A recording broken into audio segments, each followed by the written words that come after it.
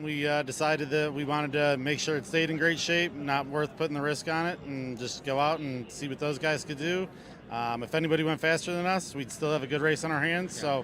So, we just want to make sure we get to the end, because last year I didn't. So, What's your key to a good lap around here? all the little details, pretty much anybody can go fast in a straight line. Minimum speed's everything. Looking at data, pulling up minimum speed and comparing with my teammate has been, crucial in getting us both going the same speeds around here. I think the gap between us was like 47 thousandths of a second. We ran nose to tail the whole way around, so it's just been a lot of practice, a lot of hard work, and we've been racing together a long time now. So Did having a partner help? always, Yeah. always. We tried 2 different setups on the car. We get data twice as fast. We got to work together, punch a hole, switch ends, and work together on another lap. So without a teammate, it would just take longer to learn everything. So to speak. Tomorrow's a 13-lap race. Yep. On what lap does the partnership end? We want to get to the end, so we're going to try to run the majority of the race nice and clean, let it go for the last few laps, and see what happens. All right, he is Matt Spicuzzi, your T4 pole sitter here at the Runoffs. Joining me now is multiple national champion. I say multiple when I lose track of the numbers.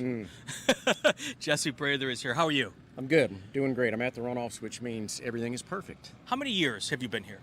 Coming to the Runoffs as a driver, this is, and I missed one Okay. or two, but about 23 or 4. And before that with Dad? So started going to the racetrack when I was less than 1. Wow. His first Runoffs was in 84. Okay. So 84. 84. So 41 years coming to the Runoffs. Winning national champions is awesome. Being here even when you don't win, it's usually pretty awesome. What keeps you coming back? Customers. Customers. Now it's business. So, I mean, it's not just business, but my customers are also my friends. Yeah. And I like to come to the Runoffs and be able to help them and talk to them. And we talk about, it's not just the engines, right? So we talk about shock settings, we talk alignments and setups and gearing and tuning and everything under the sun. And when you have as many customers as I do, we are like a hive mind. Right. And so everybody likes to tap into that, and it's one of the ways we've been so successful over the years. Yeah, definitely. Do you get as much satisfaction when you see a customer win as you do when you win? Much more satisfaction Yeah. when a customer wins than when I win. No question. Yeah. I mean, all of their cars, I've built a lot of their cars, but mainly I just do the engines. But to have that and have that much success with a customer is really the true reward. I'm here to advertise my company, Right. which means I'm trying to win as well. Sure. Which is always good for the company, but it's very satisfying to see them do well and win and podium and just help them out as much as I can. There's so much to being a successful engine builder. It's one thing to be able to win races at just your local events, but when you come to the Runoffs, the race winners come and get their motors torn down. True. And that means you get tested every time a car wins. What do you attribute the success over the years in being able to win the races, survive the tech shed, and then people want to come back and do it again? So there's a lot to it, but a lot of it has to do with attention to detail. Right. So there is no tossing a race engine together. You have to measure everything. You have to clearance everything. Everything has to be perfect. And even then you can have problems. As far as the tech shed goes, first of all, I can't afford to be building non-compliant engines. Right. Because it's my reputation. Right. So a lot of what we've been able to do over the years with the multitude of different customers that I have is development. And so a great example is, for years and years, Eric Prill ran his F-Production Miata out of my shop. And he was my test mule. And he knew it. And he was in with it because he got the first opportunity, to run some of this stuff that we've developed over the years. But that is really the key to success. It's organization, it's attention to detail, and also making sure that you're not doing anything at the last minute. Right. And you have a huge staff at the shop, right? I do. So my wife comes out about 2 hours a week to help me with the books. Right. And other than that, it's just me. Yeah. It's pretty I do remarkable. everything myself. Yeah, it is pretty remarkable what you accomplish with doing it yourself. Is that because you are a control freak and you don't want anyone else touching the motors? I don't think there's any question about that. Yeah, I mean, if there's going to be an issue, I would prefer that it be my issue. Right. And it also enables me to control every aspect of the engine build. Right. And that is very important to me. Now, that being said, I have an amazing machine shop. Okay. I am not a machine shop, but I have an amazing machine shop that I work with locally in Topeka. Siebert Performance, those guys are amazing. And I work with them for my machining, and they're very professional. And beyond that, it's measuring everything and making sure that everything is perfect. And then after all of that, you take this heart and you put it into your car, and it needs to be fed with all the right things too. Not just a tune, but also oil lines and cooling, and of course the tune is probably one of the most important things. But man, it's everything, and it comes together in one. Right. It's kind of hard to explain, but it basically boils down to attention to detail. Do you have to turn people away because you just don't have the time to do it? I turn more people away these days than I accept new customers. I've gotten to the point where I'm really specializing. Okay. So I have people ask me all the time, would you do this, would you do that on this engine or that engine? And generally I say no. Yeah. I specialize in Miata engines, as everybody knows.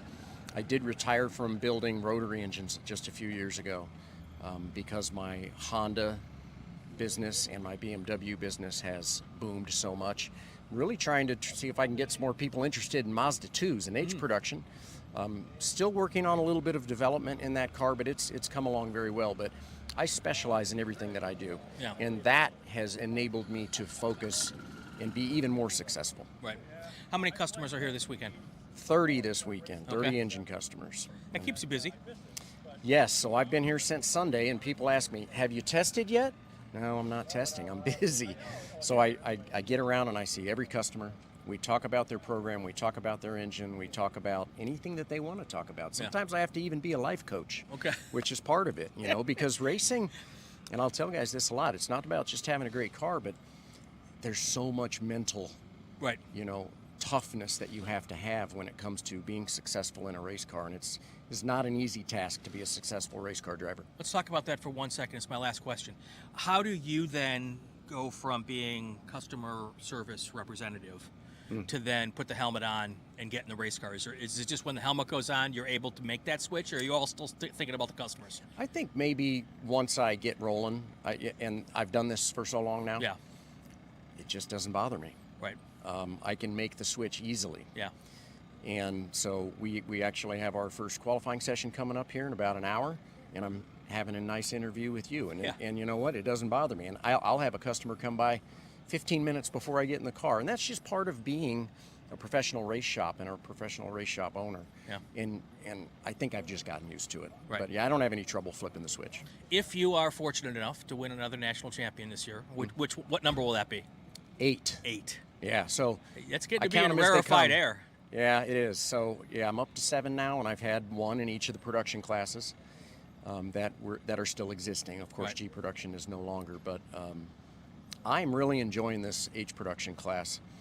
Great group of competitors in the class. There's some really good drivers out there, and they're very serious, and I like that. I like a good race, just like I had last year. Yeah. Multiple national champion, 7-time national champion Jesse Prather here. We're at the Runoffs, Road America 2025. We're here at the Runoffs with Tony Abe, your GT3U, hard to say, pole sitter. Tell us about how your car is this week. Car's really good. It was stuck at the border for most of the test week, so we only got to run it yesterday for the first time, but Joe Christensen and his dad have run those cars for a long time. We won a couple runoffs with them, and the thing was just ready off the truck. Runs really, really good. How was the qualifying session? That was good. Clear racetrack. Nobody had any problems, so I was able to just run a couple of quick laps and park it, which is kind of how we like it. What's your key to tomorrow's race? Reliability with those cars. We all have them. They're all wound so tight, and top 4 or 5 guys, even though there's gaps in the qualifying times, the races are usually pretty hard. and get it to the end and survive the battles with the guys. But it's kind of my most fun race of the year I do is a Runoffs GT3 race, so I'm looking forward to it. Next year, GT3U, STU combining. What are your thoughts on that going into next year? Well, it should be fun. We'll see what they do with the rules and how it all balances out. All we did with our car for the little bit of changes we've done so far is go to DOT tires and add weight. We didn't go to bigger wheels, bigger tires, anything. For us, it seems to work. We'll see if that's a mistake tomorrow. If my tires go off late, then we know we should have went to the bigger tires. But we thought what we had would work, and we're going to try it. Did you have to do big swings on the setups for the for the DOT tires? Oddly enough, we didn't. And Okay. and with Hoosier, their DOT tires are so good now. The days of it being a big difference are just gone. Yeah. A little shock stuff, but amazingly very little. Right, cool. GT3U pole sitter Tony Ave. Our coverage from the runoffs on Inside the SCCA, presented by Goodyear Racing Tires. Can't thank those folks enough. Goodyear Racing Tires has been our sponsor for the last 4 years here. This is our 4th year at the runoffs. They've been with us the entire way. Of course, Goodyear Racing Tires, they support a bunch of different programs across the SCCA, not only in road racing, but they're also the spec tire for the Club Spec Mustang in our autocross and time trials. Lots of support up and down the line from the good people at Goodyear Racing Tires. And of course, they've supported Inside the SCCA right from the beginning, and I can't thank them enough for that. So also want to take a quick second here to thank all of our other partners. You'll see their logos on the screen as well. It's Ray Esports. We've also got William R. Penterick and Associates, and we have Porterfield Brakes, and of course Babyface Fabrication, and then finally Solo Performance Specialties. So check all those folks out. They're supporters of Inside the SCCA all year round, and we appreciate all that they do. We're here at the runoffs. It is race day, and I've got the man of the hour, the boss, the guy who's in charge of everything, who does all of... No, you don't actually, do you? No, I don't do everything. Thank goodness. Welcome to Inside the SCCA. We do this every year at the runoffs.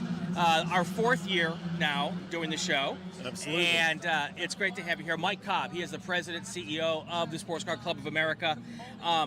It's beautiful weather. Welcome to the National Park of Speed, brother. It's 8:20 on Saturday morning. 62nd National Championship SCCA Runoffs presented by Sunoco, and we're racing. Absolutely. And we're going for it. B-Spec's already out there, and safe, fast, fun racing. Absolutely. It's been a heck of a year here for the club. What are you excited about as we get ready to go green? I think we actually just went green, yeah. on our first race of the weekend. Oh, I mean, we've got, 9 races today and tomorrow, 18 total, 23 new champions crowned. A lot of really fast times set earlier this week in many of the classes, personal best and fastest times. So I think we got beautiful... what do they call it? Chamber of Commerce weather. Absolutely. Here, a little warmer than usual in October, but Chamber of Commerce weather up here. So, man, I'm just hoping and praying for good, fast, clean racing, and I know that the drivers are ready to do it. Worked FNC with my flag and communication team on Thursday. They're ready to rock. We got probably one of the largest group of volunteers here supporting the event that we've ever had, so we're ready to go. At the risk of sounding complainy, and you hate to complain about really perfect weather, but Right. I grew up in this area. Yep. I don't live here anymore. This is my one chance every year to see fall colors. To cool off a little bit, too, And right? it's too darn warm I know. for fall colors, but it's been sunny every day, a little warm, not a drop of moisture, shouldn't be any precipitation for the That's rest right. of the weekend. Yep. Everybody seems to be having a good time. What's your favorite part about this particular event? Well, I think my favorite part actually took place last night because we get to celebrate the workers. Right.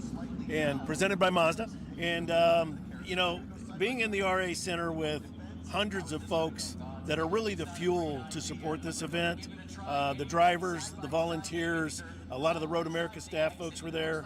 To me, that's the fuel that feeds the engine, right? Yeah. That's our Sunoco 260 right there. So that's my probably one of the highest points. We had George Silverman, our Grand Marshal, there last night, got to say a few words. So I just, it takes a tribe to do this and to do this well. And the SCCA family has showed up strong again this year. So that's my high point. Yeah, George Silverman, by the way, next guest up on the show right after we talked to Mike here. We've got a wonderful interview that I did with him yesterday. Right. So knowledgeable about this club and the motorsports universe. So Absolutely. Don't go anywhere. That's coming up next. You get to have some fun this week too, though, by the way. because I wanted to talk to you 2 days ago, and you were wearing a whole white suit thing. I was throwing fabric, man. Yeah, tell me about that a little bit. You know, it's so fun. I don't work calm because I don't have the skills to make the right calls consistently, because I get to do it maybe once or twice a year. Right. The team that's out here does it, you know, I don't want to say every weekend out of the year, but Yeah. quite frequently, not only for the SCCA, but for the Pro Series and Right. everything else. So I get to be around pros who really know what they're Sure. doing. And this week I got to work 13 during quali, and so I got to throw green and checker, which I've never been able to do. Nice, For nice. some reason, they don't want me on the start stand. I'm not that qualified yet, but I got to do that and worked with the Proventus family, who's legendary around here. And yeah, that's just, you can't serve the tribe, the family, unless you know what they do, right? Right. So my theology has always been, you know, something like, if you're too big to serve, you're too small to lead. Right. So I try to get out there, learn what I can about the business, learn. I know it's a club, hold on. Yes. But it's also learning from the ground up what we do and how we do it, and that's important. And it's also, selfishly, it's fun. Right. I'm not championship level as a driver, you know well, but I can work in Apex Yeah. on the flagging side. Very cool. And I got to see the tech folks this week in scrutineering. Man, they're lights out. Every volunteer group that we have, every discipline we have here, I can't give them enough praise. They're just awesome. Right. This is our Super Bowl. We end our Absolutely. season here with the national championships, whether it be at Road America or somewhere else. It's also a time to kind of maybe look ahead. Yep. What are you excited about for 2026? Well, we'll be back here for championships in National Park of Speed next year, so I'm excited about that. You know, we've got one of the best relationships in motorsports, not to pick favorites from Sure. any track, but the team here is fabulous to work with, always great support, so we're excited to come back here. And I'm excited about a lot of the classing and a lot of the racing we're going to have going into 26. We haven't announced our HST schedule yet, but that'll be shortly forthcoming. Just as soon as the team gets home, gets to wash clothes, get back in the Yep. office, that's next up in the queue.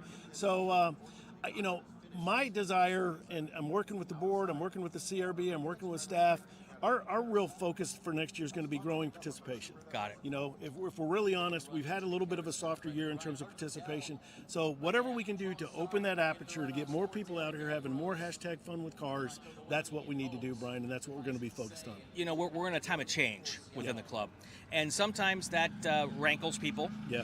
And I think that may have something to do with participation numbers as we've seen them this year. But with change comes, you know, maybe an ebb and a flow. Right. You know, and people need to readapt their brains, maybe even readapt their cars Right. to do that. Yeah. So you know, having a successful runoffs here is part of that process, kind of the first stepping stone. Great catalyst for that. yeah. And it's been, I mean, the on-track action has been fantastic.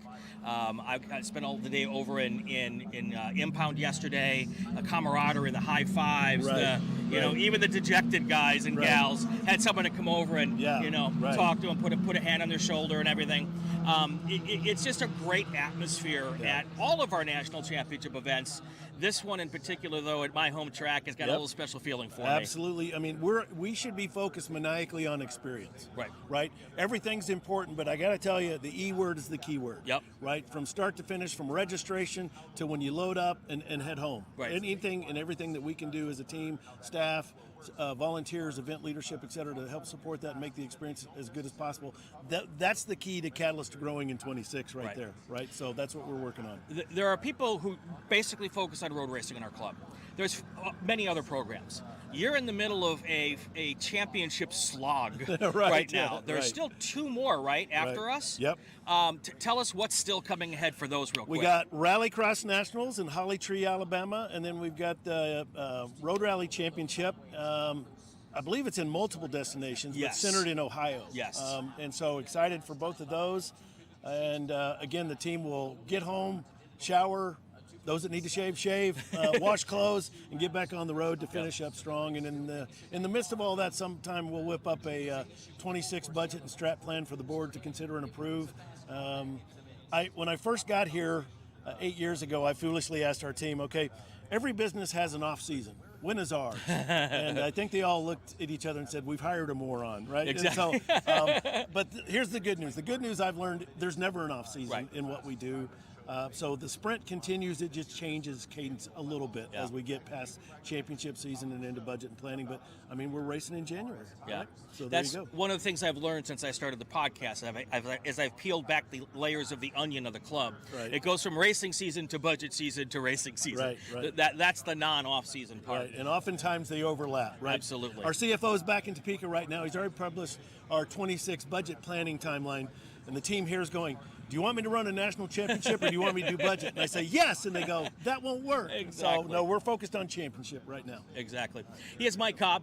He is the president and CEO of the Sports Club of America. Thank you for being gracious with your time. Oh, absolutely. Thank you, sir. At we the appreciate events, whenever I call you, and 250 is coming up here in about a month. Let's do it. So we're gonna dive deep here on a 250 episode. That's great, Brian. Thank you so much. We appreciate you. I'm here with the Spec MX-5 SMX pole sitter Cam Eben. That was a pretty good session. Not a lot of cars went faster today. What was your key today? So I had to dig deep. This Mazda Motorsports class is super, super competitive. They've put a lot into developing it to make all the cars very equal. So it really came down to execution today. And for me, I knew that it was going to be about getting a good draft. And there's a lot of games going on, a lot of jockeying for position. So I knew to just basically get out of that lead jumble. And I dropped to maybe 15th or so track position-wise. Had about 14 cars in front of me and just focused on getting clean track and getting draft off of all of them and staying out of traffic. And that allowed me to get a good lap in the end. Going back during qualifying, probably smart. Going back during the race, probably not smart. Absolutely not. How key is it to being up front and on the pole? I think it's super key. There's a lot you can do from the lead. You can defend, you can kind of control the race. And also, I've made a lot of great comrades this season. A lot of my competitors are willing to work with me. So I think being in the lead with people willing to help me out will allow me to be up front towards the end of the race. And then I can, like I said, execute and position myself properly. And, like I said, you can really control the race from the front. So it helps to be up there. You're local. Road America, this is home for you. Lots of family, lots of friends here this weekend, I'm sure especially now. How do you manage all of that and then get yourself ready to get in a car, put a helmet on, go racing? So, there's a bit of pressure, if you will, and anticipation because all the family's here, but at the same time, you have that group of people rallying in your corner, and it has given me the confidence coming into this week to know that I can get the job done. And I've been fast all year here. We had the June sprints where I was competitive. The Cat Majors won both days. I knew the package was there, and so it just is about execution. And for me, having those people in my corner is huge, and it's nice to have all the family here, a little bit of pressure, but at the end of the day, I know that I'll do the best that I can, and they'll love that either way, whether it's 5th, 10th, or the win. We'll have to find out, but they'll know that I do the best that I can, and they'll support me. Do you have a teammate in the front pack with you? Not, by label, but right. I have, friends up front that are willing to work with me. But no, our Eben build motorsports car is all home built. We're a homegrown effort, and so as far as teammates go, it's just me. But we'll be able to work with other drivers and have a great race. When you do find a driver or two to work with, 13-lap race, that partnership, that work with, when does that stop? On what lap?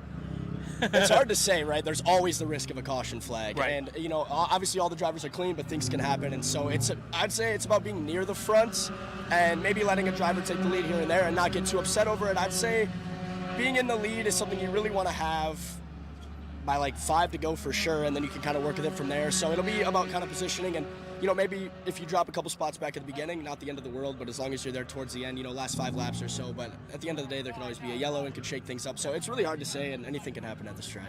He's Cam Eben, your Spec MX-5 pole sitter here for this year's runoffs.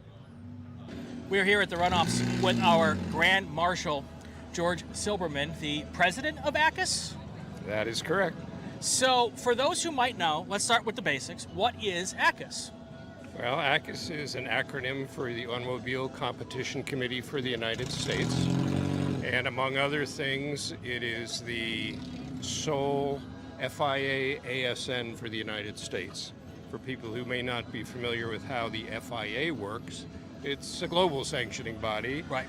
And they sanction global events like Formula One, you may have heard of. But really, they are made up of all the member countries. Think of the UN. It's very similar. So when all the countries with motorsports get together, that's what officially creates the FIA. Yes, they have a full-time staff, they have the series, but that's what does it, which is a lot different than sanctioning bodies we think of here. Right. Anyway, there's only one ASN in each country, and that's a French acronym for National Sporting Authority. Got it. The reality is it works a little differently in the United States than in other parts of the world. In other parts of the world, there are generally only one sanctioning body in a country. In some cases, it's the government, believe it or not. All right, so that Like is the Ministry of that is- Sport or something, right? Yeah, exactly.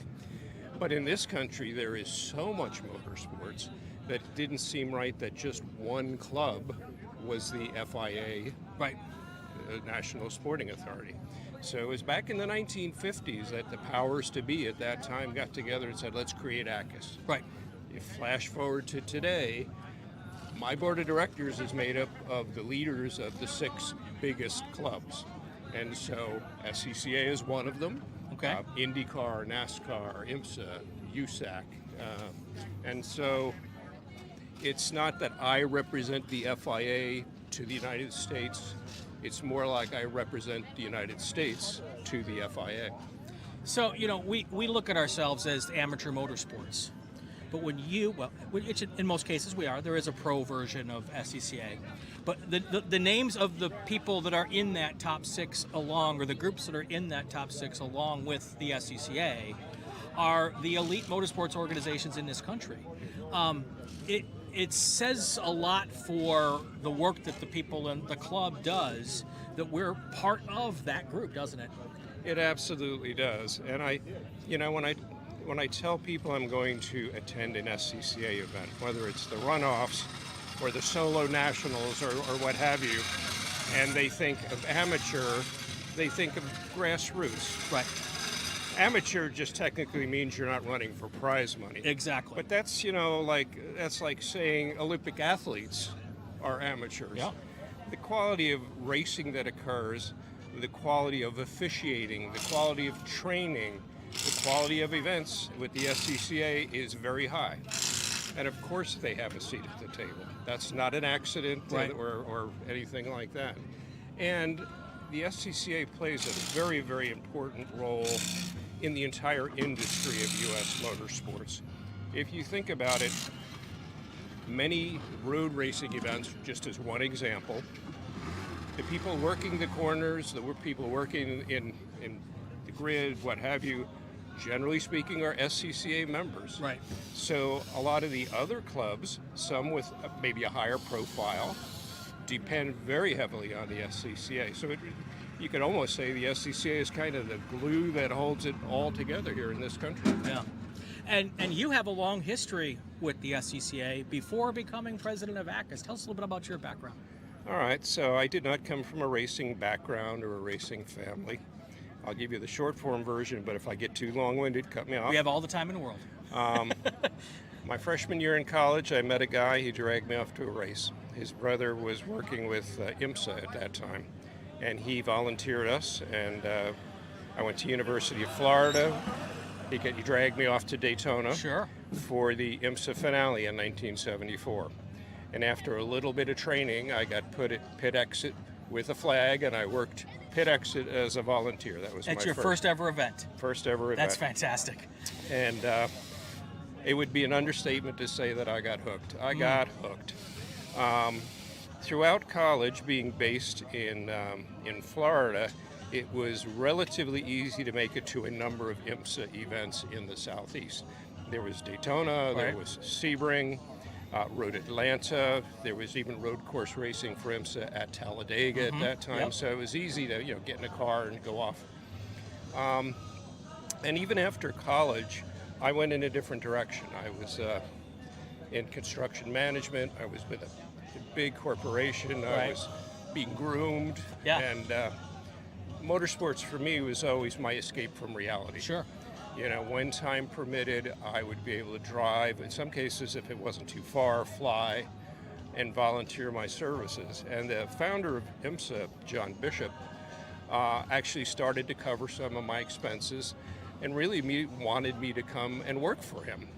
But I had this great career path going on. And this is no exaggeration. I literally woke up one morning and said, what I'm doing for a hobby is so much more enjoyable than what I'm doing for a career, that I took John up on his offer, and that was my leap of faith. Right. Now, I didn't have any magic insight, but what was very fortunate for me is when I took that leap of faith, it was at kind of a turning point for the motorsports industry not only in this country, but globally. Right. This is when we were first seeing Fortune 500 companies coming in. Live television, Right. sometimes network television, the advent of a lot of cable television, OEMs getting more heavily involved. And again, I said, I had no insight into this, but really was when our entire sport was making the transition very quickly from being kind of an outlaw sport Right. to being a very legitimate, high-level sport on the national scene. So that was then, this is now. I worked at IMSA for 18 years in a variety of roles. In the early days, I did a lot of the specialties that I see Right. happening here, everything from grid to being a starter to be a scrutineer. There were several ownership changes. I ended up being the president of IMSA. But then there was another ownership change. The new owner and I really didn't see eye to eye, so we parted ways. And a gentleman named Bill France Jr. called and said, hey, come on over to Daytona, let's talk. Yeah. Long story short, I ended up at NASCAR as an executive for 18 and a half years, something like that. And then my predecessor as the president of ACUS, who was the former president of the SCCA, Yes, Nick Craw, Nick Craw. announced he was retiring. And I went to the France family and the leadership at NASCAR and said, I've been here a long time. I've really enjoyed it. I hope I've contributed. But I think I might be the right guy for this job. With my background in IMSA, my international stuff, and even when I was at NASCAR, I oversaw, well, if you work at NASCAR, you wear a lot of hats. Sure. It doesn't matter where you are on the pecking order. And one of the many departments I oversaw was the international department. So there's a NASCAR series in Canada and Right. Europe and Mexico that most people may not be familiar with. Anyway, the France family agreed. In fact, they nominated me for the position. So the story I tell now, looking back, is during my career, I worked for 2 different major sanctioning bodies, and now I work for 6. Yes. Very cool. Very But cool. what's also nice is, I've had a long relationship with SCCA, but when I became the president of ACUS, I immediately became a member Of all those organizations. of all the organizations. I thought that was the right thing to do. It's not like it was part of the Sure. job description. And so I am formally a member of the SCCA as well, and very proudly so. Well, we're happy to have you here. One last question before we let you go, because you've got a lot of duties here as the Grand Marshal this weekend. We are hyper-focused on what we do. And we look at car counts, we look at the economy, we look at now, used to be SCCA was the only game in town for the grassroots. Now we have a whole bunch of other organizations, and I don't think we compete with them, I think we coexist with them. Most of them don't do exactly what we do, but it does affect who goes where, and there's choices now for people to make. And we kind of sometimes get the, oh my gosh, the world's coming to an end, our car counts are down. You are lucky because you could fly at 30,000 feet and look at the world of motorsports.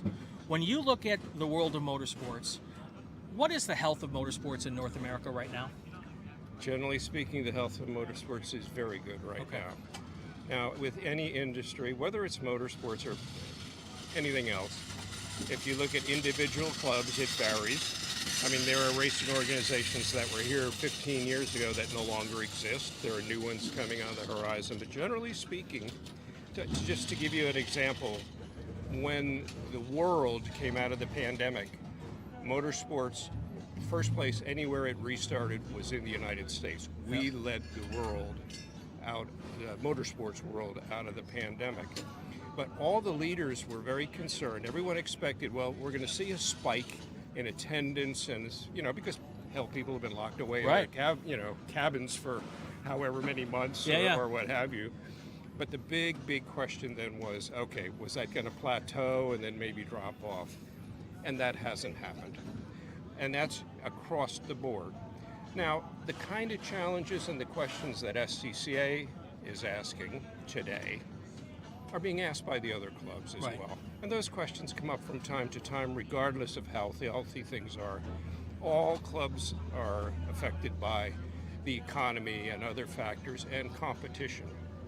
The nice thing about the SCCA is not only do you have good ideas and good people, but you have a proven track record. You have a great history, that backs up and says this is the real McCoy. Yeah. That doesn't make it easier in the competitive marketplace, but I think it just reflects where the SCCA is at today. I think what's important too is you are asking those questions and will for the foreseeable future. I would be more concerned if those questions weren't being asked. Right. When you found out you were going to be coming and agreed to come to be our Grand Marshal, what were you looking forward to, or what are you looking forward to see while you're here this weekend? Well, now, so here's what's interesting. I don't know how other Grand Marshals, how it all happens. Right. And I've never been the Grand Marshal of anything, so I'm honored to have been asked for this. One of the things I have tried to do since becoming the president of ACUS is attend at least 2 major events for each of my clubs every year. And somehow, despite my schedule, international and domestic, I've been able to achieve that other than during the pandemic year. And so routinely I will try to get, the last time I was to the to the runoffs, they were in VIR. Okay. I've been to the solo nationals in Nebraska. I've been to regional events. I've been to the June sprints here in the past, just as part of, what I do. And that's to stay current, to be able to answer questions from people about the bigger picture. But I had already planned to come to this. Nice. And I think when the leaders found out, that's when they asked me to be the Grand Marshal. Fantastic. So, I went and I looked up what's the history of the term marshal, where did that come from? And I don't think most people know. Right. But it's a term from like the Middle Ages, and it was the person who was in charge of the horses. Ah. But it became a very important role because this was, warfare at that time was dependent on cavalry, and so the title marshal grew to include being the person that decided matters of chivalry and keeping order in the court, which was of course in the castle. And so I got back to the leaders, Mike Cobb, Eric Perel, and said, based on that, I hear you're bringing together a lot of horsepower in Road America. So I guess I can't help but be there. As long as Grand Marshal doesn't mean that's wide in girth. Exactly. So anyway, so I was planning to come anyway. So really I'm kind of doing what I normally do, which is getting around, seeing everything, talking to people. Sometimes I give interviews. This is my first Grand Marshal interview. Well, there you go. But no, it's, I started as a volunteer official. I've never lost, I've never forgotten where I've come from. I love it. The workers in particular they are the backbone of our sport. I say that frequently, but I mean it from my heart. So I just get around, see what's going on, visit with people, attend events, and actually have a pretty full schedule. Brad, that's great. Thanks for being here. We really appreciate you joining us here for our national championships. Okay, well, thank you as well. There we go. He's George Silberman, the president of ACUS here at the runoffs. We're here with Brandon Dixon. He is your Formula Continental pole sitter here at the runoffs. Tell us about that car and that run during qualifying. Yeah, so we had nice clear track early on and was able to get sort of the lap in that I needed. I actually wound up with a little mechanical problem with the car, so the black flag really didn't upset me that much. I was kind of wanting to take a look at something on the mechanical side. Right. So that, I don't know if that really helped me or not, but Sure. but I think we kind of got the lap that we were going to do in the books. Definitely. Yeah. Great. No issues there. This year, for the first time, because of the compressed schedule, we've got 2 classes running together. Sure. Not ideal, but it is what it is. Yep. How do you manage that? I think that's going to be a challenge on race day. Doing the arithmetic, I think we're going to lap the FF field. And so that's if it goes green the whole way, of course. Right. That's a pretty big if. Right. Sure. But that's sort of taking a little bit of thought and what that's going to be like, sort of coming through the leaders of the FF pack, even maybe potentially near the end of the race. That's just how it's going to have to be. I mean, that's just what we have to plan for and go do. Well, and the good news, it's not an uncommon grouping to have you guys together, right? You've done this before. We have. It's not a terribly uncommon grouping. Right. So, once the race comes, what are your keys to staying up front and getting a win? I'd like to get a good start. If I can get a little bit of a gap, you know, that sort of makes everything a lot better. I think if I can get away and sort of get free of a draft, then maybe I can have pace to just sort of to do my laps and not have a lot of trouble with people trying to dive bomb and draft up the inside and that kind of thing. Key to this is staying clean, isn't it? Oh, absolutely. I would love for the thing to go green the whole way. Yeah, definitely. There's Brandon Dixon. He is your Formula Continental pole sitter here at this year's runoffs. We're here at the runoffs here. Our Formula F, I always want to say Formula Ford. Oh, yes. Formula F pole sitter, Jonathan Kotek. How are you doing? Doing good. It's been a fun, eventful week keeping the car together, but man, I can't thank Jim Little and Jeff Busher so much, and Jessica Busher as much to help me with this, because it's been quite the project, but they've kept it together and having a great time, and can't thank the guys at Alliance enough too for helping on this project. It's been a big group effort with Chris, Crew, and Noah. We'll thank Scott and CERN as well for being on board. So such a group effort. I got to thank Ivy Engines, Elite over the years as well, and Swift Engineering, Hoosier, Carbotech Brakes. Let's see who else. Pegasus for getting all the parts that I need that I've had to make a couple runs down to. But such a great class and such a great group of people. So you've got probably as much experience in these cars as anybody in this field. But there's one wild card this year that we've never had before, and that is multi-class here at the runoffs. Formula Continental, Formula Ford run together, not at the runoffs, a lot. So you're all familiar with how each other's cars work. Yes. I saw you and Brandon talking just before you walked over. Mm-hmm. How much is that weighing in the mind of all these drivers going into this race? So the big thing that we've actually kind of discussed with a couple of the FC drivers is if you do the math, by lap say 11, 12, 13, they're likely to be overtaking us based off of if the race is green. Right. So that's the biggest concern at the moment is if we're pack racing, they're going to be coming up on us 10 seconds faster, making sure that they clearly get through us without affecting us, and then also trying to get through without affecting their race. So that's kind of the concern at the moment, but I'm sure we're all aware of checking our mirrors and things like that and just making sure we're on the radio communicating as best possible. If it goes yellow at some point, I think we're going to be okay, but yeah, it'll be an interesting race. I did go out behind one of the SCs today and they left me in a couple corners, so I think based off of the pack, I probably won't be able to catch those guys just because they're that much faster, but yeah, the concern at the moment's last 3 laps, those guys in the front catching us. What's your key to being on the podium and maybe on the top step at the end of this race? Just racing your own race. I've kind of taken that philosophy over the years. Jeremy Grenier kind of helped me mentally prepare for it, where it's just like, just go out there, just do a good job on cold tires and just race your own race, because at the end of the day it's 40 minutes, and it's not like you're trying to win the race in lap 1. It's not like you're trying to win the race on halfway mark. It's just setting yourself up for those last 3 laps, especially if it's a pack race. If you can get away at the beginning, awesome. Weekend's going to be a lot easier. But again, if that pack race happens, you just got to position yourself to be in the right spot. Jonathan Kotek, the Formula F pole sitter here at the 2025 SCCA Runoffs. All right, that's going to do it for the morning edition. Breakfast at the Runoffs. I'm Brian Polanski. This is Inside the SCCA. Stay with us. Coming up at the top of the hour is our national anthem. And then right after that, our first set of races for our final day of racing action. This has been Inside the SCCA. Stay with us. Racing is next.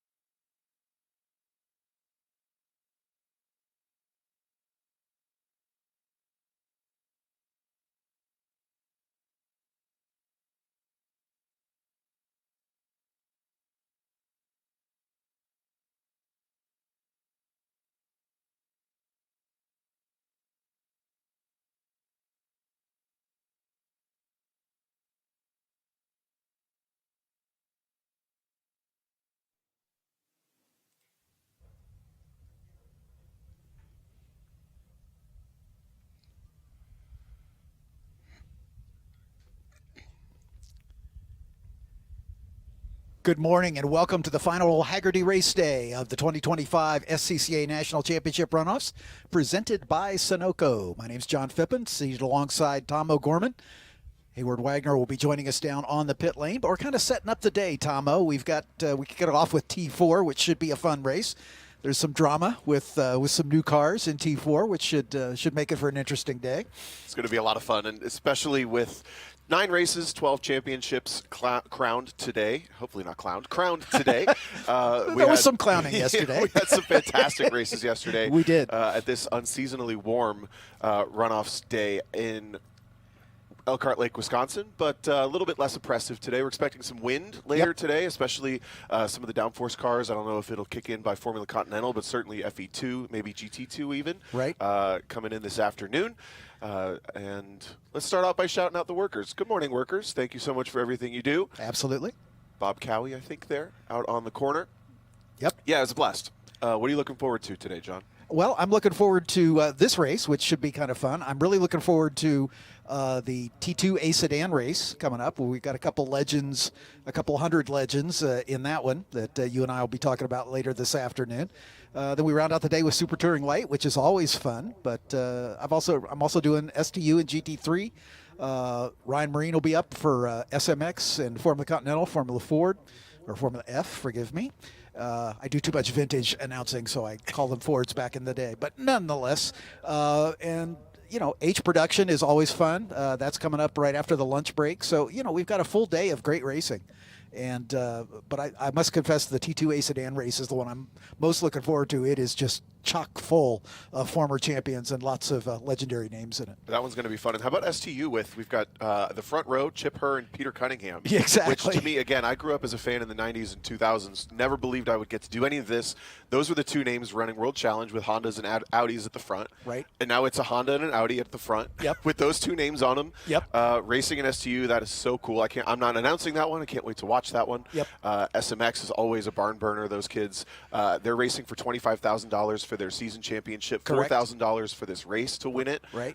So there's like proper money on the line for them. Exactly. But in general, I mean, there's pride, there's bragging rights, there's a gold medal on the line.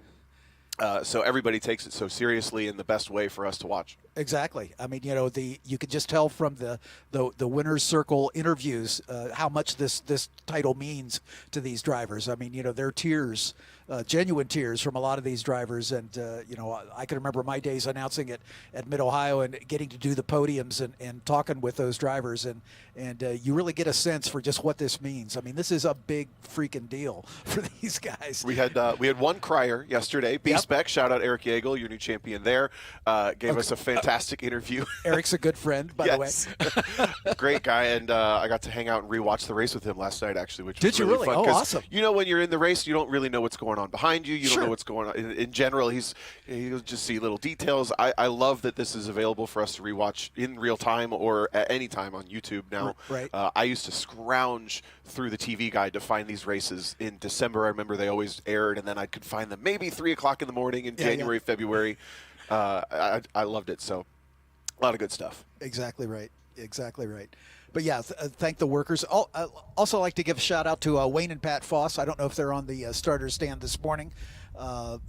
Long-time 25-year SCCA members, and this is their 50th wedding anniversary this year, and they're celebrating it by flagging here at the runoffs. And so I just want to give a shout out to them for the great work they've been doing all weekend long. But you can see the grid down there getting ready as we're just about ready to kick off the national anthem to kick off the day, and then we'll open the show for sure, getting ready for our first race of the day, this T4 race, with some new names at the front, new cars at the front, not necessarily new names, but looking forward to how that's going to shake out as that kicks off our final day of racing here with this new schedule. 18 races on over 2 days. It's fun. But while we have a moment, I would invite you to raise your hats and stand if you can, and salute our nation with the singing of our national anthem. Here's Eric Prill. Oh, say, can you see by the dawn's early light, what so proudly we hailed at the twilight's last gleaming, whose broad stripes and bright stars through the perilous fight o'er the ramparts we watched were so gallantly streaming, and the rocket's red glare, the bombs bursting in air, gave proof through the night that our flag was still there. Oh, say does that star-spangled banner yet wave o'er the land of the free and the home of the brave. Eric Prill, ladies and gentlemen. Great rendition. Nice job, Eric. Thank you. So we get ready for racing. T4 is first up, and then we've got STU and GT3.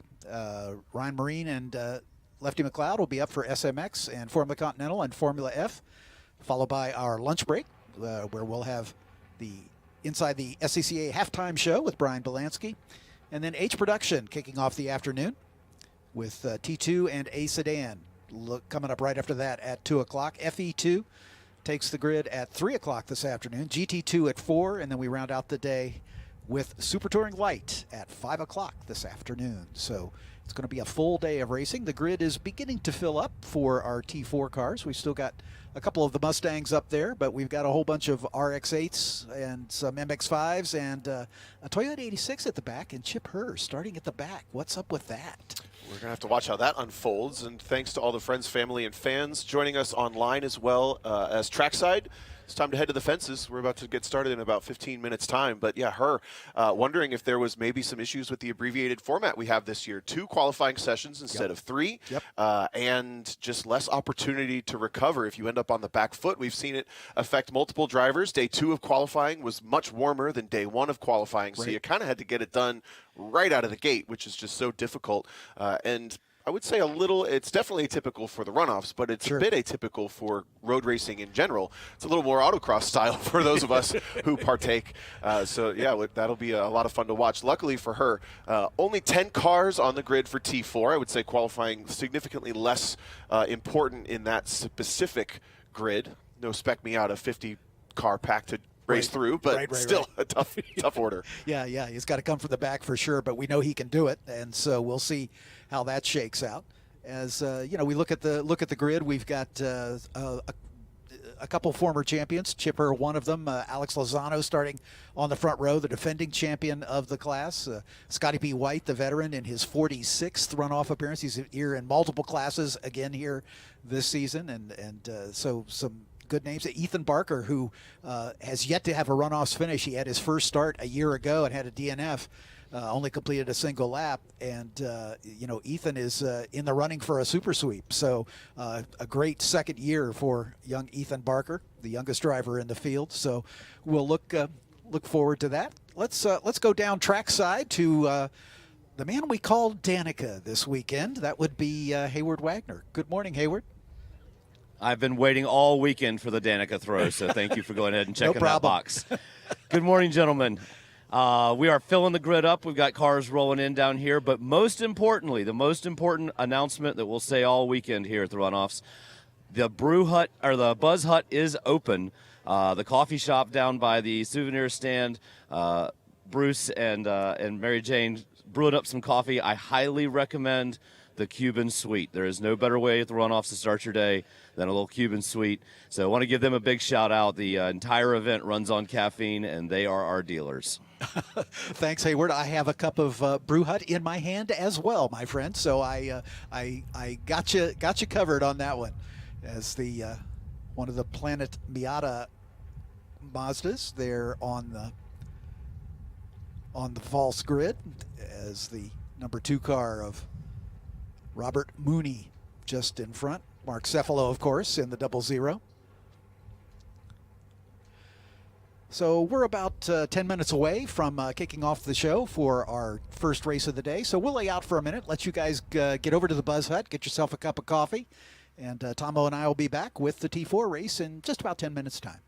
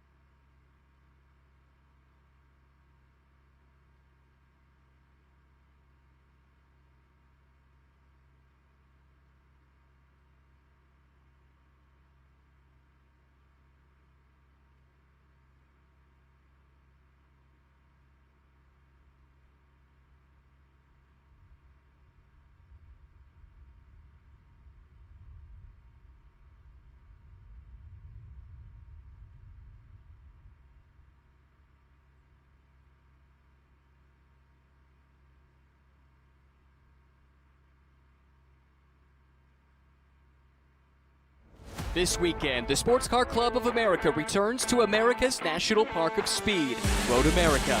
Across 2 grueling days of competition, 23 champions will be crowned in an event unique in motorsports. For over 400 drivers, a season's toil culminates in this single event, with the chance to earn a coveted gold medal and the title of national champion in the 62nd edition of the SCCA National Championship Runoffs, presented by Sunoco.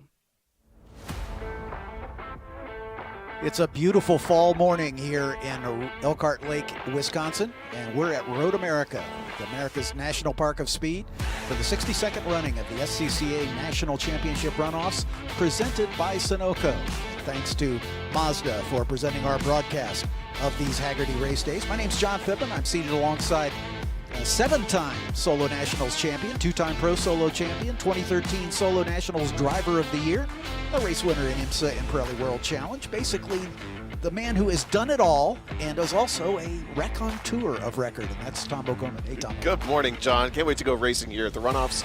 Kicking things off with Touring 4, which are kind of the most relatable little sports cars that we're going to see race here this weekend. Very much unmodified from what you drive on the street, and they put on a heck of a show. Thank you for the intro, by the way. I wish I had one prepared for you, but grew up watching and listening to you at Mid-Ohio. You made racing for me so much in so many ways, so thank you for that.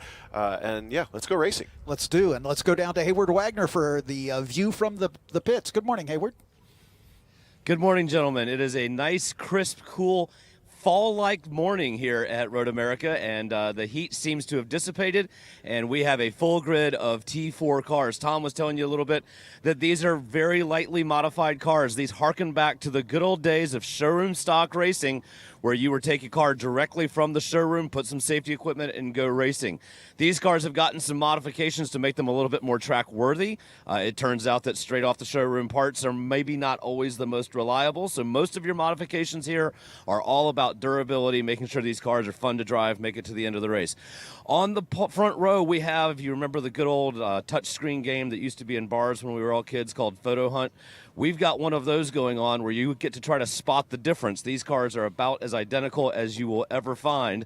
The only difference between them in graphics is one is 11 and one is 1. So it's a single stripe of black difference between the two, except the windshield banners. One is white, one is black, so a little spy versus spy theme. I'm talking about all this because what's interesting to me is if you look at the windshield banner, that there's 2 strips of white duct tape across the lower part of the windshield banner. Those were put on in grid to give the driver a little bit more relief from sun going down this front straightaway to get the shade line as low as they possibly can. So we got about 10 inches of windshield available on that car. Exactly right, and that is an issue here early in the morning here, and we're going to race into the evening as well as our last race starting at 5 o'clock. So that's going to be a factor for these as the 3-minute warning goes up on the grid. And let's have a look at this 4-mile circuit, and Tomo, take us a lap around for the Mazda track map. Big place for these cars to play, and as Hayward mentioned, anytime you're driving to the left side of your screen, let's call it, you're driving into the sun at this hour of the day. So uphill from turn 14 across the start-finish line down into turn 1, the sun blaring in your eyes, a very light braking zone, 4th gear corner there at turn 1. Lots of runoff at the exit to use if you need it, but you don't necessarily want to waste distance in these cars. Then down into turn 3, a very much leveling out corner, downhill into a flat kind of terrain into the longest straightaway on the track down the Moraine Sweep, into turn 5. Heavy braking zone from about 120 some miles an hour down to 50 or so at turn 5. Then uphill under Corvette Bridge at turn 6. Hurry downs through 7 and 8. Carousel at 9 and 10. Not a lot of extra track or forgiveness in any of those spaces through the bold kink and then into the braking zone for Canada Corner. We're down into sector 3 at this point. All in the shade at this hour of the day, nice and cool through the trees, and then uphill through Bill Mitchell Bend and the final run at turn 14. And we have the added influx of some wind here today, a little more so than we've seen throughout the course of the weekend. And if last year was any indication, the wind brings leaves onto the racetrack, and that can create some havoc for some of these races. Especially with the cars with splitters and such that we'll see a little bit later today. Yep. Luckily, these cars fairly much a production-based car, so they're not too much worried about that. But there is still temperatures to manage. Of course, the race tires that you see on these cars, they are considered a DOT R compound, which is a race compound. They don't have any tread necessarily, but they can get overheated. They're not particularly large for these cars, so you have to manage that just a little bit, or just drive flat out and deal with it. But also, particularly, we know in the past that the RX-8s tend to have a little bit of heat soak issues with the engines as this race runs on. They're going to be happy that this morning's much cooler than yesterday ever was, but they still have to look at the back of 3 Mustang V6s, which is kind of a new storyline for this year. And we'll talk about that after we have a chance to thank some of the partners that make this broadcast possible.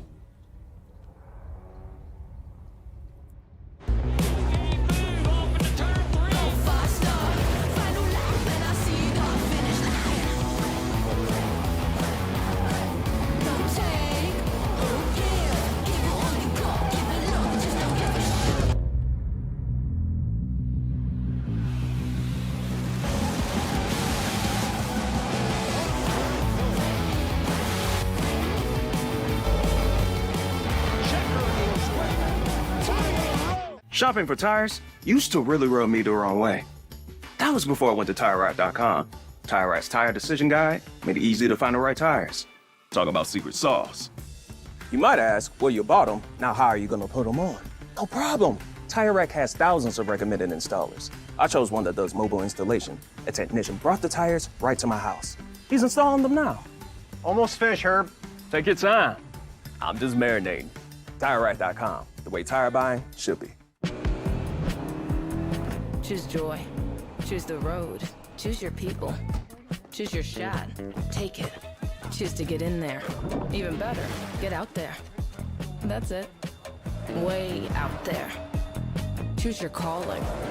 Choose to really care. Choose to go for it. Just choose. We craft cars for those who choose to do more than simply move. I wake up. Okay, track day checklist. Let's go. You got your gloves, your helmet, water, snacks, sunscreen, your car is prepped and ready to go. Oof, forgot your track day insurance, didn't you? If you want to be covered for the whole value of your car, you need high-performance driver education coverage through Hagerty. We'll get you a policy for track days, time trials, and more in less time than it took you to apply that sunscreen. Hagerty, let's drive together. We're back, and cars are on course for our final Hagerty race day of the 2025 SCCA National Championship Runoffs, presented by Sunoco. And let's introduce the starting grid for these T4 drivers. On the pole, the number 11 of Matt Spicuzzi out of the Detroit region in one of the Huffmaster Mustang V6s. We'll talk a bit about like that. It's a brand new lap record here for the Runoffs, starting alongside his teammate, the number 1 of Alex Lozano from the Detroit region. He is the defending champion of the class and another of the Huffmaster Mustang V6s. Scotty B. White, the oldest driver in the field, in his 46th runoff start. Multiple classes here this weekend in the Zero car out of the Northwest region in another of the Mustang V6s. He is also the winner of the Hawk Breakthrough Performance Award as he made the biggest move in qualifying from Thursday to Friday. Ethan Barker is the youngest driver in the field and the number 28 out of Houston, Texas. That's one of the Mazda RX-8s. He is a Super Sweep eligible driver, as is the number 00 of Mark Cefalo out of the Northeast Pennsylvania region in the Planet Miata Mazda RX-8. Outside of row 3 is car 2. That's Richard Mooney. Richard out of the Milwaukee region in Mazda MX-5. Next row 4, has the 98 of Kevin Fryer out of the Washington, D.C. region in his MX-5. He was the winner of the Sunoco 260 Tuesday Award as he gets 15 free gallons of fuel for his Tuesday qualifying performance that came closest to .260. Connor Thomas in the 129 starts alongside in row 4 out of the Colorado region in another MX-5. And then in the final row, the 87 of Brad Childs out of the Florida region in an MX-5. And perhaps the headline of the day is the guy starting at the back, the number 97 of Chip Herr out of the Susquehanna region in a Toyota 86. He is a 2-time champion and won most recently in STU here a year ago, and he's going to try to defend that championship coming up a little later today. Her starting at the back, having referenced in the rules a disqualification on one day of qualifying for exceeding camber limits, essentially. So that's equally likely to be a curb strike as it is a intentional infraction. But at the front, these two V6 Mustangs, Spicuzzi and Lozano, let's get it out of the way. Spicuzzi has red headlights.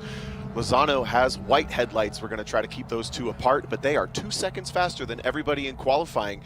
What do they got for the race? Yeah, exactly right. Those two Huffaker Mustangs, a bit of a surprise to a lot of the folks in the field, as I always think of V6 Mustangs in T4, because we see it a lot in club racing, so it wasn't a surprise to me, but obviously it was a surprise to a lot of folks in the field. As we're coming to the green flag, the starters looking the field over as they're nicely formed up, and there's the green. And our pole sitter, Matt Spicuzzi, gets a bit of a jump on his teammate Lozano as they head down toward turn number 1 for the first of 13 laps or 40 minutes, whichever comes first. Scotty B. White trying to decide who to follow through turn number 1 as he slots into that 3rd spot in that silver Mustang. And pretty much line astern there as Ethan Barker and Mark Cefalo in the first of the two RX-8s work their way down as that Toyota 86 at the back of Chip Herr. We'll watch for Chip to be working his way up through the field. as they exit turn 3, already line astern, beginning to line up and see what they can do here in the run down toward turn number 5 under the Sargento Bridge. All the distance the Mustangs gained from the green flag to turn 1 evaporated as soon as the cars had to turn. The balance of this is going to be a lot of fun to watch, and I got to say, Ethan Barker nailed the start. He just didn't have the oomph to stick with the Mustangs down into the braking zone for the first time, just clearing 130 miles an hour, in fact, for these Touring 4 cars. Big slide for Scotty White trying to get the power down, keeping the momentum up, and Chip Herr already up to 6th. He split the first couple of rows he encountered down the middle at the front straight. A little bit of smoke out of the back of Cephalo, not too uncommon for the RX-8s. As that Toyota 86, the only 86 in the field of Mazdas and Mustangs, as they work their way down the hill through Hurry Downs down into turn 8. Another great passing opportunity. Chip Herr right on the back of Cephalo as they work their way under the Motul Bridge and into the carousel. In full shade at this time of day, but it'll be in bright sun for most of the afternoon. As these cooler temperatures this morning, cooler than we've had pretty much all weekend long. It's just in the low 60s right now, which is kind of the weather we would expect this weekend, but it's been unbelievably hot as they make it through the kink. And the two Huffaker Mustangs beginning to get away just a bit. Spicuzzi leading Lozano, and this is reminiscent of last year, although the cars are very much different shaped. These two drivers, also in RX-8s last year, had an amazing battle with Mark Cephalo. They just exchanged blows the whole race, but unfortunately a mechanical issue 9 laps into the race cut Spicuzzi's run for the gold short. He had led every single lap up to that point. He now leads this race yet again. I have to wonder if the pace difference that they had shown in qualifying will make them feel a little bit more comfortable to manage this race just a little bit differently than last year, where they had to drive flat out all the time. This lone GR86 now working his way into RX-8 territory. He's got a pretty good run up the front straight. Yeah, right behind Mark Cephalo as they climb the hill. Ethan Barker just in front of him, and only his second runoff start. And a bit of drafting going on here as 97 of Herr right on the back of Cephalo as they work their way down the front straightaway. Down into turn number 1, there's Scotty B. White just disappearing from your view. Cephalo in the middle of this 3-car sandwich. As a pair of RX-8s giving chase to the Mustang, the silver Mustang of Scotty B. White. Cephalo gets a good run through turn number 3, stays right on the back of Ethan Barker as they slide under the Sargento Bridge once again in the run down the hill toward turn 5. Barker, Cephalo, and Herr are going to want to keep the pressure on Scotty B. White. The Mustangs look much bigger, but they're actually only about 100 pounds heavier than the RX-8 by minimum weight in the SCCA rules. Cephalo really deep on the brakes, a little mistake, grabs the curb on the exit and misses the turn-in. He's going to submit the position to Chip Herr as they drag race up the hill. Not too much time lost. But a little mistake there early on, only on lap 2 for Cephalo. Yeah, just a little late on the brakes, I think, as he was heading down into turn 5. Maybe the brakes not quite up to temperature, we'll see. But that moves Chip Herr up one more spot, again starting at the back because of a penalty. Working his way up now into that 5th position. Cephalo always so good on the brakes. Last year, that was where he had the Spicuzzi and Lozano pair covered. Couldn't quite make it work anywhere in a way that gave him their positions, but he was just constantly challenging. It's uncommon to see a little mistake like that. Of course, Lozano at the front, running in second. He's your defending champion. I'll remind you, Spicuzzi was the one that led the majority of the race. So either way, both of those drivers probably looking for a little bit of a redemption for each other, but certainly Spicuzzi is the one that wants it the most. And then we get back to these MX-5s having their own great battle. Maybe not the perfect car for Road America, but this is Mooney and Fryer, I think, having a good run. And then Childs and Thomas also in a good battle. Yeah, exactly right. As you know, the cars have kind of come together based on what they are, as the RX-8s running together and then the MX-5s having their own battle near the back of the pack. As you're right, I'm not sure it's the best choice for this class, for this track at least. Pretty much a horsepower track, but you know it's got plenty of technical stuff in it. From the exit of turn 5 all the way to Canada Corner is really good for a car that handles well, and good mechanical grip, gets through the twisty bits, as they say. But these long straightaways definitely play havoc with these cars that are maybe a little short on horsepower compared to the bigger V6 Mustangs out in front. And there's a constant ebb and flow with the rules here in touring, just with small little adjustments, minimum weights, restrictor plates, etc. We saw an MX-5 win here at the runoffs in Road America 2020 with Michael Borden at the wheel. Had a great battle, but maybe over the years, a little bit of adjustment competition-wise. Back to the race. They're side-by-side racing like it's for the win. Down into turn 1, the number 129 of Connor Thomas sweeps the outside out of Colorado, and Brad Child's going to drop back one more spot. Child's back in 10th position right now, as these two having probably the best battle on the racetrack right now, as they're separated at the line by just about 0.2 of a second. Alex Lozano up front has set the fastest lap of the race on lap 2 with a 2:32.9. That's just about a 1/10 and a half behind his teammate Matt Spicuzzi, who still holds the lead. Chip Herr right on the back of Cefalo, as Cefalo got back around Chip at some point. We didn't see that pass happen, but little puff of smoke out of Cefalo's car once again, as he's using up all the track and a little extra to try to keep Chip Herr behind him. That squabbling has given Ethan Barker a little bit of a break, so he can focus forward on the back of Scotty B. White's Mustang, V6. And now Barker doesn't have to think too much about Cefalo and Herr as these two continue to scrap. Look at all those suspension rattles on Chip Herr's car, trying to use all the curbing. That's what I was mentioning at the top of the show. It's so easy to have just one camber bolt slip or one thing bend in these production-based cars. You got to be really strategic, or maybe not, just go for it and hope it holds together here at Road America. Yeah, exactly right, because obviously all of these cars have to pass post-race impound, especially if you finish in the podium positions. Oh, somebody went way wide. I think it might have been Scotty B. White, dropped a wheel off right there at the kink. The new grasscrete installed after last year's runoffs. And here's a battle for that third spot as Ethan Barker looking for a move here. He does a great over-under job. Scotty B. White a little squirrely as Ethan Barker side by side with him, the RX-8 versus the Mustang. Working their way through Thunder Valley out of the Billy Mitchell Bend toward the final turn of the racetrack. Barker's looking to get a little better exit here. And he does that beautifully. Gets alongside Scotty White. I'm guessing the Mustang might have a little more grunt, but let's see if the RX-8 could stay with him in an even shot. Is the Mustang able to get in front? And we saw at the beginning of the race how much faster the RX-8 was down into turn 1, at least on the first lap. We've got 4 laps of tire temps and muscle memory built at this point in the race, so White has the opportunity to stretch the lead just ever so slightly, but had that little slip up in the kink with the shadows down there in turn 11, that kink. Things could be a little bit cool, a little bit slippery here in the morning running these race tires. They still like to keep it nice and hot. And it's easy to make that slight mistake, especially when in the kink it's so blind. You just can't see the exit. You have to trust your muscle memory to turn in at just the right moment. Look at the run. Barker's got one more time. Yeah, good run out of turn 3, right on the back bumper.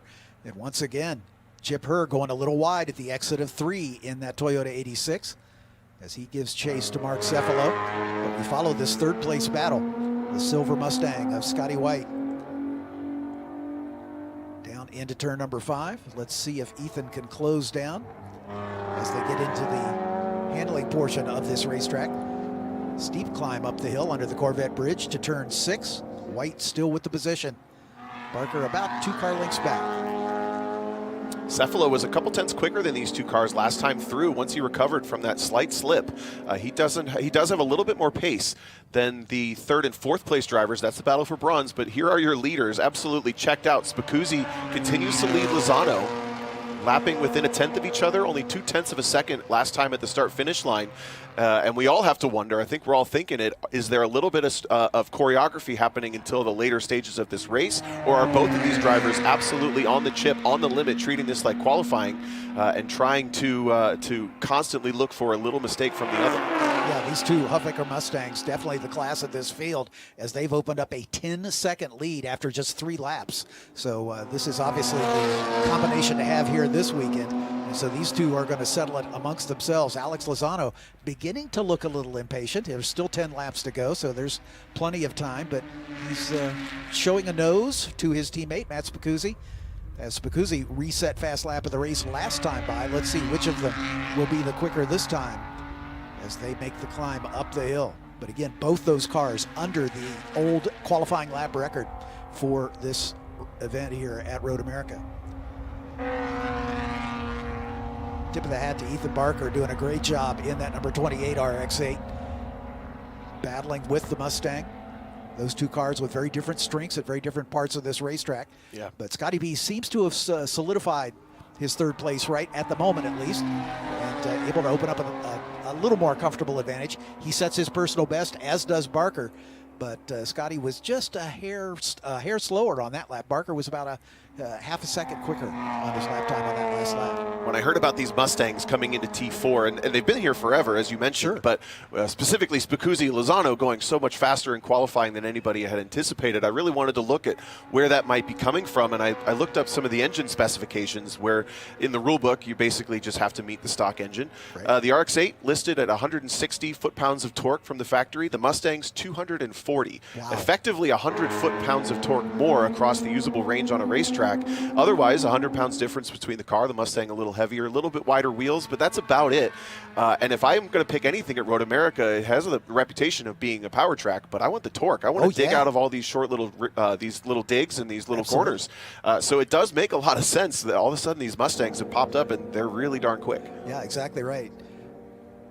Road America, for all its reputation, is a stop and start kind of racetrack. I mean, but at the end of these long straightaways, pretty heavy braking zones come into this one right now, which is probably the premier passing opportunity. There's Richard Mooney in the number 2.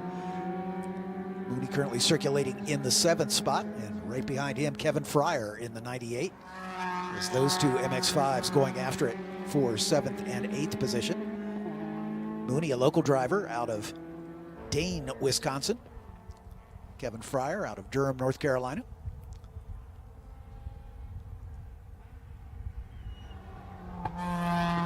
Down into turn 8 as they make their way under the Motul Bridge and into the carousel. Spicuzzi with about a quarter of a second lead over Lozano, and then a 13-second gap back to the third of the Mustangs, Scotty White. Ethan Barker right on his tail, maybe a second back. Cephalo and Herr continue their battle, but they've spread out a little bit. They're a couple seconds apart. And then a big gap, about 13 seconds back to this battle between Richard Mooney and Kevin Fryer for 7th and 8th position. At the moment, aside from the lead, that's the best battle on the racetrack. They're less than a second apart. Down into Canada Corner. In fact, just to give you some indication, our leaders just going by our commentary position here on the front straightaway, to give you some indication of just how far ahead they are. Out of Thunder Valley through the Bill Mitchell Bend, you can see the beautiful fall colors on the trees here. As this season-ending event for the SCCA National Championships, it's winner take all, 13 laps in 40 minutes for that coveted gold medal. Here we go back to the battle between Brad Childs and Connor Thomas as they continue. Childs still hanging on to that position with Thomas right on his tail, about 3/10 separating those two MX-5s for 9th and 10th. Brad Childs at some point gotten around Connor Thomas in the Dude Bro Racing. It says Dude Bro there on the door like that. That classic, otherwise IMSA livery on that MX-5. But now Thomas has another great run, going to look to the outside. This is a repeat of a couple laps ago. Drag race once again down into the braking zone, past the access road, maybe about the one board, just a little grab of the brake. Maybe not even a downshift in these MX-5s. Thomas going to pick up the position yet again. Exactly right, and keeping it on the black part pretty well. Over the Aaron's Tunnel, down the hill toward turn 3 once again. So that position swaps with Connor Thomas up to 9th, Brad Childs back to 10th. Out of turn 3, Childs using up a bit of the rumble strips on these two MX-5s as they work their way down the hill. As we mentioned, 2 drivers here eligible for the super sweep in this race. Ethan Barker closest to the front, but he would have to win in order to clinch that super sweep. Same story for Mark Cephalo, currently running in the 5th spot. They're 4th and 5th respectively, separated by about a second or so. But again, these two Mustangs at the front look pretty dominant. It's going to be a tall order for them to climb up. They're going to have to get some help, I think, from the 2 Huffaker Mustangs to make that win possible as these MX-5s work their way through the carousel turn. Richard Mooney in the light blue number 2 out in front with Kevin Fryer giving chase in the black with the blue stripes.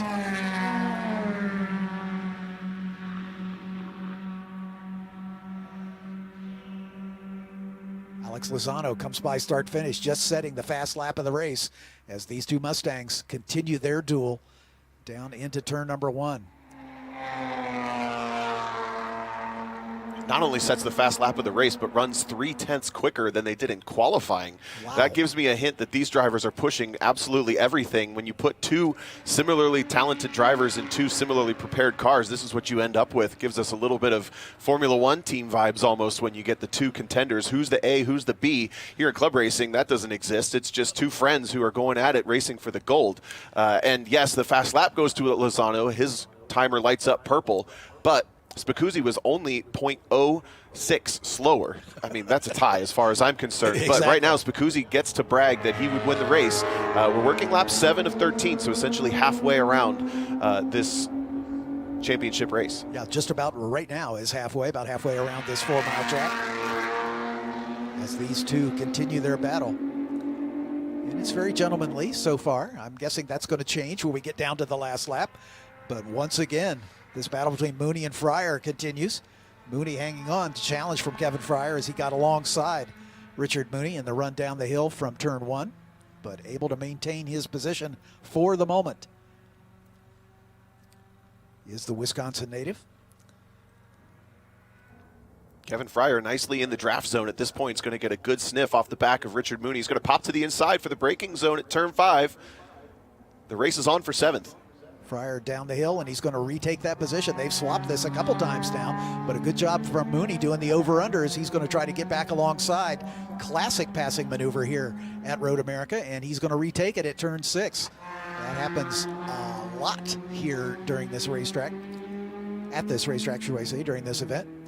Fryer tried to cover him on the exit, almost predicted that over-under, but didn't quite get it right. The timing just slightly off, and Fryer loses the spot on the drag race up to turn 6 under the Corvette bridge, but he's gained a whole bunch of time in the last lap and a half. He's still within striking distance for what will essentially become the top honors for MX-5. Almost looks like a spec MX-5 race here, but at the 7th and 8th positions in Touring 4, running a little bit grippier tire, a little bit different prep level.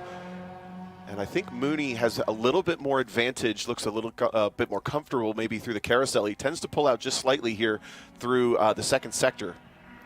Fryer right on his tail as they come through the kink. You can see the new grasscrete, new since last runoffs. But Mooney gets a great run once again.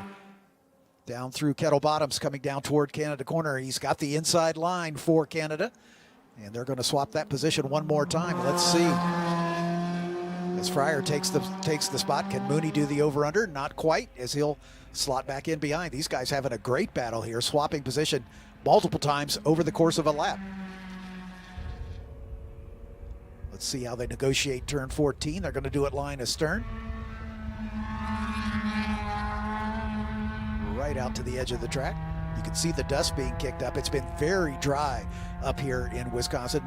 This whole part of the country is in sort of semi-drought conditions, so anytime a wheel drops off, there is dust kicked up. As they're lining up for a little bump drafting on the way down the long front straightaway here, almost 4,000 feet. As they head toward turn number 1 once again.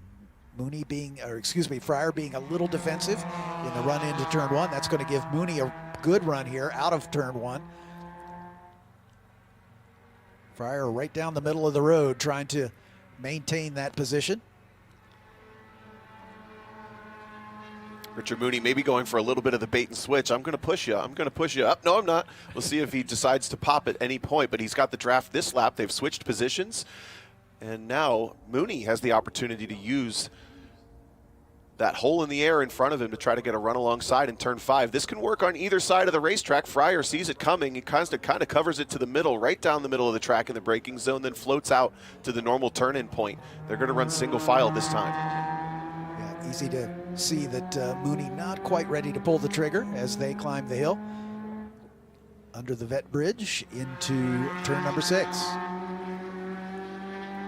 Little tidier line from Richard Mooney in the 2, that time at the exit of turn 6, right out to the edge of the track at turn 7.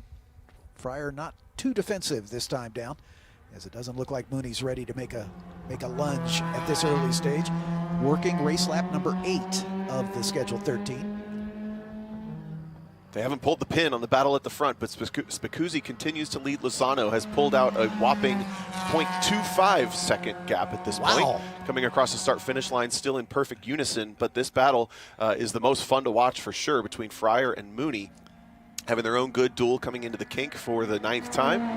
Flat out in these cars for sure, just about 110-ish miles an hour as you turn in, 115 maybe by the time you exit. Start to hit up against an aero wall in these cars. They don't have enough power to push through it, topping out just about 130 miles an hour into Canada corner. Down a couple gears, rolling through here at about 60. A little bit of wheel spin from these cars. Diff struggling to put power down. Coming out of Thunder Valley, the Bill Mitchell bend. A little uphill, and then right back downhill again. As they make the big climb now toward the start-finish line.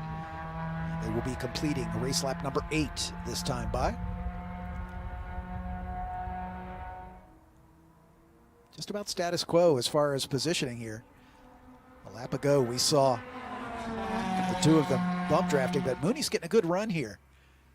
Let's see if he's going to try something at turn 1. Fryer has to go a little defensive down to the inside. Mooney gets alongside, but not close enough. And they'll bend it in.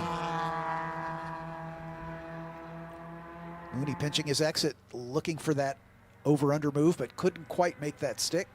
Fryer aware that he's there. Fryer likes to push the entries. Mooney likes to push the exits. You see him back off just a little bit coming into the corners, trying to give himself some space, and he's going for these runs. It's a decent exit of turn 3, but I think Fryer pretty much nailed it. You're a bit of a sitting duck in these types of cars with how much drafting works into the car behind's favor. Now Mooney's going to pop to the inside again. He's hunting fairly early down these straights, trying to make himself a bit unpredictable, but Fryer is going to park it right in the middle again. Here he goes. Shows him a dummy, trying to get him to go defensive and not quite able to pull it off, but he should have a little better exit speed. Oh, Cephalo is off track. Just at the entrance of the carousel, and he's off pace. I wonder if he's got a flat. No, there's a right rear suspension failure, a bunch of toe out in that right rear. Look at it there. Yeah. I have to wonder, it's a toe link completely broken. That car is hunting everywhere. Cephalo's going to try to either park it, maybe to driver's left here at the bend, or maybe get it back. But this is what those curbs at Road America can do. Once they snap something, it's over, and it's just so heartbreaking because you didn't do anything wrong. Cephalo doing a great job of getting the car out of harm's way so we can stay green here. That's great sportsmanship. What a tough break for Mark Cephalo from 5th position. As he was trying to chase down Ethan Barker. He was about 5 seconds behind Barker as this battle continues between Kevin Fryer and Richard Mooney. Promotes this battle up for 6th. Chip Herr will run 5th now. Heartbreaking for Cephalo. Tough break there. Spicuzzi continues to lead. Lozano, Scotty White, a solid 3rd. Ethan Barker, solid 4th. He will be the lone RX-8 now in the field. Cephalo's best finish in his runoffs career. This is his 12th runoff start, and it was here a year ago in this race where he finished in the silver medal position. That's his only medal so far in 12 attempts, but unfortunately not going to repeat this year as that car lets him down. But these curbs here, we talk about them all the time. They can be pretty aggressive, and depending on the car, especially with these stock-based cars, basically, as Tomo said so eloquently, you can shake things loose or break things in the case of Cephalo's case. As these two nose to tail, let's see, is Mooney going to pop here? Sorry, John, just happened to notice Chip Herr dropped off of our timing and scoring as well. He's shown now in 8th position. We didn't get that shot on camera, but this is actually the battle for 5th. I don't know that these drivers are going to know that, but Fryer and Mooney somehow ending up in front of Cephalo and Herr. Yeah, what a surprise. They were separated by 4 seconds at timing and scoring last time by, so I don't think they were interacting at all. There go Childs and Thomas by. So, yeah, both Cephalo and Herr are out of this race. So wow. Chip Herr and Mark Cephalo with problems on the same lap. Sad stuff, but this is cool now. These drivers battling for a top 5 at the runoffs, and Mooney's starting to get more and more confident on the braking. I'm surprised to see him pushing Kevin Fryer, typically you would bump draft to try to catch up to somebody or get away from somebody. Obviously, these two just kind of solitary on the track. But the question becomes, maybe Richard Mooney has done the assessment. If I just push Kevin Fryer around until the last lap, then he doesn't have the time to catch me back up and pass me back. So he might just be biding his time, kind of sitting on his heels until he wants to attack. That's the only thing I can think of other than they're having a ball. Fryer's best finish in the runoffs was a 5th at VIR back in 2023, a couple of years ago.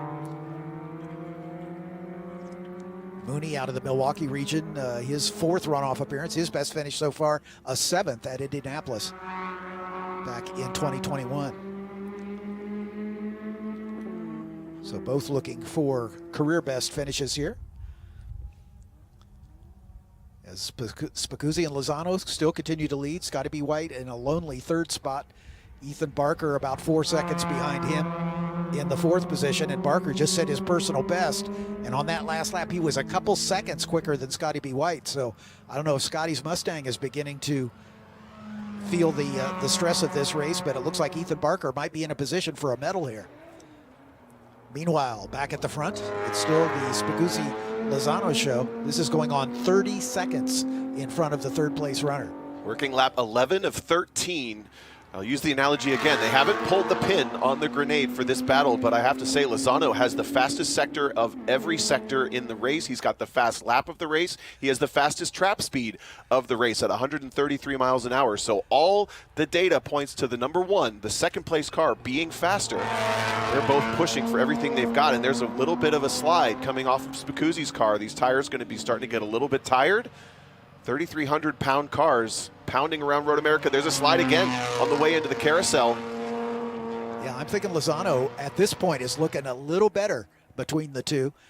I think he's being the gentleman right now to not take his teammate out as this Mooney-Fryer battle continues as they are side by side. Mooney going for that 5th position, and he takes it. Great run for Richard Mooney as he moves up into the 5th spot, but Kevin Fryer right there on his bumper as this battle continues. Over a minute, about a minute and a half behind the leaders. But here goes Fryer once again going alongside. There's Scotty B. White all alone in 3rd spot.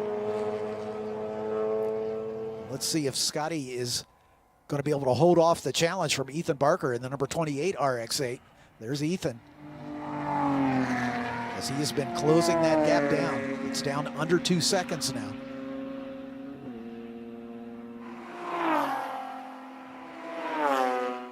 As this has medal connotations, as right now, Scotty holding on to 3rd spot. There for a moment, I thought, there's only one of the Mustangs there. The camera shot, they just absolutely disappeared behind one another. But Spicuzzi still with the lead, and Lozano's right on his tail. 2 to go here as we're working race lap 12. Another big float from the back end of Spicuzzi, the number 11, potentially not managing his tires as perfectly as his teammate, who only needed to mirror his pace this entire race. Has he been sitting, biding his time? This is going to be so much fun to watch. Spicuzzi, though, continuing to manage the race beautifully. I can't say that that doesn't look productive when he floats the back end just a little bit like that. You're just taking these little risks, though, and you take those small risks, you got to be able to manage them. Spicuzzi with the red headlights, Lozano with the black. Lozano constantly hunting. It's a shadow, literally, of the leader. Big wiggle on the brakes, down on the ABS, braking about the 3 marker from 130 to 50 miles an hour up the hill towards the Corvette Bridge. One of the most difficult corners on this track. You're turning in blind. You're going from uphill over a crest. The back end wants to swap every single time if the car's perfect. Everywhere else on the racetrack, flat out through turn 7. And the problem for Lozano is he doesn't have any advantages other than if his teammate makes a mistake. These cars are identical. Exactly right. And Lozano, remember, is the defending champion, winning here a year ago in only his 2nd runoff start. So this is his 3rd start. Spicuzzi only in his 2nd runoff start here this weekend, as he finished 11th in the race here a year ago in his debut in the runoffs.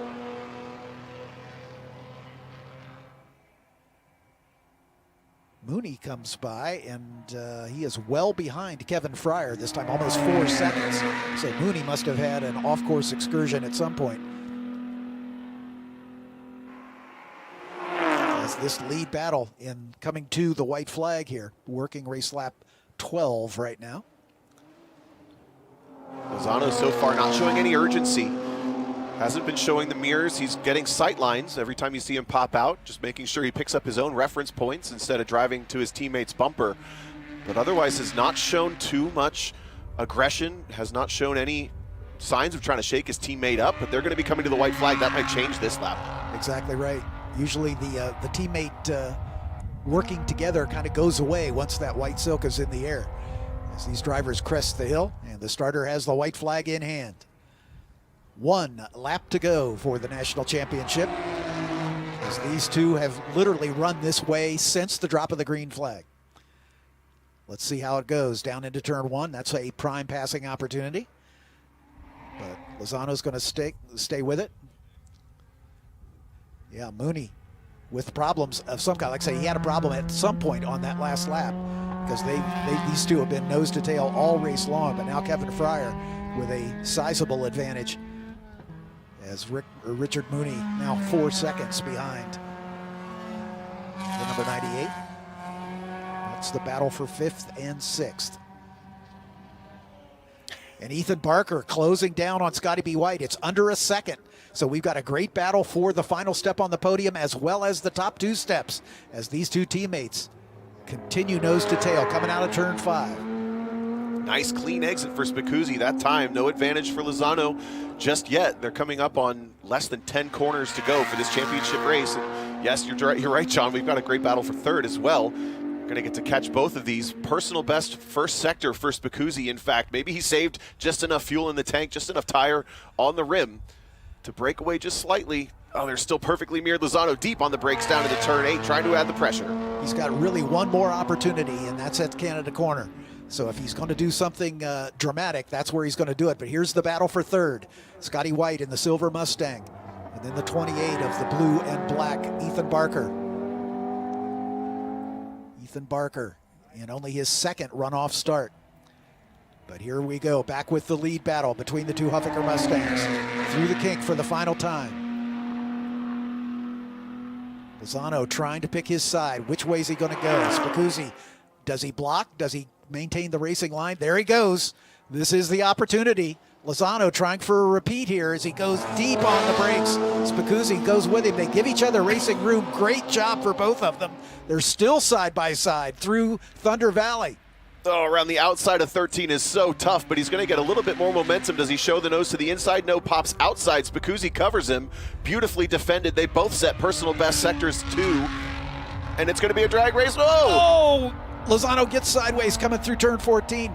He's going to tuck right in the draft and see if he can pop. But I don't think he's close enough. Here they come to the top of the hill, and it's going to be Spicuzzi. Lights to flag, green to checkers for Matt Spicuzzi as he takes his first championship. And look, here's Ethan Barker, late on the brakes into Canada Corner, taking over the final podium position for the bronze medal. Got to try to run for his life now. Scotty B. White looks to the inside at turn 13. Barker sees it coming, opens the door just enough to keep his own momentum. That extra 100 foot-pounds of torque is going to come in handy for that Mustang in the climb up the hill. Let's see. Oh boy. Come on, Ethan. I feel bad for Scotty B. White, still looking for his first win after 46 runoff starts.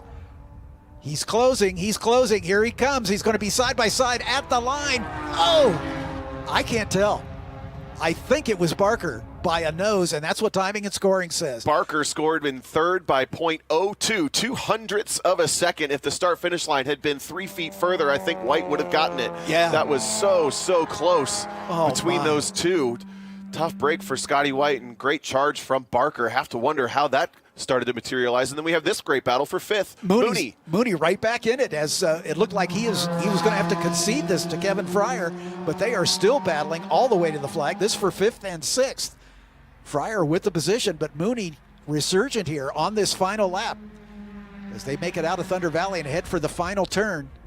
All important. Fryer's going to go defensive, but that's going to cut off his exit speed. Oh, Mooney gets sideways and into the grass. That's it. Oh, man, what a tough break. Keeps it rolling. You heard the tires start to chirp just at turn and slung it in there a little bit too hard. these tired 13-lap tires couldn't handle it, and now Kevin Fryer going to come home with a well-earned and hard-fought 5th. Exactly right. Best of the MX-5s. Richard Mooney will maintain 6th position as Brad Childs and Connor Thomas have in their own battle, but they are some 30 seconds up the road from these two. So good job for Richard Mooney to save that one. Here comes that final battle for the final 2 cars running for 7th and 8th. Brad Childs in the blue and white number 87, Connor Thomas in the 129. And Thomas with the advantage right now. Childs dropping that position on the last lap.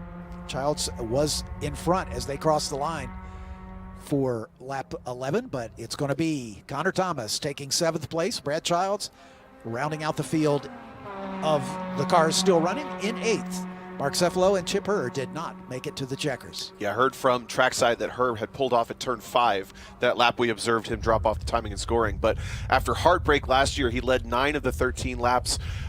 Ended up with a DNF, mechanical issues for Spicuzzi in the RX-8. The Mustang comes good, and the number 11 takes his first championship, or takes the championship finally after 2 years trying in that number 11 Mustang. But clearly these two, the class of the field, 41 seconds in front of Ethan Barker, the 3rd place runner, after 11 laps, as they come to the attention of our pit reporter, Hayward Wagner, as Matt Spicuzzi from the pole, never headed, to the best of my knowledge. We followed them around for much of this race, and he is able to keep his teammate behind him at every turn, despite a pretty good challenge at the end there, as we thought Lozano pulling the trigger at Canada Corner, trying to make that move, but not quite able to do it. Get the Hans disconnected and the helmet off. Let's head down to Hayward Wagner with our winner. We've got the medal going on, the hat, the water. We've got the Hoosier neck warmer going on. Matt, that looked like that went 100% to plan for you. Is that what you felt? Yeah, no, everything went really smooth. We got a really good team. We went out, we worked together. We let the gloves off the last couple laps. I think both of us messed up coming into 14. We got a pretty good even run up to the front straight, and it was a lot of fun, man. Talk about going into Canada Corner on the last lap of the race. You guys pulled even. You went into it together. What did you know that? Were you giving each other room? Was it push as hard as you can? What was your mindset? Yeah, no, I was going to give them all the room I could. The last thing I wanted to do was take both of each other out, I didn't care who finished first as long as we both went across the line 1-2. I bet you cared a little bit. Well, Congratulations on the gold. Thanks a lot. Good job for Matt Spicuzzi, taking his first national champion in only his 2nd try. And there's his teammate, first one to congratulate him. That's a great show of the camaraderie between the two. And we'll do the unofficial results. Matt Spicuzzi taking his first gold medal by just over a 1/4 of a second from his teammate Alex Lozano. Ethan Barker making a brilliant last lap pass to take 3rd position by the slimmest of margins, 0.02 of a second.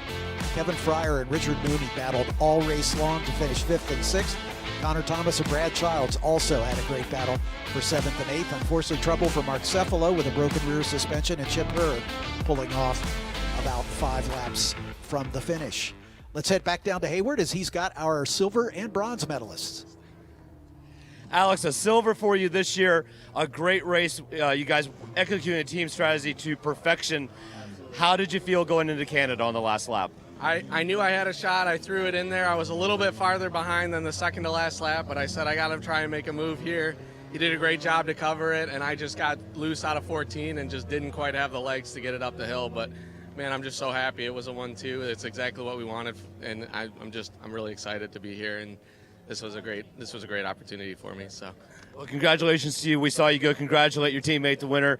The 1-2 finish has to feel fantastic. Enjoy it. Great. Thank you. I got a lot of people to thank: Ray Huffmaster, my parents, all the guys involved. It was a huge effort this year.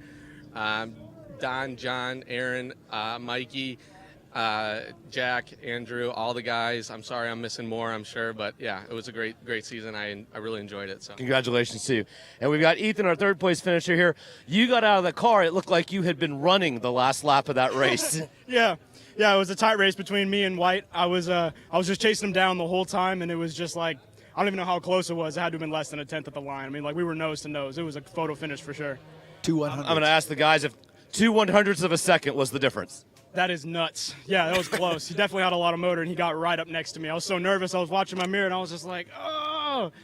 Yeah. It was a great pass, a clean pass. Congratulations on a runoff podium. Thank you. I just I want to thank X Factor for giving me a good race car and helping me with the setup. The car was wicked fast. We had nothing for these Mustangs, but I mean, what can you do? I want to thank Sabre Supplements for sponsoring me. Go check them out. And yeah. Congratulations. Thank you. Great job for all three as Ethan Barker, the best of the rest in that RX-8, number 28, in a thrilling finish. As we've got just a little bit of highlights from this race. As they all lined up on the grid, the big question was, how fast were these Mustangs going to be? And that was answered pretty quickly. As our pole sitter, Matt Spicuzzi, took the lead. And in the battle, Mark Cephalo going a little wide down in turn 5, maybe a harbinger of the issue that he would have later on. That allowed Chip Herr to get up in front of him. And then this battle raged all race long between Kevin Fryer and Richard Mooney. Mooney at the front, Fryer as Mooney goes a little wide, and that's where he fell back. We didn't see that in our live shot. And then he did a valiant job of running back to try to make that happen. But here is the last lap battle between the two teammates as Lozano waited until Canada corner to pull the trigger. And here's Spicuzzi chasing with Lozano. And he gets a little sideways coming out of turn 14, and that's what made the difference. I think if he'd have kept the rear end under him, he might have had a chance to pop out and make it a 2 abreast finish, but that's the way the cookie crumbles. Congratulations to Matt Spicuzzi for taking the win. And then this battle for third, equally good, as Scotty B. White came within 2 100ths of a second of retaking third position as Ethan Barker passed him on the final lap. Thanks for joining us for the SCCA National Championship Runoffs presented by Sunoco. I'm John Phippen for Tom O'Gorman and Hayward Wagner. We'll see you down the road. Shopping for tires used to really grind my gears. So many tires, and the thought of choosing the right one made me, Precisely. That's before I went to TireRack.com. I got the best deal hands down. My tires ship fast and free, arrive the next day like clockwork. Tire Rack even gave me 2 years of free road hazard protection. Precisely. TireRack.com, the way tire buying should be. Choose joy. Choose the road. Choose your people. Choose your shot. Take it. Choose to get in there. Even better, get out there. That's it. Way out there.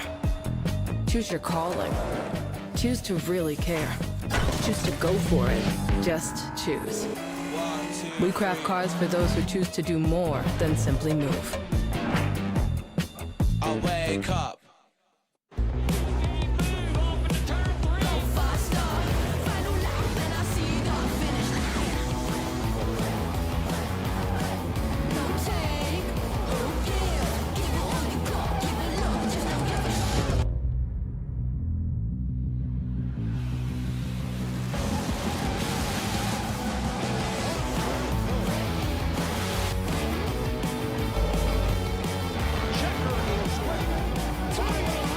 Okay, so pretend this is your race car. It's on the trailer, and you have an accident. Ouch! At least your truck's insurance will pay for another one? Yeah, not so fast. Standard insurance won't replace your race car, whether it's in the trailer, in the paddock, in the garage, or the repair shop. But at Hagerty, we can protect it for what it's really worth anytime it's off the track. No matter what or where you race, offer less than a set of race tires. Hagerty, let's drive together. Welcome to Elkhart Lake's Road America, America's National Park of Speed. And we are here for the 62nd running of the SCCA National Championship Runoffs presented by Sunoco. These are the last of our Hagerty race days for this weekend, as we've got a little different structure, as we've only got 2 race days rather than 3. And we want to welcome you to this combined race for STU and GT3U. These two classes will be combined going forward, so this is the last time that they run separately. So the GT3U classification, we'll talk a little bit about the changes between it and the GT3 class that it will be retiring, basically. But let's go down to the third member of our broadcast team, Hayward Wagner, down on the pit lane. Hayward? Good morning, gentlemen. GTU. I just made up a new class.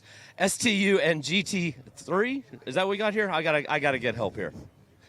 Okay, I'm getting all kinds of signals. Good morning. Let's start that all over again. STU and GT3 on grid here. Two classes, two races happening at the same time. These classes are going to be put together next year, and so this is going to be a little bit of an experiment, a learning opportunity to see how they do on track together, how they blend together. Obviously, the rules makers have a lot of work to do to put tube frame cars, the TCR cars, and then cars that are traditional factory tub car all together to have a great race. The race we're going to see has pole sitter the Cunningham on the pole of this race in this TCR car, and there is really not, if you grew up like me as a Honda fanboy, there is not a livery, there is not a team name, there is not anything more iconic than seeing real-time and orange stripes on a championship white Honda product, and it is going to be a lot of fun to watch Peter drive this car around the track.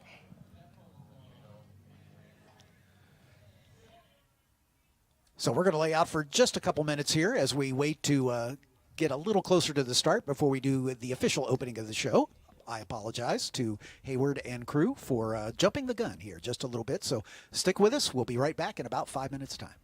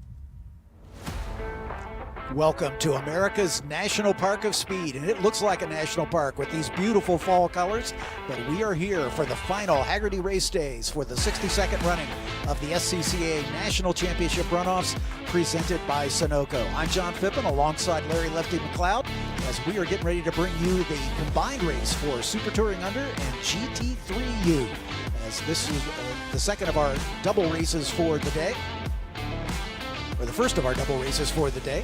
But to talk a little bit about this change in the GT3 class, let's head down to Hayward Wagner on the pit lane. Hey, Hayward. Good morning, gentlemen. We had a little dress rehearsal on this one, so we're ready to go. STU and GT3 going to be our double race this race, and these groups are going to be going together in the future. GT3 traditionally are tube frame, body on real race cars. STU historically has been production-based cars with modifications, race modifications, and we have a new player in the game in the TCR cars, including our pole sitter, Peter Cunningham. The TCR cars are turnkey race cars, FIA homologated from the manufacturer. These are race cars built by Honda, built by Hyundai, built by Audi. They are very fast, very fun, and very easy to get into racing with.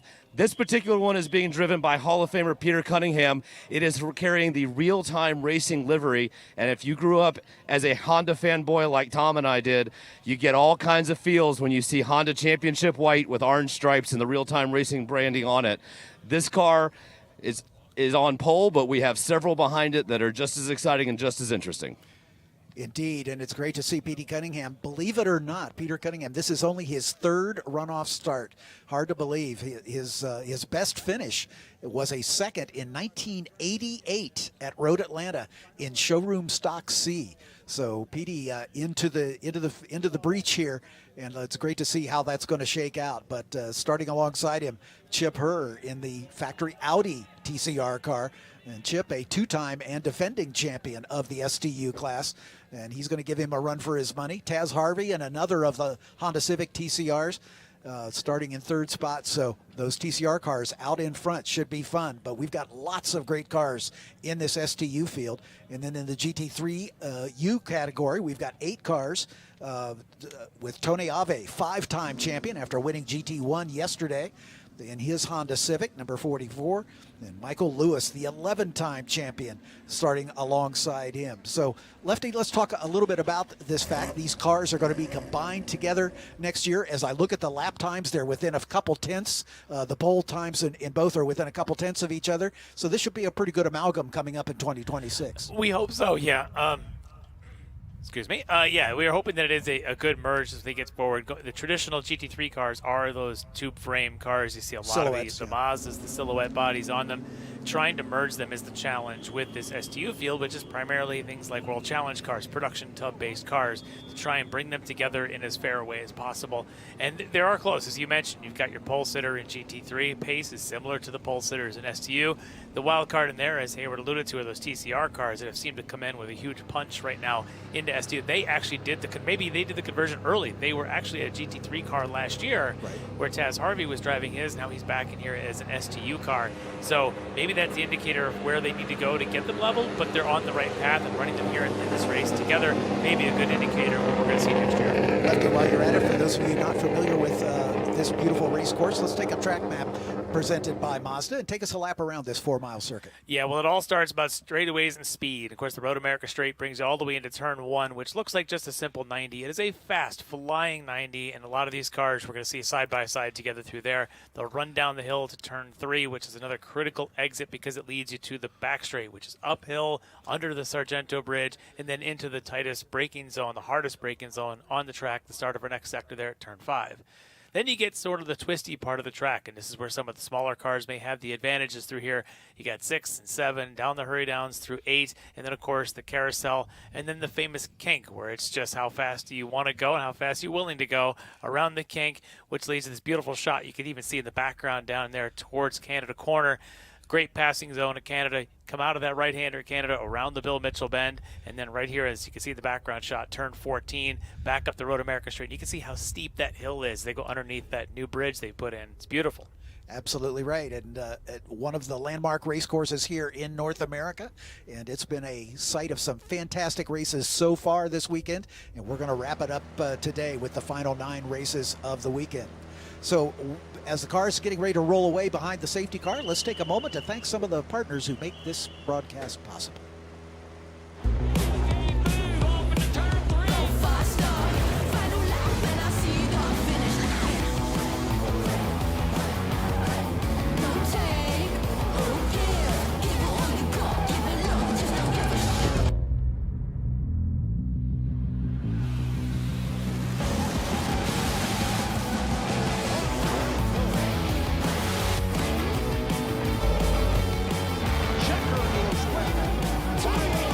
Shopping for tires used to really rub me the wrong way. That was before I went to TireRack.com. TireRack's tire decision guide made it easy to find the right tires. Talk about secret sauce. You might ask, well, you bought them, now how are you gonna put them on? No problem. TireRack has thousands of recommended installers. I chose one that does mobile installation. A technician brought the tires right to my house. He's installing them now. Almost finished, Herb. Take your time. I'm just marinating. TireRack.com, the way tire buying should be. Choose joy. Choose the road. Choose your people. Choose your shot. Take it. Choose to get in there. Even better, get out there. That's it. Way out there. Choose your calling. Choose to really care. Choose to go for it. Just choose. We craft cars for those who choose to do more than simply move. I'll wake up. Okay, track day checklist. Let's go. You got your gloves, your helmet, water, snacks, sunscreen, your car is prepped and ready to go. Oof, forgot your track day insurance, didn't you? If you want to be covered for the whole value of your car, you need high-performance driver education coverage through Hagerty. We'll get you a policy for track days, time trials, and more in less time than it took you to apply that sunscreen. Hagerty, let's drive together.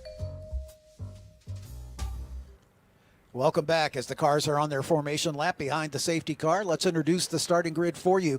The STU cars will start in the first wave. This will be a two-wave start since we've got two classes here. Peter Cunningham in only his third runoff start in the number 42 Honda Civic TCR. Next to him will be the defending champion, two-time champion, Chip Herr, out of the Susquehanna Valley region in car number 1. That's an Audi RS3 LMS. Then we've got Taz Harvey in the number 88 out of the San Francisco region in the Civic TCR. Next to him in row 2 is Richard Estacio in the number 80 out of the New England region in a Lotus Exige. The youngest driver in the field, and he's 37. That gives you some indication of just how experienced these drivers are. Jose Espina out of the Puerto Rico region, the 24 Super Touring Light champion in his Honda CRX. Anthony Garacci next to him in the number 31 out of the New York region in another Lotus Exige. Rylan Hazelton in the number 49 out of the San Francisco region in a Civic. And Jorge Nazario in the number 165, also from the Puerto Rico region in an MX-5. In row 5, the 190 of David Fiorelli out of the Texas region in a Mustang, and Michael Kuna in the number 74 from the New England region in a BMW M3. The only rookie in the STU field is the number 84 of Peter St. Pierre out of the Atlanta region. Peter's driving a Honda Civic. Next to him is James Slechta in the number 75 out of the Colorado region in a Nissan. Alan Orban is in row 7 in the 05 out of St. Louis in a Dodge Neon, and Peter Federland in the 20 from the Lone Star region in a Supra. Whitfield Gregg, the most experienced driver in the field, the number 17 out of the New York region, is making his 25th runoff start in a Miata. Michael Reese next to him in the 89 in a Honda S2000. John Weisberg alone in row 9 in the number 40 BMW Z4. Now for GT3U, we've got 8 cars in the field. Tony Abe is the pole sitter in the number 44 Honda Civic. He is a 5-time champion, most recently the GT1 championship earlier this weekend. He's from the Central Carolinas region. Next to him, 11-time and defending champion of the class, Michael Lewis, out of the Cal Club in the number 32 Mazda RX-7 in his 50th runoff start. Jeff Neal next to him, or not next to him, in the next row, should we say, in the 65. He's the 2019 champion of the class in an RX-7. And Tony Rivera in the number 09 out of the San Diego region in an RX-3 in his 21st runoff start. In row 3, we've got the 78 of Rob Warkocki, a 2-time champion, most recently in 2013 in a Mazda RX-7. Chris Edens starts next to him in the 26 out of the Arkansas region in a Miata. And on the final row, the 39 of George Chacon out of the Blackhawk Valley region in an RX-7. And the only rookie in the GT3U, the 93 of Rick Klein out of the Atlanta region in another Mazda RX-7. As the field working its way through Kettle Bottoms, which is the run down toward Canada Corner. Yeah, something to look forward to is watching the start here once the GT3s take their green flag, as they are quickly going to catch the back of this STU field. So you're going to have that struggle. So that's the advantage of being in the STU pole, is you don't have anybody in front of you for the first half lap at least, or probably a couple laps. But the GT3 leaders are going to have to deal with some of the cars that are a bit slower in STU. So watch how that plays out. See if anybody like Michael Lewis or Jeff Durnell has a chance to maybe make a move onto Tony Ave as they start to catch that traffic. Exactly right. And, you know, give the GT3 cars, two frame silhouette cars for the most part, and that's giving them a bit of an advantage. But these very potent factory TCR cars at the front of the STU field are going to be fun to watch. That Lotus Exige of Richard Estacio and another Exige with Anthony Garacci right behind as those two Loti bring their way toward the attention of the starter. As we wait for the green flag, Peter Cunningham controlling the pace as he is entitled to do, and we are away. Cunningham gets the jump, Chip Herr in the Audi. And then popping to the inside immediately is Taz Harvey as he's trying to make it 3 wide down into turn number 1, but it's going to be Cunningham with the one of Chip Herr going wide, using up all that racetrack as they head down the hill. And look at Pena already up into that 4th spot now in that CRX. Jose Osiris Pena, the 24 Super Touring Light National Champion. Looking very racy here at the beginning. He's all over the back of Taz Harvey. So those TCR cars looking strong here, but here comes Michael Lewis and Tony Ave side by side. They should paint their cars different colors, you know? Ave in the 44, Lewis in the 32 as they come to the flag. And there's the green as these GT3 cars make their final start. And a great run for Michael Lewis as he's got a little more grunt in that RX-7, but a little better top end for Tony Ave, so he's able to maintain the lead as they bend it in, and right there to pick up the pieces, Jeff Durnell in that Mazda RX-7. Durnell going for 2nd spot as he goes side by side with the 11-time champion. Michael Lewis still side by side. They give each other racing room. Well done. So Lewis is on the good years, or the other cars around him are all on the Hoosier, and I wonder if the Hoosiers are coming in just a bit that much quicker here early on. And for Lewis, he's got to manage tires differently. I'm not sure exactly if that's the issue here, but I do know there is a tire compound difference between them. Although here they are going into 5. Lewis seems aggressive enough on the brakes. Side by side, but he locks up just a bit. It goes way deep.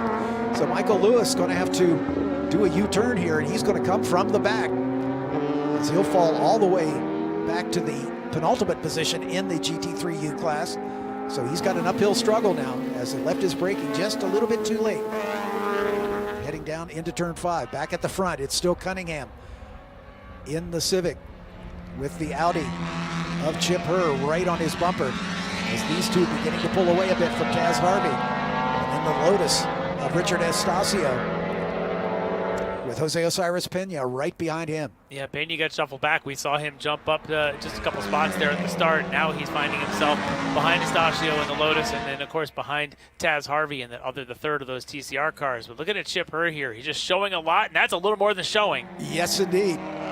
He put his nose in there, but Petey said, thank you very much. I'll keep the lead here as they head under the Aaron's Tunnel and down the hill toward turn 3. Look at Jose. He is right on the tail of Estacio in that Lotus. Yeah, he looks very comfortable this morning through those high-speed turns like turn 1 and turn 3. Just don't know if the CRX has the power of those in front of him. Look at him here, though, getting a little bit of a draft maybe off of Estacio's Lotus, and maybe going to try and challenge for that 4th spot going into 5. Side by side at the front as Petey Cunningham has to go just a little defensive in the run down the hill. There's contact. Oh, the Lotus gets right into the back of Taz Harvey. As Estacio, man, that's tough. As I think he was surprised perhaps by just how much braking Taz Harvey had in that TCR car. As we get a replay here, as he jumps in the back, it just gets him up off the ground. And you can see the hood on that, or the front cowling on that Lotus knocked off its moorings, and I think that's it for Estacio. Yeah, that's unfortunate. It's just I wonder if he misjudged the braking point there. May have been looking at Pena in his mirrors a little bit too much, not seeing exactly where Taz was braking in front of him. But, oh, and this is the other Krug speed. The 31 of Anthony Garacci in the other Lotus Exige. So a pair of the Lotuses out early here. Wow. As this battle at the front continues. Cunningham holding the lead over Chip Herb. And Chip gets a great run through the kink. And now he's side by side and has the inside position heading down into Canada corner. Yeah, I don't know that Cunningham's going to back out. He's going to try and stay there as long as he can, but that's a really good position for her to hold that inside line. So now we'll see how good the Cunningham car is in chase mode as he's led the first couple of laps here. As they head down into turn 14. PD thinks about retaking that lead right away. Chip Herr at the point for the first time now on race lap number 2. And Jose Pena right behind Taz Harvey in the battle for the final podium spot. You know, Pena should be able to draft behind him if he needs to at the end of the straightaways because of the large TCR car compared to that small CRX. So we'll keep an eye on that if he can. But this is a good shot of Lewis now. He's gone around Chris Edens, and Lewis now back up, we think, into the 4th spot. There's Rob Warkaki out there in front of him. Maybe Warkaki might still be the 4th spot, so Lewis may just still be in 5th, trying to chase down Warkaki now in the number 78. Yep, just behind them, Chris Edens in the number 26. There is the leader in GT3U, Tony Ave.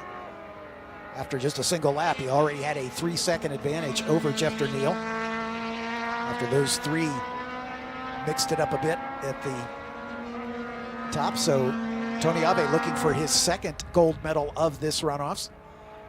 Taking the win yesterday in GT1.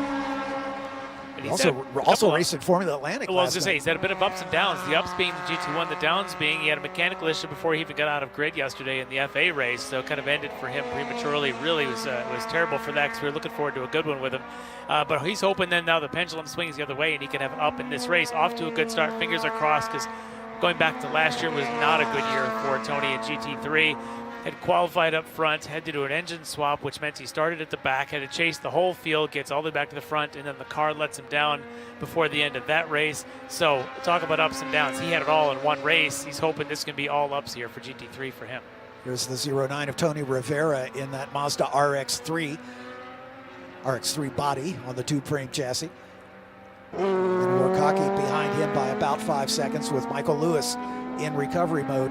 Yeah, watching Jeff Durnell there in that wine-colored RX-7 out in front of this, it does look like Tony may be catching him just a little bit here. We'll see how they do, but a couple of Mazdas there going at a couple of very traditional bodies as we take a look at the STU group now. It's the 74 car of Michael Kuna. That battle going on for 5th, 6th, and 7th. Reed Hazelton in the 49.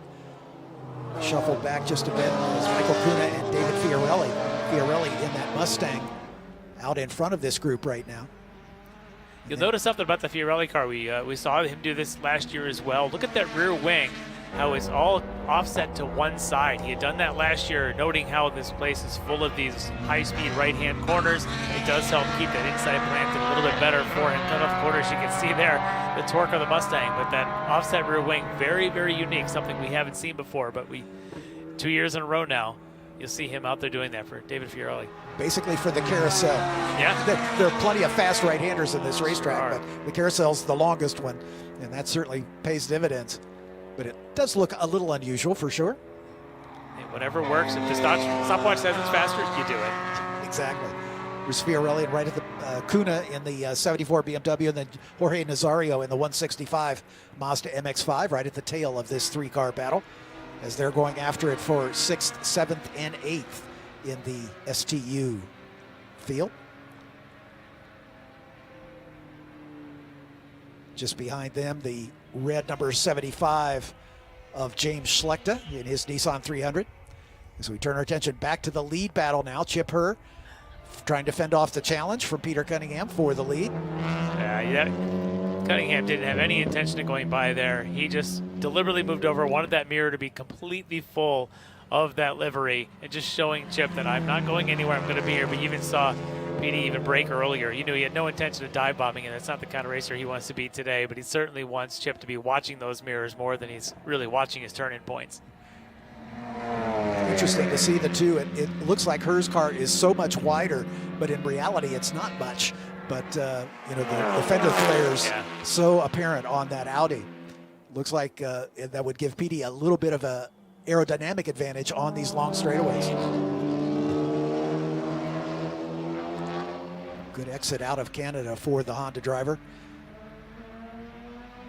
I just wonder how long Petey wants to go, because he looks like he's just playing around back there. Look at all these lines as he's coming in, just sort of playing a little bit with Chip. I don't know that Chip's not the type who's going to fall for any of that. Obviously, a seasoned veteran, been around as long as anybody. He knows all the games, all the tricks.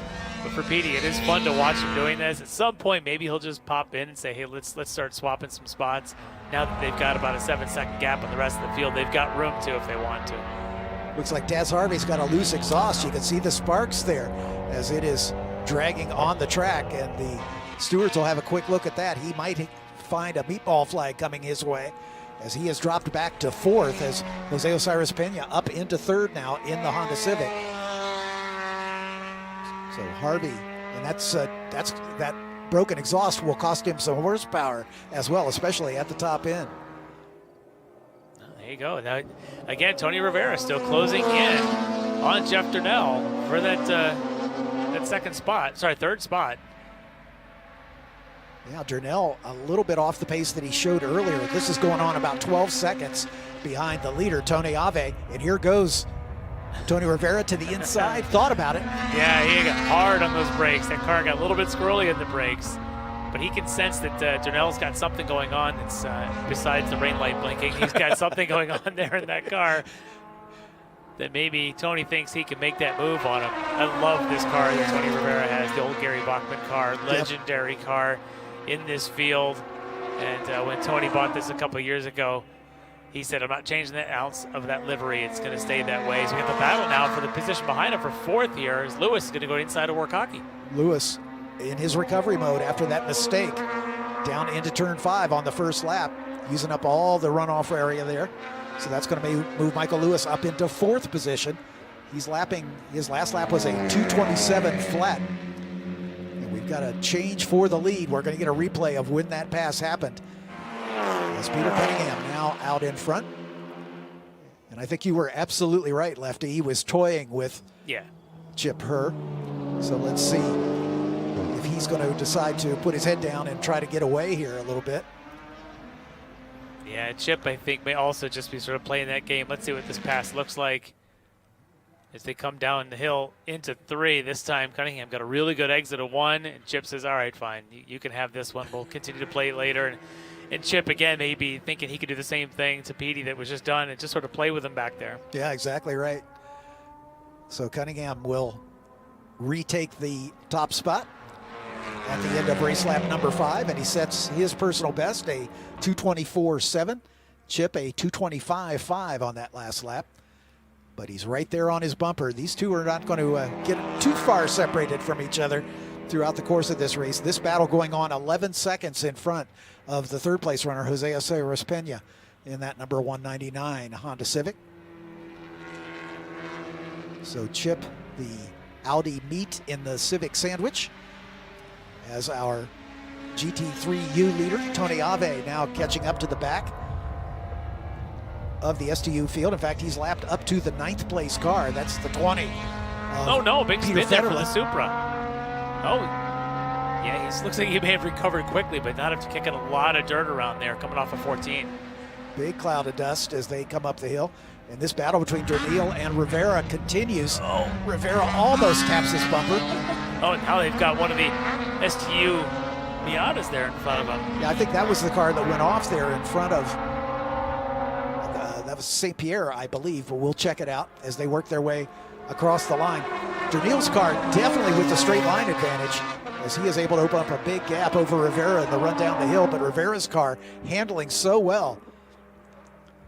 Yeah, I think the car that we just saw slowing was Nazario in the MX-5. But I thought when I'd seen sliding earlier, the big cloud of dust was Federland in that Supra. But definitely a lot of sliding in 14 right now, as Lewis now again still being pressured by Warkaki. And he is the fastest car in the group right now. His last lap, a 27.4. The leader, Tony Ave, at a 29 flat. So Michael Lewis definitely with the pace to get to the front here.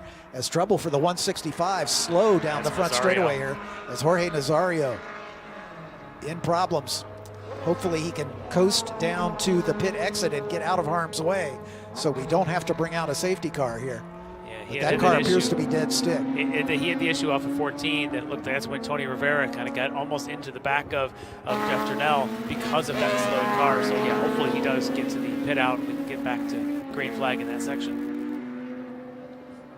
As Warkaki staying right with Michael Lewis after Michael made the pass. Rob is staying right there with him as they come down the hill, passing the slower car, the 05 of Alan Orban. Yeah, that SRT4 Neon out there. You don't see many of those, but here he is running an STU. Getting word that we are clear, as Nazario was able to pull off into a place of safety, so we'll stay green. As these two GT3 cars make their way through the carousel, and look, they're closing up on the back of Tony Rivera. So Michael Lewis in a great charge after that first lap mistake down into turn 5, all the way down into the runoff, and he has come back with a vengeance here, and he is bringing Rob Warkaki with him.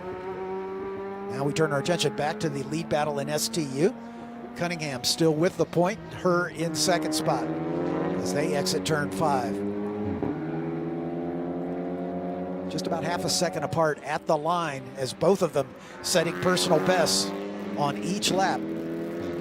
Chip Herr going a little wide at the exit there of turn 6 before he bends it into 7. In the section they call Hurry Downs, down toward turn 8.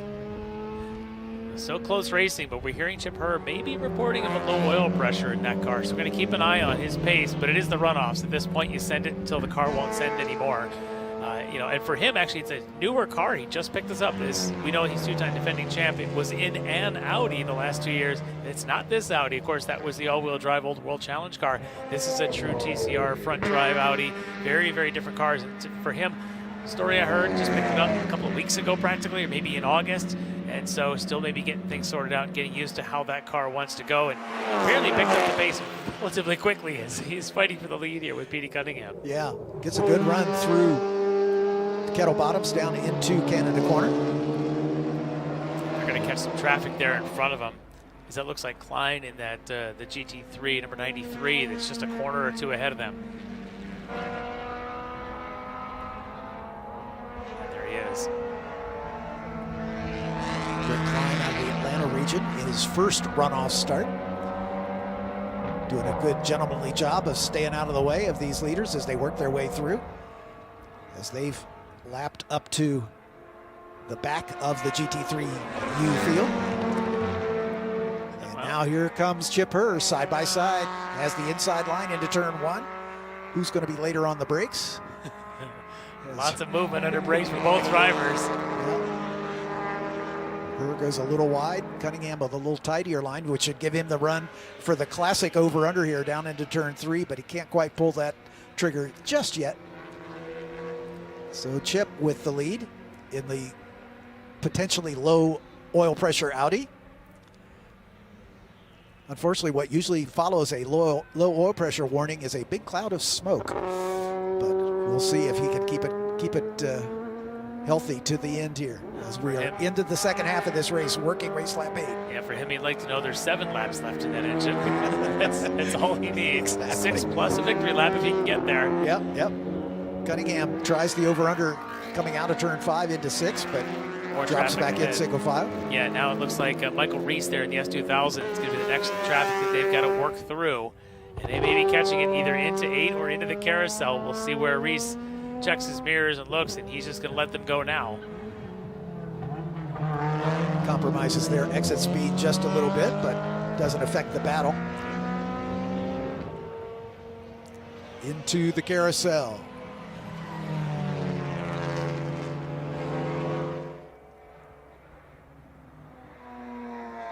And we've got a change here. No, we don't. Okay, I thought Warkaki had gotten back around Michael Lewis. Not the case. He's behind him, as they are trying to run down the third place runner, Tony Rivera, in that 09. And Tony's got that Supra of Federland from STU right in front of him. There he just finally gets around him, and of course then you got that other Honda Civic in there as well that might be St. Pierre, I think. But these three all very close together. Durnell's pace has picked up just a little bit from Rivera, so now there's a couple seconds up the road. You can see Durnell coming into 5. Rivera was pressuring him earlier, and now is backed up. Now Rivera may be thinking, I've got a couple other Mazdas coming up behind me in the form of a 11-time champ, and of course Warkaki, who's won before as well. So a lot of talent in Tony Rivera's mirrors right now. Up the hill, Michael Lewis late on the brakes to try to get around the 20 car Peter Federland in the Supra. Tony Ave slowing. Ave is slowing. Oh no. Yeah, he is definitely off the pace. And there's Durnell ready to pounce, and Ave looks like his day is done. New leader, Jeff Durnell. Tony Ave, his bad luck continues here. Oh, this is a tough place to be going slow all the way around the carousel. He's in the cockpit, he's looking down. Everyone's having to go around him, watching the flaggers, make sure they know where he's at. But now we have a new leader in the GT3 race. It's Jeff Durnell. Tony Rivera now in the silver medal position. And Michael Lewis in a medal position after that mistake on the first lap. For Durnell, he was the 2019 winner back at VIR. And so he's probably thinking, well, he knows exactly who he just passed. He knows exactly what's going on here. His crew, I'm sure, is telling him, watching his pace and all those things. And we were just saying he was actually starting to pull away from Tony Rivera. So for all of them now realizing where they're at, podiums are potential. Look at this, Warkaki goes back around Lewis. Michael Lewis, yeah. Warkaki last year had an amazing battle with Blake Wilson. Very similar, exchanging spots potentially for the podium. Here he is doing it again with the 11-time champ. And once again, Peter Cunningham has moved back to the lead of STU as we've got battles up and down this racetrack. Attrition beginning to play a factor. We're going to get a replay of where that pass was made down into turn 5. Just later on the brakes is Petey Cunningham. Deep on the brakes. And he actually was able to hold that line very well. I wonder if Chip Herr kind of broke a touch early this time by maybe getting a little bit warmer brakes at this stage of the race. Cunningham pouncing on the opportunity. Advantages. These two have swapped to that top position multiple times already as we're working race lap 9. Through and out of Canada Corner into Thunder Valley and the Bill Mitchell Bend. Behind them, Jose Pena still out there running in that 3rd spot. Taz Harvey, we saw him with that loose muffler before, is still out there circulating. He's in 4th, so he has not meatballed in yet. So that's a good thing for him, holding on to that 4th spot, but he's about 10 seconds back from Pena for 3rd. Rylan Hazelton in the number 49 Honda Civic is just behind Harvey, and I'm just checking the lap times, and he is lapping marginally quicker. So we'll see if Harvey's wounded car is going to fall victim to Hazelton before this one's over. Cunningham maintaining his lead here as Chip Herr uses up all the runoff and then some. That is the TCR line. We saw in the SRF race yesterday, the Spec Racer Ford race, everybody was using up all of that runoff out there. The Spec Miatas will use all of it. I think when we get to some of the other races later, like FC and FF, I don't know that they'll be using as much of that. Some of the Formula cars. It's a little rough out there. It's a little bumpy, yeah, but some of these more touring cars, they'll use all of it. Chip Herr not letting Peter Cunningham get away here as they head down the hill toward turn 5 once again. Just about 3 car lengths, I would call it, as they exit 5 and climb the hill. Cunningham's last lap a 25.6, Herr's last lap a 26.9. So Cunningham at this stage of the race showing he's got a little more pace. Working race lap 10. There'll be 3 to go when they cross the line next time.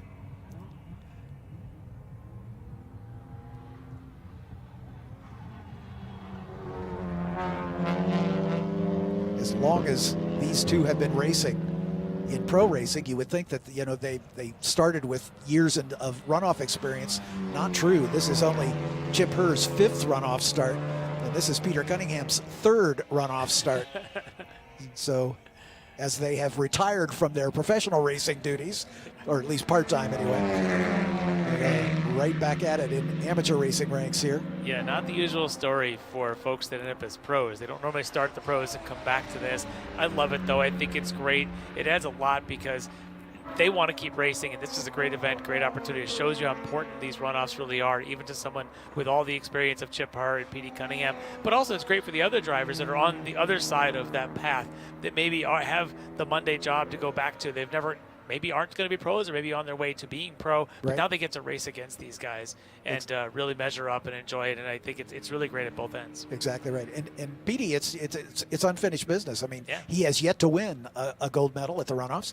So this is his opportunity to do so. Chip's already got 2 after his 4 starts, so that's a pretty good hit rate. It is a bucket list item for every racer. Look at Chip now, back to pressuring. He had a lap of kind of cooling things down and waiting. Now with 3 to go, he is all over the back of Cunningham into 1. Just letting him know that he's there. Using up all the racetrack once again, and plus a little more. Cunningham being a little defensive now, is a little off the normal racing line heading down to turn 3. So we're watching this. I'm also keeping an eye on these, the GT3s, as we get a lot of smoke here in the background of 8 going into your carousel. And I think Rivera's cars, a lot of smoke. I mean, it is a rotary. They do burn a lot of oil, but it's increasing the amount. What worries me is that last year we had an unbelievable amount of attrition in the last 2 laps of the GT3 race, whether it was the leaves causing overheating or whether it was gear issues on one car or whether it was electrical issues on another. No one wanted to finish on the podium in that race, it seemed, except, of course, the 11-time champ, Michael Lewis. Rivera here, though, if he can get this thing around, he's been smoking the whole race, but I don't know how much oil he's got on board, but I hope he's got a lot. Yeah, that smoke seems to be coming out of the wheel well as opposed to out of the exhaust pipe. Yeah. It does. Yeah, that's coming out of the wheel. I think he's got an axle seal or a bearing going bad. Yeah. That's a little more ominous, actually, than a little tailpipe smoke out of that rotary. And he's been running in the 2nd spot now, of course, since Ave's misfortunes. He's in a pretty solid position if he can keep the car moving, but that does not look good, especially around the straightaways at this track. Just for reference, his trap speed, which is measured on the back straight, 139 miles an hour with a smoking rear end in your RX-3 is a tough thing to manage. He's a couple seconds off his best lap. His last lap as he crossed the line was a 29.2. His best lap a 27.6. So he is definitely off the pace, but Dernille is also lapping in the mid-29s, and he's only 2 seconds up in front. Warkaki is actually the quickest of that front group there. He's in the 28s, but he is, as you can see, about 5 seconds back from Rivera. So the pace right now for Rivera and Dernille is good enough. Its matter is, I guess the question really becomes, is it good enough for long enough? And Michael Lewis dropping back now as Chris Edens has gotten back around him to take over 4th spot. So Michael Lewis with a wounded car. He is well off the pace. His last lap a 2:33.4. Well, this is all how George Chihone got onto the podium last year. He didn't even know it last year because you had issues falling to Warkaki, Rivera, Edens, and a whole mess of others all in the last lap.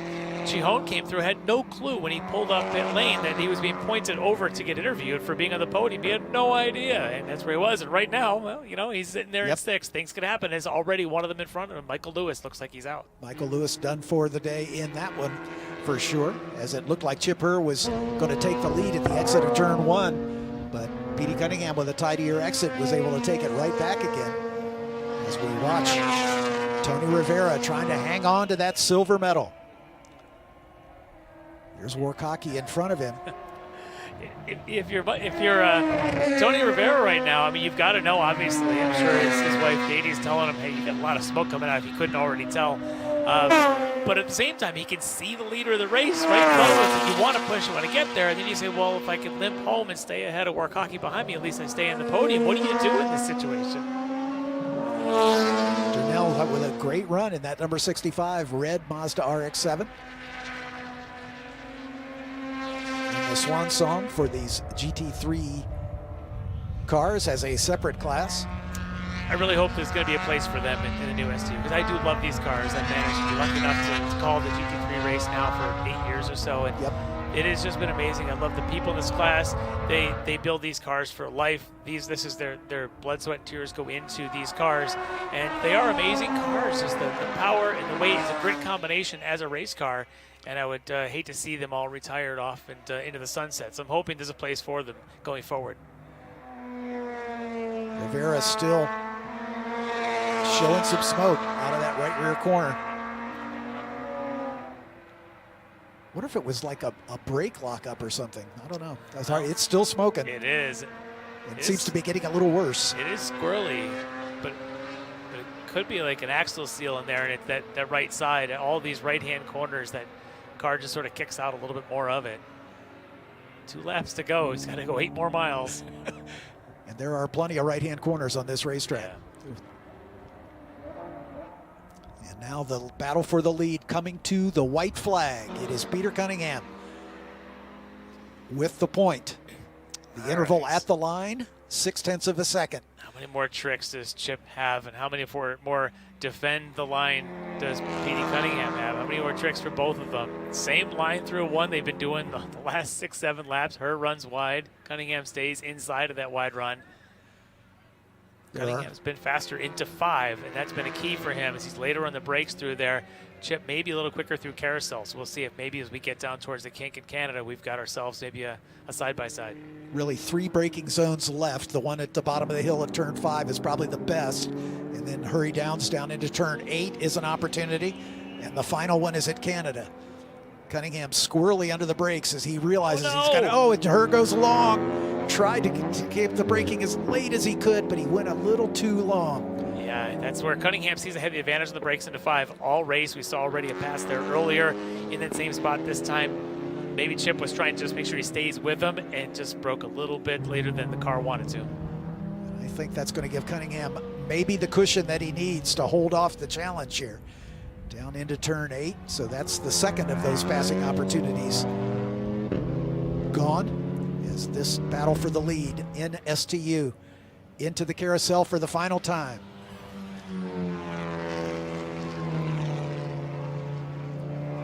But as we have seen so many times, it ain't over till the checkered flag flies. It definitely is not with any of the cars in this field. Wait this out, but for Cunningham, he has won a lot of things in his day. Look at the dirt there for Chip, really pushing through the kink, and he's now thinking a moment, I just didn't make that mistake in 5, I could be there. But for Cunningham, he knows he's won, it seems, everything that you can win except for a Runoffs gold medal, and he wants that. He's got 2 corners to go. Peter Cunningham, real-time racing, of course. He is home for many, many years. A local driver out of Milwaukee. And in his 3rd runoff start, he is going to notch a gold medal if he can just get to the top of the hill and across the line. Peter Cunningham finally gets it done. In his 3rd runoff start, takes the gold medal. Chip Herr in a valiant charge. Margin of victory just over a second, 1.2. Jose Osiris Pena in a well-deserved 3rd spot among these TCR cars. Osiris Pena. These guys should side come by home in side 3rd. on the cool down. Having a wave to each other, Absolutely. I'm sure. Yeah, great race between these 2 veterans. Yeah, I can't wait to see them on the podium. Chip Herr waving to the corner workers. Here comes Jose as he climbs the hill. Daniel winning the STL class back in last year's runoffs, but a well-deserved race. We will see him later on in the STL race at the end of the day, our last race of the weekend. All right, well, this one's not settled yet. Darnell still has that 10-12 car lengths or so on Tony Rivera.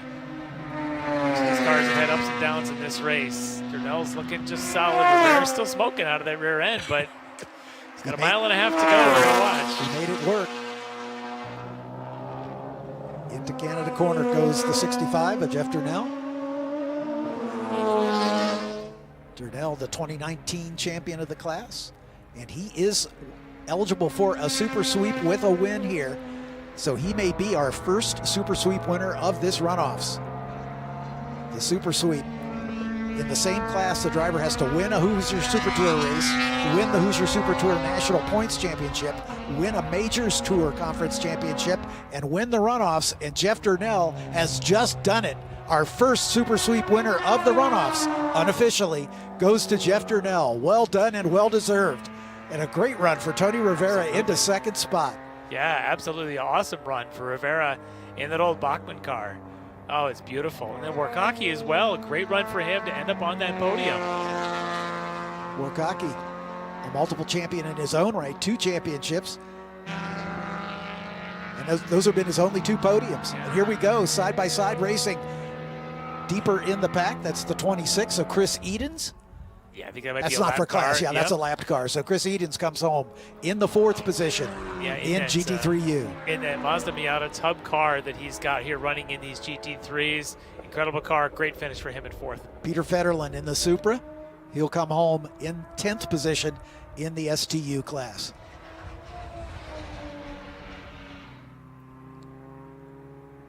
Well done, well done. Again, attrition taking out a couple of the favorites.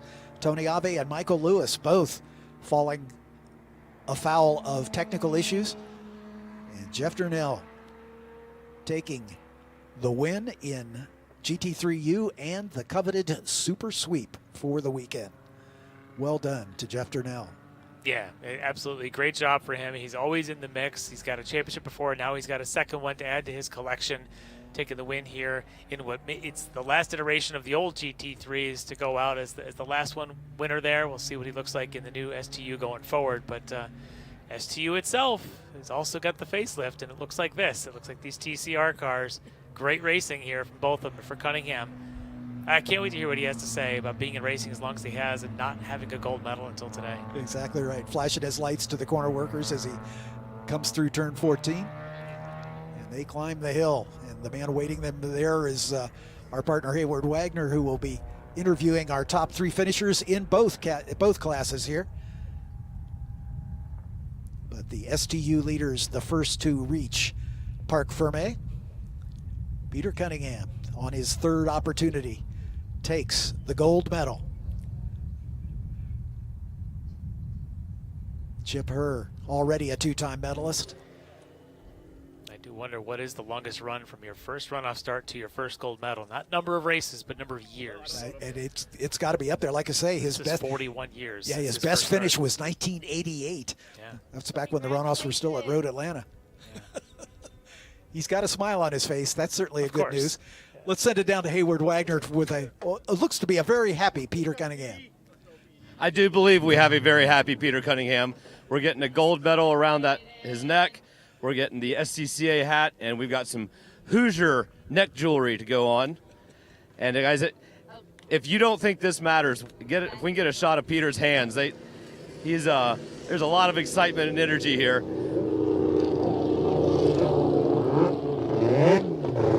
Peter, normally I say things like, your second ever runoffs podium, it's a win, how does it feel? But I get to say a 7-time World Challenge champion with a very first ever runoffs national championship. How does that feel? It feels great, Hayward. I mean, we did this, back before the tracks were paved in 1984 and 1988, and then, I focused on pro racing and other stuff for all that time. But there was no conflict this year, and it was at my home track celebrating its 70th anniversary of existence, so it just seemed like the right time to come back and attempt it, but Chip made it awfully difficult. He did indeed. Tell us just a little bit about this car. It's a beautiful race car. It looks very fun to drive and incredibly well built. What do these cars like to drive? Well, it's pretty amazing. They're built by a company out of Milan, Italy, the same company that builds all the NSX GT3 cars. And the thing is just buttoned up. Everything is just so nice. We like building our own cars at real time over the years, but hopping into this thing, it's just all buttoned up and great. It handles great. It's so reliable with the Honda motor in it and the X-Track gearbox, and the Hoosier tires just maintained the whole time, so it was just an awesome car to drive today. Well, it was a tremendous race to watch. It is tremendous to hear so much joy and excitement in your voice. Do enjoy this final lap for your weekend. All right, thanks. I'd like to thank the real-time crew who worked tirelessly to get this going. Little Nady here and little Ian and Mario and everybody else that helped. And my sponsors, the Summersburger Group from Baird and Valley Chevrolet out of Wilkes-Barre, Pennsylvania, and of course Hoosier, HRC, Honda, and all everybody else, Redline Oil. Well, we'll see if there's room in the car for these little guys to ride with you. Great to hear from Peter Cunningham, and obviously it means a lot to him as well. Here's the results from the STU class. Cunningham taking the win by just over a second from Chip Herr. Jose Osiris Pena in third spot. Taz Harvey hangs on for fourth. Reed Hazelton in fifth. Michael Cunha in the sixth spot. David Fiorelli, James Schlechter, Peter St. Pierre, another of the Civics, and Peter Federlin in the Supra, rounding out the top 10 in STU.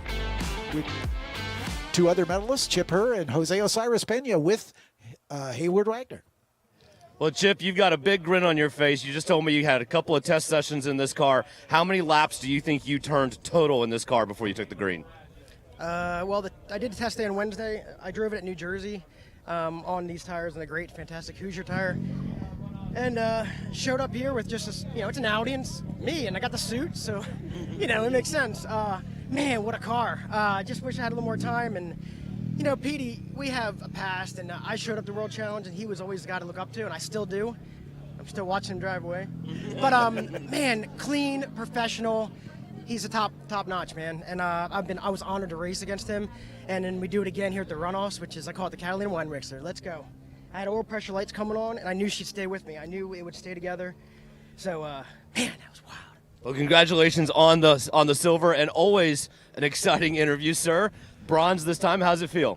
It feels fantastic, man. It feels fantastic, man. I grew up in Dominican Republic watching Peter and Chip compete, and I dream to come and watch them compete here in the United States, and I'm in the podium with them, man. That's a dream come true. With every children out there dreaming, the dream came true. It's for real. Work for it. A lot of people say, don't meet your heroes, you'll be disappointed. That doesn't feel true for you, is it? It doesn't feel true. Thank you so much for my mechanic, Eric Gibre, Eduardo Grau, Peluca, a tuner, and my wonderful wife, which is taking care of the kids. Kids, we did it.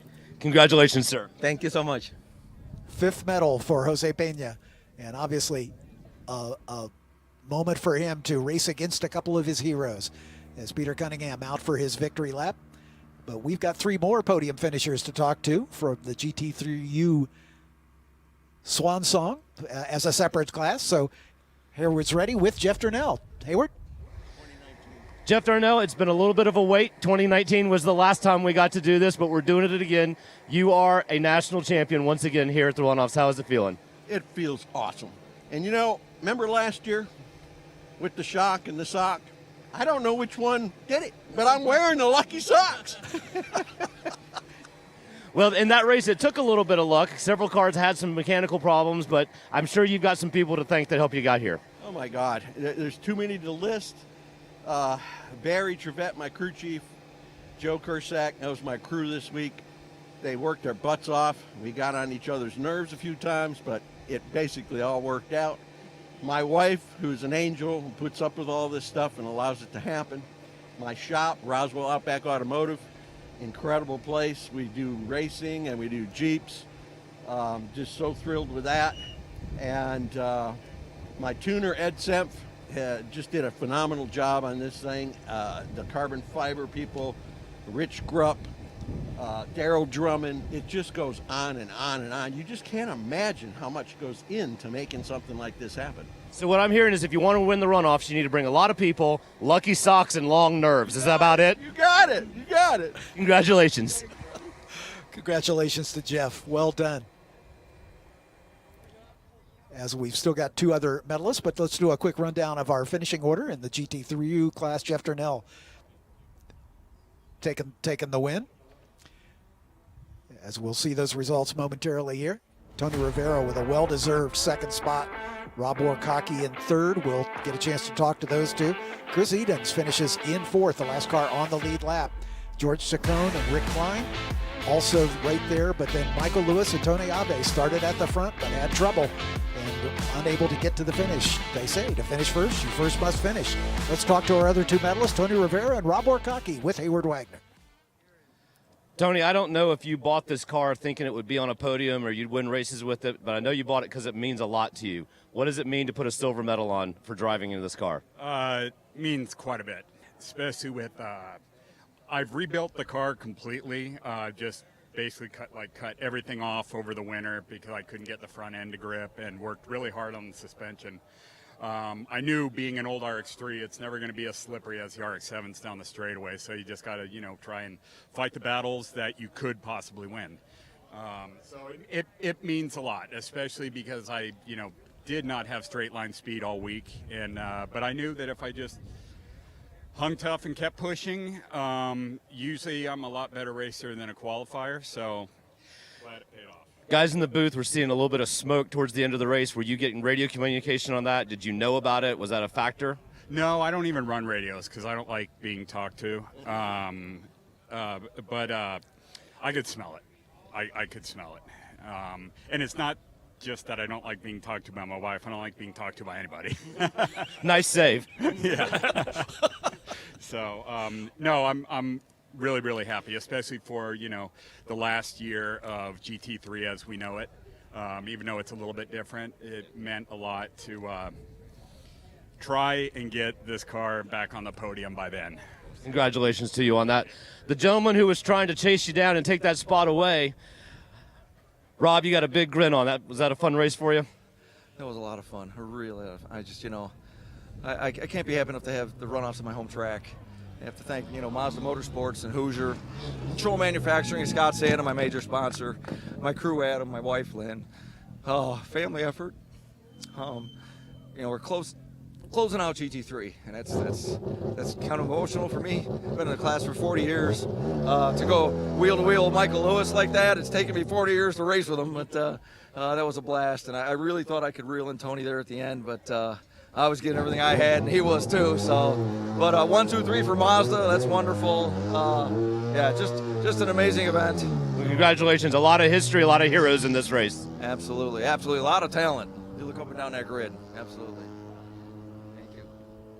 Great to hear from our medalists in GT3U. So a quick recap of this beautiful race here as we get a look at Peter Cunningham. Got his game face on to get started, and he takes the early lead from the pole position. But he and Chip Herr are going to swap that position multiple times. And then here comes the GT3U leaders and the two blue cars in the front. But they would come to tears, and then a scary incident here as one of the Lotuses getting in the back of Taz Harvey. Unfortunately, that was the end of the day for Richard Estacio. But here's just one of many battles between Chip and Peter as they swap that position multiple times, occasionally on the same lap, as Chip goes a little wide, and there's Michael Lewis rolling to a stop. A heartbreaking end to his day, but fortunately got it out of harm's way, so we were able to stay green. And then, once again, Chip Herr using up all the racetrack and then some down the hill into turn 3, but Peter Cunningham able to hold him off as this battle raged all race long. Down into turn 8, and Herr went a little late on the brakes on that final lap, or into turn 5, excuse me, on the final lap, and that was all it took for Peter Cunningham to notch his first national championship. Take nothing away from Jeff Durnell. We talked to him on the podium as he makes the win. Thanks so much for being with us for this finale for GT3U and STU. They'll be combined next year. And on behalf of Lefty McLeod, I'm John Phippen. For Hayward Wagner, thanks for being with us. See you down the road.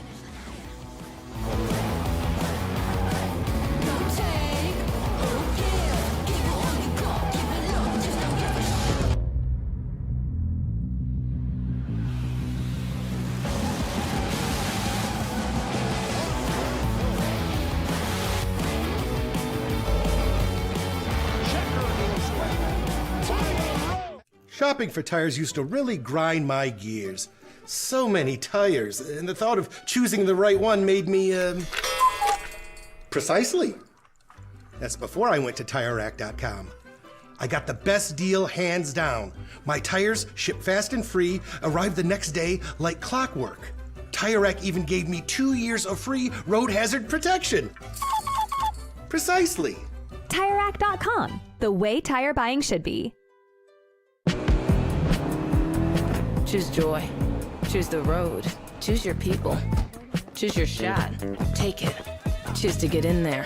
Even better, get out there. That's it. Way out there. Choose your calling. Choose to really care. Choose to go for it. Just choose. We craft cars for those who choose to do more than simply move. I wake up. Okay, so pretend this is your race car. It's on the trailer, and you have an accident. Ouch! At least your truck's insurance will pay for another one? Yeah, not so fast. Standard insurance won't replace your race car, whether it's in the trailer, in the paddock, in the garage, or the repair shop. But at Hagerty, we can protect it for what it's really worth anytime it's off the track. No matter what or where you race, offer less than a set of race tires. Hagerty, let's drive together. Beautiful Road America, the home of the 62nd annual SCCA National Championship Runoffs, presented by Sunoco. Our live coverage all weekend long of Hagerty Race Days, presented by Mazda. Hello, my name is Ryan Marine. Lefty McLeod joining me in the broadcast booth. We'll be hearing from Hayward Wagner here shortly as we get set for the National Championship race for Spec MX-5, the spiritual successor to the ever-popular Spec Miata class. And if you like Spec Miata, you're going to like what you see here as well. Very close racing, very tight and controlled, of course, with the Spec platform across the field, and some names that will be familiar, some others that are stars in the making. It figures to be an exciting weekend, and just the second year of this class as an official national championship class in the Sports Car Club of America. Tell you what, beautiful weather here this morning, all weekend long, in fact. It's been unseasonably warm, and I think Hayward Wagner can be quite pleased about the weather forecast. He doesn't have to shiver down on the pit lane while he gives us the latest updates on the grid. Gentlemen, normally I try to sound like I know what I'm talking about with these classes, and I struggle a bit, so I went and found an actual subject matter expert on NC MX-5s, Mr. John Doonan, the president of IMSA. It is an honor and a pleasure to have you on our grid here. It is so good to be here, number one, be back at Road America, but I haven't missed a runoffs in a really long time, and made a wrong turn, and here I am, but really excited to see what the NCs, this class was developed right at the end of the time I was there, but all the guys in California, Scott Kaluza, Josh, David Cook, Jonathan Applegate, they made this class happen, and we got to think about the next generation of cars. This is it. I remember a couple years ago at Indy, all the Mazda stuff was done, everything was packed up, the trailer was gone, I'm standing on the pit lane, I look over and you're standing beside me like, what are you doing here? He said, it's the runoffs, man. What does this event mean to you as a human? What does it mean to be here for you? Well, I've always felt like, growing up, that the runoffs was, of course, the pinnacle of grassroots sports car racing. And I first came to this track when I was 6 weeks old, down in Turn 5 at the June Sprints, the Chicago region's big event. But I always dreamed of going to the runoffs, and guys that my dad raced with that made it there were kind of heroes. Steve Schwitters, Rick Dittman, Scott Rubens, are all these guys that eventually either won a gold medal or were on the podium. And again, every fall, this event makes my heart beat, and I'm really glad to be here. Well, we love having you here. Have a wonderful weekend. Enjoy the time. And guys, we're ready to go MX-5 racing. Thanks so much. Great to have John here, of course, president of IMSA, as you heard Hayward say, and John, a proud member of the Sports Car Club of America as well. There's been a good partnership between the two sanctioning bodies since the year 2020, and it's only grown in the intervening years. Great place to have the National Championship Runoffs, Larry. Road America, 4 miles around, 14 turns. Take us through a lap of this classic venue. I feel like with the Spec MXs, I should point out where all the dirt's going to come up that they're going to be hitting. But let's start with turn 1 as they'll come into that, probably 3 wide. There'll be dirt on the exit, maybe. They'll go down the hill through 2 and down to turn 3. Maybe dirt on the exit as well at 3. Maybe they'll be 2 wide. They'll run down that back straight, up down the hill into the downhill braking into 5, and it could be 2 and 3 wide again. And then the track gets twisty through 6. More dirt kicking up at the exit of 6 and 7 and maybe 8. Then they'll go out of 8 and they'll head around that long carousel through the kink, probably flatten these cars, and the long run down to Canada Corner where they'll be 2 and 3 wide. Maybe we'll get ourselves a last lap dash there. They'll come around Bill Mitchell end, and then we'll see, again, 2 wide, maybe coming around 14 to this long uphill Road America straight. You say uphill, and it's worth stressing the elevation change around this place is monumental. 171 feet around a single lap of Road America. So that's something that everyone will have to take into account, and oftentimes you're going up or downhill in corners or in braking zones, which just adds to the technicality and challenge of this great venue. Well, the cars are on the grid, and we are getting closer to the start of the Spec MX-5 National Championship race. We'll step aside, and when we come back, we'll set the grid and bring you the green flag of this exciting contest.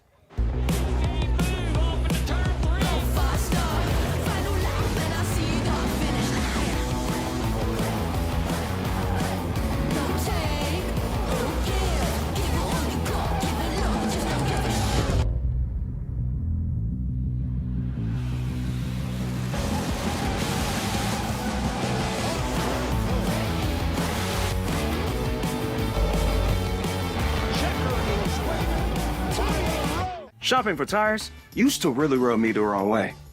That was before I went to TireRack.com. TireRack's tire decision guide made it easy to find the right tires.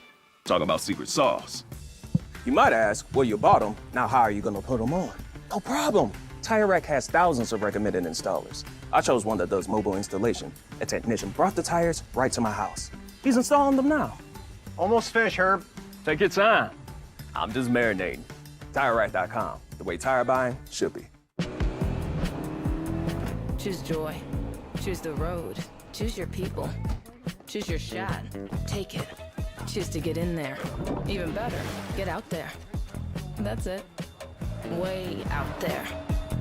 Choose your calling. Choose to really care. Choose to go for it.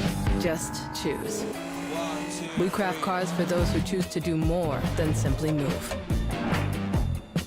I wake up. Okay, track day checklist. Let's go. You got your gloves, your helmet, water, snacks, sunscreen, your car is prepped and ready to go. Oof, forgot your track day insurance, didn't you? If you want to be covered for the whole value of your car, you need high-performance driver education coverage through Hagerty. We'll get you a policy for track days, time trials, and more in less time than it took you to apply that sunscreen. Hagerty, let's drive together.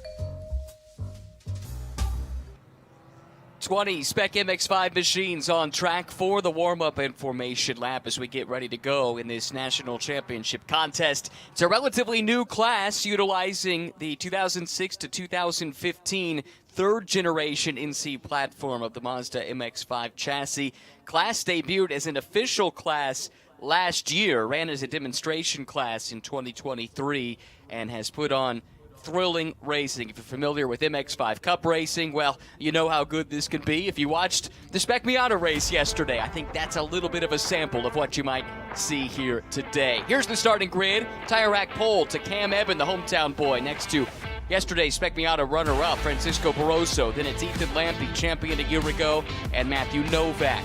Michael Tennis starts 5th. Camden Gruber will line up in 6th. Then it's Ethan Jacobs and Skylar Cottrell in position 7 and 8.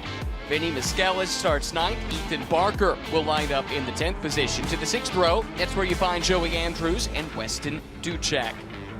Positions 13 and 14 belong to Ryan Gutierrez and Mitchell Lowry. Then 15th and 16th, Emmy Kissick from the Pacific Northwest and Michael Newmeyer starting 16th. Michelle Squirrick starting in the 17th position. Christian Hoagland alongside in 18th. Gavin Wardle and Matteo Azzari round out the 20-car starting field in Spec MX-5.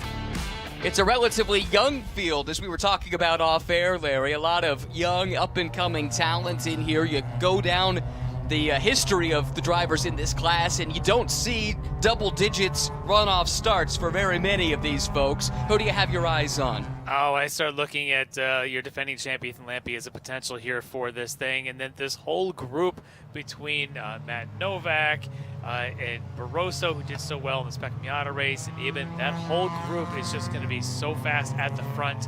Outside of them, it's going to be tough to crack in there. Look for maybe an Ethan Jacobs or Gruber to come around and maybe try and break that front pack up. But there's they're all young, a lot of familiarity. They've been running together all season long. There's some Mazda money on the line that they all want to try and win, and they all want to make sure somebody else doesn't get it. Sometimes is how it goes here.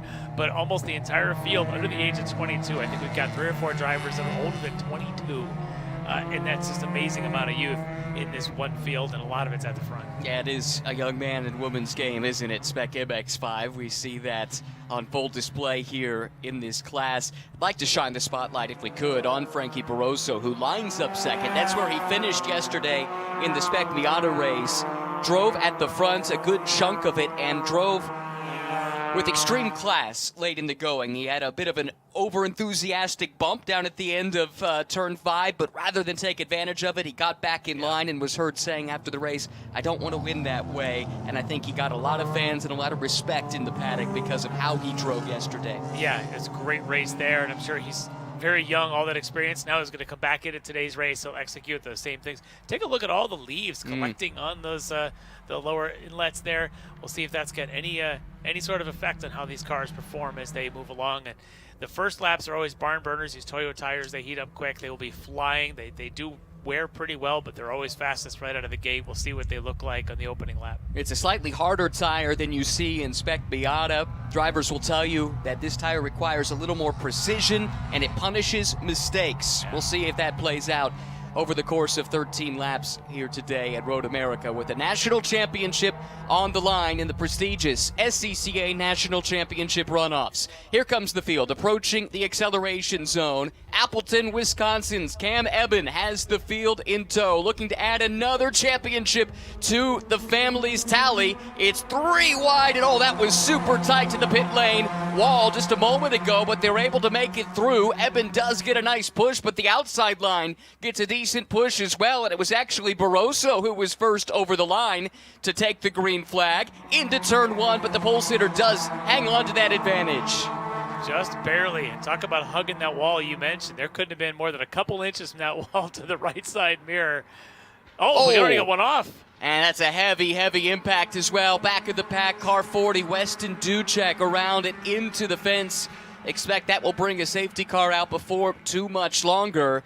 The field, though, continues at pace for the moment with Eben out in front, and now we do see full course yellow displayed on timing and scoring, and hands out the window waving that the field will be slowing down here momentarily. And look at the damage to the 40 machine.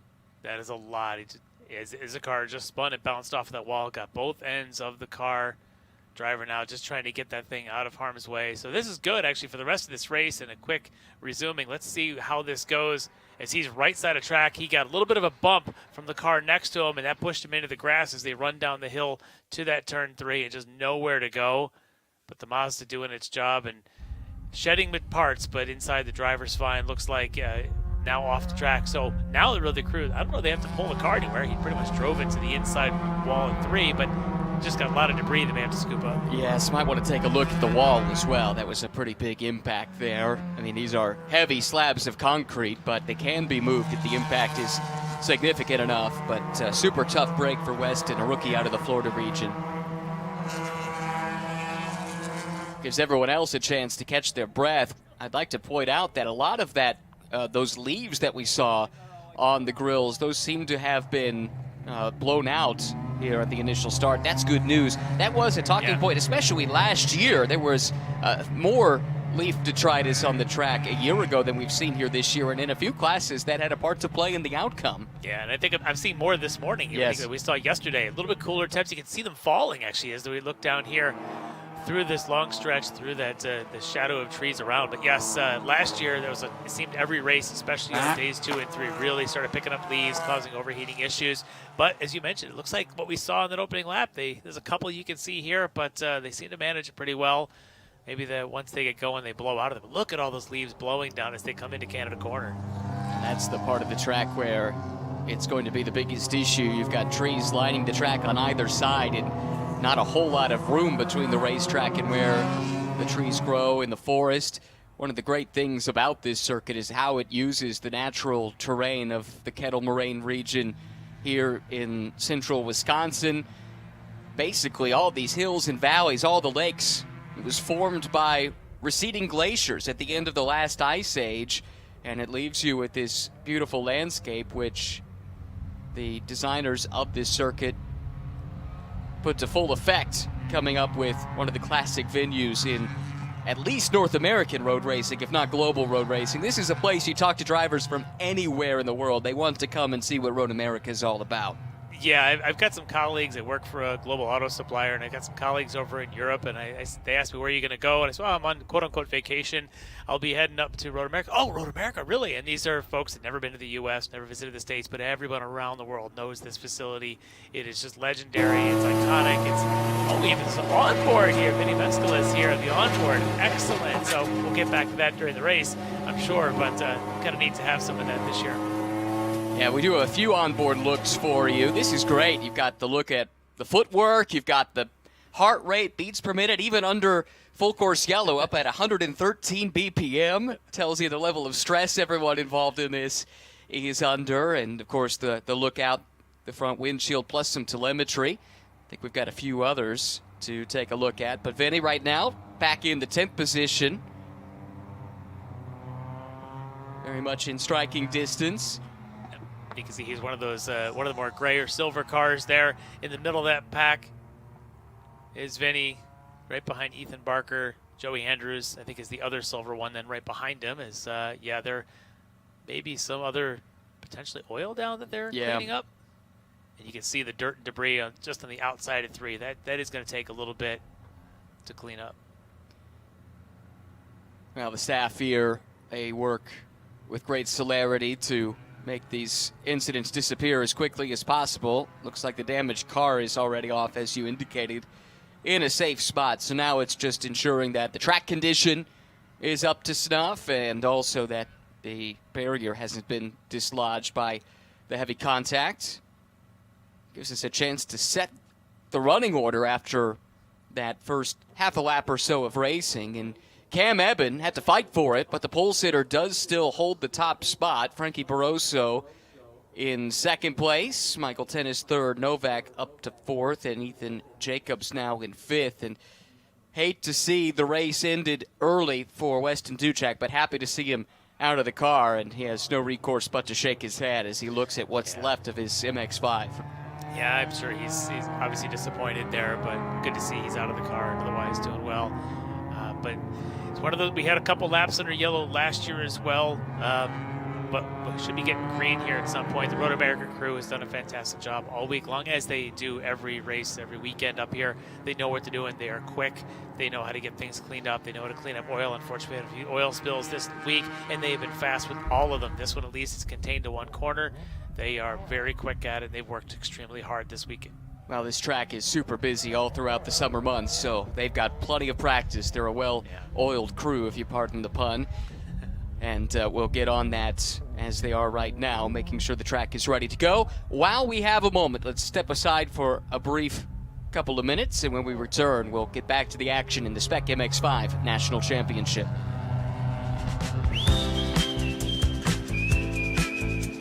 My name is Danny Richardson. Eileen Blondo. I'm Ryan Cheek. I'm Connor Zilish. I'm from the San Francisco region. Part of the Central Carolina region of SCCA. It just fosters the best, not only in me, but in the cars that I could bring. I grew up around this amazing community that created me for who I am today. I belong to the SCCA. I belong to the SCCA. I belong to the SCCA. I belong to the SCCA because every time I come to an event, I feel like I'm at home.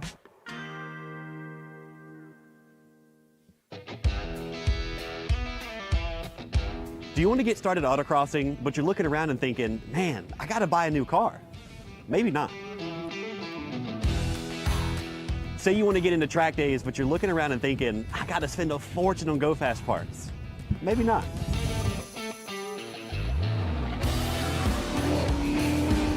Maybe you want to get into time trials, but you're looking around and thinking, man, I got to buy a new truck and trailer for this. Maybe not.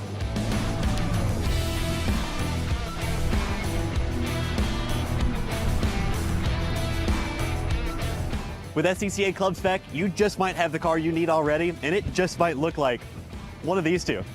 S197 Mustang if you like V8s and torque, NC Miata if you like compact and agile. SCCA Club Spec, spirited dailies, competitive race cars. Learn more at scca.com.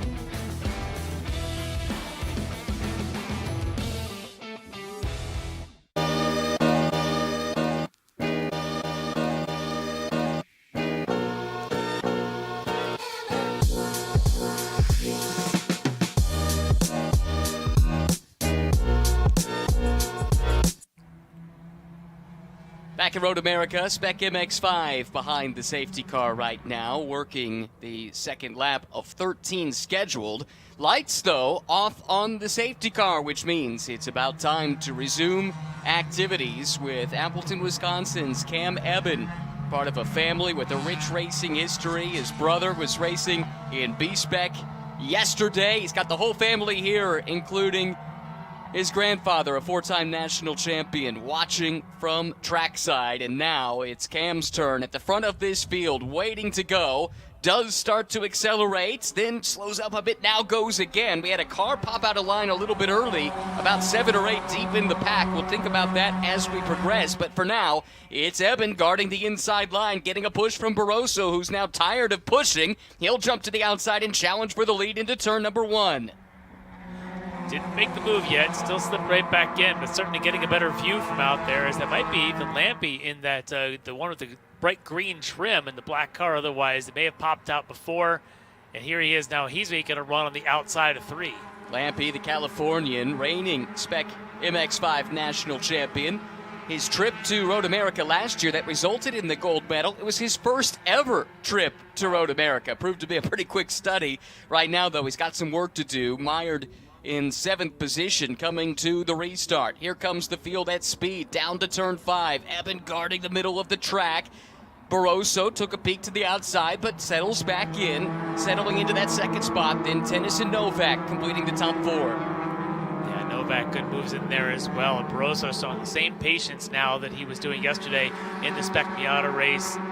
Up at the front, not time to pop out and do anything yet, but certainly you got to stay close because everyone's close. When you're in the middle of the pack like that, if you give up too much space, someone's going to go dive bombing you. And here he is again, just kind of protecting his Barroso just in case the Novak behind him tries to make a move. This is at the foot of Hurry Downs, challenging left-handed corner, then to the tricky carousel, which feels like it just goes on and on and on. Never ending. Once you do finally emerge on the other end, you've got to gear up, get yourself prepared for the most daunting turn in American road racing. That's the kick. But even before you get there, you got to survive the carousel, and that was a near miss. That was Tennis, I believe, at the 26, and he had a little bit of a wide line. He tried to stick with it and just ended up in the dirt. Now it looks like then Lampy's going to take over that 4th spot. But it does look like Tennis able to save it and keep it back on the track. A good charging lap from Lampy, up 3 positions already, just outside of the medal positions. The field comes around to hopefully complete its first full lap under green flag conditions. It's still Cam Eben showing the way with Barroso sitting patiently in 2nd spot. You do wonder what he learned from that experience in Spec Miata yesterday. It's a different platform, but a lot of similarities in terms of the style of racing between Spec Miata and Spec MX-5. A little bit. These cars a little heavier, a little beefier. Obviously a different tire, the Toyo versus the Hoosier, and the tires have to be managed. You mentioned that earlier. You've got to be precise with them. The other thing that happens with these tires, they tend to get hot, but you can kind of go a lap backing off and they'll come back. But right now, they are all about the heat because this front 5 is dicing it up. Look at it. It's nearly 4 wide as they come down. And again, Barroso just protecting that 2nd position. You can't do it forever. Sweeps across the nose of the 95 of Lampy, who's up into 3rd place now. Really strong run from Ethan as he tries to go back-to-back and defend his title as the only Spec MX-5 national champion. He's got a little work to do, but plenty of time to do it, having made his way up into 3rd position. Talked to him a couple days ago. He and Matt Novak, in fact, both of them happened to be at the block party here, and I said, so are you guys friends or what? As they're chumming it up the whole night. I said, yeah. Well, you know, on the track we hate each other, but around paddock things are great. Well, right now they're side by side, or Lampy and Novak. Well, now Lampy's trying to go side by side with Barroso. Barroso left just enough room for the two to come out on the other side of that corner. Again, brief overlap at the top of the hill that time as Jacobs was trying to pick his way around Lampy and up into 3rd place. Ultimately, discretion, the better part of valor here, working lap 4 of 13. Under 10 laps to go.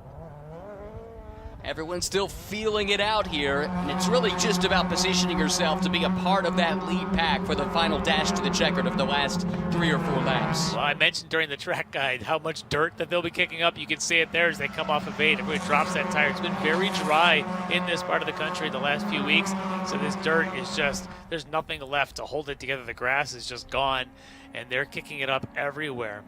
But look at Barroso. He is just protecting that spot. He just wants to stay behind him, and he does not want to let Novak or Lampy make a move. But I have a feeling that Lampy's going to try something because he looks like the most aggressive one at this stage.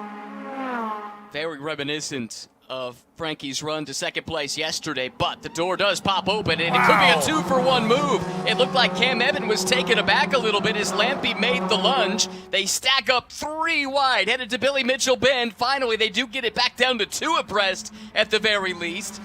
Wow, what a move from Lampy, able to take the lead momentarily, but the door was left open on the inside for a new challenger to come through, and Matthew Novak now has gone to the points. Yeah, great opportunity there for Novak.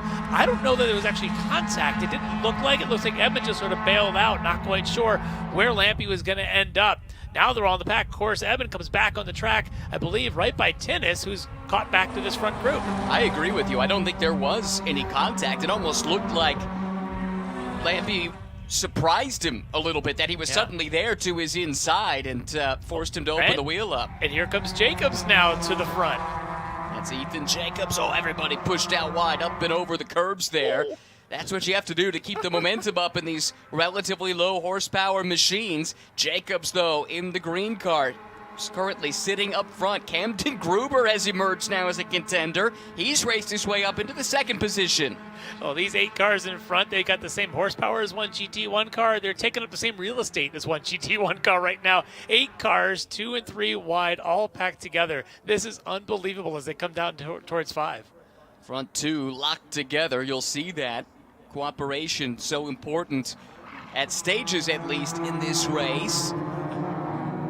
You can hear that tire squealing going in there. Loading up those Toyos, but they still come out the other side. Tennis wide at the bottom of the hill in turn 5. Cost him some momentum. He gathers it back up once again. That's the red and black number 26. Through that dust cloud that will be kicked up seemingly every lap at the exit of that corner. These drivers looking for grip anywhere they can find it.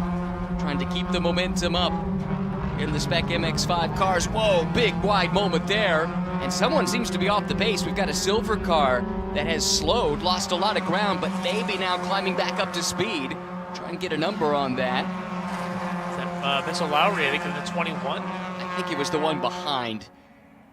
Could be proven wrong. Okay. But everyone seems to be back on the pace once again, but it caused a bottleneck momentarily. A couple of distinct groups starting to form. Right now, this is the lead group down to Canada corner. Lampy on the attack again. Oh, got into Gruber there in the 24? fender of Gruber, exactly right. The two, though, emerge on the other side. They're still side by side. Gruber in the 24, Planet Miata on the side of that machine. Very familiar color scheme.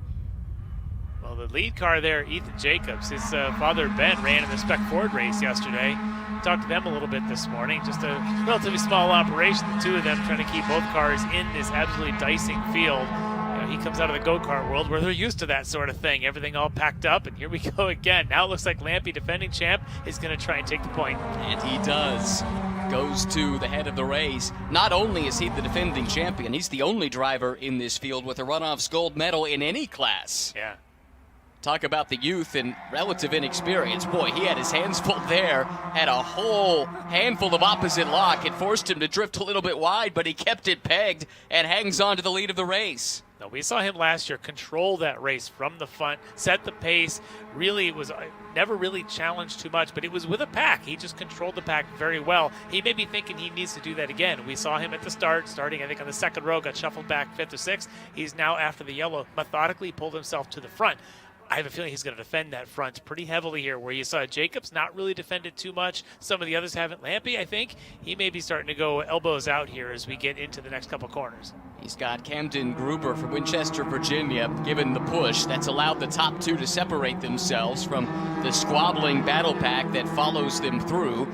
That other group now starts to get themselves sorted out, single file, but it's a Californian leading a Virginian, both coasts well represented. Someone off track and some body work maybe ripped off of the race car at the tail end of the train. Yeah, looked like part of a rear fascia or maybe, or a fender line or something. I don't know what it was that came off there. I think it came off of this number 11, Matthew Novak. Could have been, though, he just ran over something that was dropped off the car in front of him. Honestly, who knows? yeah, it could have been going back to the lap 1, turn 3. Maybe they carried that thing all the way down to turn 7. You never know. Yeah, there's that piece sitting out there. Whatever it is, it's well off the racing line, so we continue working lap number 6 of 13, approaching the halfway mark. These races are fast and furious, and with so much at stake. Gruber continuing to push Lampy now in the run to Canada Corner. Lampy in the black and green car, Gruber in the green and blue machine. With Lampy having to work so hard to get back to the front, we talk about these Toyo tires, how they'll go away if you get them overheated, and you got to kind of relax a little bit, let them come back to you. We'll see if his tires have reached that point, or has he gone beyond out in front, maybe leaving an opportunity for someone like Eben, who had his shuffling to the back. He's been patient now. We'll see how hard he works to get to the front. This is more dirt at the apex this time for Jacobs. Comes to the inside now of Gruber's. Got the toe coming up the hill. Barroso's got a choice to make. Who does he want to push to get this position? He elects to go to the inside line and will shove Jacobs up into the second spot, and a lot of smoke billowing out the back of one of these machines. Is that tennis again? No, it's not. That's one of the further back cars. Car off the pace, and I think off the racetrack. See if he can find a safe place to park that car, and we'll see if there's any fluids down on the front straight. Yeah, there it is.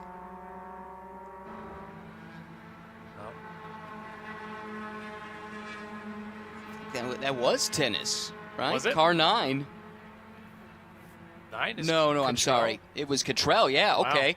Who had been in the top 5 at the time, and he's out of the machine, so day done early for the Atlanta, Georgia native. They are showing a debris flag on the front straight, so they may thinking there's some fluid down there. They're going to just want to keep an eye on, show that to the drivers for a few laps. Hopefully that car is considered a safe position. Wild ride from Lampy there as he went wide at the exit of turn 5. That's cost him 3 positions from the lead back to 4th place now.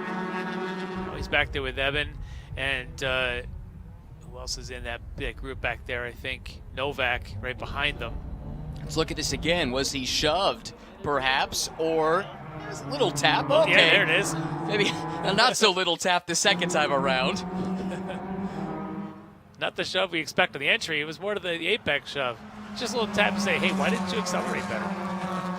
Tom O'Gorman was telling me yesterday in the Spec Miata race that it's become commonplace to actually do a little bump draft at apex to kind of give you the shove out of the corner. Maybe that's what they were attempting to do here in Spec MX-5, but it didn't quite work to the benefit that time of the erstwhile race leader, Ethan Lampy, who's dropped back to the 4th position, but still plenty of time left. Nope. Yeah, now it looks like Lampy's going to get defensive in front of Eben back there for the 5th spot. Make that the 4th spot. And it turns into a challenge for 3rd here as he goes side by side with Barroso, who's been sitting there quietly at about 3rd, 4th, 5th for a good chunk of this race after running 2nd in the early stages, but he just got freight trained, lost the spot to Lampy, and it looks like Eben will try to come through as well to the inside. I like the outside line, though, and I think Barroso did as well. He just kind of selected that one, staying far left here, maybe not wanting to give any kind of a side draft. Maybe he wants to give a chance for Eben to pop out if he needed to, but interesting here how wide he chose to go. Some debris. Yep. A big piece of debris there on the front straight. That might be with the flags. That may not be fluids. It might have been parts. Gruber and Jacobs now sitting 1st and 2nd. Jacobs, another local from Oshkosh, Wisconsin. And those two seem pretty content to run in that order. It's allowed them to build an advantage up close to a 2nd now over third place, Ethan Lampy, who has been in the wars today. He has been up and down like a yo-yo since the drop of the green flag. This next pack back is getting pretty intense as well. I think Barker, Andrews, Squirk, Tennis are all in that group now. Yeah, good to see Tennis has recovered. He's had a few fraught moments. There he is in the red one there, second in line in this group. Behind him, Joey Andrews late on the brakes, able to make a couple of positions up down in turn 5, and then Ryan Gutierrez with a little bit of a shove to the car in front of him. I think that was Michelle Squirk getting the benefit, I guess, of that push coming out of there. I don't know if she feels the same about it being a benefit. Now this is a contact form of motorsport, no question about it. So far, we haven't seen anything that's gone over the line, but you can see some of the damage to the front fascia of a few of these cars from some aggressive, let's say, shoves that have been given. On board now, great look at what it takes to drive one of these Spec MX-5 machines in traffic here with Ryan Gutierrez from Madera, California. Signal a little tough to catch there at the far end of the track as it goes down behind the hillside. This is approaching the lowest point down here as they head through the kink and down towards Canada. Lowest point of the track with plenty of trees to provide some interference as well. It's become a 5-car battle pack at least at the front of the field once again. Gruber continues to lead and Jacobs sits second, but Lampy has the rest of that field in order now. And they have been able to run down the top 2 once they started to cooperate. Lampy's got a bit of a loose rear fascia, looks like, just behind the left rear wheel. He does. Looks mostly secure, but you see him kind of flapping away just behind the left tire. I noticed that shortly after that shove that we chronicled a few laps ago. Pop a couple plastic rivets out or something, and now it's just sort of loose, which will hurt his straight line speed a little bit. And with the 2 of them in front, there you can see that now just really flapping pretty hard. The 2 in front, though, working so well together now with Jacobs just pushing Gruber along. Jacobs popping out of line there. That might have been about controlling temperature as much as anything else. Yeah, get a little bit of cooling there as you go to the brakes. Did not look like a concerted effort to make a pass, but providing that offset to get some air into the radiator and onto the brakes as well, as you rightly point out. I'm wondering if maybe Barroso's had a bit of an issue. We saw him come off of 14 a lap or so ago and kind of just go to his own line to the left.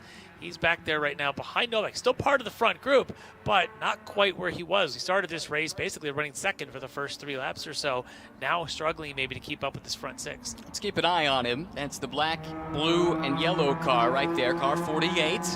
Runner up yesterday in Spec Miata. Time's starting to run low though. Working lap number 9 of 13, so less than 5 laps remaining.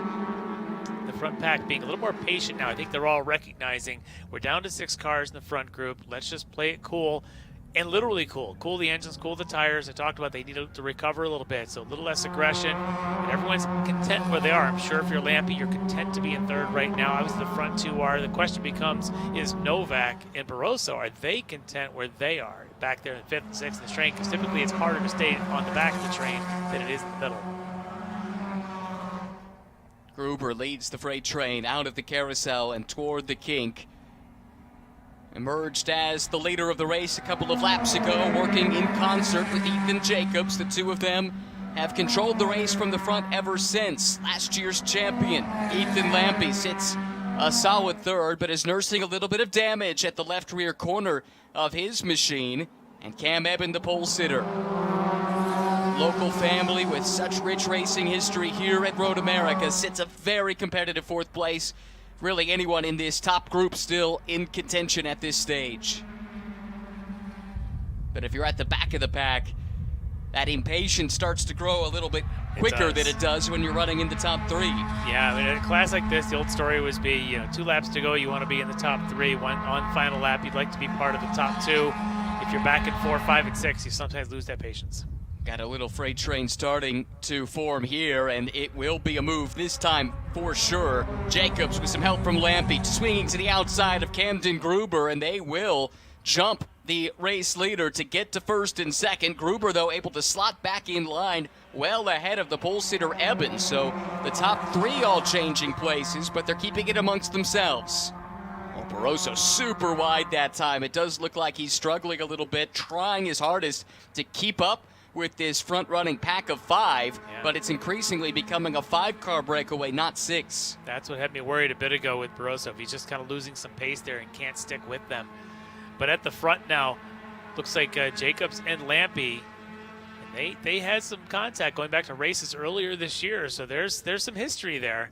We'll see if any of that comes out, if that's going through the minds of Jacobs and Lampe right now as they go side by side into 5. This would be the time for it to come out, but actually they gave each other plenty of room. Lampe does go around Jacobs and into the lead. Meanwhile, Eben has been passed by Novak, but he's not done yet. Fights back to the outside, top of the hill, turn 6, hangs it tough. The two lean on each other just a little bit, but Eben is not to be denied. He fights back. Here's turn 7 now. He has the inside line, but he backs out of it. And now forms up in that 5th position. Top 3 trying to break away now. I don't know that they're going to be able to break away quite yet, but them mixing up at front, I think, is allowing Barroso to stick with the pack. If there's anything left in his car, if he is just on that sort of cooling period in the car, he may be the one who can make a charge. But from 6th to the lead with the other 5 all feeling the same way, it's going to be a monumental task. Is he just keeping his powder dry, or has he showed what he has to fight with? At this relatively late stage in the proceedings, we'll soon find out. He's got Eben in the crosshairs now, who has slipped back to the 4th spot. Lampe, who last year won the championship by sitting in this exact position for a good chunk of it. Controlling the race from the point. Debris on the racing line. That forced Lampe to panic a bit. Went wide, and that opened the door to the inside. He drops back to 3rd just like that. I'm a bit surprised he struggled, because he'd be the only one that could see that. Because as a lead car, at least you know where it is. Everyone behind you, they're going to catch it as soon as you move to the side. But that thing is just blowing around there, and Lampe got caught out a little bit. Now he's going to work back up, but he's left Gruber as well as Jacobs now at the front of this field. What will Jacobs do? He's been a willing pusher, helping Cam Gruber out early in the race, and it looks like that's the plan here as well, as he stays tucked in line. Plenty of hand signals between the two. You see the gloves flashing in the windscreen of the leading cars. They'll try to separate themselves from the rest of the pack, but it's easier said than done, because Lampe has returned with a vengeance. Yeah, no, separating is just not possible with this group. There's too much talent, too much speed, and too much draft at a track like Road America to be able to pull away. Down the hill to turn 3 now. Gruber, Jacobs, Lampe the top 3, Novak and Eben the top 5, and Barroso again, try as he might, just can't quite hang with this top 5 unless they start to scrap amongst themselves. Jacobs, another one that grew up right around the corner from here. He used to race at the go-kart track right down the hill in the carousel area. He knows this place extremely well, and right now those skills are coming in handy as he's going to make a move to the lead if he can get the car wound down. He was a runner-up a year ago. He'd love the top step if he can get it here today. He's in that position now, having made the move to the inside of Camden Gruber for the lead of the race. Number 199, the Oshkosh, Wisconsin native, out in front of his home track. I can't imagine how nervous his father's feeling right now, right? And knowing he's a racer, he does his own thing, and I'm sure he's on comms with him, but watching all this, when it's your kid out there, you can't help but have the extra nerves. The kid's probably calm as can be. I don't think we have a live heart rate on him. We got somebody else's, but still, I'd like to see the heart rate on Ben right now. You and me both. Silky smooth at the front of the field, using all the home track knowledge to his advantage. It's still 6 cars in contention with under 3 laps to go here at Road America 2025 National Championship on the line. Ethan Lampe trying to go back-to-back, sits in the 3rd spot. Like I said, you'd like to be in the top 3 with 2 laps to go. They're coming up to that point, and now we'll look at Evan thinking the same thing. He tried the lunge move, didn't work. Novak able to hold that line. Novak's the one who was probably thinking he needs to get past Lampe, but good luck. He's had a wide car all day long. Lampe would like to get to the top 2 before the end of the next lap, so see when he decides to make that move. to turn 14, crucial quarter for lap speed. Oh, a lot of curve to the inside there for Jacobs. Popped the right sides up into the air, but it didn't seem to cost him a whole lot of momentum. Here comes the top 3 up the hill now, breaking away from the back 3 in this pack that used to be 6. Not much cooperation happening here.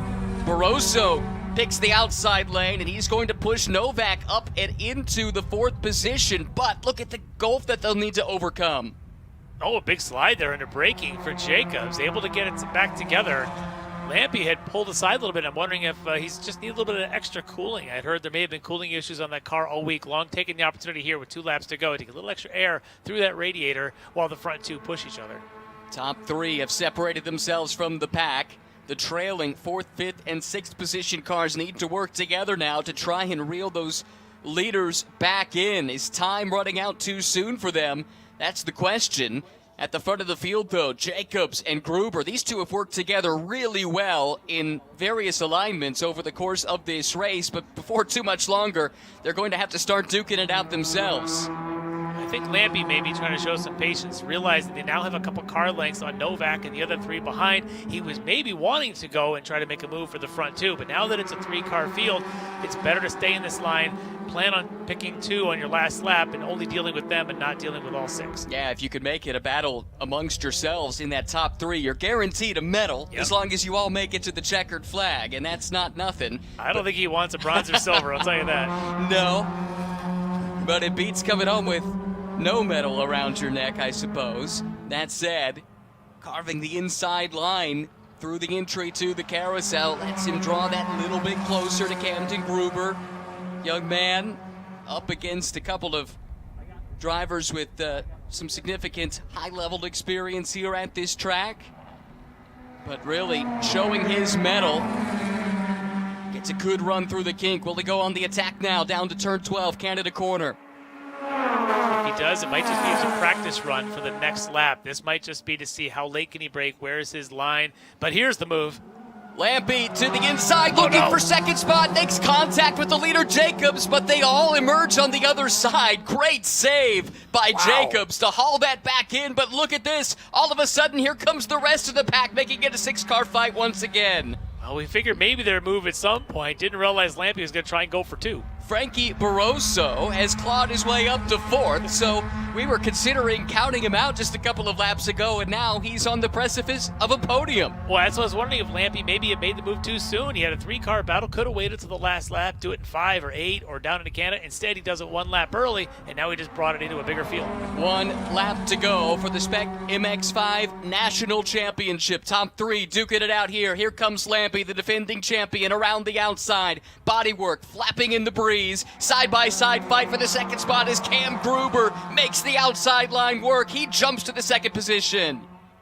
Yeah, Gruber staying very calculated here. Stuck there behind Jacobs for so long. Now he's willing to follow Lampy because being in the 2nd position is a good place to be. The question is, we've watched Lampy and his aggression. The question now is, how aggressive is he defending all these positions? Into 5, we'll see in a second. Will he defend into 8? And where is Gruber, who's basically watching everyone else in front of him be over-aggressive? I think Gruber's got a great chance here with a little extra tire to maybe make a move. Top 6 emerges from under the Sargento Bridge. Now the downhill run to turn 5 for the final time. Lampy trying to go back-to-back. Camden Gruber trying to take his first ever national championship in the Sports Car Club of America. Lampy actually building a bit of a margin, about a car length on the 24 of Gruber. Everyone lined up neat and tidy behind. No one willing to make that decisive move yet. You don't want to make it too soon. Yeah, especially if you're 2nd or 3rd, because there's 3 more now that are so close. Look at Eben, though, making the move on Barroso. Yeah, he knows he's got no time to wait around. Trying to take the 4th spot. Barroso forced out wide, but hangs on to the spot. Eben couldn't quite pull up alongside fully enough. Lampy, meanwhile, now has a 2-car length advantage over 2nd place Camden Gruber, who has his pusher for a good chunk of the race. Ethan Jacobs lined up right behind him. Lampy with a great lap, this time executed perfectly the exit at 8. That's where you need to do it. Create a little bit of gap, and then the next 2 now have a little bit of room with the the Eben and Barroso thing happened behind him. They actually can get aggressive. The question is, do they do it now? Can you get to the inside of Lampy? It almost ended in tears here in Canada Quarter. 1 lap ago, Lampy guards the inside. You wondered how aggressive he would be. We've got our answer. Jacob lets it roll around the outside, but can't get the spot. Gruber, Jacob still side by side as Eben goes for a wild ride. It's not done yet as Lampy leads the field through Billy Mitchell Bend. One more corner to go, and then the drag race to the checkered flag. Lampy trying to go back-to-back. Gruber and Jacobs trying to get a win themselves. Big shove at the apex of turn 14 nearly sent Gruber around. Is that enough for Lampy to hang on for a back-to-back title? Here they come, up the hill, looking for the checkered flag, and for the second year in a row, Ethan Lampy is your Spec MX-5 national champion. Wow, what a last corner. All three of them were nose to tail. There actually may have been contact. Look how excited he is in that car, Ethan Lampy.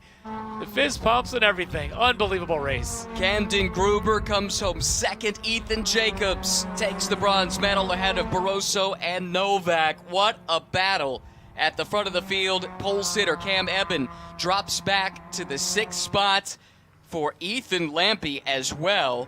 We should note this is a super sweep for him. Second driver at the runoffs this year to accomplish that feat. He also won the Hawk Breakthrough Award earlier in the weekend for his improvement from day 1 to day 2 in qualifying. So just taking all of the hardware for Ethan Lampy. But I spoke too soon. Do you remember on the restart? Yes. We said that a car might have jumped out of line a bit too soon. That was the car of Lampy, and the word we're getting from race control is he might be receiving a penalty. That would be heartbreaking considering the fantastic race we just had, but everyone knows that rule. You mentioned it as we went green. You got a chance to see it. It sounds like the stewards are responding, so we'll see how that comes through.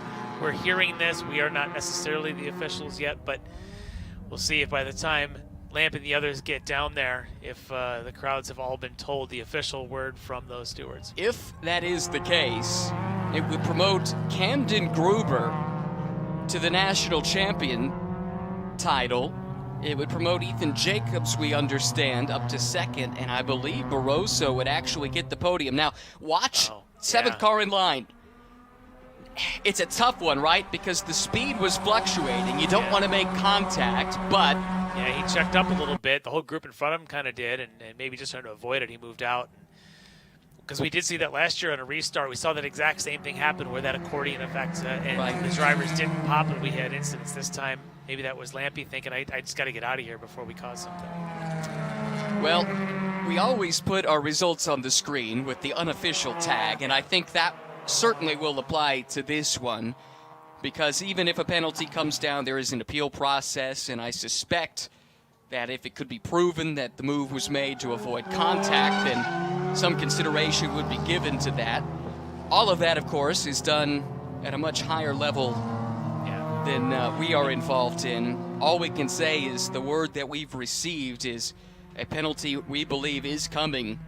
It doesn't take away from the fact it was an amazing race. Lampy, Gruber, Jacobs, Barroso, Novak, Eben put on quite a show. Amazing racing. A little bit of contact here and there, but everybody kept racing. They were leaving room for each other when they could.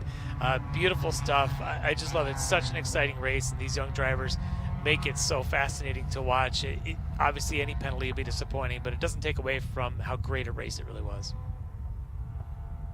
If the penalty is handed down as we anticipate, it would mean Ethan Jacobs is a runner-up for the second straight year. Yeah.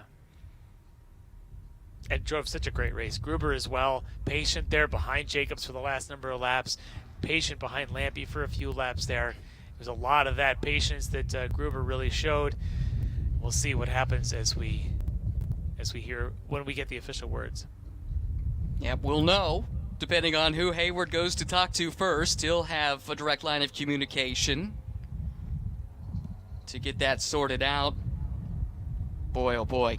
Yeah, you hate to have officiating determine the end of this, but, you know, the rules are there. They need to be enforced. So that's the situation as we understand it.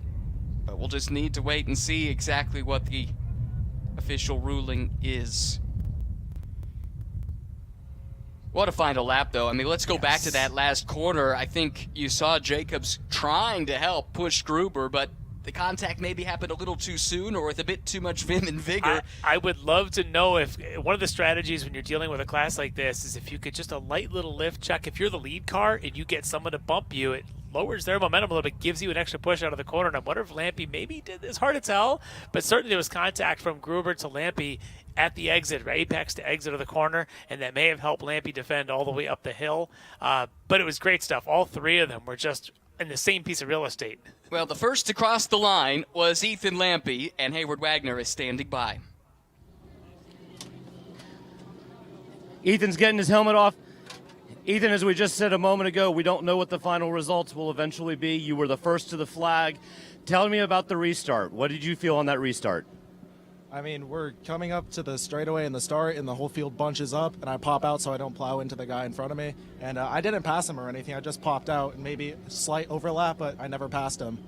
And the result is what it is, but at the end of the day, my dad and I put so much effort into being here, and being able to pull this off twice in a row is just unreal. Well, congratulations on an incredible drive, coming to the flag first, obviously. You need to thank your dad, but how was the race for you overall?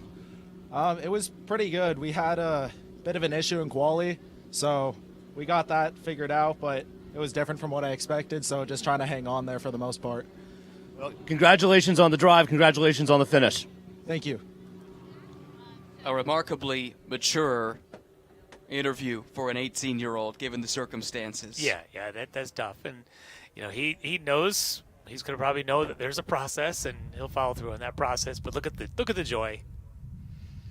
He's right. You can't take anything away from the race that he drove. The execution was excellent, but we wait to see what the official word is going to be. On the flip side of that equation is Camden Gruber, who's standing by with Hayward. Camden, I got to think the last 10 minutes has been quite an emotional roller coaster. Going into Canada quarter, too wide, all kinds of craziness, getting tapped at the apex, coming onto the front straight, losing momentum, second to the flag. Maybe I won, maybe I'm the champion. Here's your gold medal. What has this been like for you? Oh, it's been a heck of a week. I mean, we've been chasing setup all week. I think we finally in qualifying there got the setup squared away. But I mean, it was a good long race. I mean, a bunch of respectful guys. I couldn't ask for a better group of guys to race with. Yeah, I mean, it's just a great race.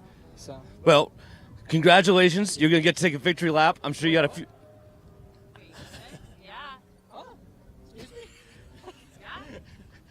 Hi, Camden. I'm Hayward. You are a national champion, sir. So the race director has put a 5-second penalty on the car ahead of you for a jump on the restart. This is gold. This is gold. Thanks to all my supporters. I can't thank my parents, Planet Miata, RP Performance, X Factor Racing. Chris Childs really helped out a lot this week with setup. And yeah, it's just been a great race. So thanks everybody, and thanks to all the volunteers.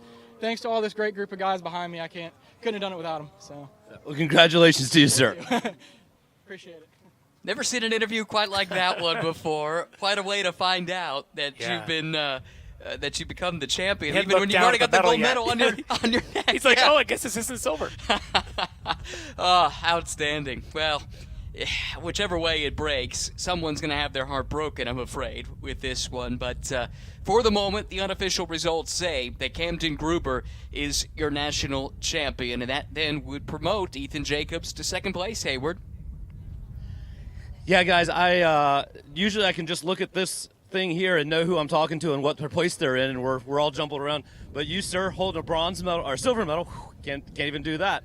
The silver medal, second place at the runoffs. Last lap had to be incredibly exciting. Everything since maybe a little bit confusing, but how are you feeling right now? No, I'm very excited to be on the podium for the second year in a row for the runoffs. Obviously, I took second place last year, and I was really going for that win. But yeah, with a little bit of contact going in the Canada corner with 2 laps left, I got shuffled back to third, and I just did what I could to hang on to that podium, and I ended up taking second place. Well, congratulations on the silver. Thank you, sir. Yeah, hard to process all of this. So much has changed even since the race went checkered, but we'll have plenty of time to sort it all through. The bench racing now begins, and they'll all be thinking about this for the next 365 days until they get the chance to do it all again in the 63rd SCCA Runoffs next year. Let's go back to the start of the race, and hometown hero Cam Evan started on pole position. It was frantic immediately, as we anticipated. Evan led the field down to turn 3, but early on, big contact for Weston Duchek, who was eliminated from the race in this incident, but was all right. Here's the big moment on the restart. Car 7th in line. Ethan Lampe jumps out of line too soon, according to the stewards, and was penalized for that post-race. But he didn't know it at the time. We didn't either. That looked like a crucial move that helped to get him to the front of the field, one of several, as he was dicing it up with the front runners all throughout the race here today. Side by side up the hill, in this instance with Matthew Novak. Then, a little bit later on, he had been shuffled back to third, pushes another Wisconsinite, Ethan Jacobs, to the lead of the race. This was a big lunge late in the going as Lampe did tag the back of Jacobs there. Everybody able to come out on the other side, and the race continued up the front straightaway. Lampe around the outside with Camden Gruber in tow. This was on the white flag lap that put Lampe to the lead on the road, and he brought Gruber around to the outside. It was Lampe that saw the checkered flag first, but on adjusted time with the penalty, Camden Gruber takes his first ever SCCA National Championship title. Exciting stuff. Plenty for us to talk over in the weeks and months to come, but it's Camden Gruber who is about to set out on a victory lap as your 2025 Spec MX-5 National Champion.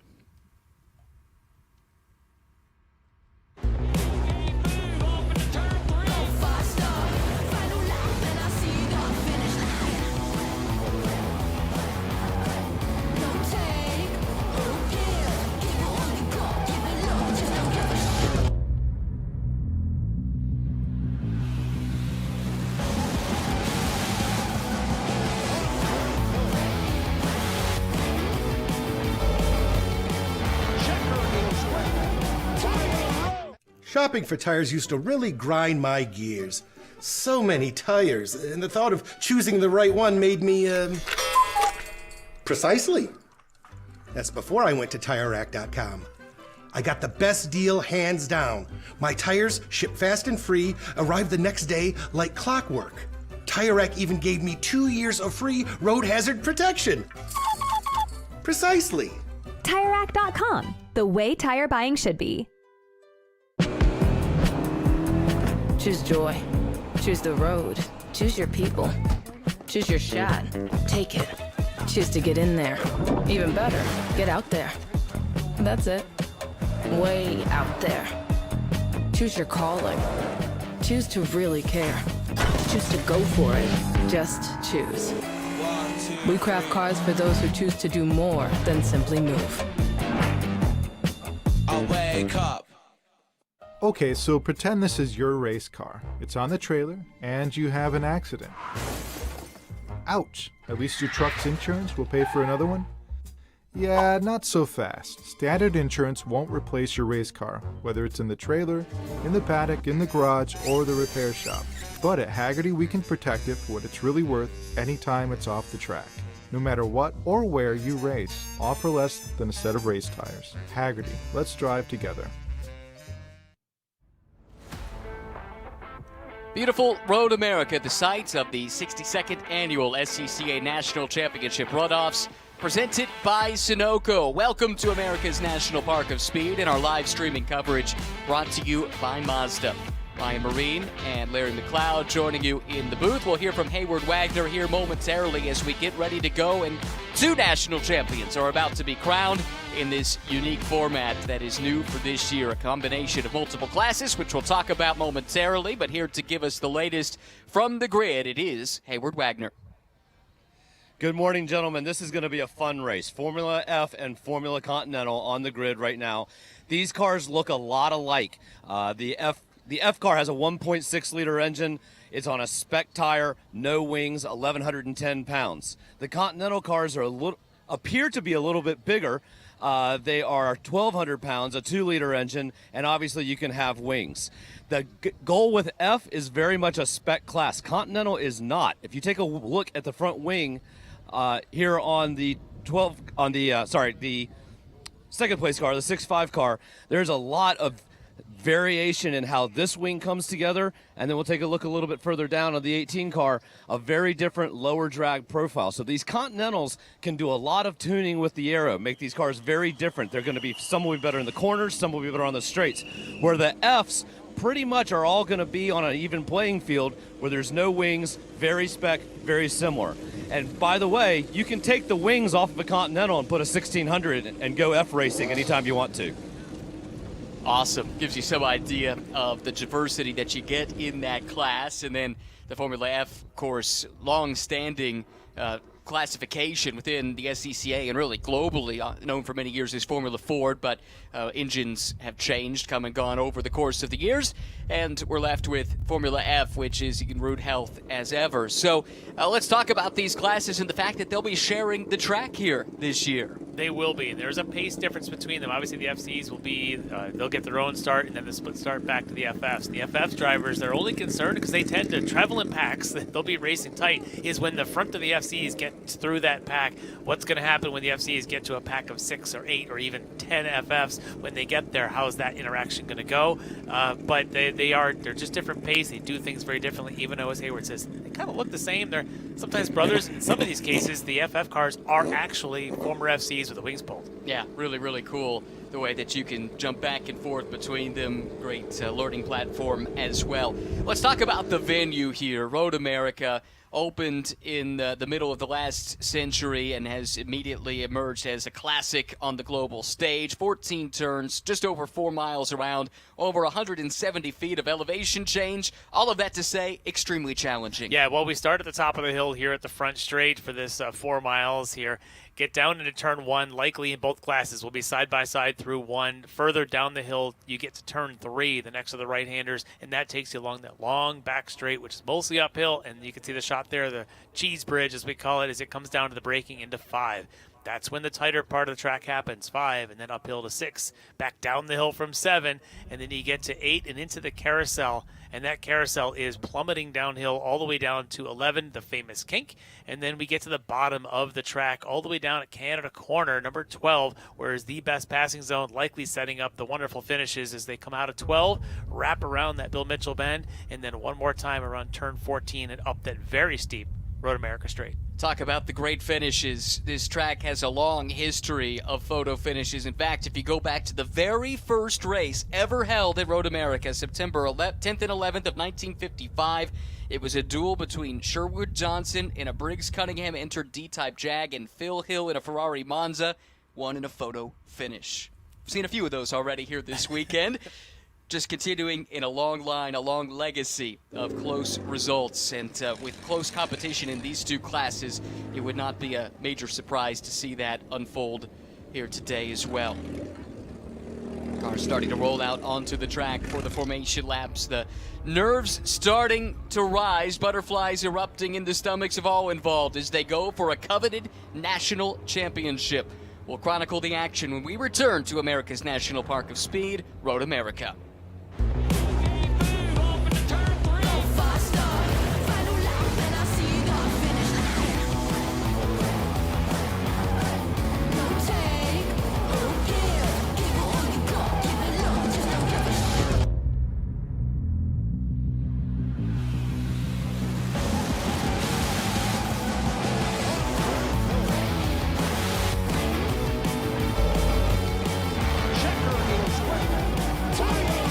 Shopping for tires used to really rub me the wrong way.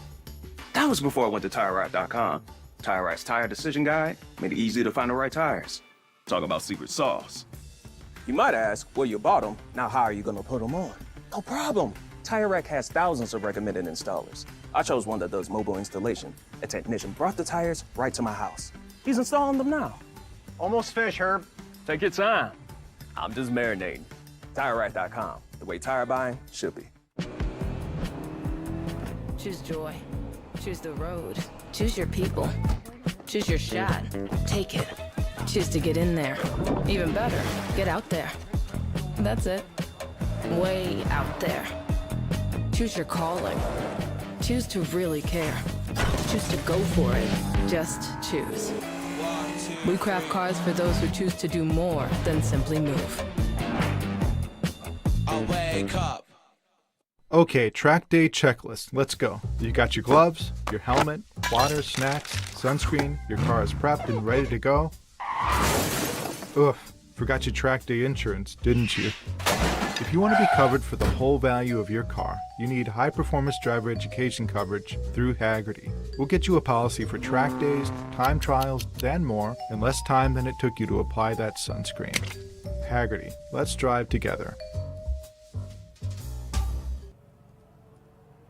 Moments away of the start of this dual national championship race, FC and FF combined in a single race here in 2025. Split starts coming up in just a moment. The FC starting order, your Tire Rack Pole Award winner, the racing professor, Brandon Dixon, next to Brendan Cronin, Michael Barrisons, and Timothy Miner will make up row number 2. Then you find John Jansen and Hayden Eade starting positions 5th and 6th. Carter Sheets and Rock Beauchamp starting 7th and 8th. Bill Walschlager and Bill Johnson in an all-Bill row number 5, 2 positions at the back of the class. FF, very busy as you'd expect, with the youngster Jonathan Kotick starting on pole. Parker Gill will start 2nd in his Piper. Then you've got Nathan Dowd and Andrew Moran making up the 2nd row of the FF starting grid. Robert Dietz and Demetrius Konstanidis starting back in 6th. Tazio Stefanali and Teddy Burns, the Teddy Bear, starting in the 8th position.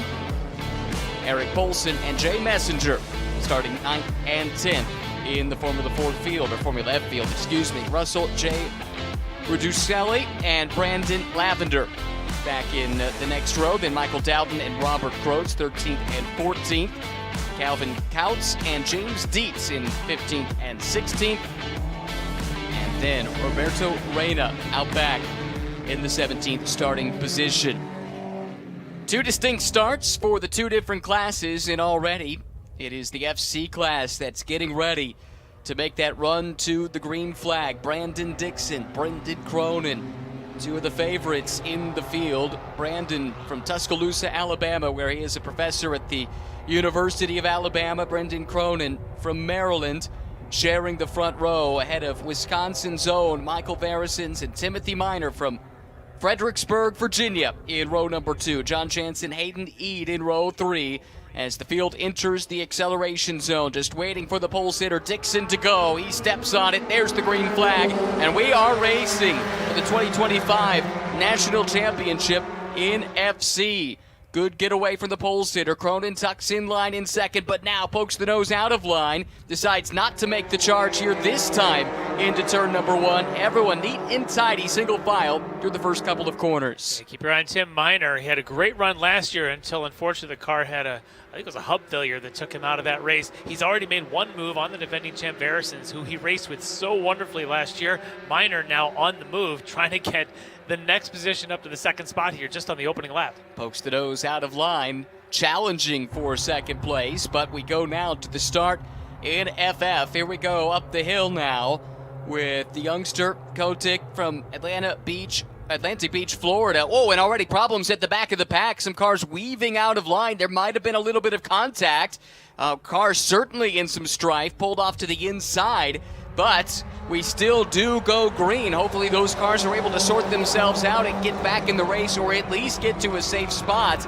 But that's not the way you want your national championship to get started, with problems even before the green flag. And there is a car limping down the pit straightaway at the back of the shot. 3 wide, funnels down into 2 at the apex of turn 1. Everyone clean through to the other side. So close there in the middle of the pack. Hopefully those other cars had their issues are not going to be there, and we don't have to go any kind of yellow as we look at the field now running through here through turn 3. Kotick out in front, running one of those Swifts, one of the older chassis, but with that, I believe he's back to Ford power like last year.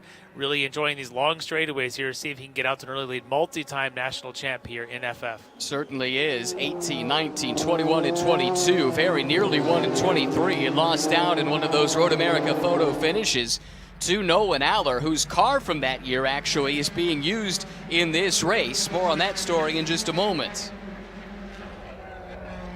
Right now, though, we'll focus on this battle as Miner has raced his way up into the 2nd spot. Back to FF. Look at them organizing themselves into one serpentine line, which now does break formation slightly in the middle part of the pack. I think they may be down now at the point right now. It looks like Kotick got shuffled back to third.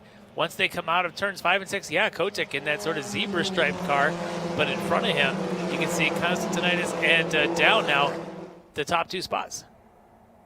Talked to Demetrius a little bit earlier in the weekend, originally from Sydney, Australia, now calls Chicago home. Grew up doing some karting down under and says he's done some GT racing, some full fendered racing, but this feels like he's back in a kart again. He feels right at home. Fight is on for the lead in the class. Up the inside, it is the Aussie turned Chicagoan, Constantinides, into the lead of the class. Picture perfect start from him. Oh no, that's Teddy Burns, the 81. Able to keep it off the wall though, and it looks like the car will continue on. Wow. That was fortunate. It's a tight part of the racetrack. Teddy Burns goes around. Hopefully no issues there. You know, these Formula Fs can get a little bit of bends in their suspension if they make too much wheel-to-wheel contact. You really don't want that with these open wheelers. And that's Verison, the defending champ, having an issue now at 5. Oh my goodness. High drama in FC. Verison's able to continue on as well. Back to FF, and Kotick has gone back to the lead of the class. This is what we expect to see all race long with the draft so important, cars swapping positions. It's tough to stay out in front of this class. It really is. It's Down doing a good job of staying in that front 3. Kotick has been at this a long time. Sure, he wants to be the lead car every quarter, but he also knows sometimes you just can't, especially here at Road America. But this may have been where he lost the lead on the opening lap. As Constantinides actually now is coming up to the inside of Down, coming into 5. Challenging for the second position, car 33 to the inside of Nathan Down in the yellow 96, and he will take the spot away. But look at the lead Kotick's been able to build while these folks have been fighting amongst themselves. That's Parker Gill then, I think at the number 6, that orange car just now up behind Down for the 4th spot. From north of the border, Ajax, Ontario. Part of that Canadian contingent that always has a part to play in the runoffs each and every year. This was the spin again for Teddy Burns. Yeah, it looks like he got side by side with Parker Gill, and not enough real estate for the two of them to occupy coming out of the Bill Mitchell bend. Does look like he survived that pretty well though, unscathed. Burns now lives in Madison, Wisconsin, where he works as an engineer for the great Kelly Moss Porsche team, GT team. He's got his dad, Ted, mom, Debbie, and his parrot, Lilo, along with his dog, Shelby, here cheering him on. Everybody needs a parrot. That was my biggest surprise of the weekend. I had never seen a parrot at a racetrack before, but there's a first time for everything. And evidently, Lilo loves coming to the racetrack. I hope it makes race car sounds. Evidently, it really enjoys race car sounds. I didn't hear it mimicking any, but you never know. Anyway, from the parrot, let's get back to the action on the track. And look at this lead. I just was saying how it's hard to stay in front, but this is what you can do if you're quick and everyone behind you is not cooperating. Yeah, the group back is having a pretty good scrap, but yeah, if you're Kotick, you would love to be able to get away and not give any draft to the group there behind you. The others are going to have to get along and work together. It doesn't look like they're quite ready to, as Constantinides is going to have the lead in this threesome pack for second place, but they can't quite figure out who is going to lead that group, and that may be trouble for all three of them, with Jonathan now separating from them. Constantinides able to hang on to the second spot. Told me he felt there were at least 9 cars that could win the championship this year in this class. He'd like to be the one. That was his goal. He said, I think I can win here this weekend, but got to keep the car in one piece. Wife Nicole and son Alexander watching on from trackside as Brandon Dixon shows the way. Super experienced and brings a tremendous amount of resources and mental acumen as a professor working in the automotive field. In fact, in his role with the University of Alabama, he's helped a number of, or one of the teams that's been involved in the Indy Autonomous Challenge autonomous racing program, and he's really helped them develop some of the AI models to mimic a real racing driver in terms of making overtakes and things like that in some of the passing competitions that they've had. That's fascinating work. I'd love to see that kind of thing, getting into motorsports and how that's going to be managed. But right now, he's doing things the old-fashioned way here, the old analog way for Brandon now, operating out with that lead. Won his third Tire Rack Pole Award here this year, but it was his first since going back-to-back in 2012 and 2013. Right now, he has a 3.5-second lead over Brendan Cronin. Timothy Minor with his hands full here. This is the fight for the final step on the podium. Minor has it, but John Jansen would love to take it away. Yeah, he's trying, but Minor has been aggressive since the drop of the green flag. He's going to be aggressive in defending. The issue with Minor is he may have lost pace then to Dixon and Cronin out in front. Jansen's just seeing an opportunity now to try and race with Minor, who's had a lot of success around this place. Like I said, he led last year's race up until that mechanical failure for him. He would certainly like to get some revenge on that feeling and to bring this thing back to a podium. Longtime competitor in this class, Tim Minor. Dominated F2000 Pro Series racing for many years. So this style of racing, he is certainly no stranger to it. Right now in position potentially for another medal. Good little battle pack here, second, third, and fourth in the FF class. But amazingly, Kotick has disappeared down the road. Well, the one to watch that I'm looking as I see those three fighting for second place, there's a beautiful chrome and red trim car, Calvin Couts, creeping up on them. I believe he was on the grid in 15th. And right now, he's sitting 5th right behind this group. Look out for that second-generation racer. His father, Tim, of course, drove this car for a number of years. And now Calvin, the younger of the Couts, is now doing the same thing. I was wondering what was going on with his qualifying position. Must have had some issues. There were a couple of all-black flags and yellow flags during qualifying in their 2 days. Couts may have been stuck in some of that. Here he is showing his true race pace now, right at the back of Gill. Yeah, that's that silver with red trim, car number 88. Silver maybe doesn't do it justice, more like chrome. It is full-on chrome. It's beautiful. I'm not sure that the flaggers like it as much to be able to see his numbers, but there aren't a lot of them. But that reflection is just ka-ching as he goes on by. Yeah, beautiful in the autumn sunshine here on an unusually warm weekend for this time of year in central Wisconsin. Sitting at the back of this train, trying to remain as patient as possible. All the while, though, the class leader has disappeared down the road. Constantinidis under attack once again. Not able to hang on to the spot through Canada corner. Kind of checks up the rest of the pack, and like maybe Couts was in a position to pounce, but has to settle back in. Yeah, I think he's realizing he's caught the pack he figured he should have been qualified with, so now he's on pace with this group. But now the draft starts. But all of them got to be thinking, are we all just fighting for second, or do we need to somehow cooperate, go ahead and try to make a run to catch the leader, Kotick?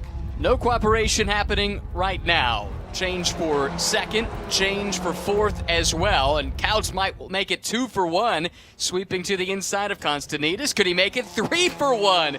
He does. 3 positions on the front straightaway alone. That is a miracle draft there for Couts. Goes by all 3 of them in one straightaway. Had to do a little bob and weave to make it through, but he does.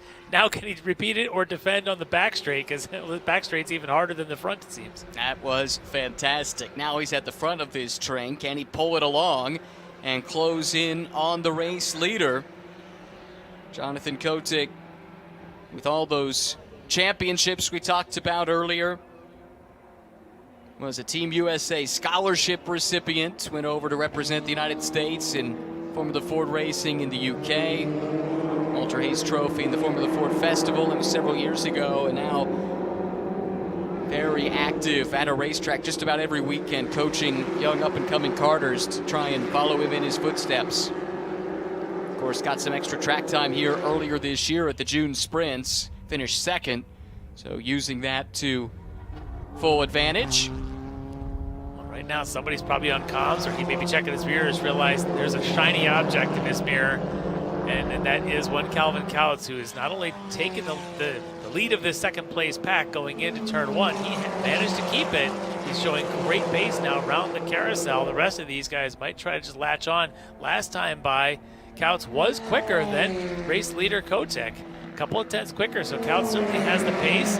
Kotick may have to watch that a little bit, watch that gap as we're getting into this sort of critical point of the race. Jonathan is looking for some history here this weekend. If he could win, he would move all alone to the record of most FF National Championships in history. Dave Weizenhoff and Jonathan share that with 4 apiece. A 5th would be uncharted territory in this super competitive class. It is hard to win 1, let alone 4 or 5. You made a reference to his youth, and it's hard to believe he is still relatively young with all of his success here, and you can tell this means a lot to him. Obviously, what last year with the last lap contact and some penalties and things kind of left him feeling a little bit hungry. He's showing that hunger now and wanting that 5th medal. Well, this is happening to his benefit here because 2nd, 3rd, and 4th are unwilling to cooperate entirely. They were side by side momentarily, but do get it sorted out. However, the lead continues to be something approaching insurmountable at this stage. Meanwhile, this is the recovering Michael Verisons. Just did the race's fastest lap the last time by, running at a 2:13.7. Brandon Dixon, the leader in that class, was a 2:16.2. Yeah, that is pace, and for Verisons, unfortunately, on that, I think it was lap 2, he had the spin there, or whatever it was that happened in turn 5, set him back down the order, but he is by far the quickest car on the track. The defending champ, plus he's got, 7 in Formula Vs before he even jumped into the FCs. This guy's got a lot of success, even here at Road America, but the level of disappointment's got to be pretty strong for him right now, and he's driving with anger for sure. To clarify, Dixon still has the race's overall fastest lap, but Verisons was the quickest of anyone on the previous lap. His most recent lap was about a second off of that pace, but still faster than anyone that he's chasing. On one hand, that's great that your car is quick, but it has to be so frustrating that you're mired back in 8th place. Yes, it definitely does, and he'll try and work his way through a little bit, but right now Dixon, Cronin, and Minor are at such a pace.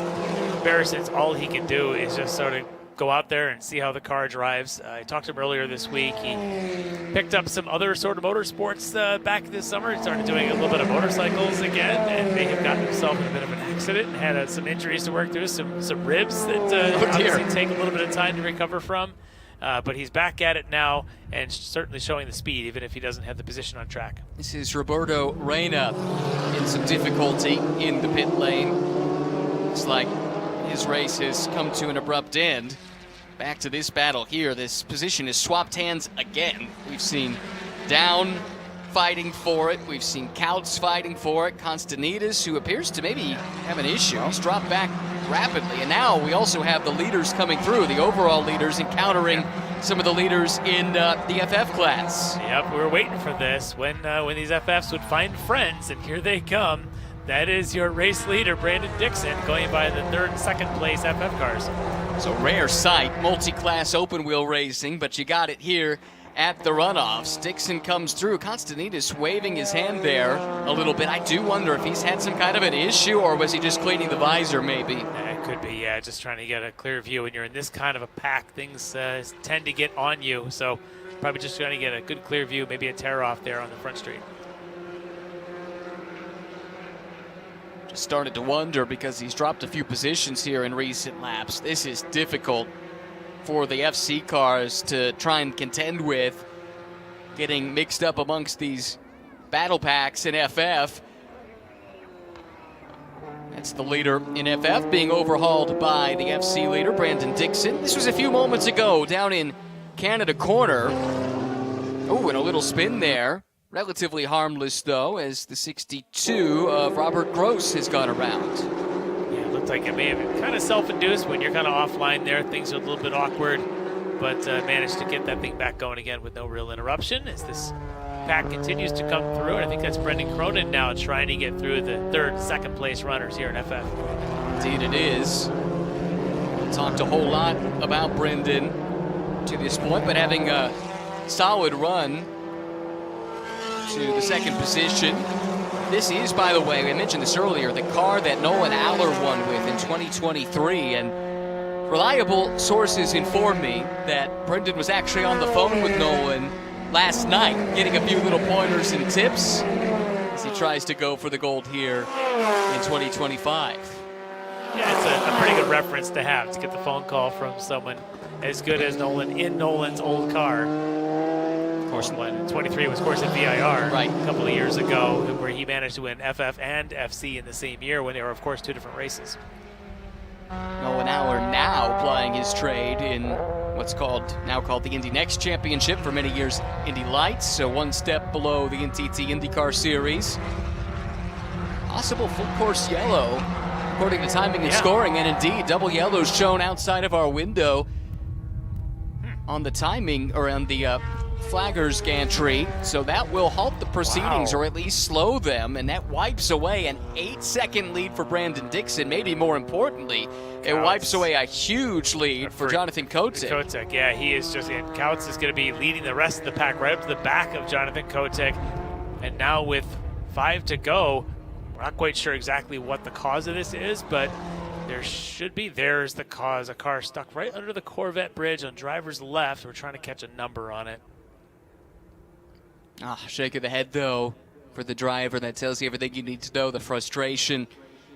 Is that the 25 of Rock Beauchamp? Is that who that is? Yes. Good eye, Larry. Really spot on. It is Rock Beauchamp. We mentioned his co-worker at Kelly Moss earlier, Teddy Burns, but Rock also works for the famed Porsche team. He's the logistics manager for them. Busy stretch, of course, racing here this weekend, and then they've got a lot of activity at Petit Le Mans next weekend, and I know there's some Porsche single-bake racing going on the following weekend at Circuit of the Americas that Kelly Moss is involved with. Well, this will be interesting. Obviously, in the FC crew, it brings Cronin up to the back of Dixon. In the FFs, it's going to bring Kautz down and Gill and Constantinidis right up to the back of Kotick. There's also going to be some FCs mixed in there. Tim Miner, it looks like, hadn't quite yet lapped the FF lead pack, so he's going to be in third on the restart in FC, but he's going to be behind a pack of 5, I believe, FFs. Yeah. That's interesting. We know in these multi-class races, they don't do split restarts. They won't have safety cars separating you. Basically, they'll pick up the one race leader and everybody else comes in behind. It's going to be a lot more work for someone like Tim Miner, but this is almost a gift to the rest of the FFs as well as to Brendan Cronin, now right behind their race leaders with maybe, we'll estimate 3 to 4 to go when we come across. Right, don't anticipate this being a lengthy stoppage. That car is already being attended to. The only question is, was any fluid left down? But heartbreaking for Rock Beauchamp, whose father also was an FF and F1000 racer in the SCCA, one of so many multi-generational families that are involved at the club level of motorsports.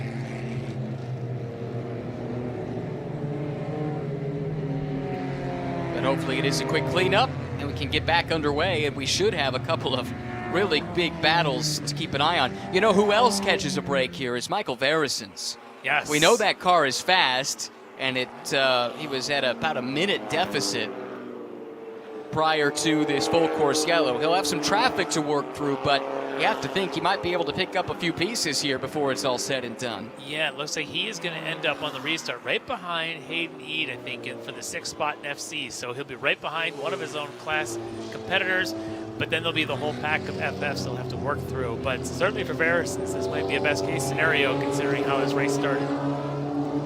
I'm told that Michael spent some time with this car in the wind tunnel, actually. Such is the level of development that you sometimes see on these open wheel cars, and did some work to make this car even more slippery in a straight line. So important at a place like Road America with 3 really long full throttle sections. You need to have some downforce for sector 2, but you can't have too much. You don't want to have too much drag for the long full throttle portions of the track. Keep an eye out. I don't know if we've had a shot of the doesn't look like yet that we're going to be going green.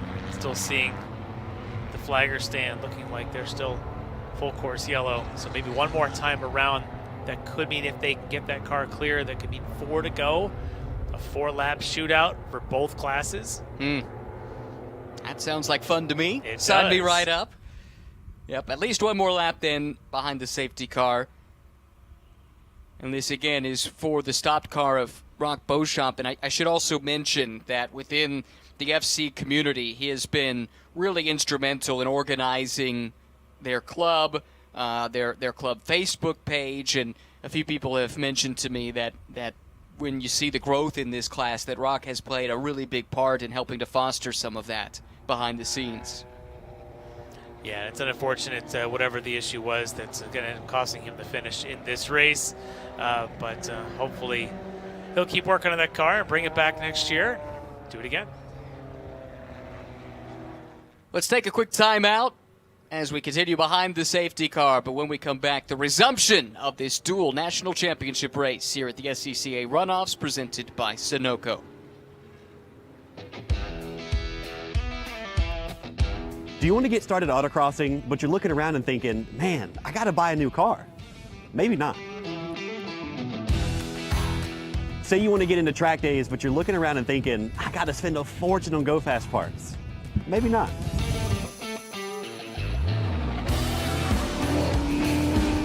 Maybe you want to get into time trials, but you're looking around and thinking, man, I got to buy a new truck and trailer for this. Maybe not.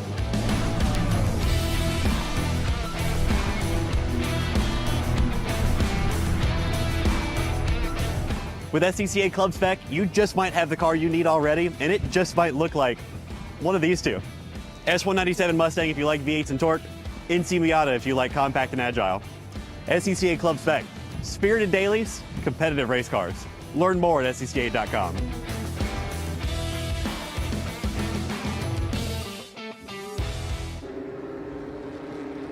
As you can see, the car that had been stopped to the inside of turn 6 has been removed, which means we are inching closer to a resumption of this race, working lap 10 of 13. So I think we'll look at 3 laps to go at best, when we might be going back to green, hopefully this time by. Wait to see if the lights are ultimately extinguished on the safety car. But to reset the situation, it's Brandon Dixon directly ahead of his closest pursuer in FC. That's Brendan Cronin. Timothy Minor separated by a little bit of traffic, but still running a strong third place. And John Jansen right there too. I think that third place battle could be one to keep an eye on when we get back to green. Yeah, and I'm going to keep an eye on that 23. We just get a good camera shot of him. That's Tazio Stefanelli, the defending champ in FF. In fact, and this may have helped him as much as anybody, because he had just kind of lost sight of that second place pack. He now has a couple of FCs between he and the rest of his rivals, but with a good restart, maybe a little bit of draft behind an FC in the Road America straight, he can be behind them going into turn 1, and hey, the defending champ can never count him out. Yeah, mea culpa. We should have mentioned him earlier as the reigning champion, but he's had a quiet day to this point. All the more impressive, his title last year. He did it on his runoffs debut.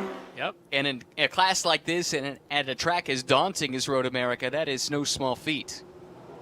We'll see what he can do now that he's caught back up, shown 6th in class right now.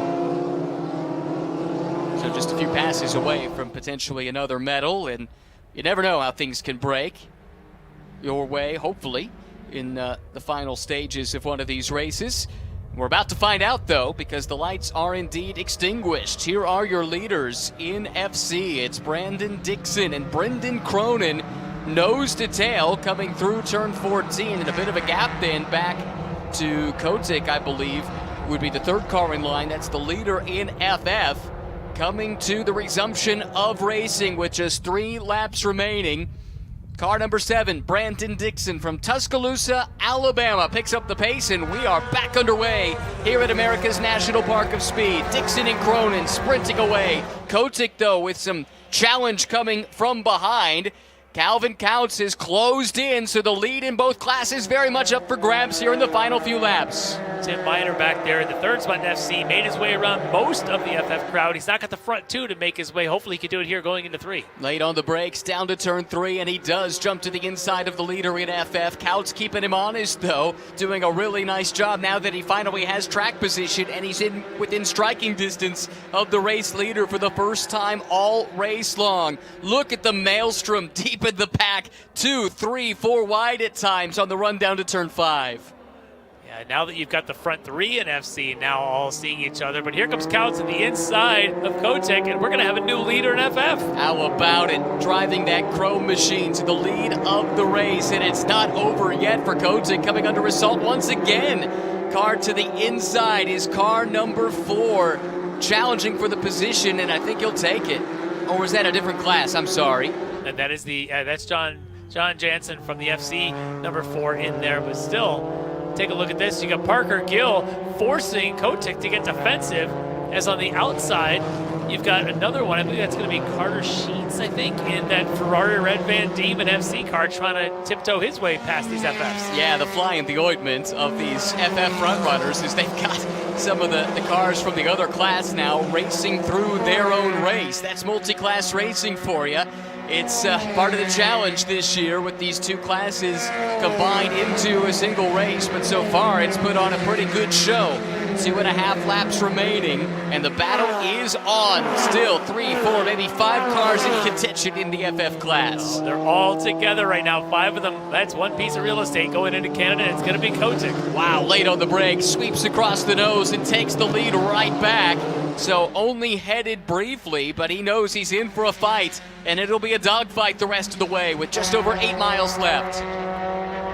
Kotick, see how defensive he gets. We have one more of the FCs, I think, to get by them. It's going to hopefully happen here on the straight to not interrupt what's turning into an amazing FF race. Demetrius Konstantinos, remember he had his issues, dropped back. We thought he might be having some problems, but instead he's raced his way back to 3rd. Meanwhile, Couts to the stripe, but if that was the checkered flag, he would have won the title. But he's going to have to time that move again, perhaps later on in the going, as Kotick gets shuffled back at least to 3rd place, still with an FC car mixed up in the bunch.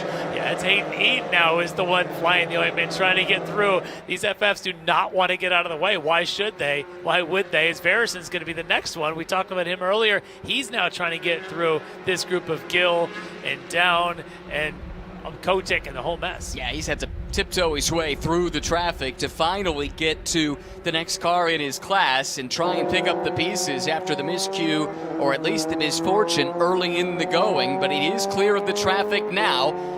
Just a few more out-of-class cars for the front runners in FF to contend with, but it certainly had a part to play in how this race has played out. Konstantinos now has found himself in front of this field. Yeah, that shuffles Kotick back to 4th in that train after what's gone on here from turn 3 down to turn 5. Konstantinos able to take the point. I don't know for how long between the others that are all chasing in that group. I'm trying to even tell who is who at this point. There's so much shuffle. Looks like Gill and then Couts, or Couts now trying to go inside his contact. Whoa, that was to the back of Konstantinos. Able to gather it back up, however. Hopefully all the cars are all right. This is not a bump drafting class, to say the least. Yeah, it was nose-to-tail contact going under the brakes. At least it wasn't wheel-to-wheel, which is where these would struggle. So probably no harm, no foul. They'll continue. But it is the Australian-born Demetrius Konstantinos leading the class.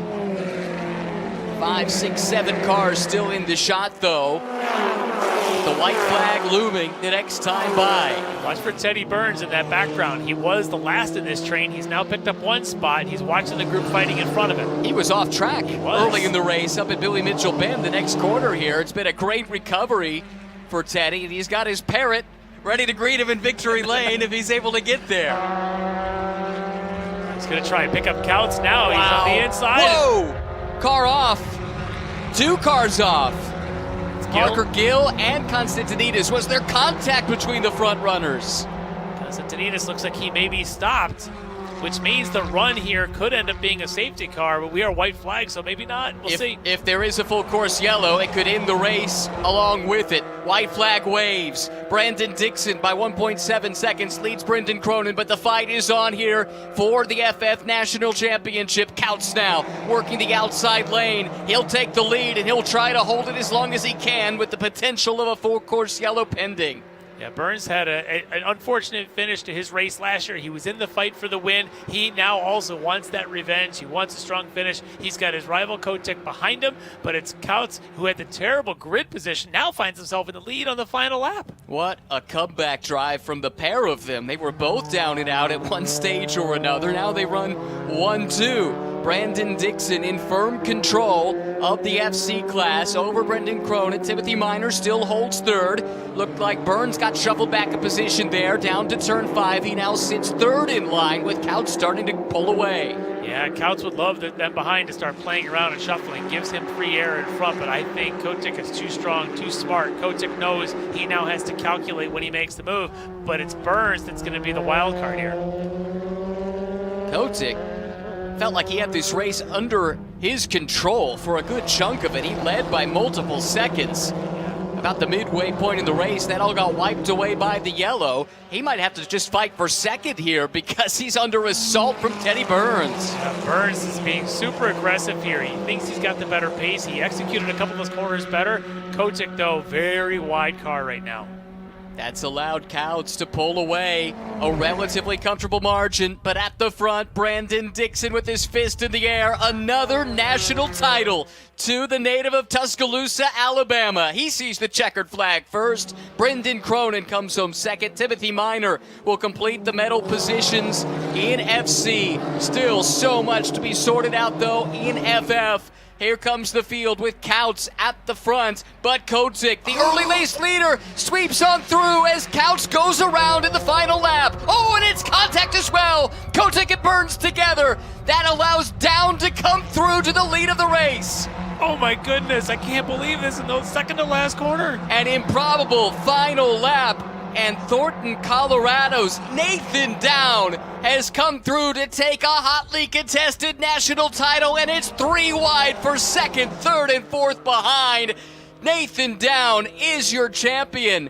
Second place to Calvin Kautz. No, it's Tazio Stefanelli, then Michael Dowden, and Andrew Moran comes home in fourth. Robert Dietz, a hard-fought fifth. Burns and Kotick sidelined with contact in the final corner of the final lap, battling for the lead. Oh my goodness, yeah, I'm sure we'll get a replay at some point, but remember they had contact on the last lap last year. First it was Kautz with the spin, though Bill Mitchell bent, maybe just sent it. And it looked like Burns was going to keep the inside. It looked like perhaps Kotick maybe tried to shut the door a little bit too early.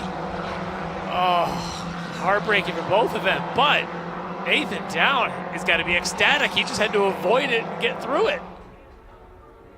The Red Sea parted, and the yellow machine came through. How about it? Nathan Down, not in the picture, not in the conversation for the good chunk of the final part of that race, and he comes through to take the win. Meanwhile, we said it was a photo finish for second, third, and fourth. We're talking margins of a few hundredths of a second from second to third and just 0.003 of a second for the final medal. That will probably be reviewed because it comes down to where transponders are located sometimes. But at least for now, the final podium spot goes to Michael Dowden. What a finish, what a result. No such drama for Brandon Dixon, who controlled this race from the drop of the green. His third win, first since 2012. Fifth podium as well in the runoffs career of Brandon Dixon.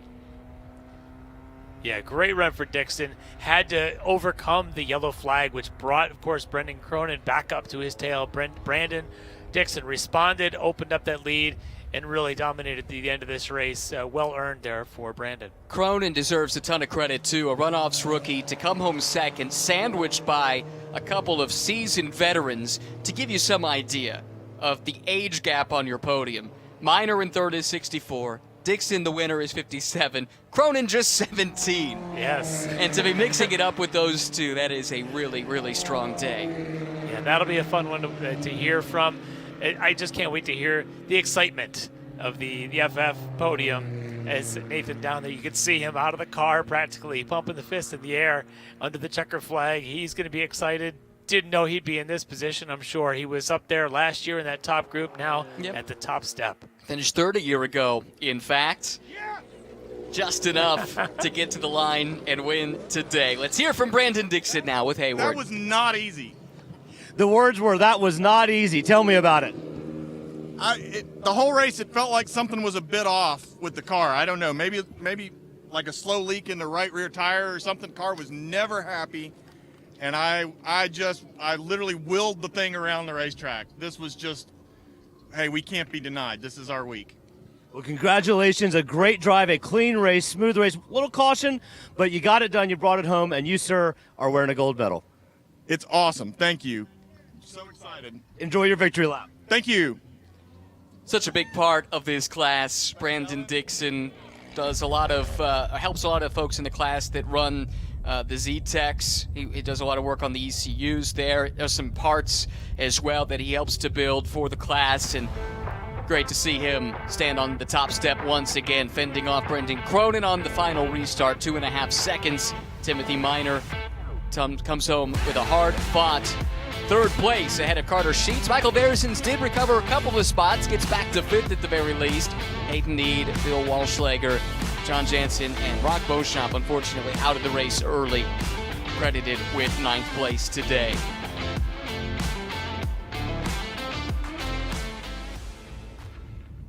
Well, Dixon was in firm control of FC, really, from the start of the race. You can't say the same thing about anyone. Well, I take that back. Kotick was in firm control for a little while, but that yellow totally changed the game, as we thought it might. And what a final lap. Chaotic to the extreme. But at the end of it, it is a great result for Nathan Down. Let's hear from some more of those that have medals around their necks with Hayward. Second place in Continental, a silver, and a podium. How does that feel? That's completely incredible. I can't even believe I'm here. I mean, the first time I was in this car was back in March, and to make this much progress and to be running up with these guys, it's completely awesome, man. Dixon ran an incredible race. It's just awesome. Well, big congratulations to you on the silver. We're going to step over to the bronze finisher. Tim, another podium for you. Welcome back. Thank you. You know, this was a tough week for us. You know, we expected to be a little quicker out of the box, and we weren't. But you know, this is the runoffs, man, and that's the way the charts fall sometimes. And you know, I got to thank my wife, Nancy, my kids, everybody that helps me in this. Tim Reedy, Ian, everybody that comes, Hoosier, everybody that supports this thing. Thank you. Congratulations, sir. And guys, we can go straight to FF winner. I think we should do that, Hayward. Nathan, I need you to turn around, buddy. Oh, sorry. You, sir, just won the runoffs. Wow. Yeah, just wow.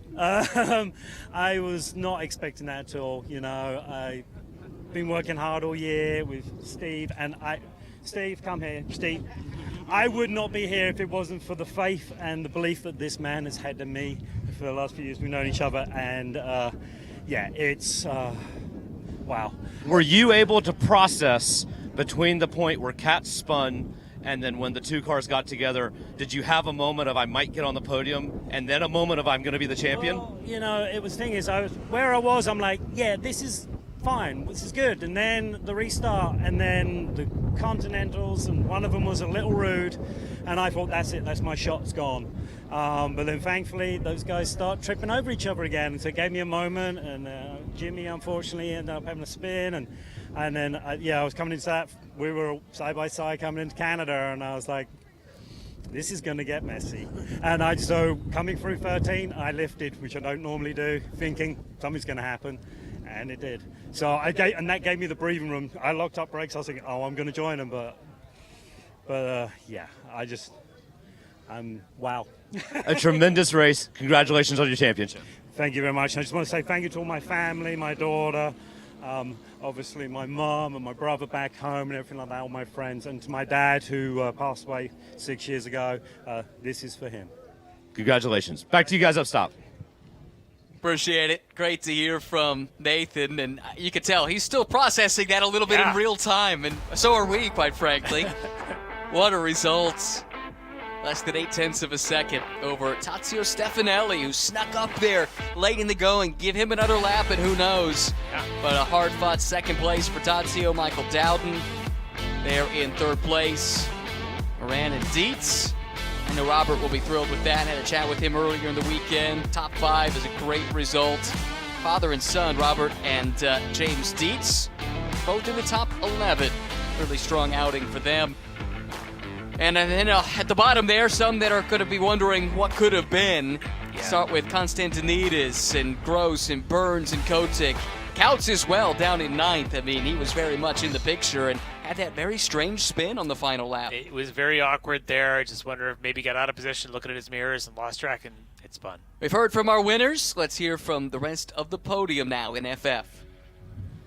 Guys, I'm down here with Tazio and Michael, and I don't think they are certain which one of them is supposed to have which of these medals around their neck. They were just kind of going back and forth. Well, I think maybe me. Well, I think maybe you. But right now, we know you're both on the podium. Yeah. We'll figure out the order later. Tazio, I'll start with you. How does it feel to be on the podium here at the Runoffs? Feels really good. Second year on the podium, second year at the Runoffs. Just tried the entire race just to keep up, and paid off right at the end with those last 2 chaotic corners. And then the run up the front straight was, crossing the line, I'm like, I don't know who's first. So, but that's what we get with Formula Ford racing. It's always super close. Could you ask for a better Runoffs memory than running to the flag after 3 cars last in the last 2 turns to try to get on the podium? Aside from obviously winning it, because does it get better than that? No, it really doesn't. When you're coming down in that last lap and everybody knows everything's on the line, and you got to try and make the move to, get to the front. And, it just feels unreal to be able to get to the front starting from 13th. Had really rough qualifying, couldn't really get a single clean lap in. So I'm just really happy to bring home a trophy for the team. It was a very, very happy FF podium here. We've got our champion joining these gentlemen, and some handshakes and high fives. These guys had a really great race. They did indeed. Plenty to celebrate, and a heartfelt thanks from us. What a great show. Thanks for putting it on, guys. We had a good time. Hope you folks at home and trackside did as well. Where do you start with highlights of this one? My goodness. That was a little bit of everything. Chaos at the start, got a nice little rhythm in the middle, and chaos and drama at the ends. Pretty much picture perfect. Here's the chaos at the start. Already one car with trouble even before the green flag, and that caused this field to bunch up quite a bit. Jonathan Kotick initially able to drive away and built a massive lead. There goes Teddy Burns. He spun, we thought at the time, out of the race. Not so. Able to continue on. His teammate, his co-worker, Rock Beauchamp, with an issue. That brought out the full course yellow, and that changed the entire complexion of this race.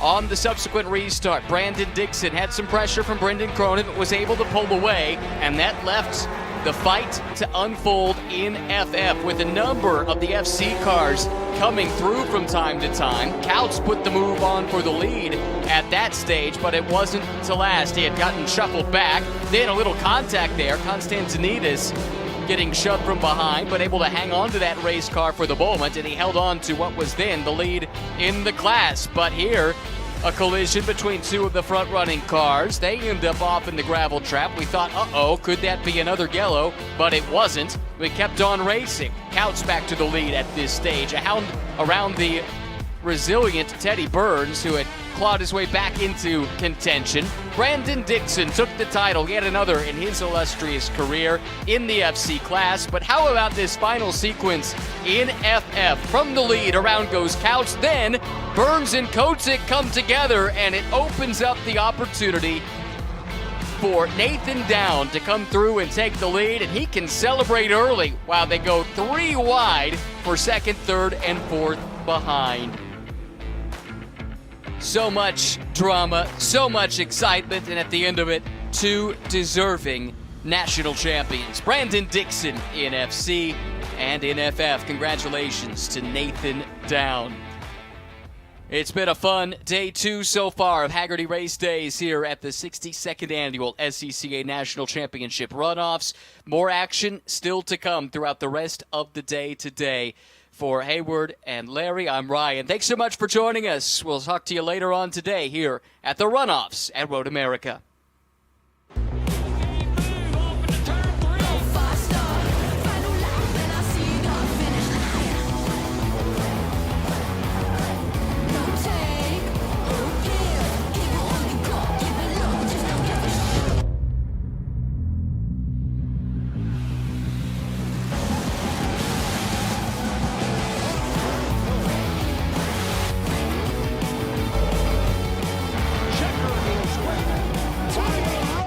Shopping for tires used to really grind my gears.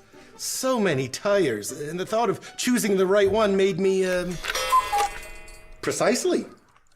That's before I went to TireRack.com. I got the best deal hands down. My tires ship fast and free, arrive the next day like clockwork. Tire Rack even gave me 2 years of free road hazard protection. Precisely. TireRack.com, the way tire buying should be. Choose joy. Choose the road. Choose your people. Choose your shot. Take it.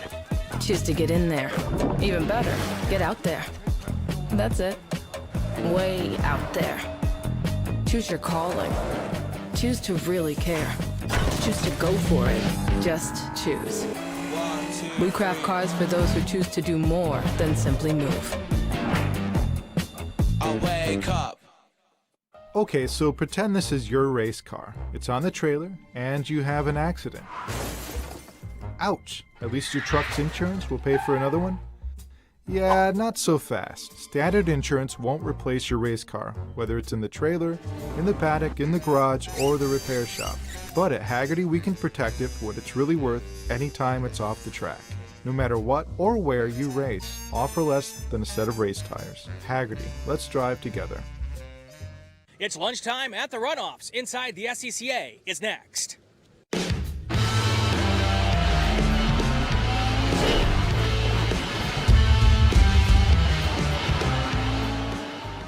Welcome to Inside the SCCA, presented by GoodyearRacingTires.com. I'm Brian Belansky. It is our final lunch hour here at the 2025 Runoffs.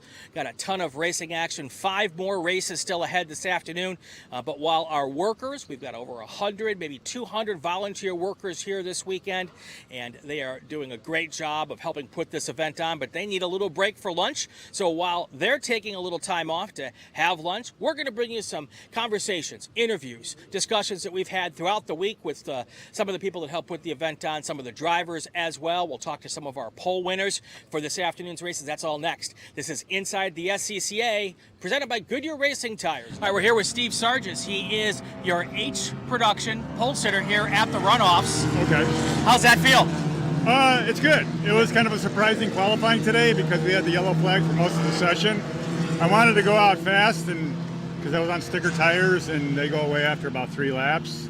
So I just took off, but I think yesterday was the day anyway. So yeah, you're local. An hour away, yes. Yeah, home track, I'm guessing. Kind of home track, but not my favorite. Well, it's a good track. I like it. It's just not a good track for my car. Got it. But this weekend, so far it is. How special is it to be up front at your home track? It's pretty special because my kids are coming and they're starting to race now, and we're doing some endurance race, and they have 2 production-based cars in SCCA now.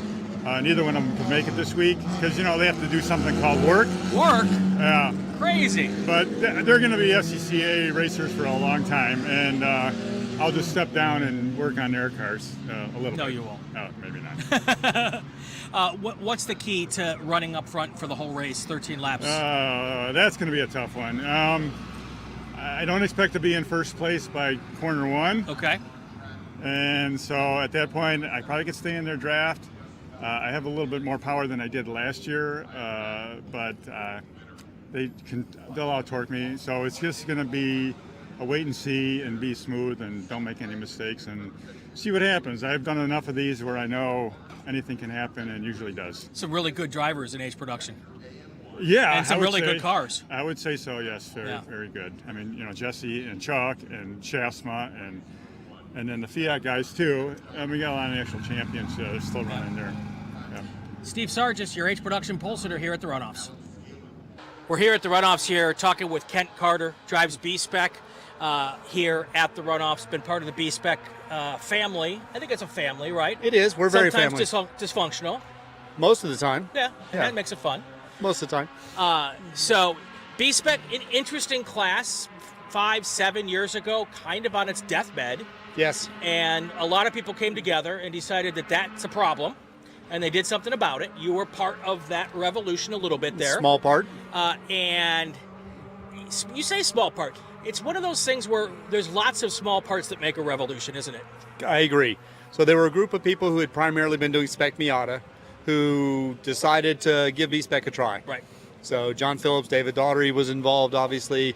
Frank Schwartz obviously played a big role in this. Chris Taylor played a role in it when he switched in. So everybody kind of got into this, and B-Spec was recognized as a class that was inexpensive. Relatively. Well, yeah. Because there's nothing inexpensive in motorsports. There's nothing cheap, but I mean, you know, I paid a lot for this car, and that was 12 grand. Yeah. And that was a lot. Yeah, exactly.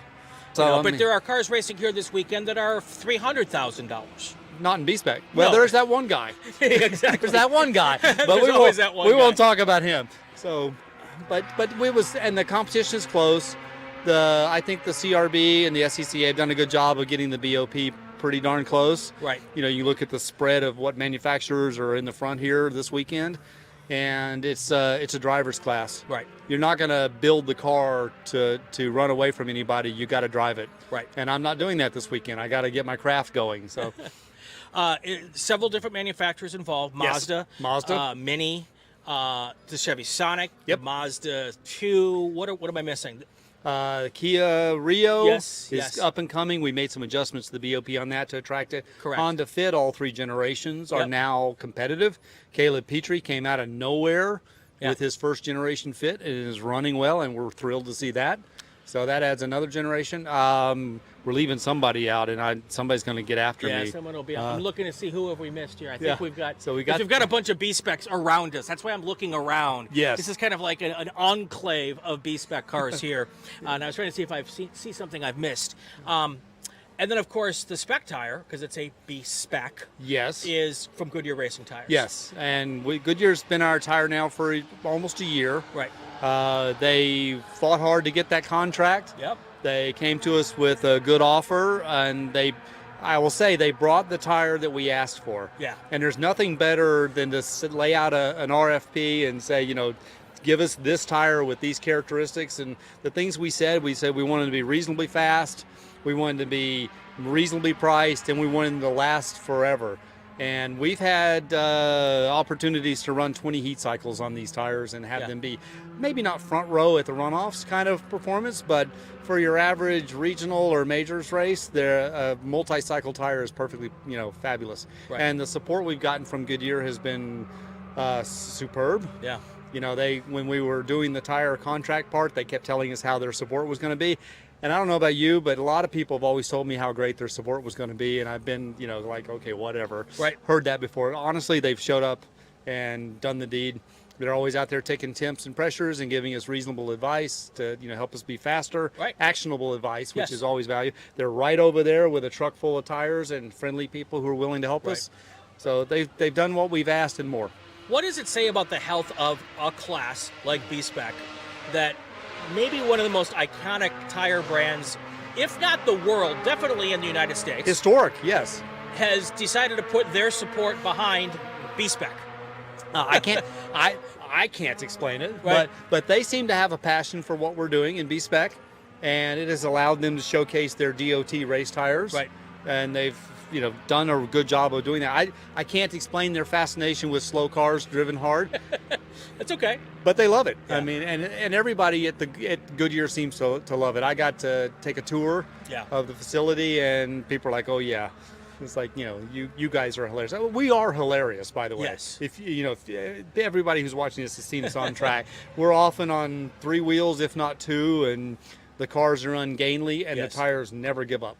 And the hilarity does not stop when the helmets come off, by the way. These guys love to pick on each other, troll each other. There's a little bit of trash talking that goes on, all good-natured, of course. Mostly, yes. And mostly. How important is it to the overall club? Let's step aside for a second. Let's talk bigger picture. How important for the club is it to have partners, whether it be Goodyear, whether it be Mazda? How important is that? You're going to get me on my soapbox, but I don't think you're upset about that. No. No. I think that we need to recognize and support our partners. I mean, I think anyone who's been in SCCA racing over the last 30 years knows that Mazda is perennially there. There's a trailer down at the bottom of the paddock right now full of parts for us. I can pick up the phone and have tech support tell me, actionable items to do on my Mazda. It's always been that way. They're here. We have other good partners too. Yep. And I think that the partners with SCCA are perhaps more important than the average rank and file driver maybe recognizes. Yeah. You know, I've always said, and I don't know who said this first, but I'm going to take credit for it today, Sure, absolutely. For the purpose of this podcast, that profit is not what makes things expensive, it's what makes them available. Oh, I like that. So if you're not making a profit doing something, you stop. Right. And that's true of our partners as well. Yeah. So I'm very big on the idea that we need to take good care of our partners, that we make sure that they get paid, that they make money doing this. Yep. Otherwise, they'll go away. And when they go away, things get difficult. And that includes my prep shop too, right? Right. So I'm with Chris Taylor Racing Services, and if he doesn't make a living doing this, then he stops doing it. Right. And then I have to buy a bigger truck and a trailer and do all this work myself, and he's much better at it than I am. Yes. So, it's like a I've little heard bit that. like that, tip your waitresses and bartenders thing that you hear late at night at the bar. But this is true within our partners as well. He's Ken Carter. He drives a Goodyear Racing tire-clad Mazda in B-Spec. We are here at the SCCA runoffs with our Touring 2. Mm-hmm. So the reason I question, because we've got two classes together, Touring 2 and A Sedan. Yep. And that's a new thing this year. We're going to talk about that in a second. But we were here together at about the same time last year. Mm-hmm. That little Phoenix Mustang kind of likes Road America, doesn't it? Yeah, it's not. I wouldn't call it little. It's almost 3,700 pounds. But that car works pretty well. It's actually it's a new car for this year. We borrowed it from a really nice lady that's a customer of ours, Nicole Jack. It's her race car. So yeah, we're borrowing that, kind of sorting out a new chassis for this class, and yeah, we're trying to hopefully make sure the T2 survives, just like American Sedan's trying to do. By the way, this is Kurt Resitano. I don't think I said it at the top of the show here, the top of the segment. He is the pole sitter in T2. I don't know if I want you sorting my car out at the runoffs and putting it on the pole, because there's no doubt that the car has pace and is good, and now when I get in it, if it's my car and I'm not as good as you, that's really humbling and demoralizing. Yeah, well, I think people understand too that if I drive their car, they know it's going to be sorted out and it's going to work. Like Absolutely. we can kind of like say proof is in the pudding. It's all out on the racetrack kind of thing. So Sure. yeah. Tell me about the lap that you put down to get the pole. Well, that was yesterday, because today obviously it's almost 90 degrees out. Exactly. So yeah, it was still way warmer than the test day. I think all of us went out there with an expectation of there's this amount of grip in the track, and there wasn't. So we were all just kind of sliding around, hanging on, trying to put a lap together. But yesterday actually worked out kind of well. I had to start at the rear of the T2 field because I didn't have the Super Tour points, and I ended up in a hole all by myself. And it sounded like all the guys at the front were kind of all just kind of jockeying for position and trying to get a hole to run in. I was like doing a track day all by my lonesome back there. So I think that's really what worked to my advantage. Yeah, nothing wrong with that. First time this year, we've got some classes combined. You're with A Sedan this year. It's not a class you're not used to running with, right? No, I actually raced American Sedan in 2022. My wife races in that class. My sister-in-law races in that class. We know the guys all really well. But yeah, it'll be interesting to see how the mix of the Touring 2 and the A Sedan cars are, because they obviously make their speed in very different ways. What's the challenge in a 13-lap race at Road America? I'm guessing you catch the back of the field, definitely, probably the whole field, right? Yeah, I don't know if we'll catch the leaders. Like those guys up front they're pretty good. But once we catch the rear, the weird, their cars make a lot of horsepower, but they got a little bit of grip. Right. No ABS, so they can't brake quite as deep and stuff, but obviously we're at Road America, it's all straightaways, so passing them, it's always a little bit of trick, and we just don't want to trip over each other. Sure. You want to keep everybody's national championship to its own class, so Right. that'll be a little bit of trick, but I think everybody's very respectful. These guys are all experienced guys. We shouldn't have an issue. That's why we're all, people that are racing in the runoffs are supposed to be, belong here. Exactly. All right, so you start up front. What's your key to staying up front? Well, the first thing is make sure the Cadillac and the Viper don't pass me, because they got a lot of straight line speed. So I think the main thing is I'm going to probably try to go as late as I can in the restart zone, which won't do much, and then I got to make all hay from turn 5 to the kink. That's my section. I got to get away in the handling stuff. Yeah. So cool. He's Kurt Resitano. He is your pole sitter in Touring 2 here at the runoffs. All right, we're here with Bryce McGuire post race. Yeah. Of course, we had a whole podcast with Bryce and talked about what to expect in his first runoffs. Let's get the not so fun part out of the way. Yeah, so didn't even make the first lap, unfortunately. Coming through turn 13, crank sensor backed out and lost roll ignition. So luckily able to roll out of the way, make sure I didn't interfere with anybody else's race. But yeah, super fun. Came out here really ready to start swinging on people, and unfortunately didn't get an opportunity to show that. So let's talk about what we talked about on the podcast. All of that anxiety, all of those questions, hopefully answers that helped. Absolutely. What the info that you got from the podcast, you put it to use this week. Did it help? Absolutely. So it was almost like an unreal, like, deja vu experience. You know, the way Austin mentioned that, you know, those opening sessions, you're going to feel down, you're going to be disappointed in learning a new track, stuff like that. I've went through all the emotions. Everything came exactly as you guys described it as. And so it's been such a wonderful up and down week that, I'd love to be back and do it all over again. So even with the result, being here for the week, experiencing the best of the best. Absolutely. Just talk about the experience a little bit. So it's just unbelievable, really. I'm fortunate to where I was able to do almost all of the test days. So we got here on Sunday. So I was able to do the entire week, you know, everyone loading in, watching the paddock fill up, watching all these racers get set up and situated and start, you know, prepping, all of that stuff. Even just, you know, we had a 13-hour drive to get here. Pulling in the front gate, it's like the Heaven's Gate. You know, you finally made it. You're ready to get going. The facilities at Road America are unbelievable. I mean, just the grass that we're standing on, it's like, it almost feels like a crime to be driving on. So yeah, everything's just so neat. The track's amazing. The people have all been fantastic. All the employees, the workers, everything. I mean, it's just been unbelievable. You talk about a crime to be driving on the grass. Just think for a second about all of the legendary drivers who you have now been on the same racetrack with them and on the same pieces of grass as them. That's what was always getting to me when I would come here. Right. Is that, you know, every top-notch race car driver over the last 60 years has driven at this racetrack. Yep. And that's pretty cool. It definitely is. Just you can feel it in the air. And even the other thing is that the names that we know from the history, you know, that go down in the history books, they're being made right now. Right. So not only are we experiencing where the past has been, but also where the future starts. So that's just unbelievable. Did you have any conversations with people this week? Were you able to take some more knowledge beyond what we were able to give you? Absolutely. Spent some time with Austin. Obviously, we had to catch up and go over some stuff. John Brackey, who started on pole for my class, where he was able to watch some footage, showed me some footage of just how to handle the track. And also really coming away with a new idea of what our car needs and is lacking. So a really good side-by-side, apples-to-apples comparison of where we stand engineering-wise.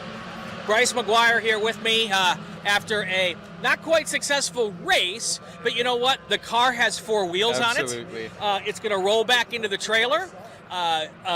Cam sensor, easy to fix. Yep, absolutely. So whether you're back next year or not, I look forward to seeing you back here again in the future. We'll be back, don't worry.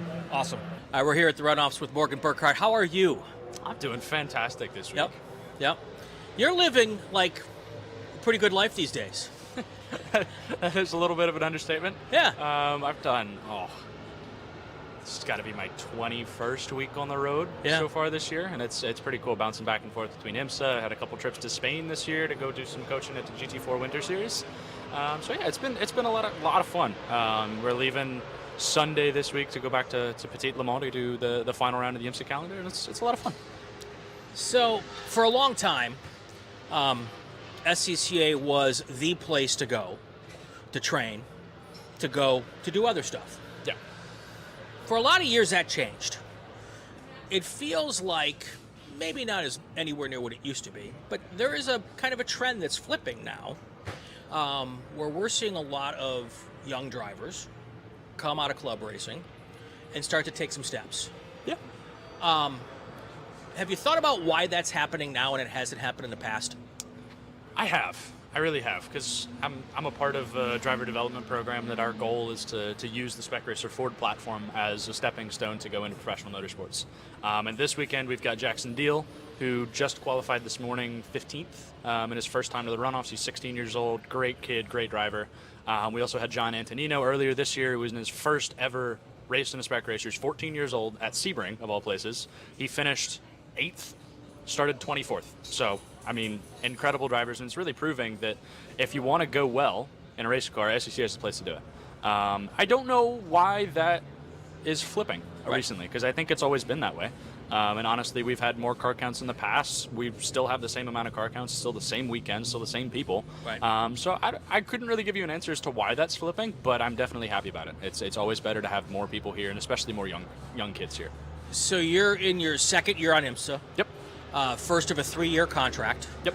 Unheard of, by the way, in any. Nobody gets this. Ask Will Power about 3-year contracts. Yeah. You know, it just doesn't happen very often anymore. So people probably come to you and say, I want to do this. Yep. What's my path? Yep. How do you convince them, or do you try to convince them? What is the discussion like? Well, what I've found in this sport is there's a lot of people who, as wonderful as the sport is, there's a lot of people who are in it for them. Right. Which I get. You know, you got to be out for your own. You got to be out for money. Like, I get it. I totally understand it. But when you're dealing with, you know, a 14-year-old kid, 15-year-old kid who's got a dream and he wants to go into professional motorsport, they're not going to see through the "I want your money" kind of thing. Right. So I don't try and steer people in a direction. The first question I always ask is, you know, what do you want to do? Right? And it's, do I want to go IndyCar? Do I want to go to Formula One? Do I want to go NASCAR? Do I want to go IMSA? Like, what do you want to do? And then usually it's, you know, I want to go to IndyCar. I want to go to F1. I want to go, you know, very rarely is it I want to go to IMSA. Because those are, like, that's what you grow up watching on TV. Right. That's, you know, you know Will Power, you know Lewis Hamilton. You don't know Spencer Pumpelly, right? So I usually, when they say IndyCar, I'm like, okay, how much money do you have? Right. And then it's like, okay, let's have a down-to-earth discussion about just how expensive it is to get to IndyCar, to get to F1. And then they're like, oh, yeah, no, sports cars are pretty cool. I like that. Those are, I could do that. The other thing with IndyCar and Formula One, there's 22 Formula One seats. 22, 24. 22 next year. 22 next year. IndyCar, there's 24 seats. 20, yeah. That's 50 drivers. Total. In the entire world who get to drive those cars. Yep. No matter how good you are, you have to have all that other stuff to become one of 50 drivers. Exactly. Over the course of an IMSA weekend, and let's not even talk about, you know, in Europe, endurance racing in Europe, because that's a whole other group of guys and gals. Yep.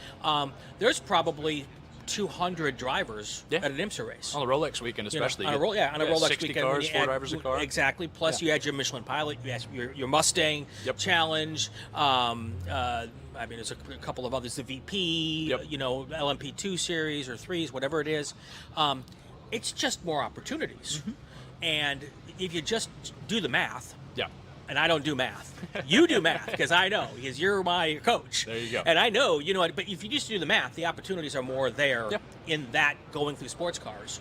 And this is sports cars. This is. SCCA is sports cars. Yeah, that's Sports Car Club of America. You know, and so, but it doesn't feel like people are finding it. Yeah, it's hard. It's really, really hard, because there's, you know, there's so many people who grow up as a 6-year-old and it's like, I want to go drive race cars, Daddy. I want to go. I want to go make this happen.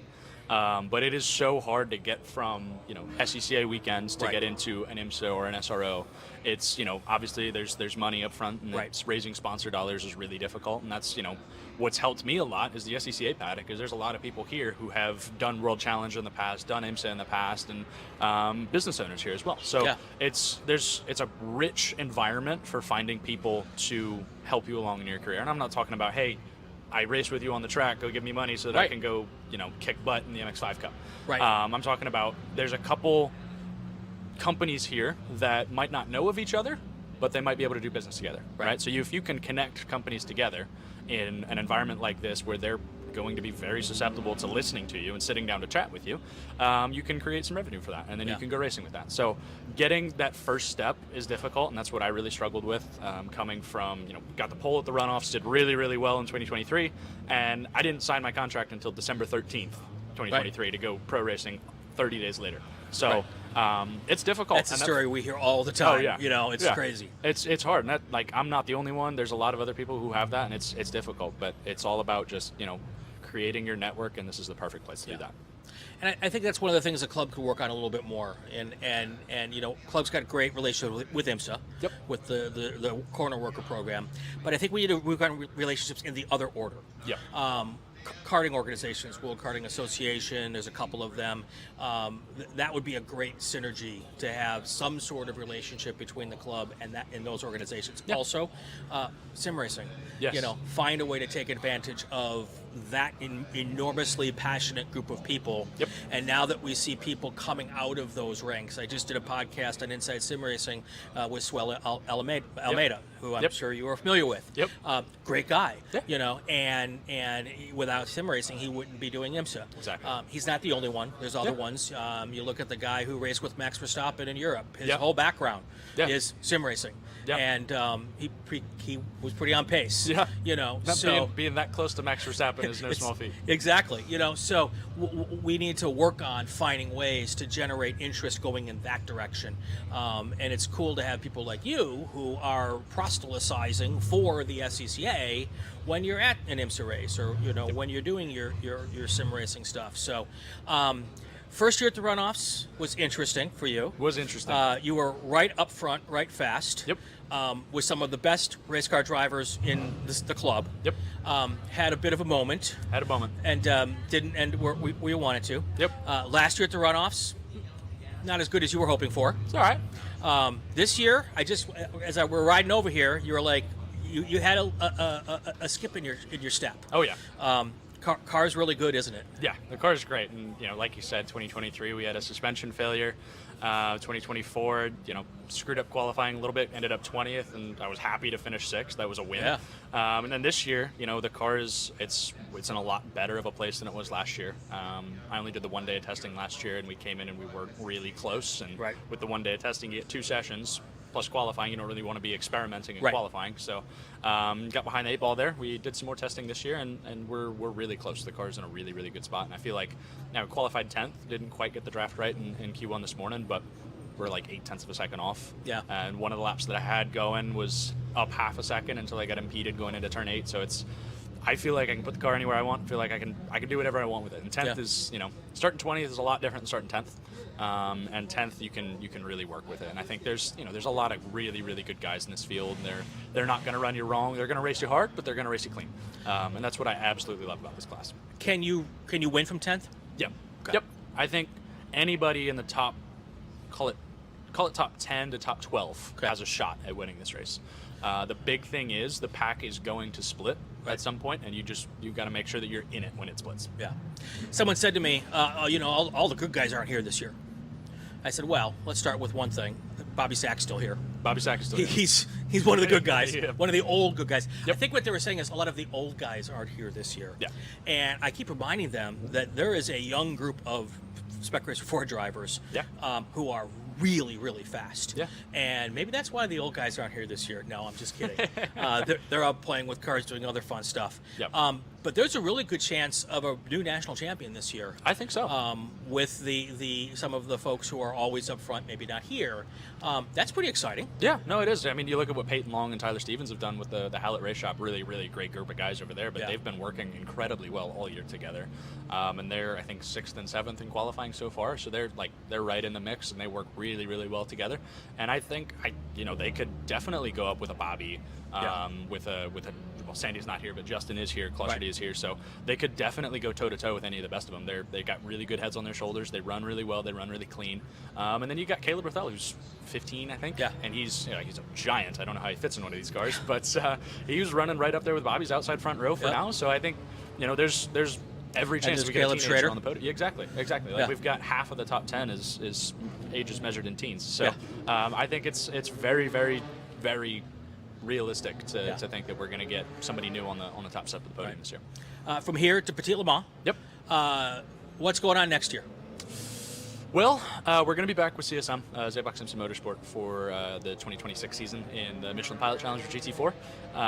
Other than that, we're looking around for some other programs. It's a little early yet to tell exactly what's going to happen, but I think we're going to try and add another program. We're guaranteed to be doing the GT4 as well next year, but looking to do some other programs as well. Coaching, how do people find you? Well, I've got a website.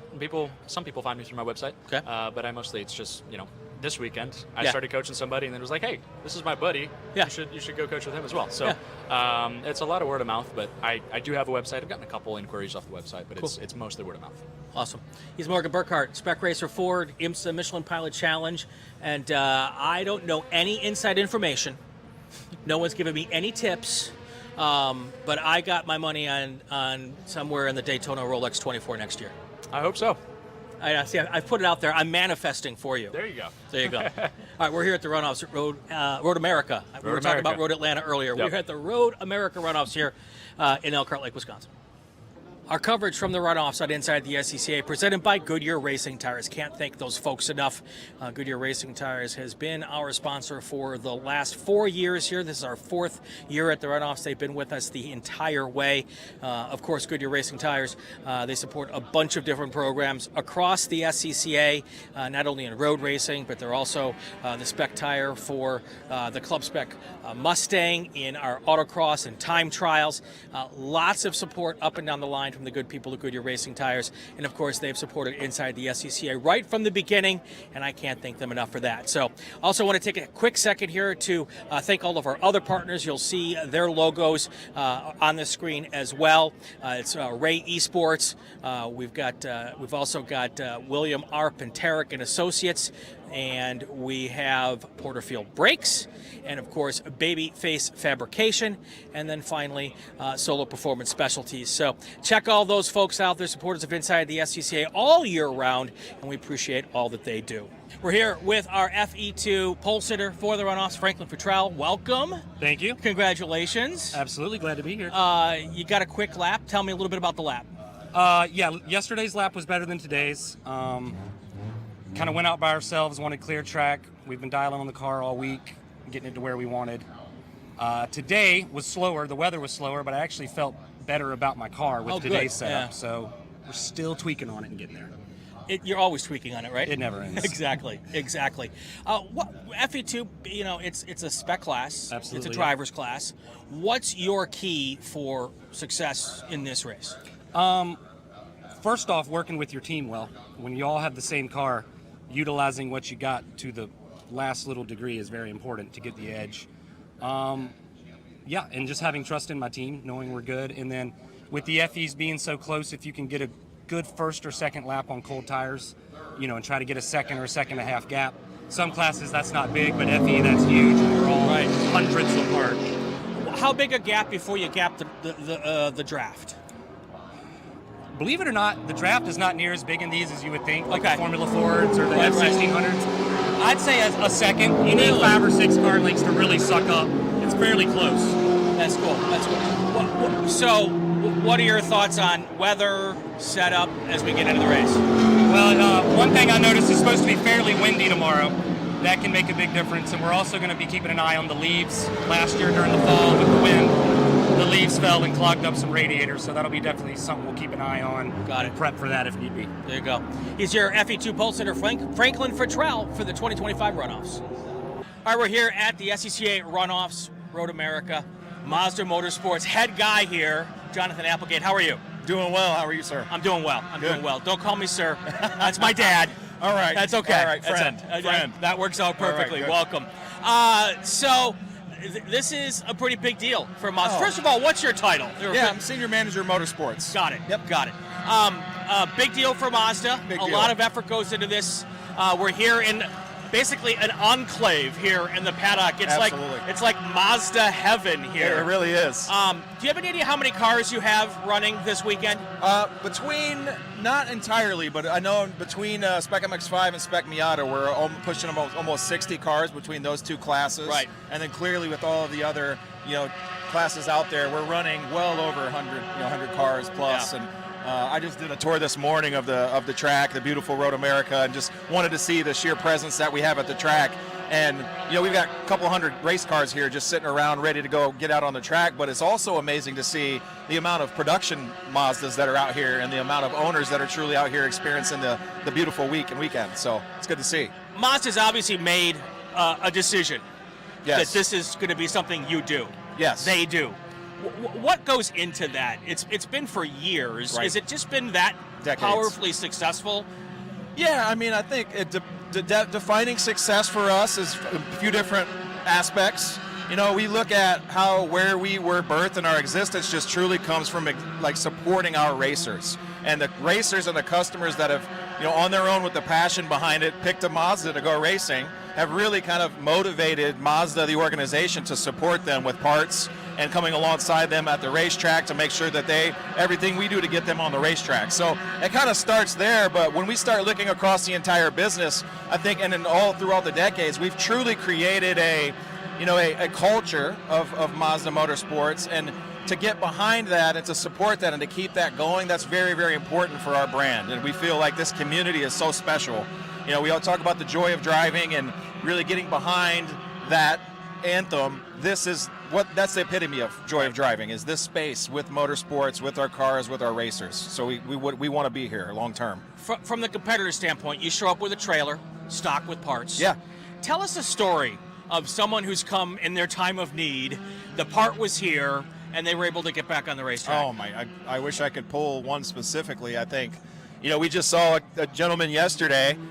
We have our engine out on display, and he came just scrambling over here desperately to try to find someone that could help. Yeah. Talk to Jonathan Black and Josh Smith, and sure enough, our last engine on the trailer we give to him to get out on the track, and that's just dozens and dozens of those same, you know, particular stories that allows these racers to stay on track. But you know, no taking ourselves out of the hero role for a second. I think that's really what it is just driver is hero, and we're here to support, and that's what it's all about. And a lot of the people on staff are racers. 100%. Yeah, I mean, our whole crew is some level of racing experience. I'm probably one of the least in that, more karting focused and other things, but we got Josh Smith who runs an RX-8 pretty actively on our team, Jonathan Black, who has an NC Miata. You know, all the others have turned at least autocross and some other things. So, you know, we are definitely a group that have indoctrinated ourselves, and we're like action over advertising. Right. You know, we've been there, done that. We know what the heart of the racer is and the need of the racer, because we've been that, and we know that. So it's really easy for us to come alongside and support. So I'm old enough to remember a time before the Miata. I know, it's shocking. People are like, there was a time before a Miata, but there was. Right. And very heavy rotary focus, and when it showed up, yeah, absolutely. And, you know, ear piercing, we got to have our earplugs, here comes the rotaries. Exactly. It was so popular, and it grew so fast. Yeah. Now the Spec MX-5 is here. Yep.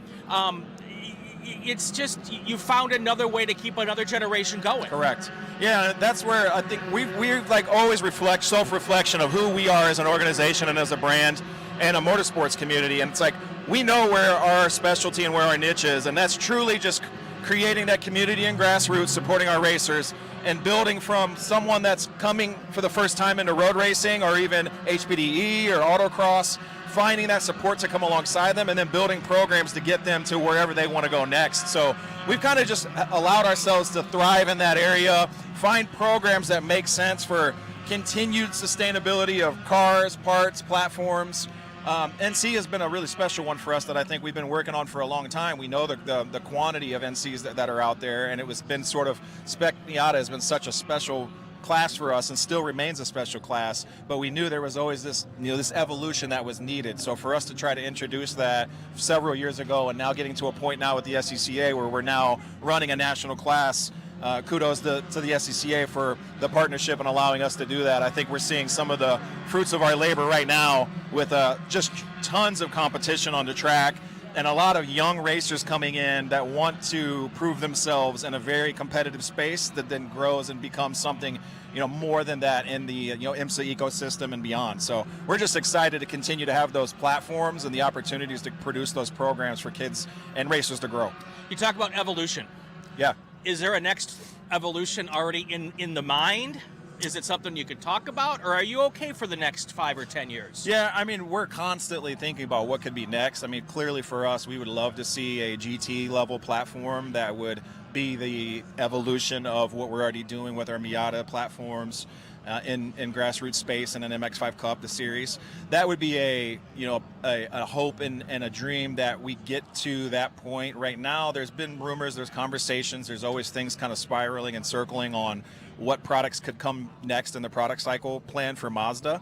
But right now, I think as we're still kind of brainstorming and trying to find those synergies from Japan to Mazda North America here in the States, is we'll explore and we'll continue to do that. But we're really content right now with who we are authentically in this space and really kind of leaning into what we're doing, but how can we do it better? How can we find refinement, improvement, and operational excellency, and really just getting behind our racers as much as we possibly can. So, we've been introducing scholarships more than we ever have. We find those robust support mechanisms and leverage the pull, and we'll continue to try to look at every single program to improve everything we're doing in grassroots and beyond. But yes, that is definitely something that, I kick myself every day when I wake up going, let's try to figure out what's next. And I know it's, Morrison, our global CEO and president, when he was over here as the president of Mazda North America operations a few years back, he was getting asked a lot of the same questions and still remains to be asked to this day. And he's always responding with, it's not a matter of if, it's a matter of when. And I think that is absolutely true for us. We're inching closer to what is to be and what's to come. So I'm excited about the future. I'm one of those people that always believes there's room for everybody to play in the playground. Yeah. If one of your competitors is looking at this program and thinking about jumping in, encouraging them, yes? Oh, absolutely. You would love the competition, right? Absolutely. That is the one thing that motorsports in general produces, is just that community, that camaraderie around. Yes, we might be wearing different badges on our polos and hats, and we definitely have loyalty to what we're trying to produce and the strategies that we're trying to execute. But at the end of the day, it's all about just kind of, corralling around a sport and a passion that we all have, and finding those ways to improve as individuals, but collectively. So it's just rising tides float all boats. Awesome. That's really the approach that we have, and we love the inclusivity of the space that we thrive in. He's Jonathan Applegate. We're here at the 78,000th running of the SCCA runoffs here at Road America. That's going to be a wrap on the Inside the SCCA coverage from the runoffs this year. It has been a fantastic year of coverage here, and I've had so much fun bringing it to you. Cannot do this without our partner Goodyear Racing Tires. For the 4th season in a row, they have supported Inside the SCCA at the runoffs, and I thank them so much. It's been great telling the stories of the SCCA, talking with the drivers, talking with some of the people that helped make this happen. Hopefully we'll get a chance to do it again next year. That's going to do it for our coverage. I'm Brian Belansky. This has been Inside the SCCA. Don't go away. 5 races coming up next.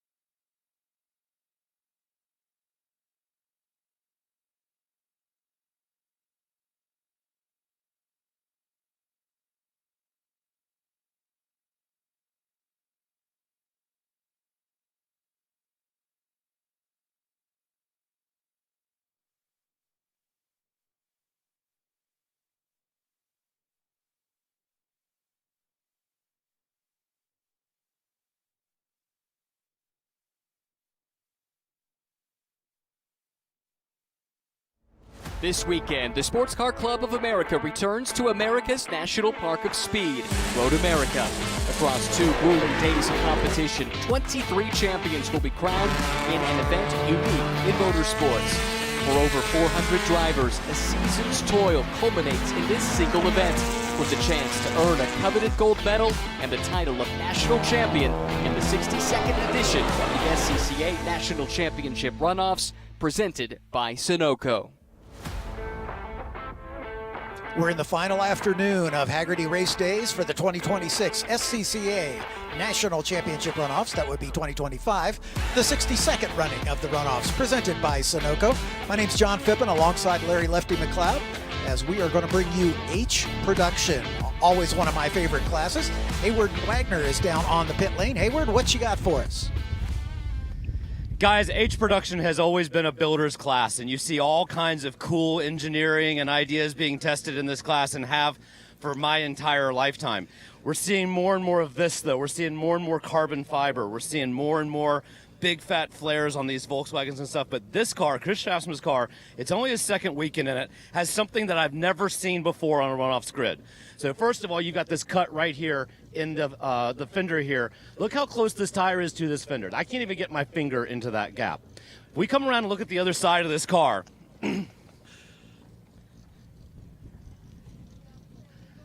I've got that much on this side. This entire car is offset to the left. Now, I cannot figure out for the life of me why you'd want to offset a car to the left at Road America. Can you guys help me out with this one?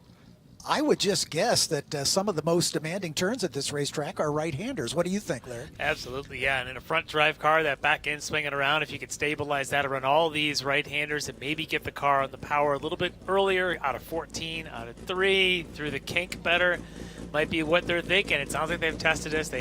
I'm told they have to use shims to get that to that sort of stagger. That's the way it works with the way the prod rules are, and we'll see if they can get this done. That was Chris Schaffsman's Jetta. Yeah, there you go. And we understand Chuck Mathis might be kind of in the same sort of mode. We'll see, as we've got a couple of the X19s in the field. We'll talk about that in a minute. But this fantastic race facility has hosted the Runoffs for the last couple of years. We got one more year to go, but the track map presented by Mazda. Larry, take us around one more time. This place is fast, all about the speed. Speed into turn 1, it's a very fast right-hander, and then it goes downhill towards turn 3. It has a little bit of a banking, a little positive camber for you there to help you out with the grip exiting 3, and then you climb another hill up the back straight, down under the Sargento Bridge, and then it's downhill braking. We can see from right here going into turn 5.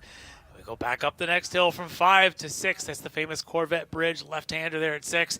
Then you go down the hurry downs towards 8. Tight left-hander at 8 leads you into the long carousel and down to the famous kink. Kink will be nearly flat, if not all the way flat, in most of these H-Prod cars. That'll carry them all the way down to the next speed trap, all the way down into turn 12, Canada Corner, where you'll see passing for sure. Coming out of Canada, they'll round again through the Bill Mitchell Bend, another bit of an uphill, downhill through turn 14. Then back to the daunting front Road America straight one more time. Cliff Tufte carved this racetrack out of the woods here back 70 years ago, and it is basically unchanged from when it was birthed back then. And we always look forward to coming here. It's one of my favorite race facilities on the planet. I've been lucky enough to announce at several racetracks around North America, and this is definitely at the top of my list. So looking forward to a fantastic H-Prod race here. This H-Prod is kind of evolving. It used to be the purview of Little British Sports Cars pretty much exclusively, and we've got a Triumph Spitfire on the pole, a Rabbit, a Jetta, a Mazda 2, the only Mazda in the field, a couple Fiat X19s, some Honda Civics you would expect, an Austin Healey Sprite, a Toyota Yaris, and a Mini Cooper. You couldn't ask for a more diverse group of cars in this field. Let's head back down to Hayward Wagner. Guys, we know we can't do this event without an incredible team, and I'm very fortunate to be here with Nick Fairfield, one of our flaggers.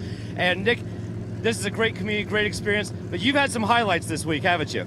Oh yeah, I've had a lot of fun. Just yesterday I was at turn 5, a lot of great racing. That B-Spec race down at 5 was incredible. A lot of bumping and banging and good racing. even got to hang out with a couple of the racers that had to pull off there. It was a real good time. Well, I'm told you helped get those racers off track, and you kept the course green, and we didn't have to go full course caution.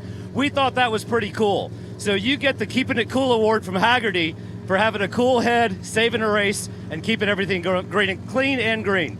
Great, I appreciate it. Yeah, I mean, full credit to my crew that went up there too. We had Steve Introne, former B-Spec champion, got to go say hi to all the guys. It worked out really well.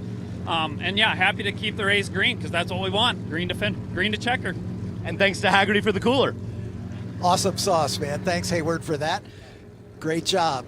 Great job, as we could not do what we do without the volunteers that make this racing possible. As we're about ready to send these cars out on their formation lap, let's take a break and thank some of the partners that make this broadcast possible.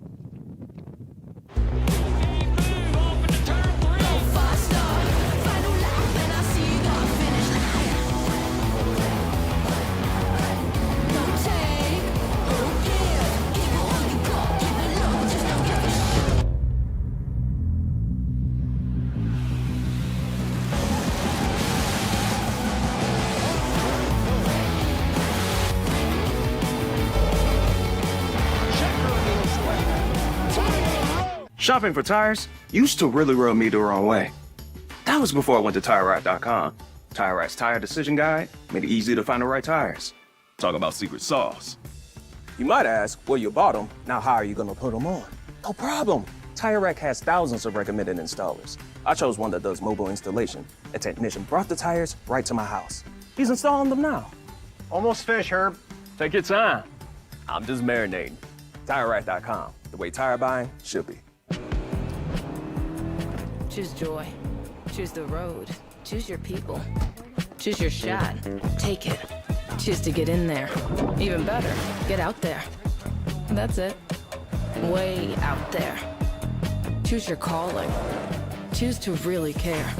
Choose to go for it. Just choose. We craft cars for those who choose to do more than simply move.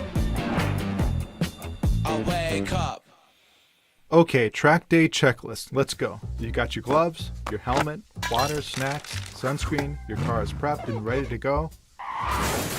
Oof, forgot your track day insurance, didn't you? If you want to be covered for the whole value of your car, you need high performance driver education coverage through Hagerty. We'll get you a policy for track days, time trials, and more in less time than it took you to apply that sunscreen. Hagerty, let's drive together. We're back as the cars are out on their formation lap for this H Production National Championship final. Let's introduce the starters to you. We've got 5 former champions in this field, 20 championships among them, and 4 of them are going to start in the front 2 rows. On the pole, in his 15th pole of his career, that's Steve Sargis in the number 18 out of the Blackhawk Valley region, a 9-time champion, most recently in 2021 in his Triumph Spitfire in his 41st runoff start. Chuck Mathis will start alongside in the number 54 out of the Southern Illinois region. He is the 2006 G Production National Champion. Give you an indication of how long he's been racing in his Rabbit. In row 2 on the inside, the 23 of Chris Shaftsma out of the Chicago region, a 2-time champion, most recently in 2023 in his Jetta. Next to him, the 7-time and defending champion, the number 34, Jesse Prather, looking to match his father's tally of 8 championships out of the Kansas region in a 2011 Mazda 2. We'll talk a little bit more about Jesse later on.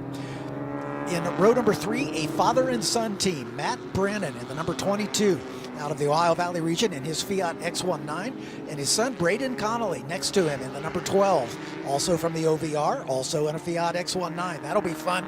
Braden is the youngest driver in the field. As we move to row number 4, on the inside, the number 42 of Angus Chrome out of the Southern Illinois region in another Volkswagen Golf. Next to him, the 15 of the veteran Greg Galper, who won this race in 2011 out of the Milwaukee region in a Honda Civic SI. In row 5, car 86 is William Lampkin out of the Colorado region in another Civic CRX SI. Next to him is Ralph Lindo in the number 53 out of the Nebraska region in a Volkswagen Golf. In row 6, on the inside, the 11 of Eric Benazik from the New York region in a Civic, and the 80 of Kendall Jones out of Detroit in an Austin Healey Sprite. In row 7, the 07 of Andrew Wright out of the Tennessee region in a Triumph Spitfire in his 28th runoff start. Next to him is the 5 of Tom Broering out of the Washington, D.C. region in a Toyota Yaris. And finally, in the last row, the oldest driver in the field, the 06 of Joe Camilleri out of the New Ohio region in a Volkswagen Scirocco. And rounding out the field, the 02 of Leanna Wright from the Tennessee region. She's in a Mini Cooper. So that's your 16-car starting grid. Jesse Prather had a problem in second day qualifying. He qualified 4th on the strength of his first round qualifying, but then on Friday had an axle give up on him, and so he was unable to turn a single lap in that qualifying session. So a bit of an unknown for Jesse. We understand the car's healthy and he feels confident, and he's definitely going to be one to watch. Yeah, he definitely will be. Interestingly, though, because of the heat between Thursday and Friday, a lot of drivers didn't actually go faster on Friday. Anyway, one of the exceptions to that, Chris Chasma, who may still be coming to grips with this offset staggered car here, but he was able to move up in that qualifying order. But really, I think what we're expecting here is an absolute barn burner from the front 4. We'll see if those Fiats, with Brandon and Connolly, can stick with them. Yeah, definitely those two are going to be a force to be reckoned with. Matt Brannon, the principal at Midwest Bayless Italian Auto, and he and his son Braden worked together there. And great for them to line up side by side on this grid to give a shot for their first national championships. As the Mazda safety car brings the field down into turn 14. And that diminutive Triumph Spitfire of Steve Sargis, the most poles of any driver here this weekend, with his 15th pole position and 41st runoff start. He's a 9-time champion, and we're going to see if Sargis has got the magic. But the car to watch, I think, for everybody here is that brilliant blue liveried Mazda 2 in row 2. Let's see if Jesse Prather has got what it takes to take the fight to these guys. As we get ready for the start, there's the green, and we're away. Sargis gets the jump, but right alongside him, Chuck Mathis in that orange number 54 shows the horsepower of that Volkswagen as he is going to go, and Shaftsman's going to try to get himself in between. Jesse Prather there, boxed in a little bit, looking for a way around, but he's going to go around the outside of Shaftsman, and it looks like he might make that stick. Meanwhile, Steve Sargis getting away at the front as he heads down into turn 3 for the first time. Most of the field still line astern. Shaftsman kind of getting freight trained there, but he's going to slot into 3rd spot with Prather right behind him, and then the first of the Fiats, Matt Brannon and Braden Connolly, nose to tail, as they work their way under. Shasta would love to stick with Chuck Mathis. Those two build cars together. They drive each other's cars, know each other well. They would love to work together to make sure they stick with Sargis out in front and not let Prather in that Mazda 2 get up in that mix. But right now, look at this. Mathis already being the aggressor here on the first lap. And Prather thinking about it, showing a little nose to Shaftsma, and Mathis able to take the lead. And boy, almost a touch there between Shaftsma and Steve Sargis. Prather's able to take advantage of that as Shaftsma had to get out of the throttle. And then here comes the 22 of Matt Brannon in the Fiat side by side with Chris Shaftsma. So Shaftsma went from 3rd, maybe back to 4th here, or 5th, as he goes side by side with Matt Brannon. Those little Fiats, mid-engine, very handy. And Braden Connolly deciding, is he going to follow his dad or is he going to follow Chris Shaftsman as they head down into turn 8? Almost became a Fiat sandwich there with Shaftsman stuck in between them, but they seem to have cleared that out now. But up in front, though, Mathis and Sargis side by side. This has got to be advantage to Sargis here around the carousel. Indeed. In fact, dips a couple tires into the dirt on the inside. But this is what Mathis was working with that offset suspension, trying to get a little better traction through and off of this carousel turn, among others. As they work, these top 3 have already begun to separate themselves a bit from the field halfway around this first lap. Down into Canada corner they come. The Volkswagen on the inside, going to try to outbrake Steve Sargis. That's going to be a tough order. That little Triumph is going to be pretty handy on the brakes. Jesse Prather just biding his time there in 3rd spot. I love the cross-eyed eyeball on Jesse Prather's car. It looks kind of cool. It's an air intake, I'm sure, but nonetheless, it looks like an eyeball as they're working their way around turn 14 and make the run up the hill. Shaftsma recovering from his little contretemps there at turn 5 and closing back down. And here comes Mathis once again. thinking maybe he's got a little more horsepower to work with, but that big Volkswagen is pushing a lot of air, and that's going to give an opening for Sargis, and Prather's thinking about getting in between the two of them. This is about what we'd expect. Those Volkswagens are big. They do punch a pretty large hole. One of the reasons Shasma actually went to the Jetta is it punches a less of a hole than the older Rabbit or even the Mazda 2 of Prather. Sargis, though, his trap speeds in qualifying only about a mile an hour slower, but right now he's hanging in the corners, and on the inside of 3 is the place to be. Sargis with the advantage there. Prather going to try and force Sargis into a bad exit. Sargis able to capitalize. These two veterans side by side in the same corner is amazing in two cars that couldn't be more different. 16 championships between them, and Jesse, the defending champion, as while they're battling side by side, Chuck Mathis looks in his rearview mirrors and said, you guys keep on doing that. That'll give me a little breathing room here. As they come down into turn 5, Shaftsma Resurgent now gets alongside Prather. Prather late on the brakes down into turn 5, trying to go for that second spot. It looks like he's got it covered. We'll see if Sargis can do the over-under. Shaftsma, though, may be able to get Sargis as well as they climb up to turn 6. Yeah, Shasma a little bit more torque coming out of 5 to get up that hill, as well as the bit of compromised exit for Sargis when he had Prather down the inside of him. So they've all sorted this out, but not to waste here. We got Matt Brannon, who's still going to stick with this crowd. Connolly then behind him as well. Brannon right on the tail of the 9-time national champion, Steve Sargis. That's a pretty good barometer. Son Braden right behind him, just a couple car lengths back.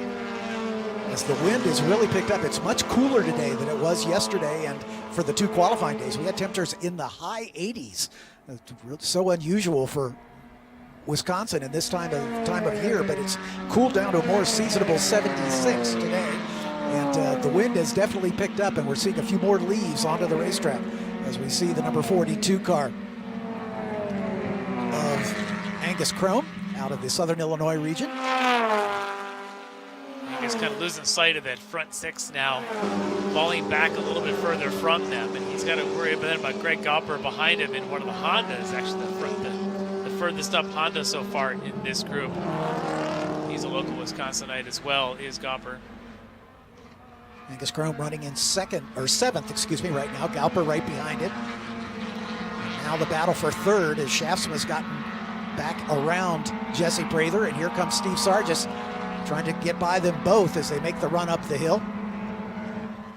Shaftsma trying to block that inside line so Sargis doesn't get a clean run. And they go side by side, and here comes Matt Brannon. He's going to make it 3 wide in the run down to turn 1.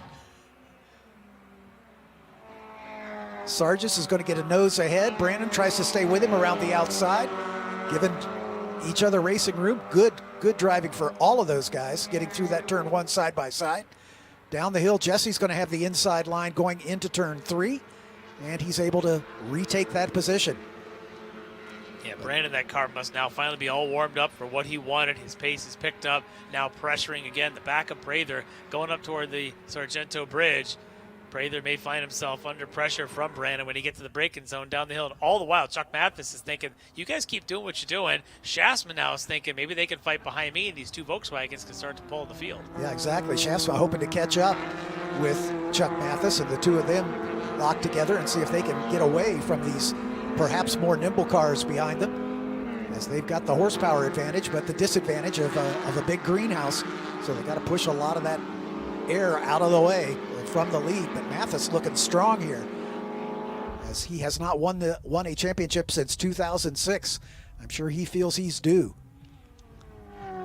Down into turn 8 goes the orange number 54. Shaftsma trying to hold off the challenge from the 9-time champion Sargis as they work their way into the carousel. And you can see from the rear angle that offset rear suspension that Hayward was talking about down on the grid. And so far, it seems to be working as the 2 Volkswagens maintain their top 2 positions. This is basically where they qualified, 2nd and 3rd. This is one of the reasons Shaftsma went and built this coupe Jetta, because it does give a little less aero advantage to the trailing cars for opportunities like this with that Sprite behind him. And now a bit of a brake lock up there for Shaftsma. And Sargis done a great job of getting out of the way. He could have collected the back of that car, but he took a quick jink over to the right, and that gave him the advantage through Canada corner. And Jesse Prather took advantage of both of them losing the momentum to move back up into second spot. So we'll see if Prather in that little Mazda 2 with the inside rear tire about 6 inches off the ground as he makes it through turn 14. Just carries that tire all the way through 14, sets it back down only when he gets all the way out to the curbing at the exit. Sargis again going to be victim of horsepower, I think, on this straightaway, as Jasmine's going to motor by in the big Volkswagen.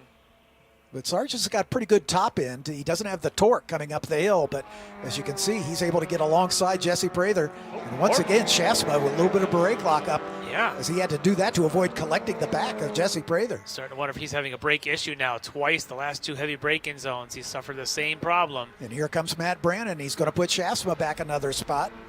So Brannon up into 4th position here. Yeah, the 2-time champ Shaftsman, maybe at a bit of a struggle point now. We'll see if those brakes come back to him. Meanwhile, Steve Sargis hiding in the silhouette of that Mazda 2. Now he pops out to get to the inside, and Shasman's going to try to follow him through as he gets side by side with the Fiat of Matt Brannon. And see Sargis' car a little squirrely under braking down into turn 5. Matt Brannon decides to live to fight another day, so he follows him through, tries to do the over-under, a pretty classic move here, out of 5 and into 6.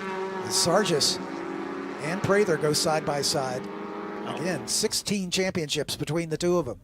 Throw in 2 more for Shasma, who's now seemed to be recovering. That braking into 5 was pretty good, but now he's under pressure from the Fiat. Here comes Matt Brannon, late on the brakes down into turn 8. Yeah, Shasma seems a little tentative on the brakes. I think he's felt those lockups, and so he's not quite as firm on the brake pedal as he might have been earlier on. We'll see if that comes back to haunt him. But the car is definitely quick. But you got to make it work all the way around this racetrack in the competition this stout. Meanwhile, Chuck Mathis resetting the fastest lap of the race at a 39.7 with no drafting partner, while Prather did a 39, about a 10th slower, a 39.8 to the 39.7 of Mathis. At least Prather's got a little bit of drafting going on as they're doing this leapfrogging on almost every straightaway. Prather a little defensive, a little bit off the regular racing line as they clip the apex nicely right out to the edge of the track. Sargis a little tidier line. Shaftsma going a little bit wide as he exits Canada. We saw a lot of that with some of the more, streetable touring type of cars. The Spec MXs, the Spec Miatas, they'll use all that curbing, but in a production car, even some of these limited prep production cars don't really want to be doing that too many times to start shaking things loose. Yeah, we talked about that earlier today as we had the T4 race to call. As Sargis gets alongside Jesse Prather as they make the run down the straightaway side by side. Pretty much equal top end, but Sargis, I think, will probably pull away just a little bit at the end of the straightaway as the arrow begins to come into play. But Jesse able to slot it back into that second spot.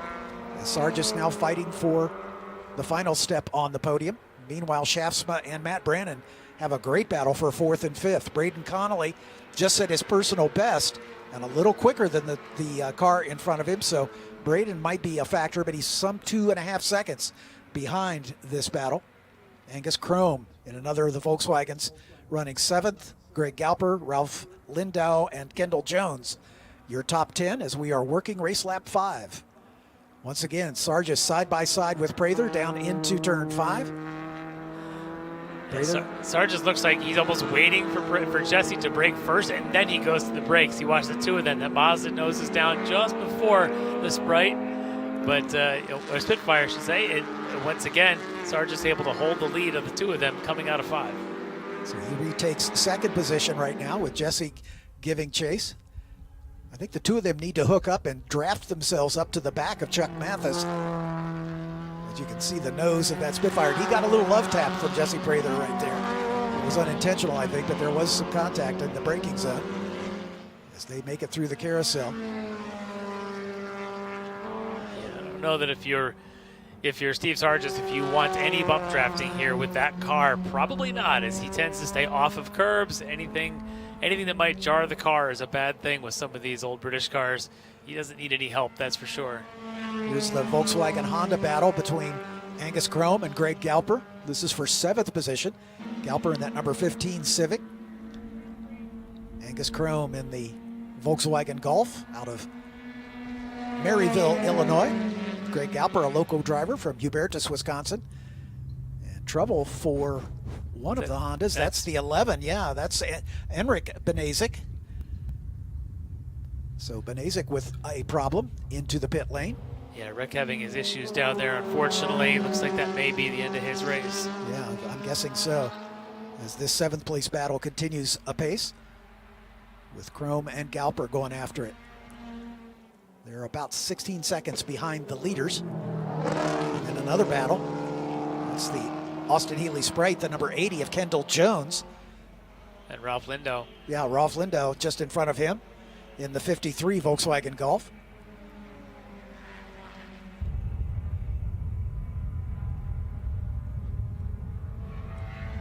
Bending it into turn 14. Steve Sargis just set his personal best from second, a 2:39.9, and that was about a second quicker than Chuck Mathis in front of him. That's the first time that second pack has been faster on any lap than Chuck Mathis. So holding steady at this 2.5 seconds, that might be the first positive sign they've got a chance to catch Chuck. Chuck may be about to respond. We'll keep our eye on that gap while these other continuing battles here, like this one between Ralph and Kendall. Lindo and Jones battling for 9th and 10th. Yeah. As it does look to me that they are getting a little bit closer to Chuck Mathis. Yeah, through that sector, first sector of the track. Yes, they're about 7/8 quicker than Mathis in the lead. So watching for now Sargis and Prather. They're doing this together at this point. They're both running basically the same times. Jesse, though, some dirt. Yikes, a little wide. But here comes Sargis as the pole sitter. 9-time champion in his 41st runoff start. They're a lot closer. Yes, indeed. In fact, did I see a little puff of smoke out of the back of Mathis's car? I'm starting to wonder if he's got an issue. Yeah. We'll check his lap time next time by, but he is about a second off his fastest lap on the last lap. So let's see. Meanwhile, Matt Brannon is out in front of Chris Shaftsman now. Yeah, they're within about a second now at this point. Are Sargis and Prather to the back of Mathis. Yeah, they just picked up another second, so that puts them probably about that half a second back as they head down towards Canada. There's definitely something wrong here with the Mathis car. Yeah, he's definitely lost a little pace here.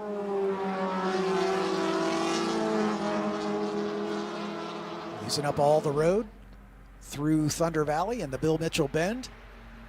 Used to be a bridge there back in the day. Don't see anything coming off of Chuck's car. I'm looking. Yeah, just as he disappeared under the Motul Bridge into the carousel, I thought I saw a little puff of something, but that... Sargis is on a fastest lap. He's got fastest first sector and fastest second sector. Now he can probably sniff some draft off the back of Chuck here through the third sector. Sargis is going to probably be sub 239 on this lap. 238.2, you're prescient, my friend. Sargis sets the fast lap of the race, and he is going after the early leader, Chuck Mathis here. Prather not able to match the pace of the 9-time champion, at this point anyway. In case you're wondering, the lap record around here in an H-Prod was Chuck Mathis actually last year, a 2:37.7. So about a half a second is Steve Sargis' pace to potentially getting that new record. Out of turn 3 they come. Sargis continues to reel in the Volkswagen of Mathis as they head under the Sargento Bridge and make the run down the hill. Sargis ducking his nose out. Mathis guarding that inside line. They'll stay line astern into 5 this time. Prather's not far back from this either. They haven't exactly left him in the dust. He's maybe a second and a half behind them. And as soon as there's a side-by-side between Chuck and Steve, you can guess and guarantee Jesse will be right there. Yeah, you got that right.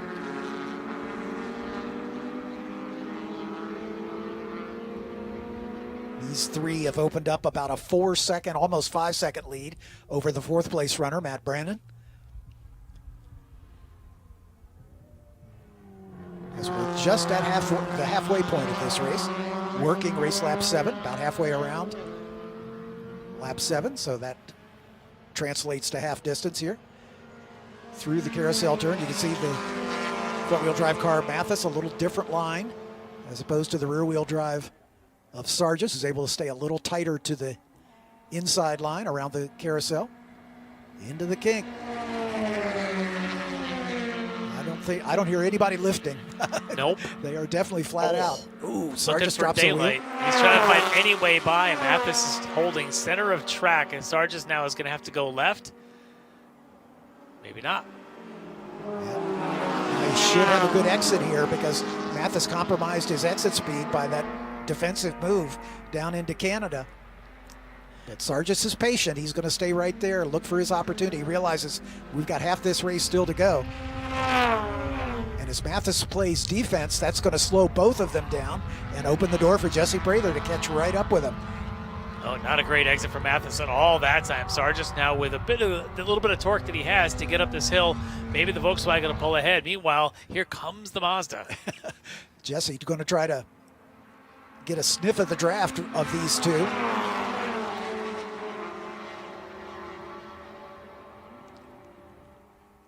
Here comes Prather, making it a three-car battle here.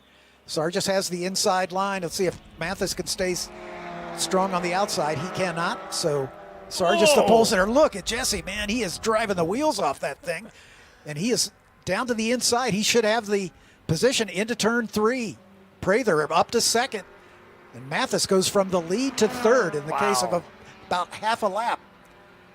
Wow, and these three guys had a great battle all of last year as well, and here they are a year later doing it again.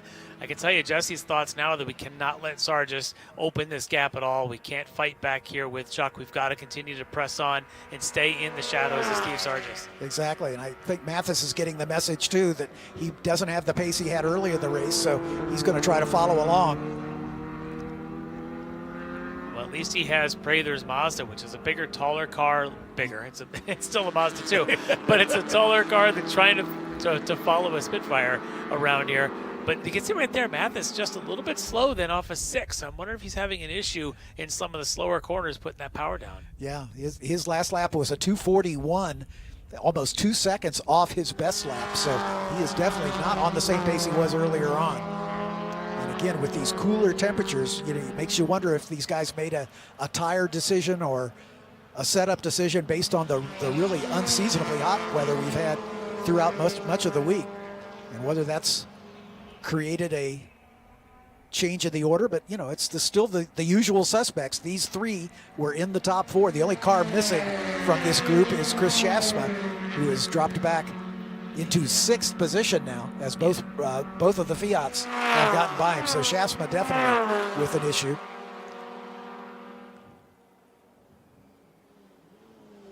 We'll see here if Mathis can get any kind of a run, or if he's having a bit of a braking, or maybe it's similar to what Schaafsma had, a braking issue or something, because it seems in all the corner areas, so he's just not getting corner exits. Here's the battle between Angus Chrome and Greg Galper once again.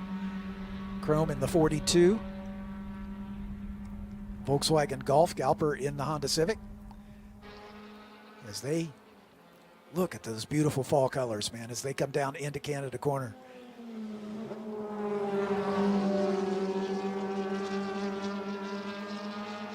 Virtually identical lap times for those two. Their best laps are only about half a second apart.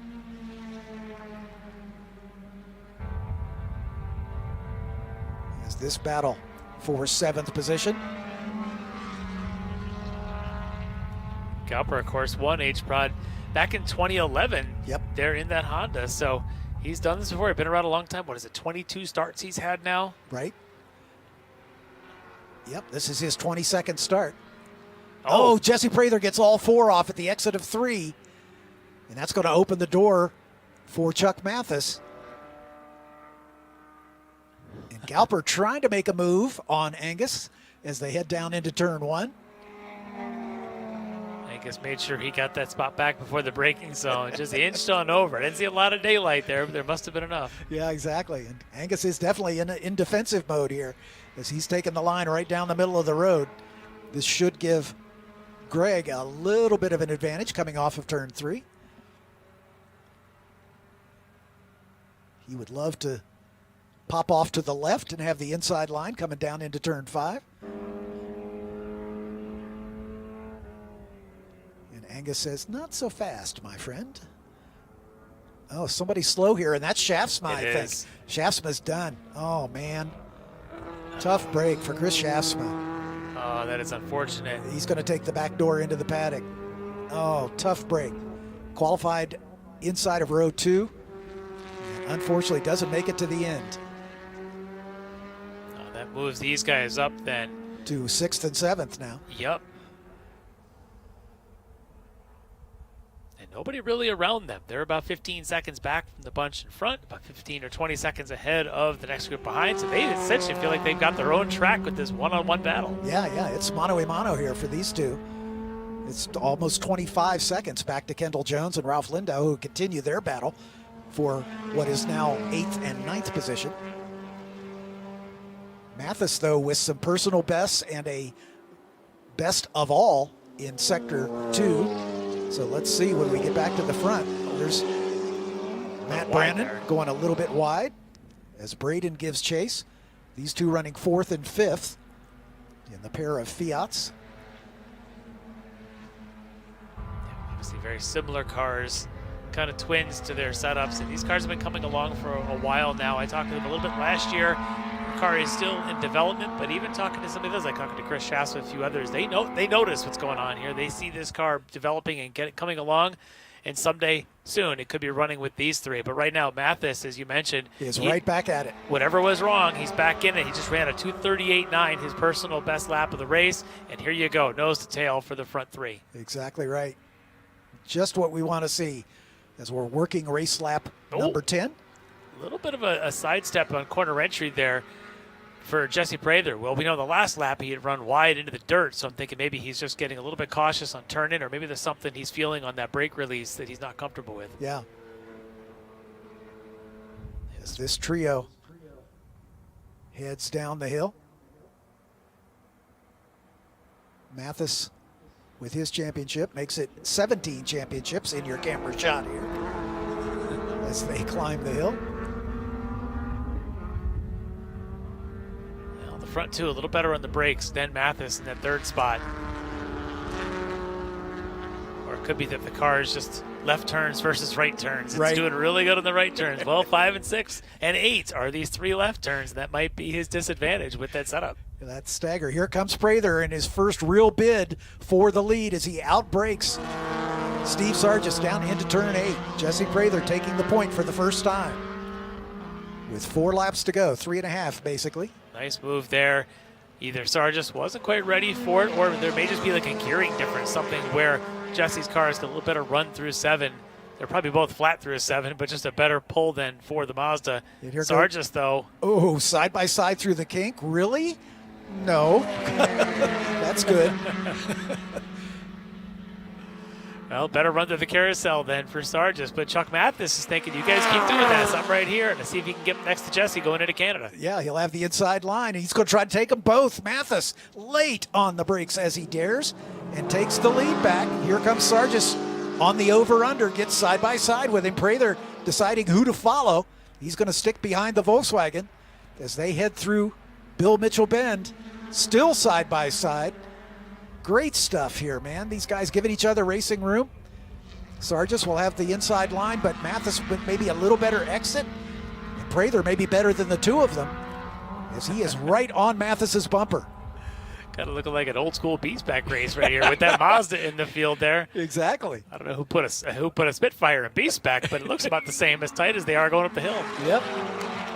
Jesse going to follow Mathis, realizing that big hole in the air is going to help him. As Sargis is going to have to watch him go by, and he'll duck back into third. So Mathis makes you wonder if he just took a couple laps off to cool the tires down, perhaps? I don't know. Cool tires, cool brakes, those kind of things. Maybe water temps in the position he was in. You know, there's a lot of things that can happen in managing a production car through a 13-lap race, and this is what happens. Sometimes a couple laps, you just need to recover, and you get back on pace. Right now, maybe Sargis is the one who can kind of let the car recover. He looks a little more aggressive, though. He doesn't look like he's resting right now. Oh, no question. You don't win 9 championships by resting, I can tell you. As Sargis trying to decide who to follow here. He's going to maintain the regular racing line. Pray they're locking him up as he goes too late on the brakes. He is way wide. So did Sargis is, they both went too deep, and all just like that, the pole sitter's back in front. Yeah, they just sort of outbroke themselves, each other, as they go in. And they thought, well, maybe it was just Jesse, but when Chuck didn't make it either, Sargis said, well, I got to go somewhere. And up the inside he went, and here we are. It's a game of chicken down into 5 between the two boxes. How late can you go? I can go later. And Sargis says, thank you very much. I'll take that position right back. So I wonder if maybe a Formula V broke out. No, please, you lead. I don't want to lead. I definitely don't want to lead on the last lap. So here we go through the carousel. Again, very different racing lines for these 3 cars. Jesse's got that car handling really, really well. He is right down on the white line coming through the carousel where Mathis has to take a little wider run.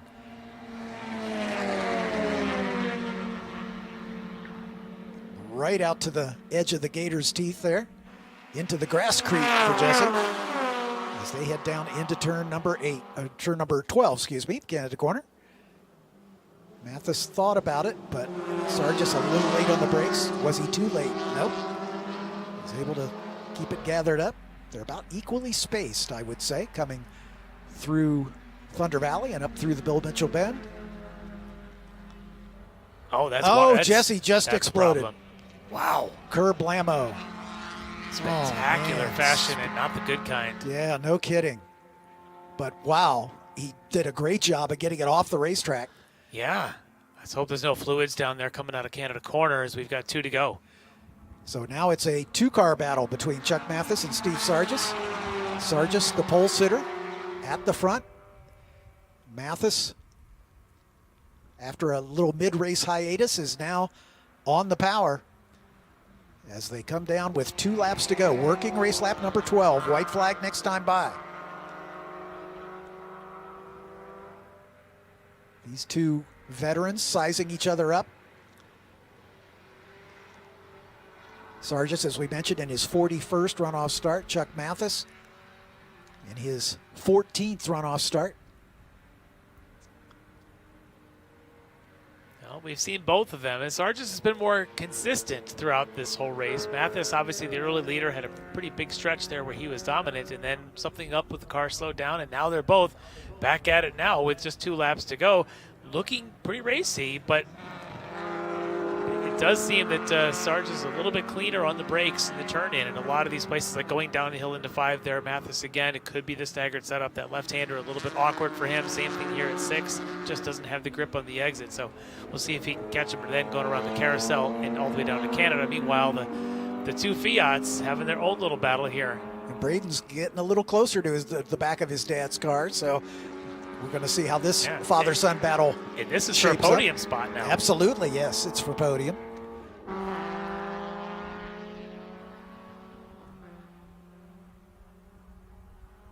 Matt Brannon has 1 podium. His best finish was a 2nd at Heartland Park in this race, most likely in this car. I've never known Matt to race anything other than an X19.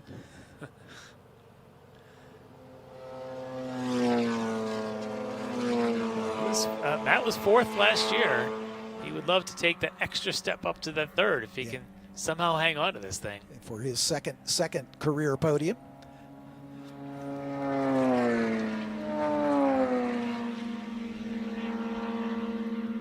But on that last lap, let's see, Braden was maybe a 10th quicker. Matt was at a 2:41.2, Braden at a 2:41.1. That was Braden's personal best, and this battle between Chrome and Galper now for 5th continues. Both of them setting personal bests on their last lap, so they're saving the best for last. It's interesting that the top 2 have slowed down from their quickest lap, where the chasing pack have actually sped up here as we're getting to the final lap. This battle, however, going on 25 seconds behind that top quartet as the white flag is in the air for Steve Sargis, who now has a little more comfortable lead. He's got some traffic in front of him, which will be a factor as he's catching up to the back. Well, we know that the Volkswagen is going to have the higher trap speed on this back straight where we record it. The question is, does Sargis have enough? And Sargis has been more consistent on the brakes into 5, but they do have traffic that they're going to encounter. That could play a part. If you're Chuck Mathis, you're really hoping that traffic is not necessarily blocking, but don't make it too easy on Steve. Yeah, exactly. I think that's the Mini of Leanne Wright. Yep, it is. Oh, yeah, she's just going to point both of them by going in the brakes here into 5. Good move there for Leanne, just letting them on through. So up the hill for the final time. Sargis looking to make it championship number 10 here.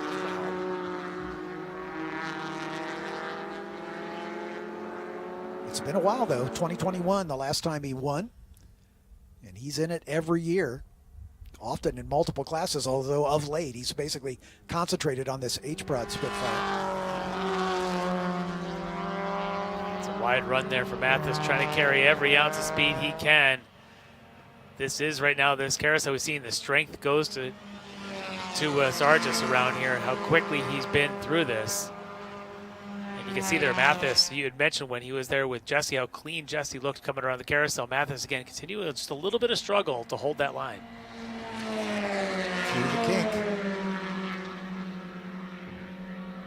Sargis being really conservative, not using up too much of the gator's teeth at the exit of the kink. If you don't have to, you don't do it. Absolutely. Down into Canada for the final time. This would be Mathis's last best chance.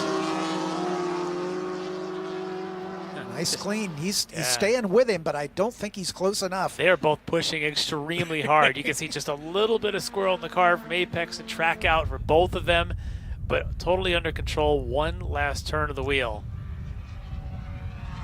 Sargis bending it in for the final time up the hill from the pole.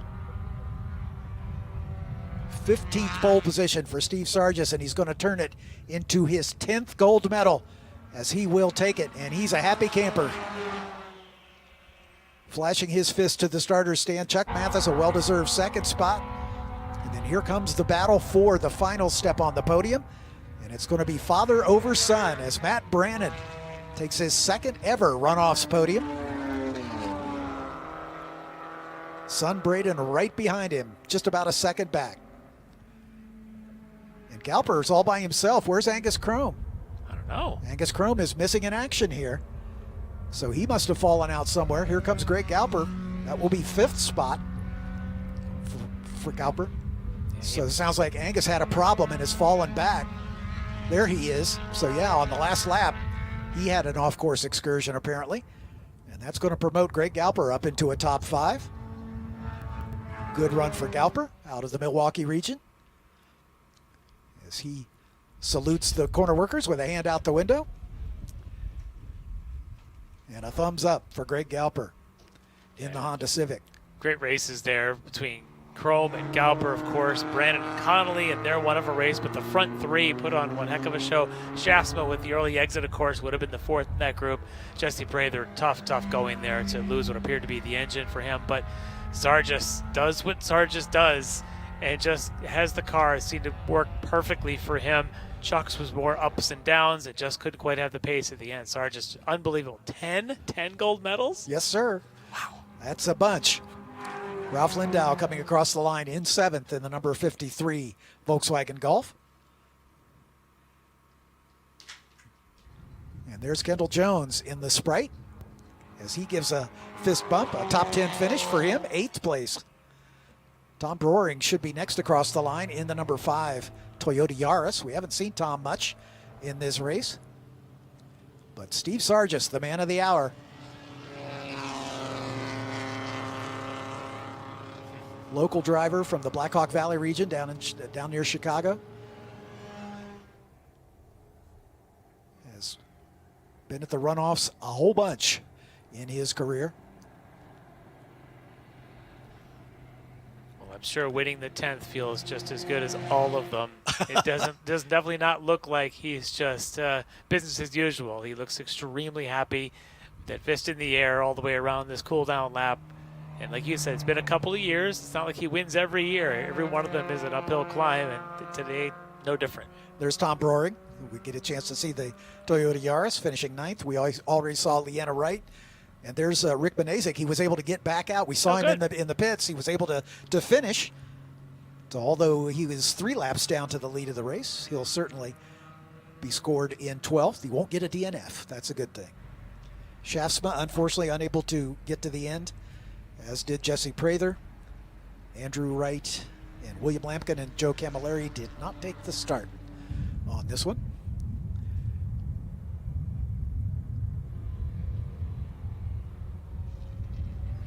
Steve Sargis in the Triumph Spitfire into the pit lane, as Hayward standing by to interview our top 3 finishers.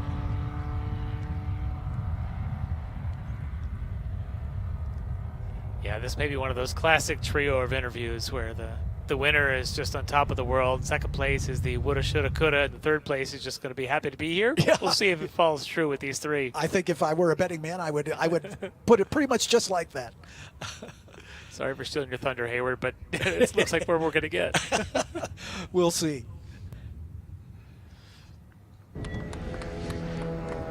As our winner comes to a stop right in front of Hayward Wagner. Give him a minute to get the gloves and the helmet off.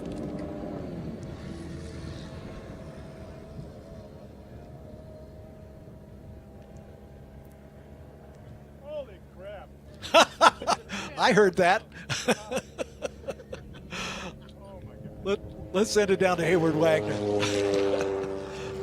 Yeah, you get the coolest initial reactions down here, and Steve is getting the neck piece coming in from the guys at Hoosier. We got the runoffs winner's hat going on him, the podium finisher hat. You look like you could maybe take a nap.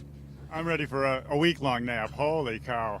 I thought I was going to be 5th, and then I thought maybe I'm going to be 1st, and I'm going to be 2nd. Maybe I should just hold on to 3rd. And then, lo and behold, the skies opened up, and I was leading for a while, and it's just crazy. Just ran a couple of consistent laps, I guess, and held them off. Holy cow. This is your 10th national championship, and from the minute you saw the checkered flag till now, I don't think you've stopped grinning, pumping your fist, celebrating the whole cool-off lap. What makes this one so special? Well, it's number 10. It's kind of my home track.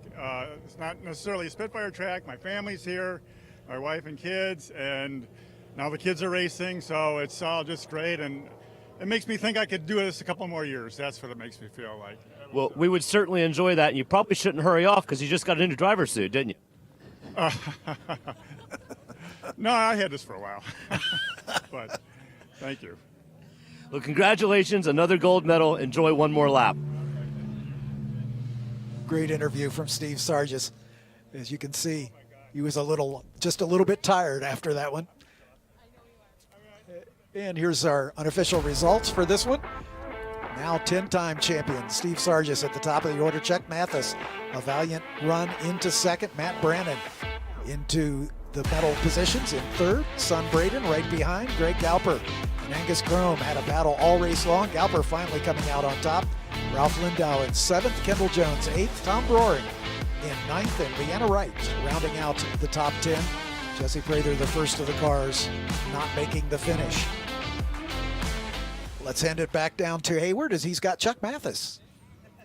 Chuck, it was a great race.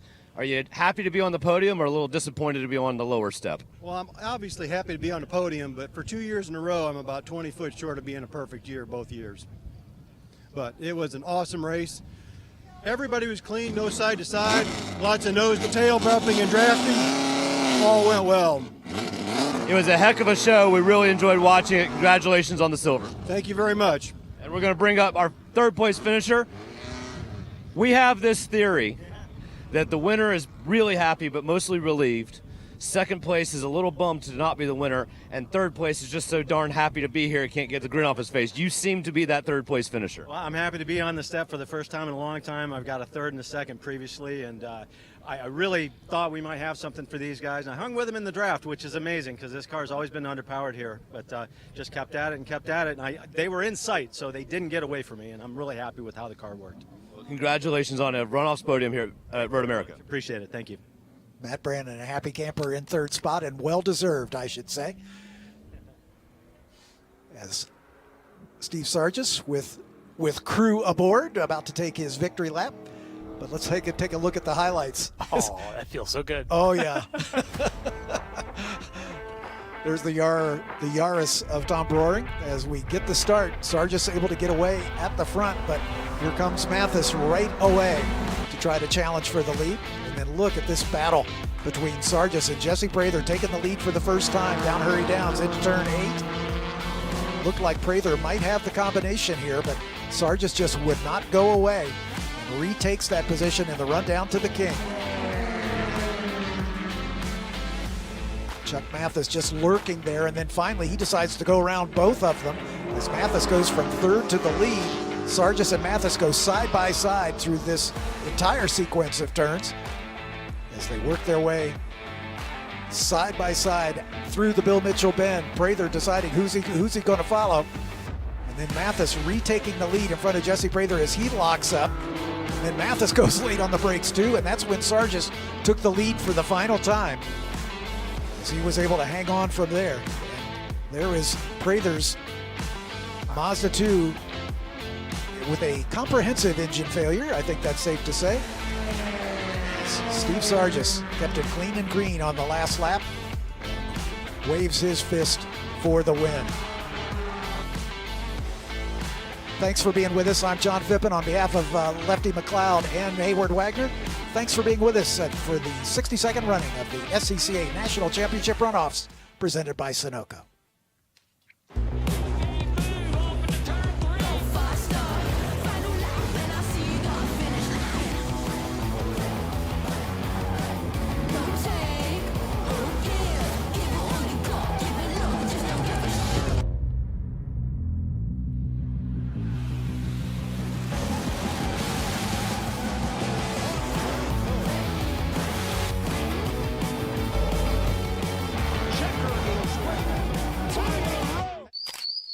Shopping for tires used to really ruffle my feathers. That was before I went to TireRack.com.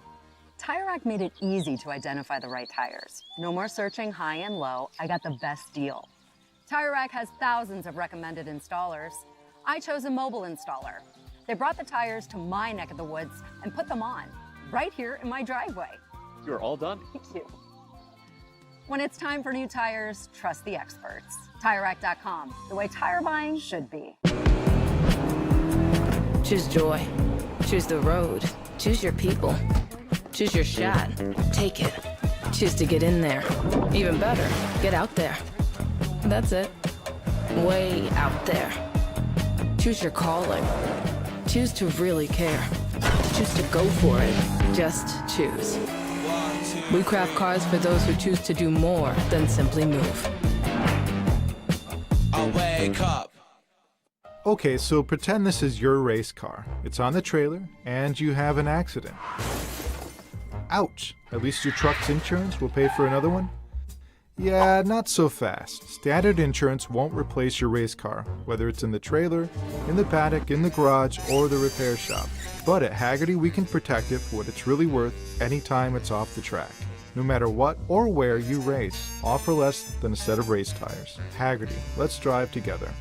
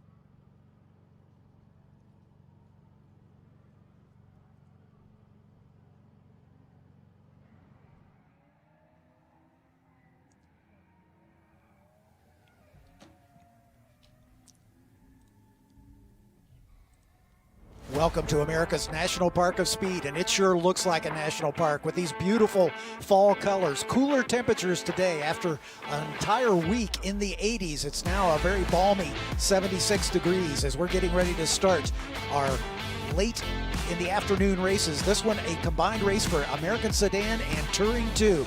My name's John Phippen alongside Tom O'Gorman. Hayward Wagner joins us down in the pit lane as I am looking forward to this. I'll do a little trivia for you. How many national championships are represented between these two classes? I don't know, John. How many are represented between these two classes? There will be 38. Of course, it helps that the most championships by any active driver in 16 is in the field. And it also doesn't hurt that we've got another driver with 8 national championships, a 3-timer, a 2-timer, several singles, a 5-timer. There's just a whole bunch of champions coming up. It sounds like Hayward Wagner is down on the grid. See if you can sort it out for us, Hayward. I'm a little bummed I didn't get a guess. That was a fun one. This is the T2 grid, and we're standing here beside Kurt Resitano's car. This is your pole sitter. I want to talk a little bit about balance, performance, parity, how these classes work. This is what I would consider to be a club-built car. This is a car that Phoenix Performance built for club racing, for amateur racing. You can see the steering wheel. It's a racing wheel, but it's pretty basic. There's a little note that reminds Kurt to turn the car off. You've got factory dash, factory pieces kind of everywhere in this. Very professionally built, but built very much for amateur racing. Now, if we take a step back here to Charlie Peters' car, this car was built for pro racing. This was built for some at a BMW spec, and you can see the steering wheel. There are still factory dash pieces in this, but this car has a lot more technology built into it. So the job for SCCA is to make sure that these cars that are factory built race cars with things like carbon roofs and cars that are built specifically for the amateur classes come out even, and based on qualifying, I'd say we're doing all right with that.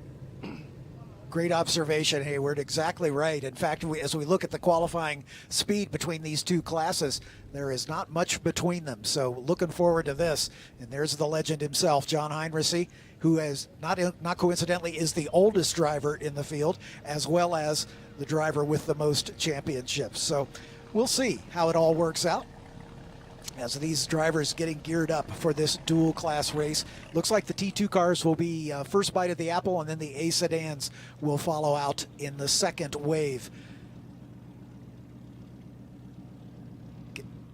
As we're going to give you a chance to take a lap around the course with none other than Tom O'Gorman. There's a pair of really cool classes we're going to see run here. Those production-based cars like Hayward mentioned, but also American sedans, the ground pounders.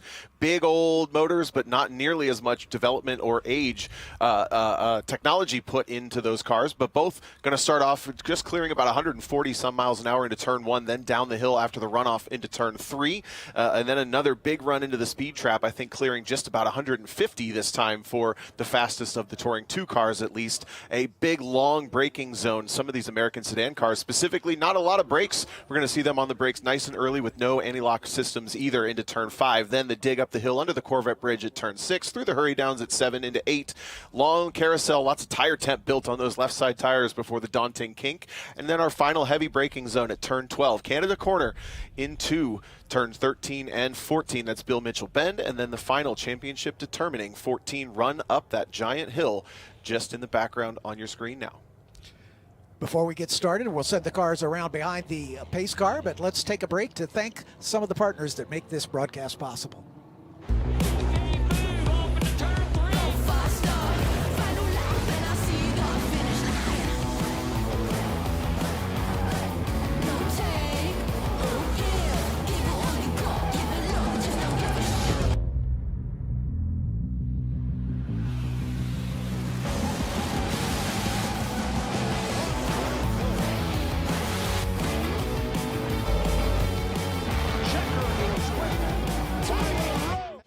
We're Tire Rack. We test tires to provide you with truth, transparency, and unbiased recommendations. We stock over 1 million tires to ensure we have what you need. We're Tire Rack. We work hard to ship your tires fast and free. We offer convenient installation options to keep you moving forward. We do all this for one reason. Tires matter. TireRack.com, the way tire buying should be. Choose joy. Choose the road. Choose your people. Choose your shot.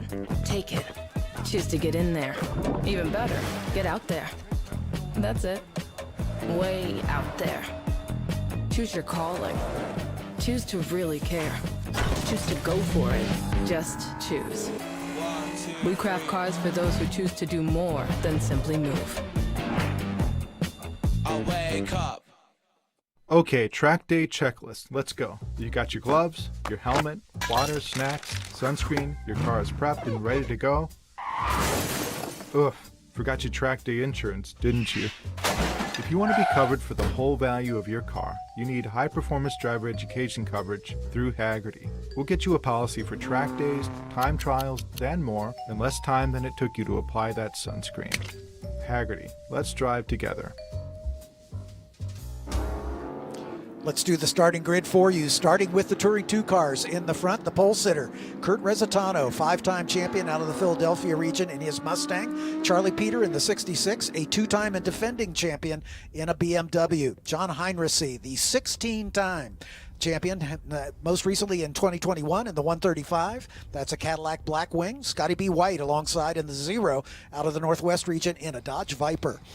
David Sanders starts in row 3 in the 73 out of the Philadelphia region in a Corvette. Aaron Kaplan in the 18 out of Chicago in a BMW. Row 4, the 23 of Alan Kossoff from Chicago in a Porsche. Jason Ott, number 26, the 22 champion in another Porsche. In row 5, the 12 of Russell King out of Land O'Lakes region in a BMW. And a rookie, Bruce Griffin, in the number 125 out of the Central Florida region in another Corvette. Alone in the final row, David Newman, the oldest driver here this weekend in the 142 in a BMW. Now for the A sedans on the pole. 8-time champion Andy McDermott in the number 24 out of the Detroit region, but he hasn't won since 2016. Greg Eaton, a 3-time champion in the number 21 Mustang, starts alongside. In row 2, the 22 of Daniel Richardson, a 2-time champion and the defending champion out of the DC region in a Camaro. Thomas Ellis next to him in the 51 out of the Florida region in a Mustang. A rookie, the youngest driver in the field, starts inside of row 3, the 89 of Dylan Linkleiter out of the Blue Mountain region. Sorry, I get it right. In a Mustang. James Jost in another Mustang in the 14 out of the Philadelphia region. He's the 2021 champ. In row 4, the 99 of Michael Kamalayan out of the Atlanta region in a Mustang. And Kyle Gilbert in the number 15 out of the Blackhawk Valley region, in a Chevy Camaro. And let's see, in row 5, the 11 of Roger Eagleton out of the San Francisco region in a Mustang GT, and the 117 of Andy Schneidermeyer out of the St. Louis region in a Camaro. And alone in row 6 is the 32 of Kelly Lubosh out of the New England region in another Chevy Camaro. As our front row behind the Mazda safety car coming down into turn 14, the Black Phoenix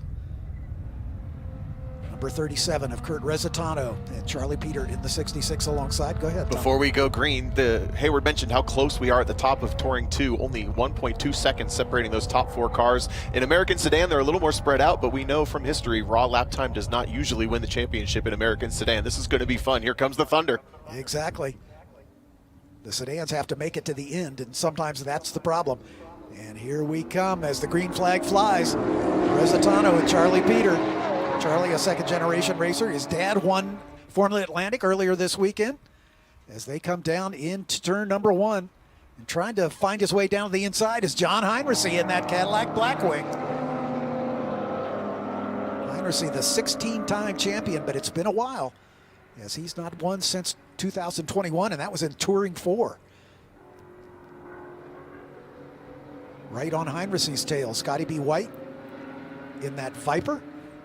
And then right behind Scotty, Aaron Kaplan, David Sanders. It's now the second wave of American sedans. Andy McDermott on the pole in the 8-time championship winning machine in his 33rd runoff start. Alongside him, Greg Eaton, who's won it 3 times as well. And here comes the Thunder indeed. As these big A sedans get their right foot firmly planted on the firewall. And McDermott's going to have the advantage for the moment down into turn 1. But here comes Eaton already trying to get down to the inside. They're going to go side by side, and they touch. They both get a little squirrely. McDermott goes way out into the runoff. He's going to come back in about 4th position as he comes in right alongside the 51 of Thomas Ellis. Then a big lockup down into turn 3, still completely sideways in the WeatherTech Mustang. He really pinched Eaton down to the inside of turn 1, almost to the point that he was going to drive him into the grass. At some point, Eaton runs out of room and just has to glue it to the grass on the inside. These two are going to be shoulders out the entire race. Another past champion, Danny Richardson, takes over that 2nd spot in the Camaro. It's a little bit of a 4-car breakaway now side by side further back in the pack. I thought I saw another lockup from Andy McDermott as he's really having some trouble on the brakes, maybe getting him warmed up, and he's going side by side with the 22. Another touch on Richardson now, as they are completely elbows and door handles out in American Sedan. The only car that hasn't had much drama other than Eaton is Tom Ellis in that maroon kind of 90s generation Mustang, doing a little bit of a better job, being a bit heads up, maybe actually a little bit spooked by these guys, how hard McDermott came back onto the track. He backed out of it and said, whoa, you're right, you go for it, man. And then they settled in single file here in the second wave, green flag for this race. Yeah, Andy is never one to do things halfway, as he's definitely a fierce competitor. As we go back to the lead here, Resitano with the advantage. 3,800 pounds of Cadillac bearing down on that BMW into turn 1, and they've broken away from the rest of the pack. Now this is a lunge from Kaplan, Aaron Kaplan in the BMW up the inside of David Sanders with some smoke out of the rear end of that car, potentially transmission or differential there in the Corvette, hunting back and forth, back and forth. This is a great battle for 4th, but leading the way of this one, Scotty B. White has dropped off slightly from those top 3. Then we've got Kaplan, Sanders, Jason Ott, and Aaron Kossoff. Sanders definitely showing some smoke out of the back of that car, so we'll see how that shakes out. Meanwhile, Resitano, and then side by side, Charlie Peter and John Heinrichsey. Heinrichsey debuted that Cadillac Blackwing a year ago, and Sanders really fighting that car, as he's going to be having trouble getting some fluid under his own rear tires if he's not too careful. Yeah, really woed it up at the entry for turn 5, but got a good exit. Kurt Resitano with a bit of a breakaway in that S550 Mustang, the V8 version. And John Heinrichsey is really starting this thing off strong. You have to imagine that big car doesn't maybe have the longevity in the back pocket, and he knows that, putting the pressure on Charlie Peter big time. And that Cadillac also very much the most stock car in this field. By the rules, it's so much power and so much performance out of the factory.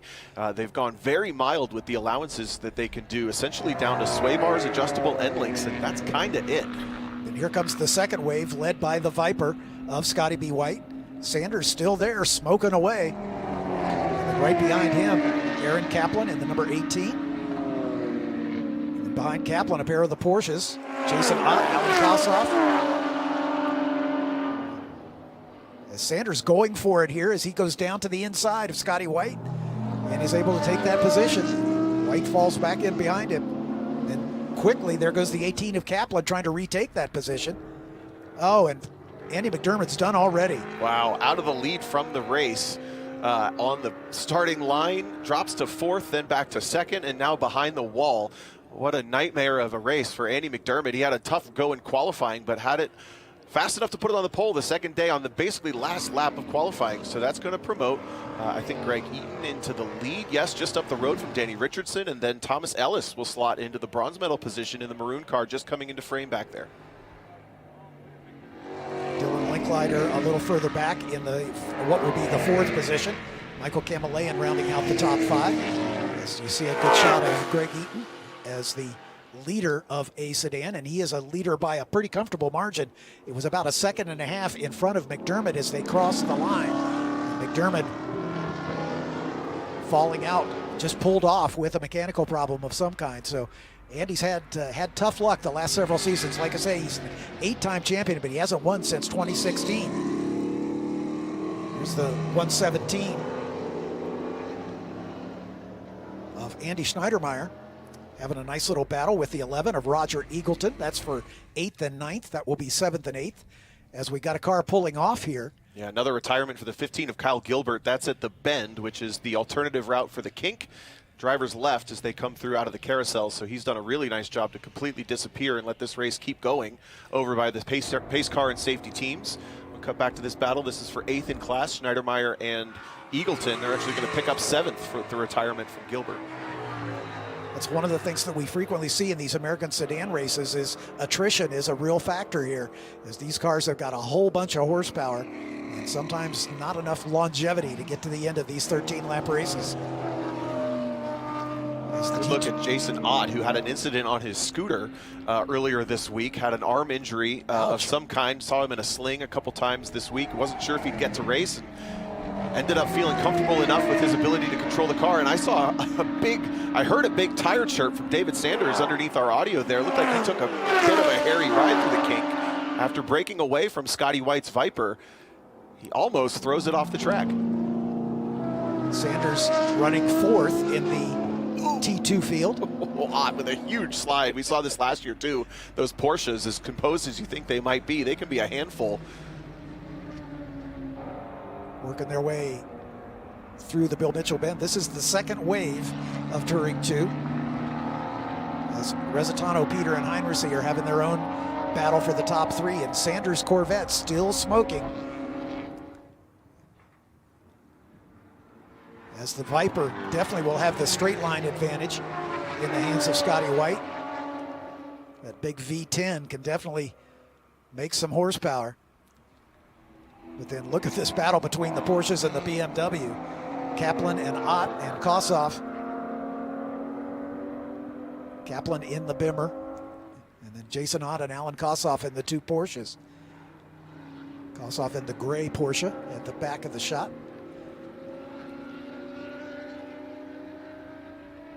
And they're running down David Sanders as Sanders set, despite the smoke, has set his fastest lap of the race at 2:26.9 on the last lap. But Scotty B. White closing down as Sanders' car may be going a little off song here on this lap. Scotty's last lap was a 27.7, so he was actually slower at the line, but it looks like he's making up ground here.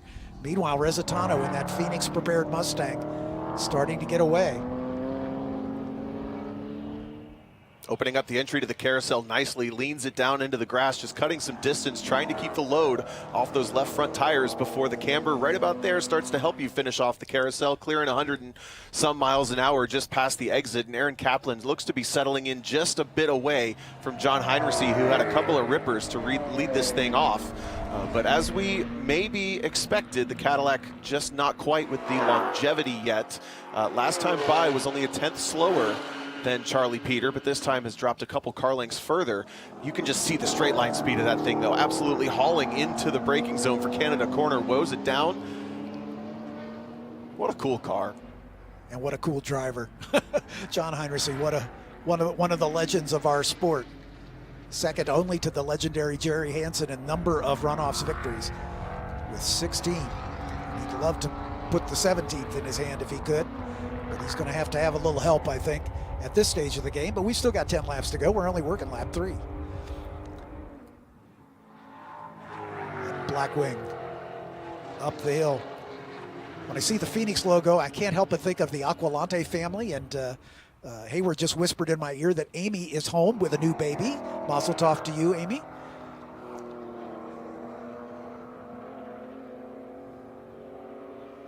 As Joe Aqualante, one of the principals of the Phoenix group, doing the preparation work on the leader's car, the Kurt Resitano, and obviously has some input on the Blackwing of John Heinrichs as well.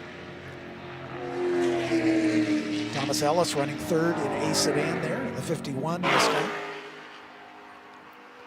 I have to say, one of the less eventful American sedan races, we'll knock on wood, in front of us with only 5 laps down, though plenty of time that we've seen so far. This class has some of the most excitement behind it at most of the runoffs, but things have spread out quite a bit, about 3 seconds separating our top 3 cars. Eaton 3 seconds up the road there, just flashes at the bottom of the screen before Richardson.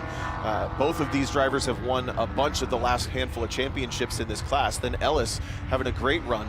We haven't seen this car on a podium position in years that I've been working in this position. Looks like Andy Schneidermeyer with a bit of an issue just after the kink. He was moving slowly, but still has power in the car. Looks like he's going to pull off. Just going to try to disappear behind the wall on left. Yep, trying to put it in as safe a place as he can. So Andy Schneidermeyer, yet the next retirement from the A Sedan field in the 117. Good job backing it up onto the runoff road there so he doesn't bring out a yellow flag. As the 32 of Kelly Lubash going by. Thinking it might be a gearbox issue as he comes through the kink.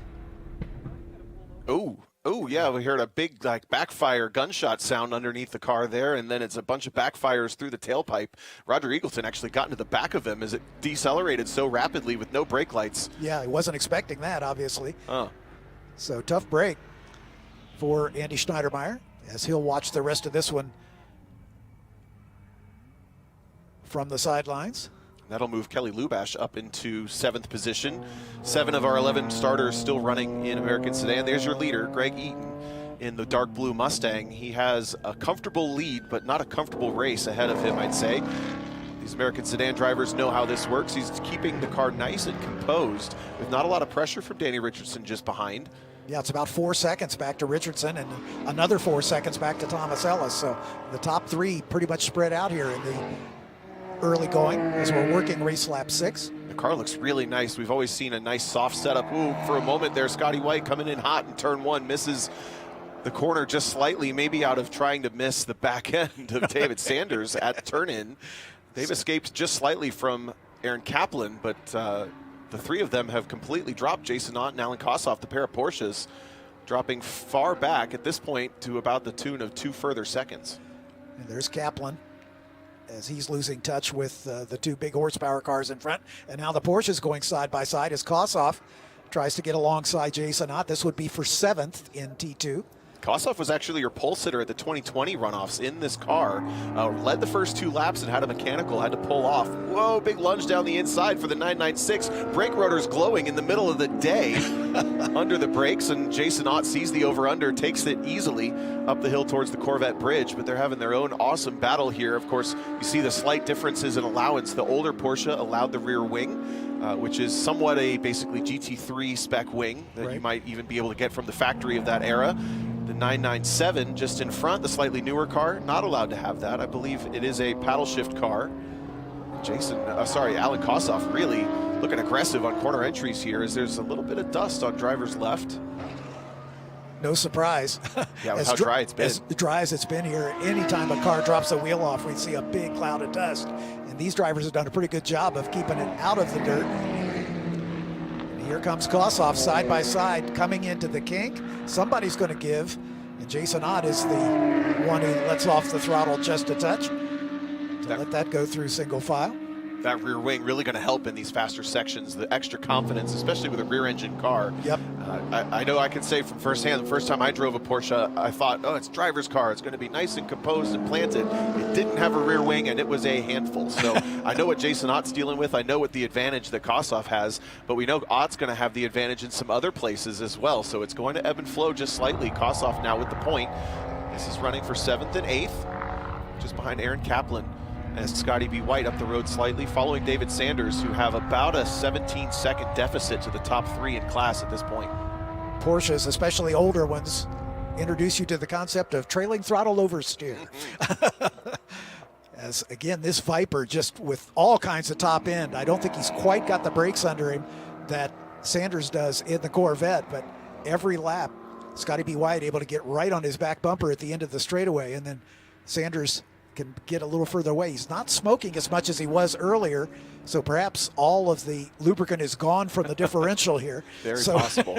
So we'll see how it goes for the rest of this race as we're just now at half distance, working race lap number 7. And that Viper is 3,700 pounds, so that is a reason why it wouldn't stop so well as some of the other cars, as well as how fast it is in a straight line. 3,400 pounds for the Corvette, but at the front, Charlie Peter has put in a couple of good laps and really run down Kurt Resitano. This is going to be a great battle once again. I just happened to notice, I think there's a lot of leaves in the front of that BMW. See if we get that shot this time through. Yeah, about half the grille surface area covered. It could be an issue, but for now, Peter looks to be the fast car. It's a windier day today, and you can see the leaves in the camera shot as the leaves coming off the trees with the heavier winds than we've had most of the week. So that was definitely a factor last year. Hasn't been much of a factor in the first race day yesterday, but today we're seeing more and more of these leaves get gathered up in the grills. Fortunately, it's a little cooler as we were in the 80s yesterday. It's about 10 degrees cooler here today. These two drivers exchanged positions 2 or 3 times last year, but it's Charlie Peter who's the defending champion in that BMW. And then actually last year in Touring 2, Kurt Resitano running a C5 Corvette, very similar to what the yellow car of David Sanders is. And that car just kind of let him down as far as tire degradation went. The car really went south fairly quickly in the second half of the race. We watched how hard he had to fight it. The Mustang seems a little bit more composed, whether there was any changes to the rules that made them switch, or maybe they just wanted to keep things fresh. Not sure exactly, but Resitano seems to be much more able to control this race this year than last. As again, just past the halfway point, Charlie Peter, the two-time and defending champion of the class. As everybody's using all the runoff in this one, especially there at turn number 1.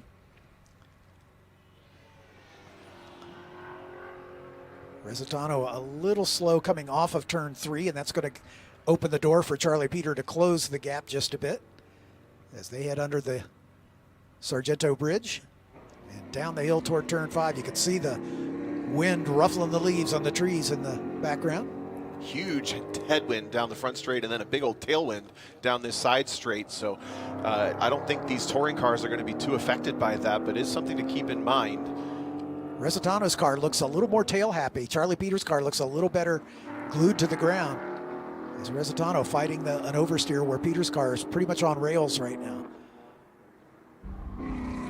Out of turn 7, down the hill and hurry downs. Another downhill braking zone.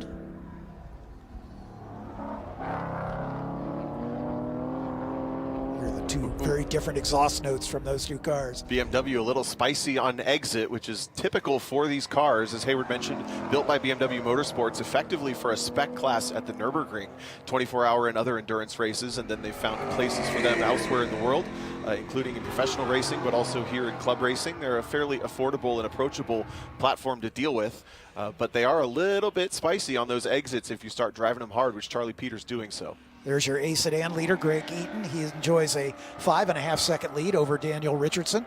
And then Thomas Ellis, another 5.5 seconds back as Eaton drops a wheel off at the exit of turn 1. Down the hill into turn 3 comes the number 21. Eaton, the 3-time champion of the class, won it most recently in 2022. Richardson, the defending champion, 2-time champion. Certainly there to pick up the pieces, although he doesn't seem to have the pace to run with Greg Eaton at this mid-race stage. So it's a Mustang versus Camaro battle at the front. Thomas Ellis and another Mustang in 3rd. Linklater and Roger Eagleton, your top 5 in a sedan.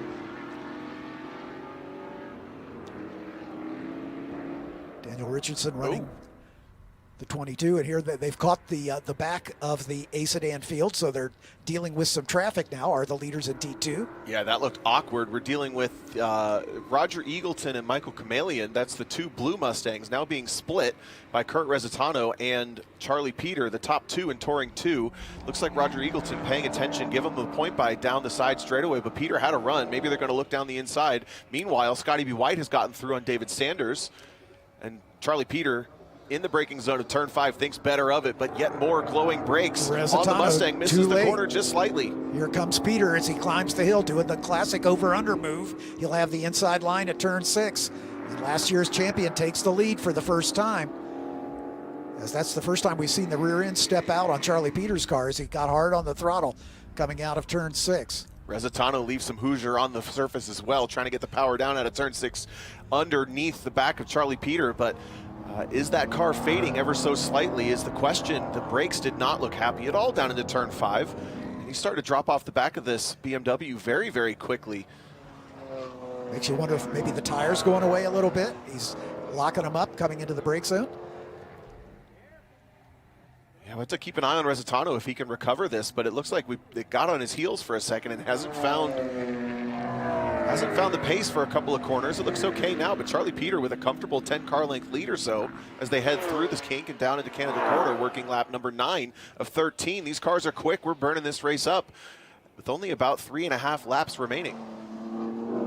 Working race lap number 9 right now. So there'll be 4 to go when they hit the line. I was never good at math. Sorry, John. Well, it's all right. I have to count on my fingers, so it's all good. Resitano drifting it through the Bill Mitchell bend there and coming on to the final turn. Settling himself down here to see if he can chase down Charlie Peter here on the front straightaway. Meanwhile, Scotty White, this is the battle for 4th and 5th. Scotty White taking over that 4th spot from David Sanders. We saw that pass at the beginning of this lap down in turn 1. Scotty B in the Viper. And his 46th runoff start. Still looking for his first gold medal. His best finish is second, most recently in VIR in 2023 in the T2 class. What a cool battle between these two American icons. Not the drivers necessarily. Of course, we know these are both iconic drivers too at the runoffs, but the Viper versus the Corvette, just classic stuff. And I have to imagine also with that convertible top, the open cage gets a pretty good draft, a big hole in the air behind that fast Viper, which is helping David Sanders probably pick up 2 or 3 miles an hour down these longer straightaways.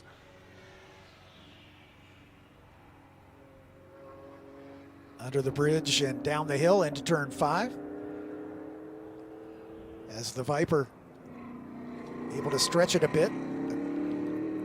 Heavy on the brakes is Scotty White. Keeps it out of the dirt. Nice and composed, but a slip for Sanders behind. I think the rear of those Corvettes, as we saw last year with Resitano, it's easy to drive the back end off, whereas the taller gearing and the smooth inputs on the wheel with the Viper rewarding the longer runs here. Not a lot of drama from the cockpit of Scotty B. White's car. This battle going on 15 seconds behind the 3rd place of John Heinrichs in the Blackwing. And he is some 7.5 seconds behind the Resitano Peter battle. As we watch this 4th place battle work its way through the carousel turn.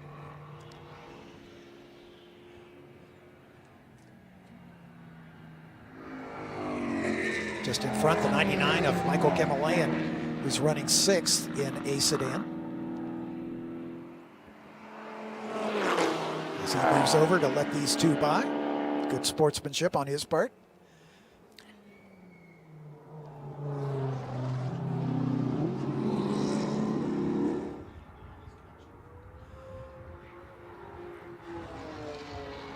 Resitano comes by the line about 2 seconds now behind Charlie Peter. Resitano's last lap was a 26.2 compared to his best of a 23.4. So something definitely is going away in Kurt Resitano's car.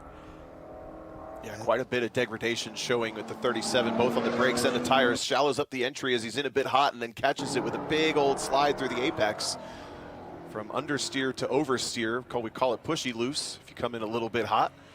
Unfortunately, Resitano looks like the longevity of this car, despite being a different car from last year, has let him down once more. Charlie Peter pulling away just ever so slightly, a couple tenths every sector.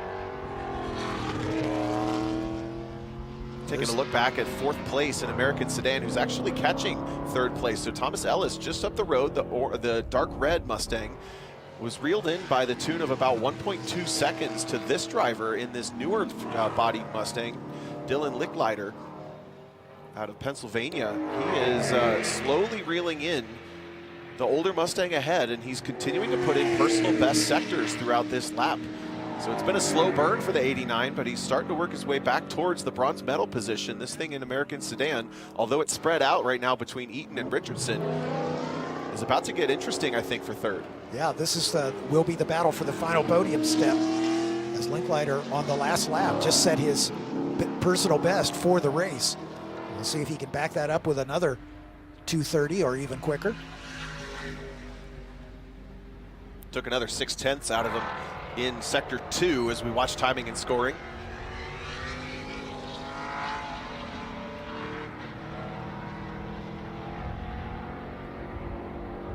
We'll check the interval at the line. It was 3.1 seconds a lap ago. And that's down, now it's a little bigger. Oh no, actually that down to 2.9, so it's a couple tenths quicker. But with 3 to go, he's going to have to make up ground a little faster than that. We'll see if Ellis is failing or if Linkleiter is just finding more pace, as he's done 2-minute 30-second laps here. So he is quicker. Yeah. Linkleiter actually the fastest car in American Sedan last time through. He is doing a really nice job in the late stages of this race. Phoenix on the door, so we know there's a little bit of expertise breathed under that Mustang. Yep. And the gap is a big one. I mean, I'm not going to say that 2.9 seconds isn't pretty big here in racing, but when you have that rabbit in front of you, sometimes you can use it to your advantage if you keep your head cool but your eyes up. Being able to get that car just a little bit bigger and a little bit bigger in your front windshield is going to be really motivating for Linkleiter. And he's got nobody behind him, so he doesn't have to worry about his mirrors. So he can concentrate on running down that maroon number 51 of Thomas Ellis.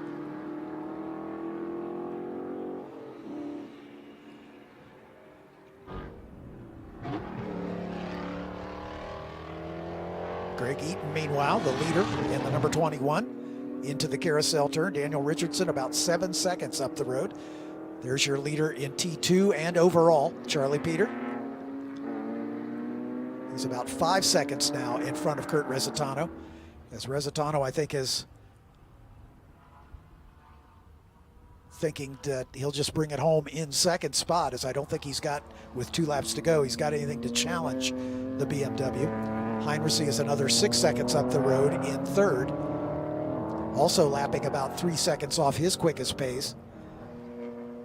Charlie Peter is within a second of his fastest lap of the race, so he's been able to maintain his pace throughout the race, whereas both Resitano and Heinrichs have fallen off from their early speed. Beautiful carousel from Resitano, using the edge of the track and the grass to hook the front end of that Mustang around and do everything he can with what he's got in that number 37 car. And there's the gap back to John Heinrichs, who's also run a pretty flawless race in the Cadillac. You see how much momentum he carries with that car.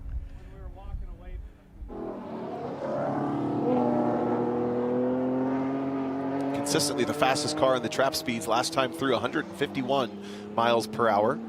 Also seeing some left foot braking action from Heinrichs. You see the brake lights on through the exits of the corners as he pulls that thing, trail braking all the way through the apex and away up the hill towards Billy Mitchell.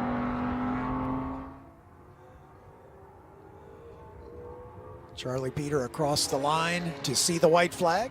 1 lap to go for our Touring 2 leader. There's Resitano in the background. 5.5 seconds, the lead interval right now for Charlie Peter. Looking to make it back-to-back championships, as this would be his third if he can hang on for another 4 miles.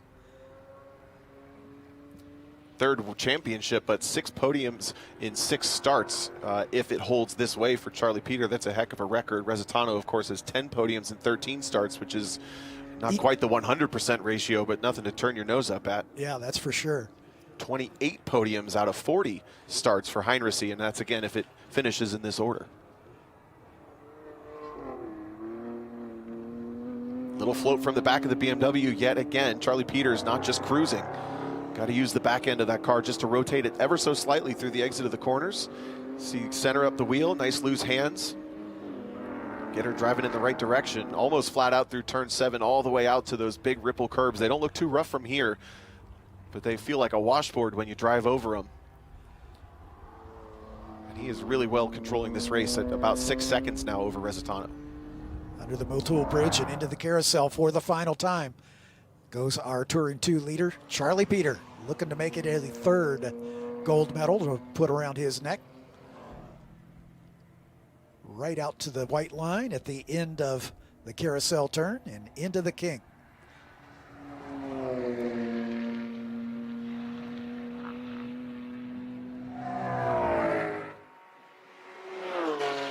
call this Kettle Bottoms down into Canada Corner, the northernmost point of this racetrack. Charlie Peter heavy on the brakes for the final time. Oh, and here's that battle we thought would materialize, and it sure has. Coming to the white flag, Dylan Licklider has come up underneath the back end of Thomas Ellis. He's taken nearly 2 seconds out of the third place driver here. This is only a couple corners ahead of our overall leader and winner, or leader, eventual winner, I think, likely at this point in Touring 2. Charlie Peter coming to the checkered flag. Meanwhile, the battle for the bronze medal in a sedan is definitely enjoined, but let's give Charlie Peter his due. Back-to-back wins here. The three-time now champion, Charlie Peter, takes the checkered flag in Touring 2. Kurt Resitano from the pole brings it home in second spot. 5.1 seconds, the margin of victory. And John Heinrichs in the black wing comes home third, another 9 seconds up the road in the 135. Scotty B. White and David Sanders have been having a race-long battle for fourth in Touring 2. White with the advantage the last time by just over a second, and he hangs on to that as Scotty White sets his fastest lap on the last lap. Meanwhile, here is your A sedan leader, Greg Eaton, just exiting turn 6. Through turn 7, down the hill. Eaton leading this race flag to flag last year, but marked with a DQ next to his name after all was said and done in the tech shed. This would be redemption for him to take the win and take it home officially after 2 years of trying. Of course, the tech shed still awaits. Of course. Meanwhile, we look at this battle for the bronze medal here in a sedan. Ellis in front, Licklider right behind him. Scrabbling for grip out of turn 8. A big push for Ellis. That left front tire is protesting, not happy at all in the red car. He keeps it nice and tight though, well recovered. They're really not that far back from Danny Richardson. Yeah. Not going to have enough time to catch him, I don't think, but this thing is not done at all for the bronze position. Ellis has to hold on to it. That thing looks like a handful, and I think Licklider's going to get a little bit of a run on him through the kink. On the way down to Canada, last best chance here for Licklider, as Ellis is going to be a little defensive right down the middle of the road. Licklider tries to get down there, but can't quite make it. Has to go through single file. Let's see if he's got a better exit. They're going to get side by side. Not quite. That was well covered. He did a good job to make his intentions known. Closed that door super early down in the Canada corner, but there's still more chances here. Yep. As they head down into turn 14 for the final time. Licklider looking for the exit. Meanwhile, there's Greg Eaton taking the checkered flag and the championship. And it looks like Ellis is going to hold off the challenge, as Thomas Ellis will take the final step on the podium. Danny Richardson across the line, just in the foreground there, in second in a sedan. Ellis taking the bronze medal in a valiant charge for Dylan Licklider to come home in the fourth spot, just that much short by less than half a second. Talk about pressure, but for your first podium ever at the runoffs for Thomas Ellis, that was excellently held. And while that battle was finishing up, Charlie Peter got his cool down lap. Thumbs up to all the workers and all the fans around the track. He's already headed almost back to pit lane already. Indeed, he had a big lead using his turn signal as he heads over into pit lane.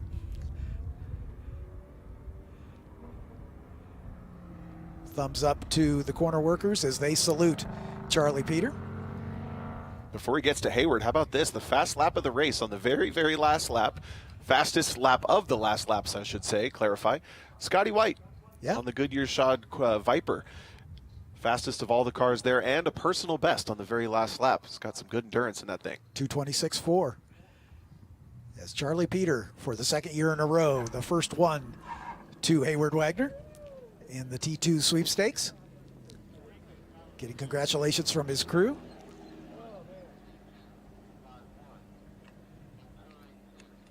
It's been a good weekend for the Peter family, as Dad Hans taking the win in Formula Atlantic yesterday. And now Charlie backing it up with the win in Touring 2. Looks like he worked for that one, Hayward. Let's send it down to you for his reaction. We're going to get Charlie's gold medal around his neck. We're going to get him an SCCA hat. We might even put some Hoosier jewelry on this gentleman. He's driven this car hard enough I can barely read the sidewall of this tire, but it does say Hoosier. There we go. All right, Charlie, it's going to be a good ride home for this family, isn't it? I think so, yeah. It's off to such a great start. We got one more to go, but yeah, I mean, this one I wanted to, can't say I wanted to win more than the other one because I'm sure I might change my mind, next race, but yeah, this is totally awesome. I'm blown away that I got to do this again this year, and yeah, I'm so lucky to have such a great team, a great family. Thank God for Hoosier Tire, and believe it or not, the sidewall is part of the tire and you can use it. So, and I did today. Well, congratulations, your second championship in the class. Good luck later this afternoon. Thank you. And one more thing, Kurt drove such a great race. He's such an awesome competitor. I'm so lucky to get to race with him, and congrats to him, and also want to thank him for being fair. All right, enjoy that victory lap. Sounds great. Charlie Peter will head out with the victory flag in hand for his victory lap.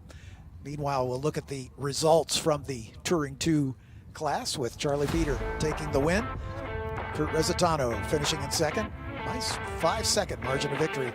The legend John Heinrichsey in third. Scotty B. White setting the fast lap of the race on the last lap of the race. In fourth, David Sanders in the Corvette. Aaron Kaplan, Alan Kossoff, Jason Ott, Russell King, and David Newman finishing a lap down in 10th position. We'll send it back down to Hayward as he's got our second and third place finishers. Kurt Resitano should be next up. Kurt, Charlie had some real nice things to say about the... Sounds like we're having a little trouble with Hayward's microphone, so we'll take just a minute to refresh the batteries in that, I'm guessing. It's also a windy one out there. You can just see how much.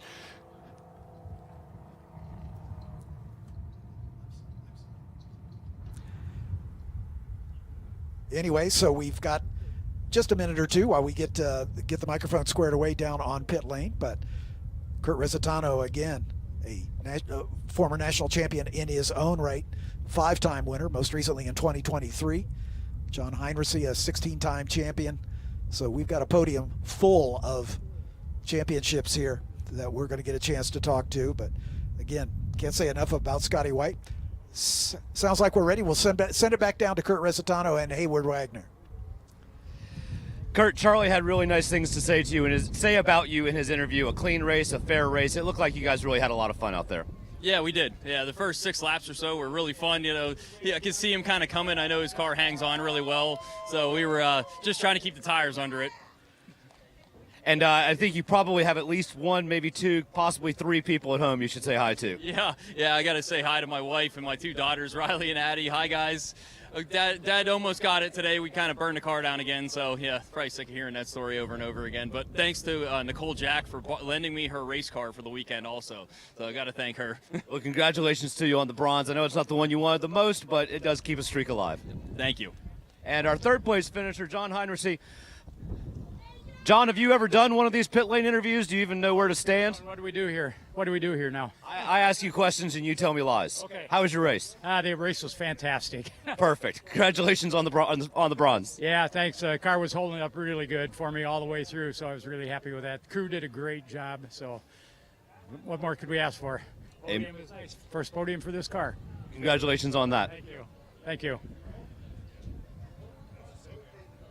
Thanks, Hayward. Great job as John Heinrichsey now on the podium once again in his long career.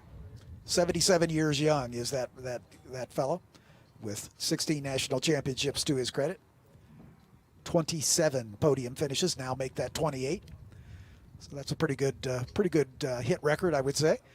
As we now turn our attention to a sedan, and it looks like Hayward making his way over to the Greg Eaton car. Sounds like he's ready. Hayward?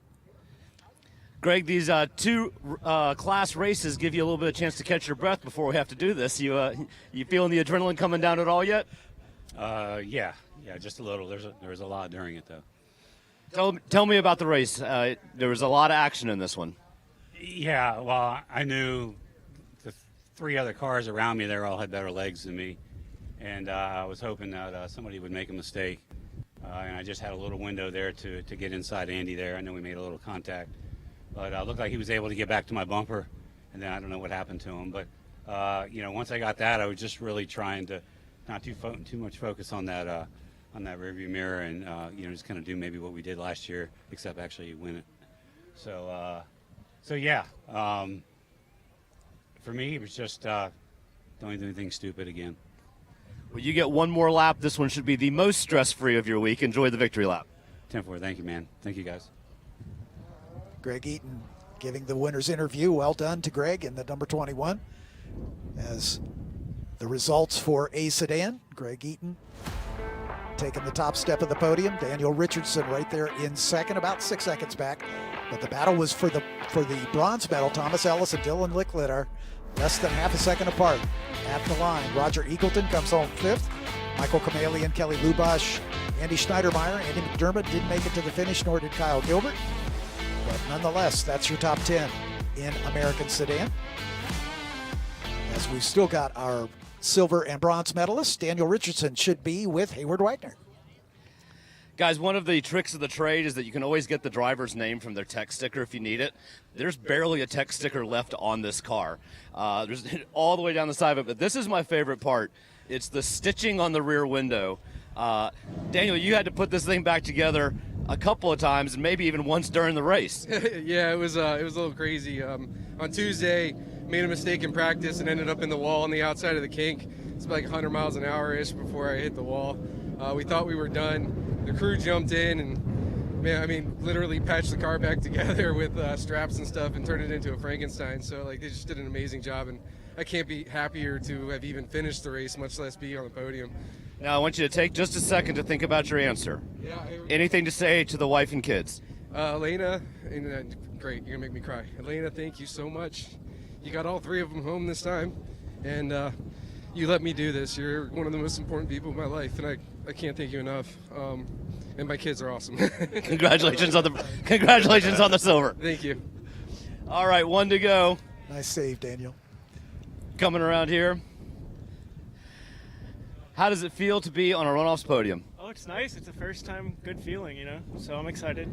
Yeah, it's not as good as winning, but I just had nothing for these guys, and the car started fading so bad at the end of the race. I was just like, yep, but as long as I'm in third, I'm on the podium, I'm happy, It was good. To finish third, you must first finish. Yeah, exactly. Congratulations. Thank you. Hayward, nice pair of red beards there, my friend. Well done. So congratulations to Thomas Ellis, holding off a valiant challenge from Dylan Licklider at the end, as we can see Greg Eaton heading off on his victory lap. Here are the highlights as the field lined up for Touring 2 and American Sedan. And here's the start. Resitano getting a good jump. Charlie Peter going right with him. John Heinrichs in that big black wing in the third spot. And then the same story for A Sedan with Andy McDermott, the pole sitter. Daniel Richardson right there alongside him as they got together into turn one on the very first lap. Andy McDermott comes right back on. Andy pulling his way past Richardson. That's where some of the problems for Richardson's car, but McDermott unfortunately did not make it to the end, and he pulls behind the wall. And then this battle all race long between Sanders and Scotty White. Scotty White eventually getting it done in fourth position. Resitano goes too deep on the brakes down into turn number 5. That opens the door for Charlie Peter to go side by side and take the lead for the first time, and then it was just a matter of keeping that BMW under him. As Resitano's car fading just a little bit as Peter takes the double checkers with about 6 seconds to bear. Greg Eaton did not have any problems. After the first handful of laps, when there was a little argy-bargy going on, Eaton eventually pulled away to over a 6-second margin of victory. Thanks for being with us for this A Sedan Touring 2 race, as we've got more coming up next in the 62nd running of the SCCA National Championship Runoffs, presented by Sunoco.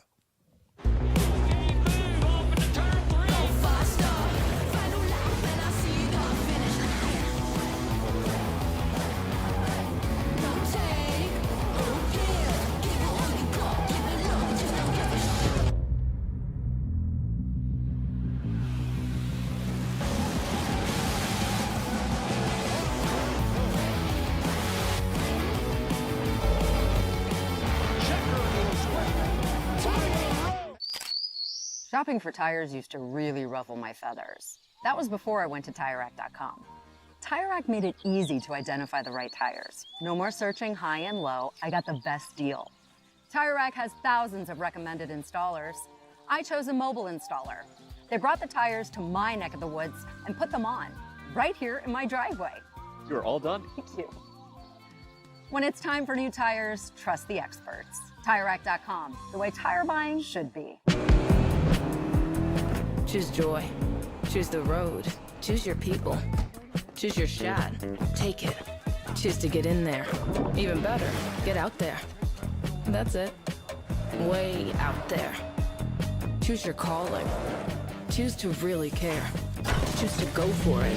Just choose. We craft cars for those who choose to do more than simply move. I wake up. Okay, so pretend this is your race car. It's on the trailer, and you have an accident. Ouch! At least your truck's insurance will pay for another one? Yeah, not so fast. Standard insurance won't replace your race car, whether it's in the trailer, in the paddock, in the garage, or the repair shop. But at Hagerty, we can protect it for what it's really worth anytime it's off the track. No matter what or where you race, all for less than a set of race tires. Hagerty, let's drive together.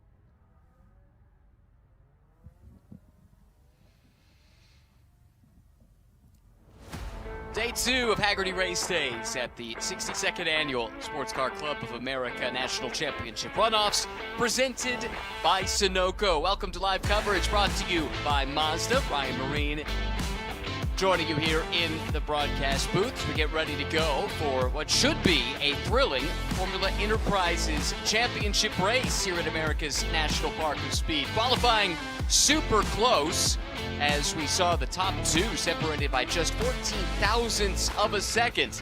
And with a good chunk of the field in about the 1 second bracket, it should make for an exciting race today to settle the 2025 National Championship.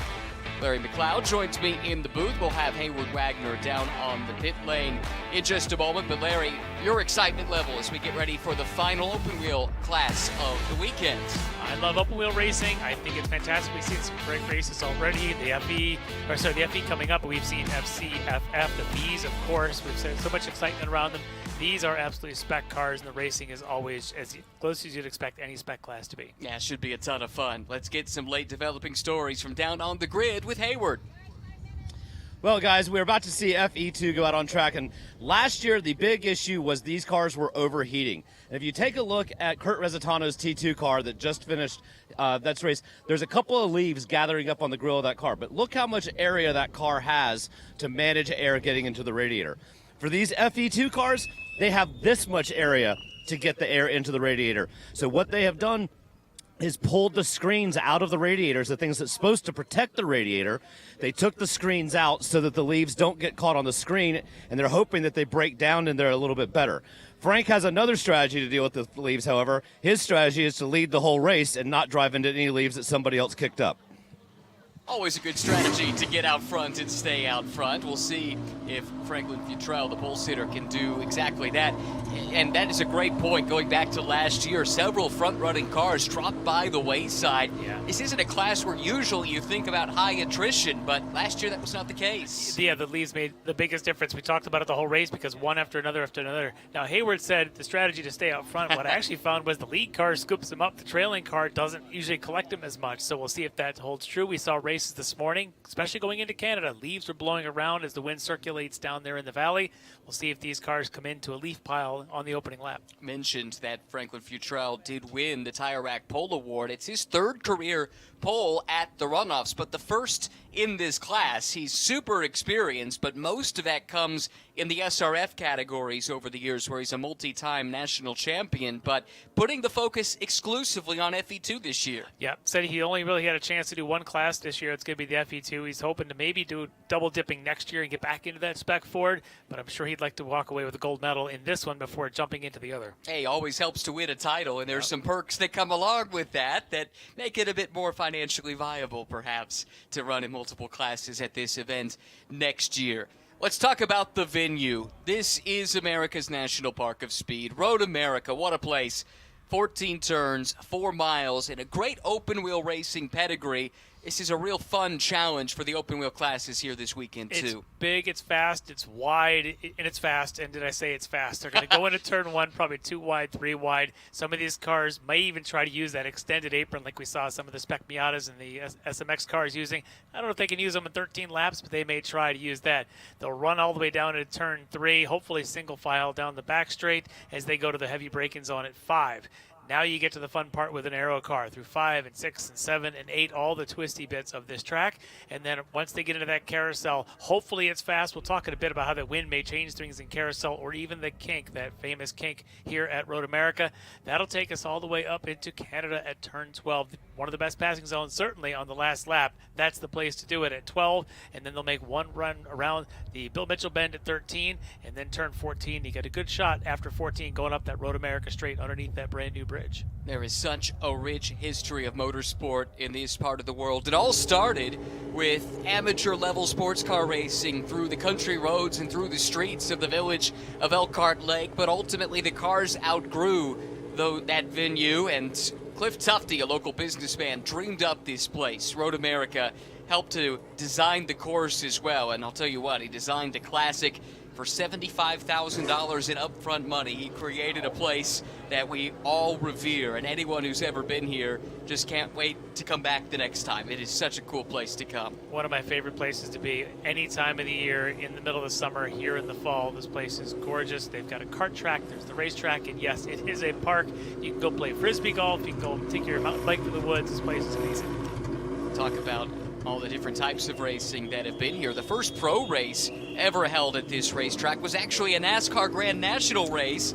It was won by Paul Goldsmith in a Jaguar, believe it or not. One of the few foreign cars to ever win a NASCAR Now Cup Series race. That was all the way back in 1956. Very different types of cars about to take to the track, though, here as we get ready for the FE2 National Championship race. We'll step aside when we come back. The starting grid and the green flag in the FE2 title race here at Road America.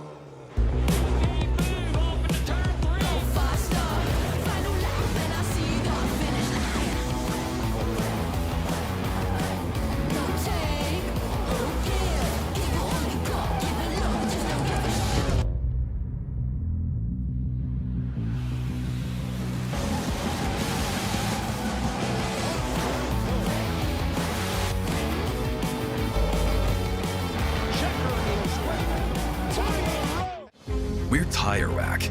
We test tires to provide you with truth, transparency, and unbiased recommendations. We stock over 1 million tires to ensure we have what you need. We're Tire Rack. We work hard to ship your tires fast and free. We offer convenient installation options to keep you moving forward. We do all this for one reason: Tires matter. TireRack.com, the way tire buying should be. Choose joy. Choose the road. Choose your people. Choose your shot. Take it. Choose to get in there. Even better, get out there. That's it.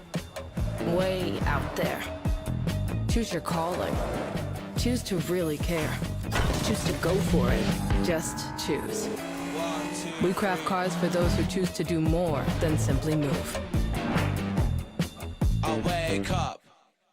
Okay, track day checklist. Let's go. You got your gloves, your helmet, water, snacks, sunscreen, your car is prepped and ready to go. Oof, forgot your track day insurance, didn't you? If you want to be covered for the whole value of your car, you need high-performance driver education coverage through Hagerty. We'll get you a policy for track days, time trials, and more in less time than it took you to apply that sunscreen. Hagerty, let's drive together.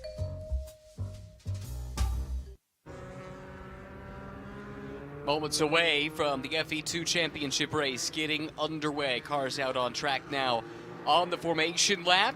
After a full week of preparation and 2 days of qualifying, this is how they'll line up. Tire Rack pole award to Franklin Futrell by just 14 thousandths of a second ahead of John Bufamonte. Then it's Steve Winston and Eric Wisniewski. They start third and fourth. Adam Jennerjohn starting in fifth next to Dean Opperman. Paul Schneider starting in 7th place today. And then League City, Texas' Whitney Strickland starting P8. Tom Burt from the Pacific Northwest shares the 5th row with Robert Vanman.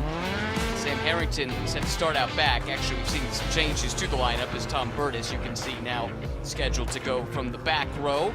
That's the 11-car field ready to take part in this race. These are all the same chassis, same power plans, everybody working from the same playbook.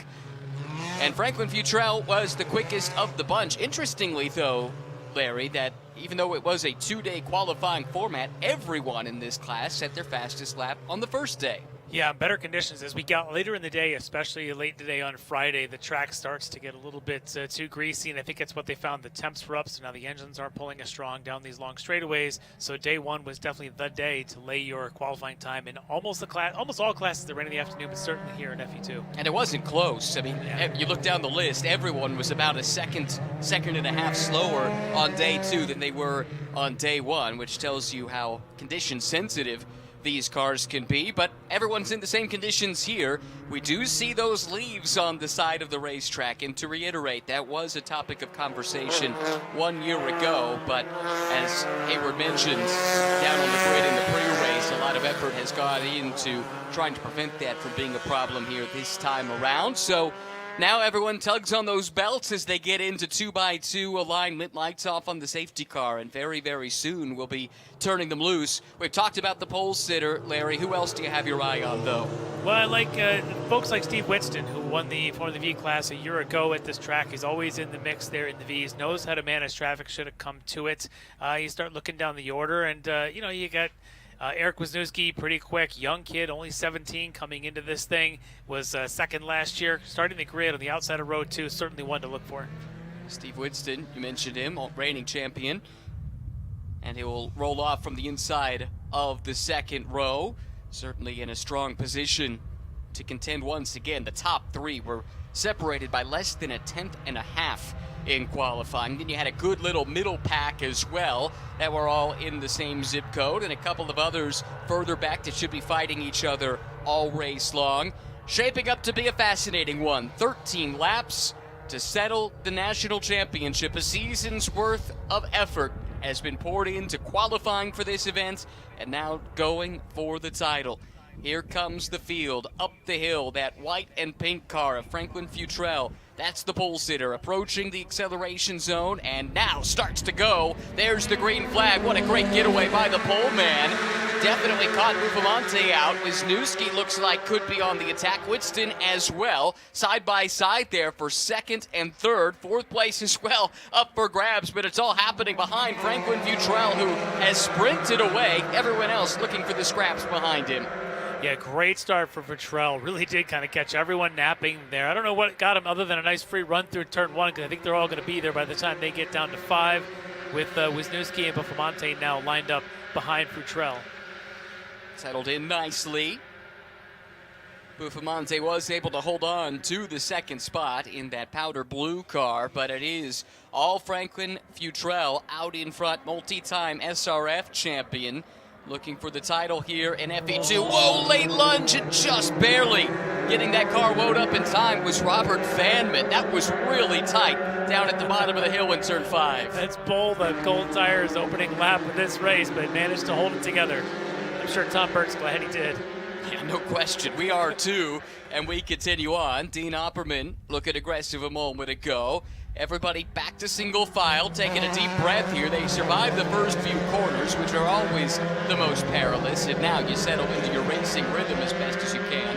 Futrell with the best opening sector of the lap. He's starting to pull a bit of a gap, but the rest are in hot pursuit and not willing to let him get away. How draft sensitive is this class compared to some of the other open wheel classes we've already seen? These wings are not the strongest wings. They do probably handle a little bit more like an FF out there. So yes, the draft matters. If anything, the wings just give you a little bit bigger pocket of air behind them. So they do race very close. You don't see a lot of aero issues when you try to run side by side. And here's an example of it as the second and third place Buffamonte Wisniewski now nose to tail. Yeah, Wisniewski had a sniff to the inside, but Buffamonte able to fend off the challenge for the moment. Winston's dropped back a bit from this top 3. Ooh, lock up with the right front. Tires not quite up to temperature just yet, but Buffamonte able to continue on. Yeah, their tires, though, I mean, they're temperature dependent. Obviously, you got to get some heat in them. We watched them in qualifying. It's like that third lap's kind of the sweet spot, fourth lap, and they'll continue to build heat. It is going to take them a lap or two to really get to where they want. I think you're going to see that with those lockups and things. And some drivers get more confident as they get more heat in the car. After a lap, Futrell leads by half a second, 2/10 further back to Wisniewski, and then you go back about 0.8 of a second to find Winston. Battle here to the inside. It's Opperman in the 27, scrapping it out, I think, with Whitney Strickland. Really close stuff. These three are tied together as if with a tether, but it's the 27 of Opperman at the head of the pack. Yeah, that's Strickland in that bright red FE2 there at the tail of that threesome, and he's just having a good time battling it out with these younger drivers. Yeah, Vanman, I think the other one in that particular fracas. Not one of the younger drivers is Vanman. In fact, he might be the oldest in the field there at 70 years young. That's right, it's Tom Burke that's the 70. Vanman, I think I've got an age on Vanman, but we'll have to look that one up. See if we can get to the bottom of it. I don't think I do either, for what it's worth. Suppose it doesn't matter. The car doesn't know the difference. It's about how you pedal these things, and it's to be a ton of fun piloting one of these race cars around a track like Road America. Futrell's lead, to my eye at least, starting to shrink just slightly as Buffamonte some more aggressive approach to the entrance of the carousel, drifts out wider on exit, whereas Futrell took the opposite approach, but doesn't seem to favor one over the other to any great effect. Wisniewski settling in that beautiful dark blue livery behind the rear wing of Buffamonte. He made a furtive challenge down to the corner on the last lap, not close enough to make a move this time. Wisniewski and Buffamonte, as we're talking about the age of drivers, they are both 17 years young in this field. Just a couple of youngins out there fighting now in that second and third spot. With Wisniewski, I was told from his teammate, Whitney Strickland, says Wisniewski is the magic man. In fact, he's got that written on the side of the car there. So he's expected to work that magic here in the battle with Buffamonte and Futrell. Front runners across the line to complete the second racing lap. Futrell lowers the mark a little bit further at a 2:14.5, but it's actually Steve Winston who's the quickest on the racetrack. Topped him by just about a tenth, 2:14.462. Quickest lap of the race thus far belongs to the fourth place man. Has the advantage of the toe, of course, with 3 cars out in front of him. Sounds like we might be seeing a full course yellow before too much longer. Yep. And there we go. Safety vehicle out on the circuit now. Might be Tom Burt. And that's in strife, who did not come around to complete the first lap. It could be Dean Opperman as well. Down in turn 1, perhaps? I couldn't quite tell where the Canada quarter we're hearing. Okay.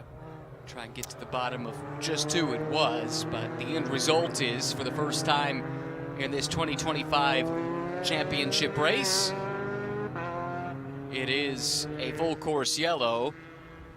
Whatever the car involved was, the report is it just pulled off to the side of the road, so an apparent mechanical issue or something of that description. It may be the 27 of Opperman that's down there. Okay. Yeah, I'm not sure we saw Burt take the start of this race, not credited with even completing the first sector, so Opperman is the only other one that we're missing, having completed just one racing lap. And in fact, was most recently shown passing through Sector 2 and into Sector 3. That's where you find Canada Corner. So that all starts to add up. And I'm afraid it is not good news for the Illinois native. Well, Futrell has had his lead disappear. Oh, there he is. Looks like he's going again. That is Dean Opperman there in the 27. Okay. Thought we saw the driver out of the car, but maybe he is back in. Huh. Listening to see if I maybe heading to pit in anyway. Sure. Well, that certainly speeds the cleanup up. If the car can make it back to the pits on its own. And confirming my theory that we never saw Tom Burt. We only have 9 cars in this train here, so. I had mentioned Tom's name earlier. I saw the orange and blue car out there. Tom's a little more yellow and blue. Well, that car actually that is on the track, that is Paul Schneider, who's there running in that 6th spot in this group. And I talked to him before the race. He hadn't raced since the spring, didn't participate in any of the practice stuff, and threw a setup on the car here for qualifying days. It's good enough. A little bit distracted, though. He was watching on video his daughter's softball game about an hour ago to kind of keep up with what the kids and family are doing. Can't be there in person, but somebody had a great video. Probably 2 great announcers doing that, calling that softball game. So, he was able to do that and then had to jump in the car, put the helmet on, and do his own race. Now, tough here for Opperman, who makes the right-handed turn back to the paddock and seemingly is done for the day. But there's no more cleanup that needs to be done, which means we're set to restart this race in just a few moments. Here comes Futrell now, who has led since the drop of the green, the Tire Rack Pole Award winner, with the field in tow. He had a great initial start, you'll recall, and it's a similar situation on the restart too. When he gets to the restart zone, it's up to the leader to set the pace, set the tempo, and everyone else reacts to the leader's move. Not exactly a straight line here. I'm kind of curious what's going on back in about 6th and 7th in line, but at the front, Futrell with another good jump. Bufamonte immediately comes under attack from Wisniewski, who peeks to the outside now, and I think we'll have a fight for 2nd place before we get to turn number 1. Indeed we do, side by side. Oh, and a little bit of touch, wheel to wheel, but both emerge on the other side. However, second place has changed hands and wing damage to the erstwhile 2nd place car. Yeah, Bufamonte there, that left front piece of the wing. It doesn't look like it's moving now, but it certainly has some damage. That's going to hurt a straight line speed, if nothing else. And now he's under attack from Steve Whitston in the white and red car there behind him. Well, we know there's good pace in Whitston's car. He had the fastest lap of the race prior to the yellow. Here he comes now, trying to size up Bufamonte with that damaged front wing. Another late lunge coming from deeper in the pack. That's car 1 of Adam Jennerjohn. Somehow able to avoid any contact. It continues on, although now maybe under attack himself. That's car 73 entering the picture, Paul Schneider, who you were speaking about a moment ago. Yeah, Schneider now into the groove here. Is everyone different breaking points on that restart for sure, but I'll keep an eye there on the Bufamonte front end to see if that bothers him at all. But also, it looks like he did collect a few of the leaves there, and they were under yellow, so let's keep an eye on the temperatures in these cars. Adam Jennerjohn looking pretty aggressive here in the early going. Part of a multi-generational family here at the runoffs. Father Chris raced earlier in the weekend, and he's part of this train here. Oh, that was a really high-risk look to maybe go side by side through the kink, but they elect not to do it. However, that then backs everybody up, causes a huge amount of congestion, and that continues now, roaring down into Canada Corner. That's Strickland in the red car there, now up in 2nd in this train. And he came back from about 4th or 5th as they drafted through, because he was the only one that didn't have to check up in Canada. Everybody else did. Whitston is through. as is Strickland, who you mentioned a moment ago. Looked like Jennerjohn was able to get the jump there on Buffamante, who has not had a good lap since picking up that damage, which we'll look at this again. It's the blue car of Wisniewski sweeping across the bow, and just that little bit of contact right rear of Wisniewski into the front wing of Buffamante. Buffamante definitely slower at this point, struggling in the straight line speed as the front three start to pull away there. That's Winston. It should be Strickland, the top two in that front group. Yeah, what this has done is allowed Futrell and Wisniewski to disappear. This group got hung up in that hard-in-your-throat moment through the kink on the previous lap, and now needs to work together if they're going to have any hope of running down this pair that sits comfortably 1-2. Futrell out in front, Wisniewski giving chase. Not much between the two as far as lap times are concerned. No, super tight there right now. Wisniewski right on the tail of Futrell. They've got a pretty good gap, almost 5 seconds before you get to Steve Whitson and Whitney Strickland running third and fourth. Last time we saw Franklin in one of these FE2 races at the runoffs, that was back in 2023, finished runner-up at VIR. Had to miss the race last year, had every intention of being here, but like so many was affected by Hurricane Helene and went through the southeast of the United States and affected his home of Augusta, Georgia. And right as he was about to head on up here to Elkhart Lake, had to focus on more important things, which I'm sure was difficult for a lot of reasons, but great to have Franklin back at the runoffs this year, going for yet another gold medal. More draft passing going on here as they head down towards Canada. This time it looks like Schneider and Strickland. 73 to the inside, that is Schneider. Forces Strickland out wide over those really bumpy curbs at the exit of Canada corner. Position swaps around. Schneider is through. Oh, and a spin coming off of 14. That is Winston. Wow. He was up at the front of this train and had been turning some really good sector times prior to that spin on this lap, and that drops him well out of contention, and it promotes Jennerjohn to a provisional third place. I wonder if he just caught a little bit of the dirt at the exit there at 14, and it bounces the car around so much they just bottom out with such a low ground clearance, and that just spun him to the inside. But we're just going to keep an eye on that. Maybe we'll even get a replay here. Jennerjohn third now. Let's look at this again. Caught the tail end of it, but that telltale dust cloud tells you all you need to know. Yeah, he may have dropped both tires there on the outside of 14. These cars just can't handle that much of a bounce. They bottom out, and next thing you know, you're facing the wrong way. It's dropped him all the way down to 9th. Took him a little while to get going again. 24 seconds behind the race leader. That's 13 seconds behind the next car in the class. So without another safety car intervention, could really spell trouble for one of our assumed front runners in the class, Steve Winston.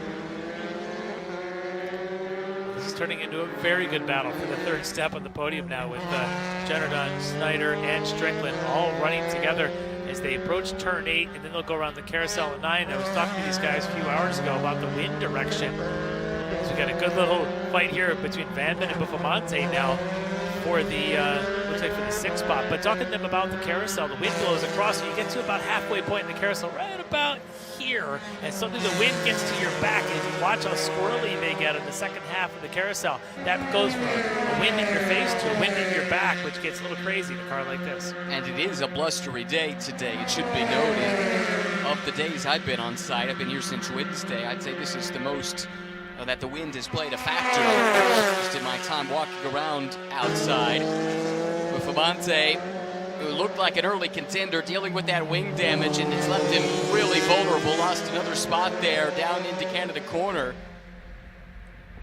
Vanman around the outside picks up the position. That is 6th and 7th swapping hands, and Sam Harrington will be next to draw a bead.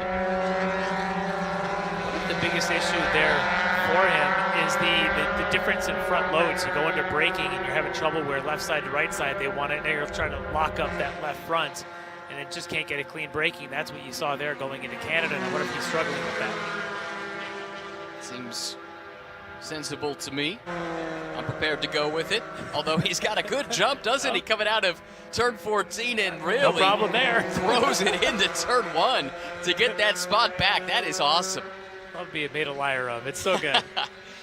Not the position I'm sure he thought he was going to be racing for, but still has a fight on his hands, and it's not over yet.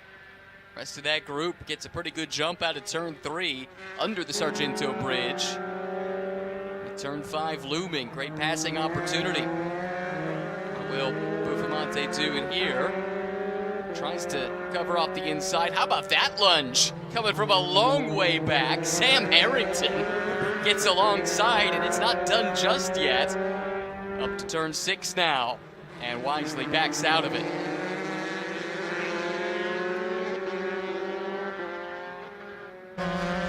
Good little battle pack. We previewed it at the start. And there's a bunch of little clusters of cars with really similar pace. Another late lunge, and this time it's Vanman back to the inside. Buffamante tries to fight back. Whoa, takes a peek at the entrance to the carousel, but can't make it stick.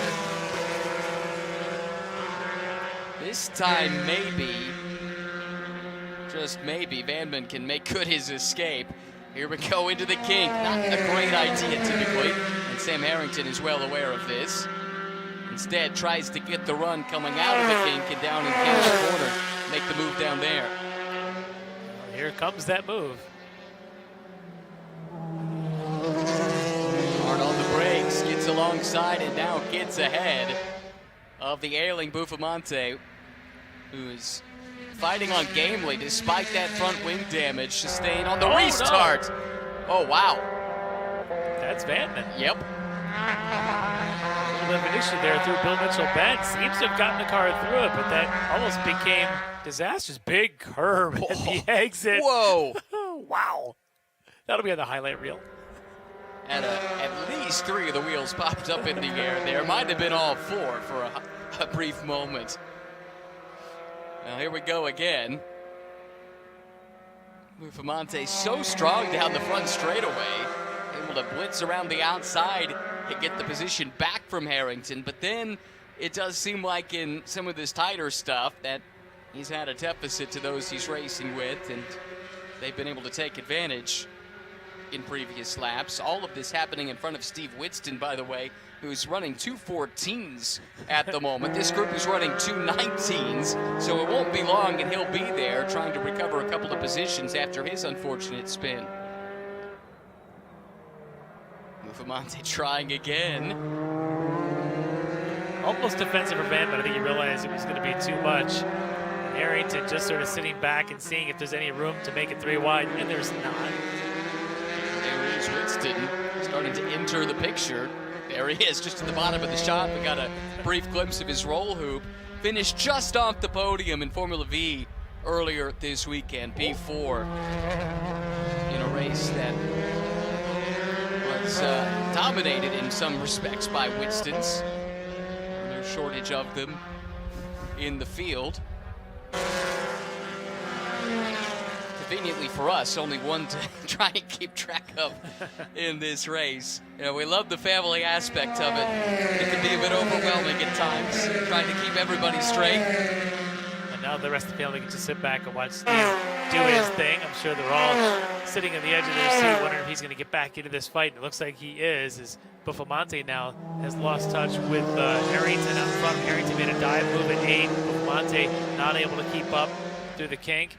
And Whitston now thinking he's reeling in Buffamante. Steve from the Milwaukee region of the SCCA, racing on home soil. Coming into this runoffs, had 7 previous starts. Mentioned that he was in Formula V earlier in the weekend. One previous national championship. Of course, that was right here last year in the V's.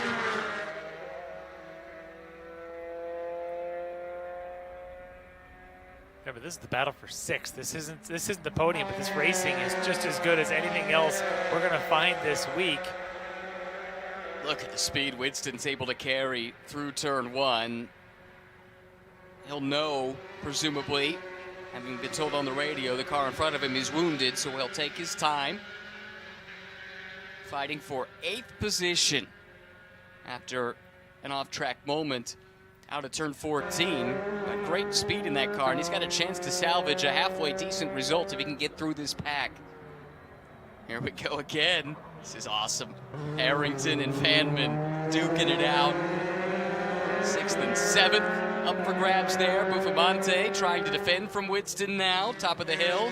Winston sent it into 5, couldn't quite hold it. Let Buffamante get on by again. Now they head to 7 though, I think. Yep, looks like, yeah, that definitely was then Winston able to hold through 7, and that's the advantage now the car's got at the higher speed corner.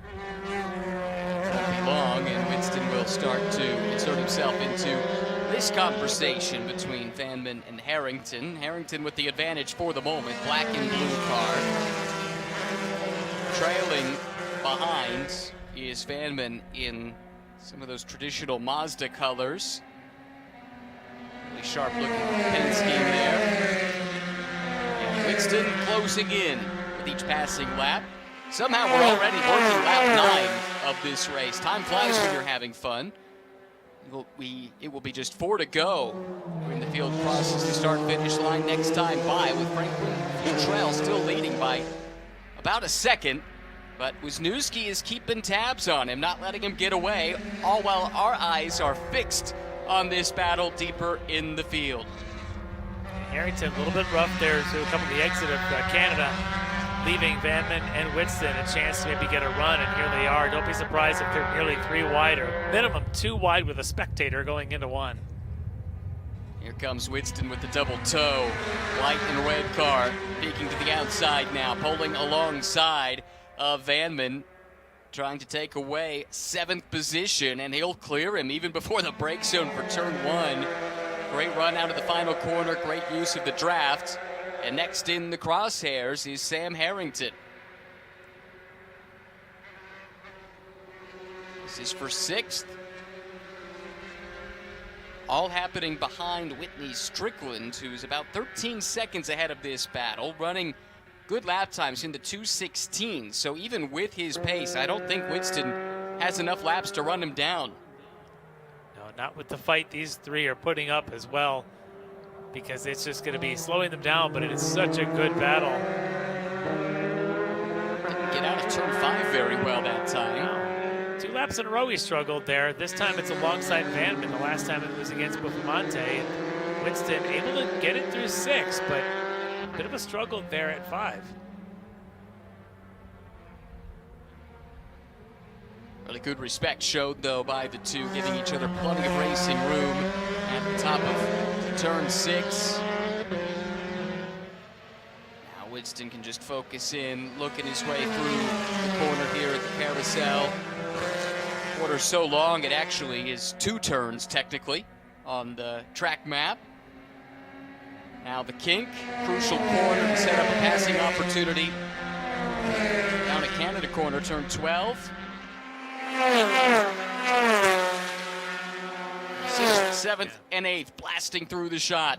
Winston again closes in, but not on the precipice yet. Can't poke out a line. Harrington, a good run through the kink. Canada, though, just a little bit more off the apex than what you saw Winston do. Winston a little more precise, and it carries all the way through Bill Mitchell right up here to 14, and that allows him to be closer, certainly closer than he's been to anybody else here going on the front straight. Winston might even be by before we get the stripe. This is very reminiscent of what he did 1 lap ago to Vanman. Pulls alongside, this time to the inside. Side by side at the stripe. Position does change hands, but the fight isn't over quite yet. Now it is. Or is it? As a counterattack here from Harrington. But Winston is clear and through to 6th place with 3 laps to go. And a lot of work to do if he's going to run down P5. He's so good in the high-speed corners. You saw it through 6 before. Now you're seeing it through 1 and 3. Winston's car set up very well for the high-speed corners. But speaking of high speed, Futrell and Wisniewski have been battling these 2 low 213s lap after lap after lap. I keep looking over and I'm seeing purples with these guys 10 laps in. You can see it's 1.3 seconds, about 10, 12 car lengths or something like that. But Fertrell can't quite shake Wisniewski no matter what he does. No, Wisniewski was actually the quicker of the two last lap, but only marginally, 21 thousandths of a second to be precise. Wisniewski passed his driver on track that last lap, and the gap has been 1.2 to 1.5 seconds really the entire time we were watching that battle further down the field. Then it's Jennerjohn running a somewhat distant third, but Paul Schneider is keeping tabs on him and very much could enter the conversation for that final medal spot as they run. Yeah, Schneider is the teammate to Franklin Fertrell. In fact, he's the one that I had said hadn't actually driven that much this season, did Schneider, and not a lot of practice this week, but he was thinking that they kind of threw the kitchen sink in the setup, thought they had something to work, and he might be thinking 11 laps in, the setup is working really well. As the last time by, he had picked up a half a second on Jennerjohn, and this time, I think he found the other half a second that he needed, as they're going to be nose to tail going into one. Schneider, a veteran of 14 previous runoff starts, best finish of third on a few occasions, 3 in fact, and he's looking for third here. Jinks to the outside, gets wheel to wheel, side by side with Jennerjohn, and has the move made through turn 1. Good move, definitely there for Schneider to get as much draft as he could and to pop on out. And good for Jennerjohn to just sort of concede that position instead of sticking the nose down the inside. He knows that with these cars, you can battle on the next straightaway. You don't have to win it and lose it in one corner. Oh, and car headed to the pit lane. It's the 88 of Vanben, yeah, who was in that battle we'd been watching. Car did have an off, if you recall. So maybe there's something residual from that. Yeah, talking to these guys, they figure they can use a little curb if they need to sometimes, but they do tend to not handle some of the heavier bumps too much. They are still a Formula car open wheel, and yeah, the big ride that he had through Bill Mitchell might have actually snapped or bent something. Jennerjohn back to fourth. Remember, he is the reigning champion in this class. He was there to pick up the pieces when others had issues late in the going a year ago. That's not to understate his pace. He was quick too and had the perfect combination of speed and reliability. This year, maybe not quite the outright pace of the top two, but very much in contention for another podium. Having just lost that third spot a few moments ago, but not letting Schneider get away. Time running out, though. We'll see the white flag this time by. So one thing about Schneider is he doesn't have much seat time this year, which means every lap he's going to continue to get faster, and he's showing that now as we're about to start lap 12, or I guess starting lap 13 now. Futrell starting to stamp his authority on this race as he sees the white flag wave overhead, passing under the starter's gantry. That lead has started to balloon slightly. Wisniewski fighting on gamely, but he's dropped to nearly 2 seconds behind the race leader. Michigan native Wisniewski, a runner-up in this class last year, had a big month of May at the Mid-Ohio Sports Car Course where he won a couple of races and set a track record in the Hoosier Super Tour stop earlier this year. And he's one of a handful of drivers that came into this weekend eligible for the much-coveted Super Sweep if he were able to win this race. But he has to overcome a 2-second deficit to Futrell if he's going to get it done. Futrell just reset fastest lap on that previous lap going into the final of the race. So, and right now he's on a pretty good final lap, but this is the battle though. This Schneider, Jennerjohn's as close as he's been. We'll see if he can get a move here through the slower corners. To your point about Schneider just getting more and more comfortable, his last lap was his best lap, and it was within a tenth or two of the top two. But Jennerjohn's not letting him get away. This is not done yet. Schneider running faster than he did in qualifying, another indicator that he's still just getting more and more comfortable every passing by. A finish in third would match a career best at the runoffs. For Schneider, he has that position right now. Jennerjohn, though, stalking him down the hurry downs and now into the carousel.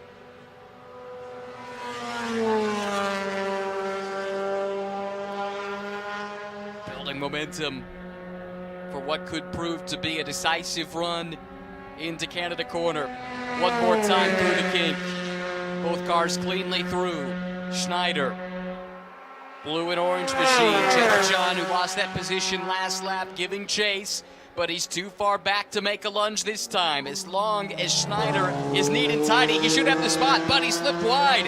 That might open the door. We'll check in on the fight in a moment. But first, to the front of the field where Franklin Futrell, 3 times over a champion in SRF, will add an FE2 title to go with it. The fist in the air as the checkered flag waves for Franklin Futrell, 2025 FE2 national champion. Wisniewski through in second. Schneider being hounded, but at the stripe, he's got enough. He'll hang on for the final podium spot and match a career best with a 3rd place result. A thumbs up from Adam Jennerjohn. Great sportsmanship as those two squabble over the final podium spot. Oh, that was a great fight between them. Whitney Strickland, a bit of a lonely race, it must be said, but he does notch a top 5 result. Whitston recovers to 6th. After early race misfortune. And now we wait on Harrington and Buffamonte. There is Harrington, put on a show for us with some great wheel-to-wheel action. And Buffamonte, what might have been if not for that contact on the on the restart following the safety car. Yeah, just the fact that it's holding up is great. And it didn't seem to affect him that much, but I still wonder maybe a couple of corners just weren't perfect for him. He had such otherwise good pace. Yep. We saw that in the early stages, didn't we? But dropped off the pace with that damage. There's the thumbs up and a wave to the corner workers, to whom we say, whoa, Hardy thanks as well. Those are the teammates trying to wave to each other. I don't know that Franklin ever saw Paul on the outside. He's just trying to get up there and wave. Yeah, that was maybe a little too close for comfort. Don't want to see any damage after such a good race, but love to see all these fierce competitors as hot as the competition is on the track. Great respect, the clapping, the thumbs up. I mean, this is what this class and what SCCA racing is all about. It really is. There's a lot of respect and camaraderie through the whole paddock, and you can see it in these kind of moments. You know, these aren't, for the most part, these aren't pro racers who do this every single weekend. Everybody's got a budget. They got a family to go home to. They got other jobs come Monday morning. So this is their moment of excitement, and they love sharing it with their competitors and their crew and everyone else around the paddock. A look at the way they crossed the line. It is Futrell, your national champion, over Wisniewski by 2.5 seconds. Schneider 3rd, Jennerjohn in 4th. Whitney Strickland, career best, first ever top 5 finish. Previous best was 7th, all the way back at Sonoma 2018. It's a really strong run from Whitney, Steve Winston, Sam Harrington, John Buffamonte, top 8, and then Vanman and Opperman, each with issues, but they are credited with 9th and 10th, respectively.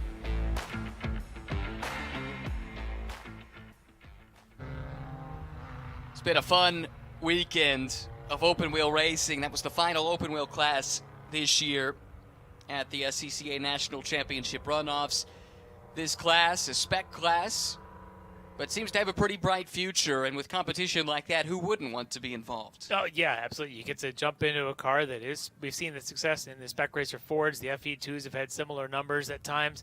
A little bit fewer numbers this year, but certainly not any less action and less excitement. These guys had a great race, and this is what you get. This is what you get when cars are a formula, whether it's an open wheel or a closed wheel. As long as it's something spec-ish, the racing is always close. I believe you referred off-air to the paint scheme of this car as the Pink Holstein. Is that right? That was what I was calling it. I don't know if that's what Frank actually mentions it as, but I'll tell you what, every time I see it, I just think we are in the right place of the country to have anything that resembles a bit of a cow spots on it.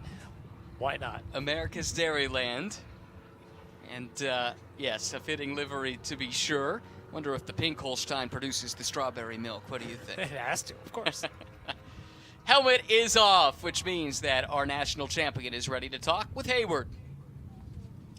Frank's getting the hat and the medal and the neck warmer. Got to keep the neck warm for the interview. Got to keep that voice loose. It looked like the closest anybody got to you in that entire race was on the cool-off lap. Yeah, it wasn't quite that easy, but we worked hard all week. We didn't quite unload like we wanted to. Cody, John Walco, Kevin over at Comprint Motorsports, these guys worked way harder than they should have, and it paid off. It was a real team effort. You came into the pit lane, you take your helmet off, you immediately plugged the mic into the spot there on the helmet. calm, cool, collective? Is that how the race felt from a driving? Was it methodical, just hitting the marks? Yeah, hitting the marks was my main thing. I knew there was going to be some ebb and flow. The guy behind me may run a better lap here and there, but I was just trying to stay consistent and let consistency try to win. I just got in my ear from lap 5 on, you ran consecutive 2:13s every single lap in that time. That was our goal, so we pulled it off. Congratulations, enjoy the victory lap. Appreciate it. Mission accomplished for our national champion, Frank Futrell. You called it the Pink Holstein. I think this is a little catchier. I'm told it's called the Moozda. That is good.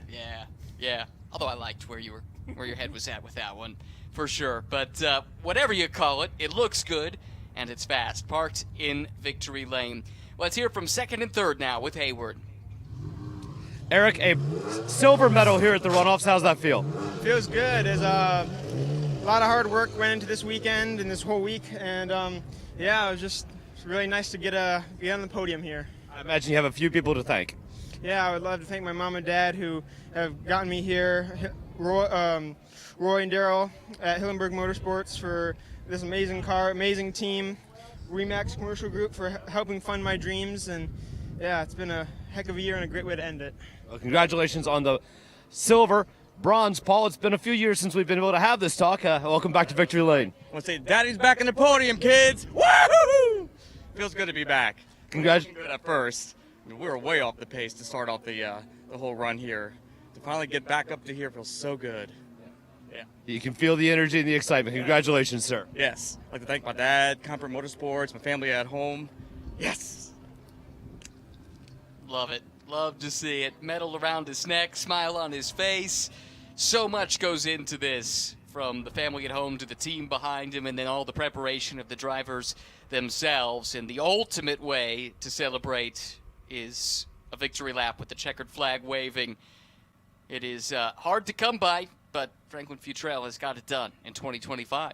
Yeah, number 4, I'm sure, not as easy as any of them. And it's all worth it in the end for the glory. Let's look back on how this race played out. It was the Moozda out in front, pulling away at the initial start. Battles further back, including this lunge that got our attention, to say the least. Robert Vanman, very aggressive. Unfortunately, problems for the 2017 Opperman. That car did limp back to the pit lane, but it did necessitate a safety car intervention. On the ensuing restart, Futrell able to pull away. The fight was on for second place in a crucial moment, which saw some contact in that battle that effectively ruled Buffamante out of contention for the win. But despite that, plenty of battles happening throughout the track. This was a big moment, too, as Steve Winston, who is as quick as anyone today, had a spin after going over the curb and maybe off track in turn 14, did recover to finish in 6th. Another heart-in-your-mouth moment there for Vanman, who was able to haul it back under control. Speaking of under control, that sums it up nicely for Franklin Futrell, who won his 4th national championship, but first in this class by 2.6 seconds over Eric Wisniewski. Exciting way to wrap up the FE2 season for the SCCA. So much to look forward to as well in the future. But for now, we say so long from America's National Park of Speed and the 62nd annual SCCA National Championship Runoffs.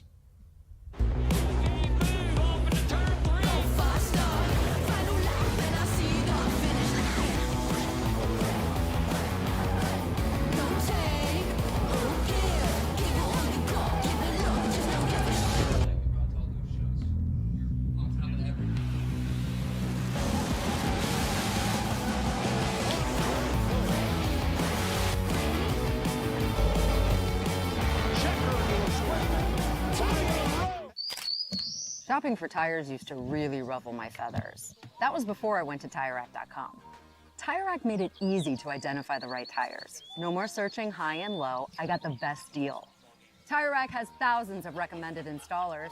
I chose a mobile installer. They brought the tires to my neck of the woods and put them on, right here in my driveway. You're all done? Thank you. When it's time for new tires, trust the experts. TireRack.com, the way tire buying should be. Choose joy. Choose the road. Choose your people. Choose your shot. Take it. Choose to get in there. Even better, get out there. That's it. Way out there. Choose your calling. Choose to really care. Last year's race, Choose to go these for top it. two Just were both choose. taken out in a really clunky We incident craft with cars back for those who choose to do more than simply move. Wake up. Okay, so pretend this is your race car. It's on the trailer, and you have an accident. Ouch! At least your truck's insurance will pay for another one? Yeah, not so fast. Standard insurance won't replace your race car, whether it's in the trailer, in the paddock, in the garage, or the repair shop. But at Hagerty, we can protect it for what it's really worth anytime it's off the track. No matter what or where you race, offer less than a set of race tires. Hagerty, let's drive together.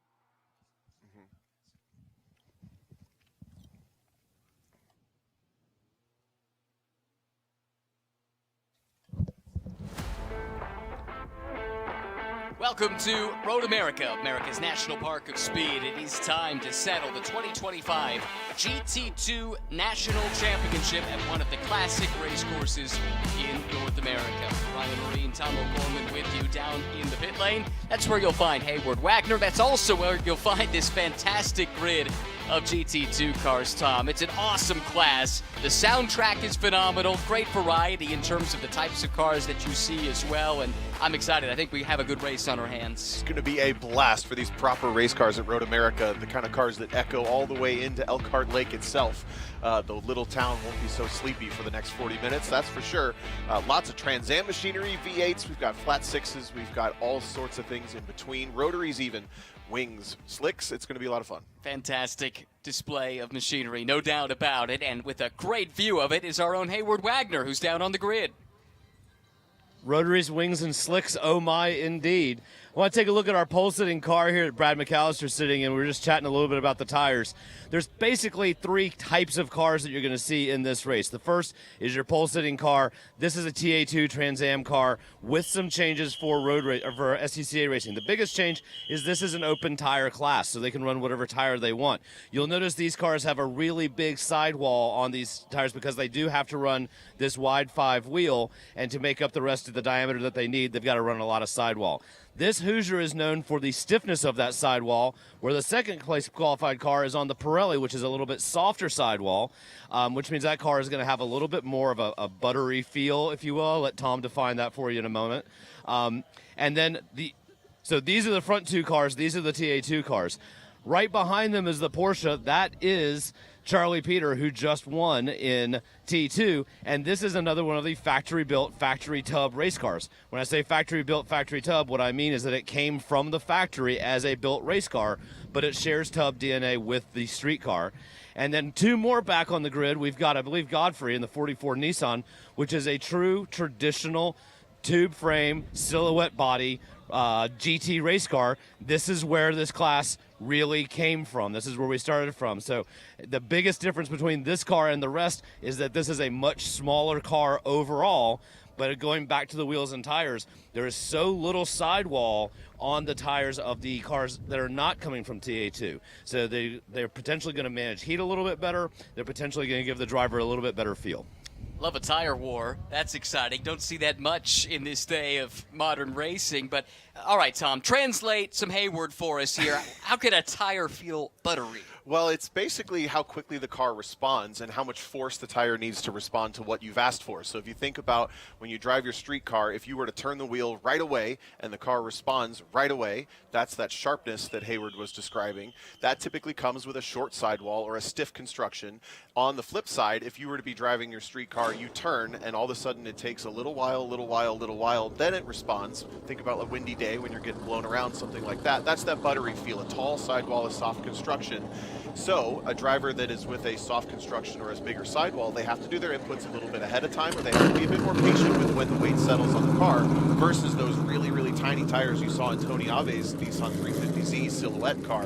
Those are going to be laser sharp, and they're going to be really responsive in theory. Candidly, I'm still not sure where the butter factors in, but I am hungry now. That is for sure. And we are in America's Dairyland, so I suppose it's as fitting a place for that analogy as any. And nestled into the rolling hills of this part of the world is Road America. What a great racetrack and a perfect place to turn these GT2 cars loose. Going to be clearing 160 miles an hour a couple times on this lap, but it starts with a big rise up the hill over the start-finish line and then slightly downhill into turn one, maybe one downshift all the way out to the curbs, maybe even the dirt for a couple of cars when we go side by side, exiting one into turn three. Things get really narrow very quickly, especially at the start. Then we have a big long run through the gears all the way up to 160 plus, especially for these Trans Am cars. The fastest, keep an eye out for that Dodge Challenger before we get down into the heavy braking zone at turn 5. Up the hill under the Corvette bridge, just a little lift and flick for turn 7 through the hurry downs, and then a great passing opportunity at turn 8, sometimes even deciding the race there. Then through the carousel, big camber through turn 10, and then a flat out do you dare all the way to the outside grasscrete you see on the left there. That is an absolutely balls to the wall corner through the kink, and then a heavy braking zone at 12 through 13, and then up through turn 14 to finish this lap. It is a great lap, no doubt about it. And when you put these high horsepower cars on the track and turn them loose, it is spectacular. Can't wait to get them started. It's a deep field as well, with 16 cars, it looks like, lined up and ready to go. Engines are fired up, and just take a moment and listen. If you ask me, that's what a race car should sound like. Giving him some as they say. A little push off the grid as well to get those Trans Am cars rolling. I used to go through these races as a spectator and wonder, why are these cars all going so fast through the grid? And then I drove one. They idle at 20 miles an hour. That's the slowest they can go. Yeah, no choice. Yep. All right. Well, they're about to go a lot faster than that once we turn them loose on the racetrack. We've got to warm up in a formation lap first, then we'll set the grid, followed by the green flag of the 2025 GT2 National Championship race.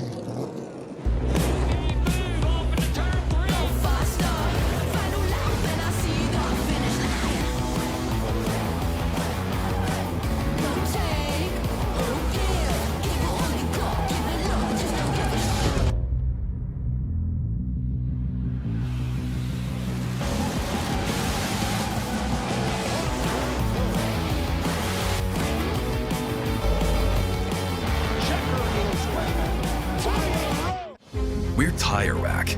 We test tires to provide you with truth, transparency, and unbiased recommendations.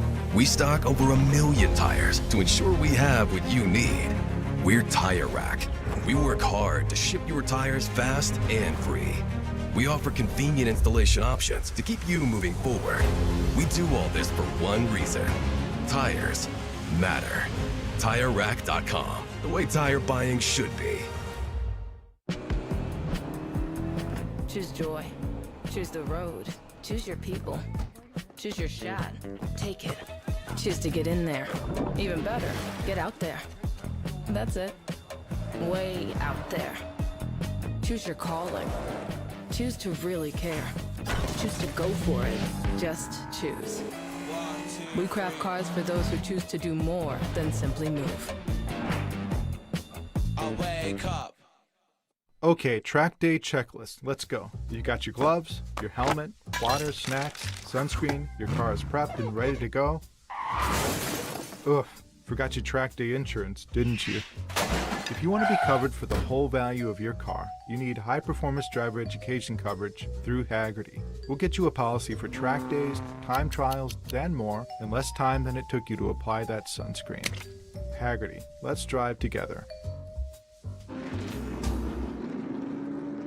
Cars rolling on the racetrack, which means it's time to set the starting order. Tire Rack Pole Award to Brad McAllister, who narrowly edged out John Atwell for the top spot in this race. Charlie Peter, already a national champion here this weekend. Jack Stanford alongside. Tony Ave, the veteran, and Justin Elder make up row number 3 on the starting grid. Then in row 4, it's Ray Mason and Frank Wiedmoser starting 7th and 8th.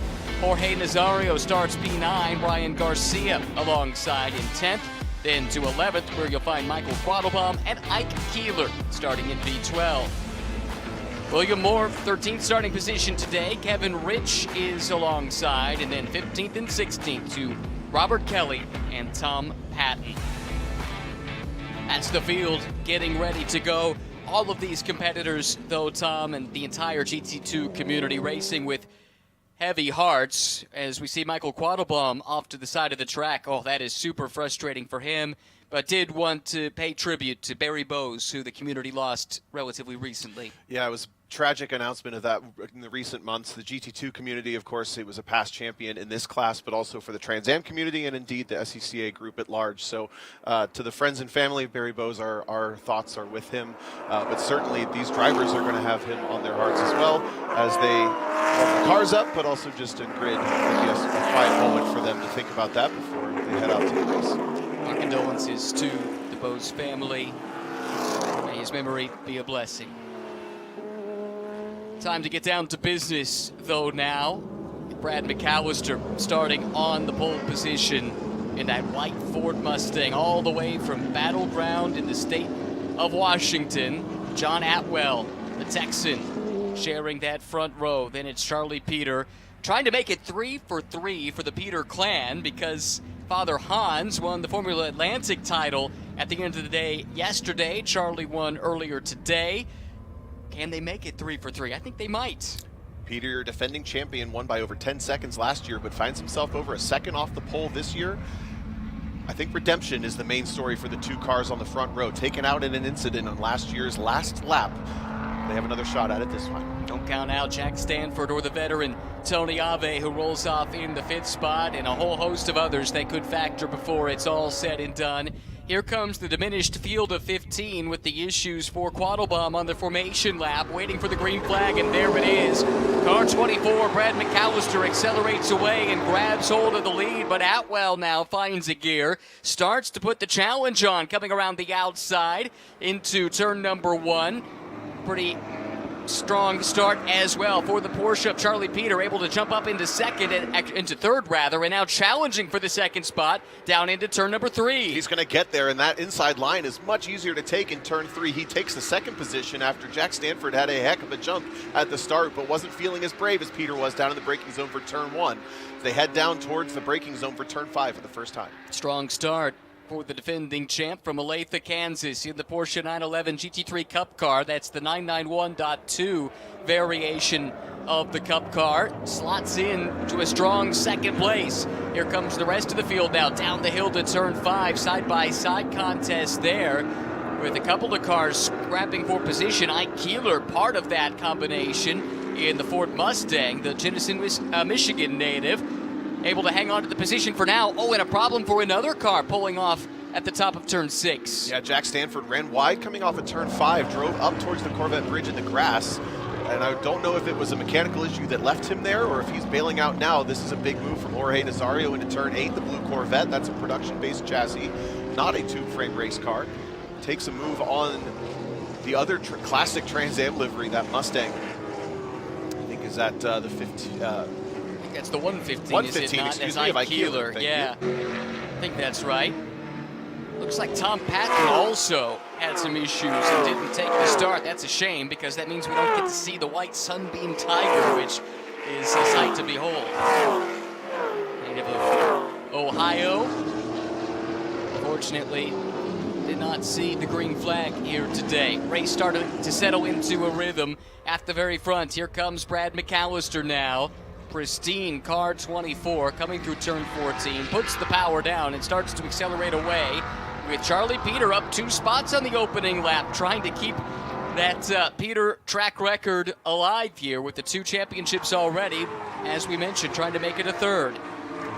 What an interesting dynamic between these two cars, and don't count out John Atwell, who's just a couple corners back. There's a look at the 19 car. Excuse me, I misidentified. Jack Stanford is fine. It's the number 19 of Justin Elder, who was off on driver's right, drove up the hill in the grass, doing a nice job to rejoin safely, but then didn't resume pace and ends up pulling off to driver's right between turns 6 and 7.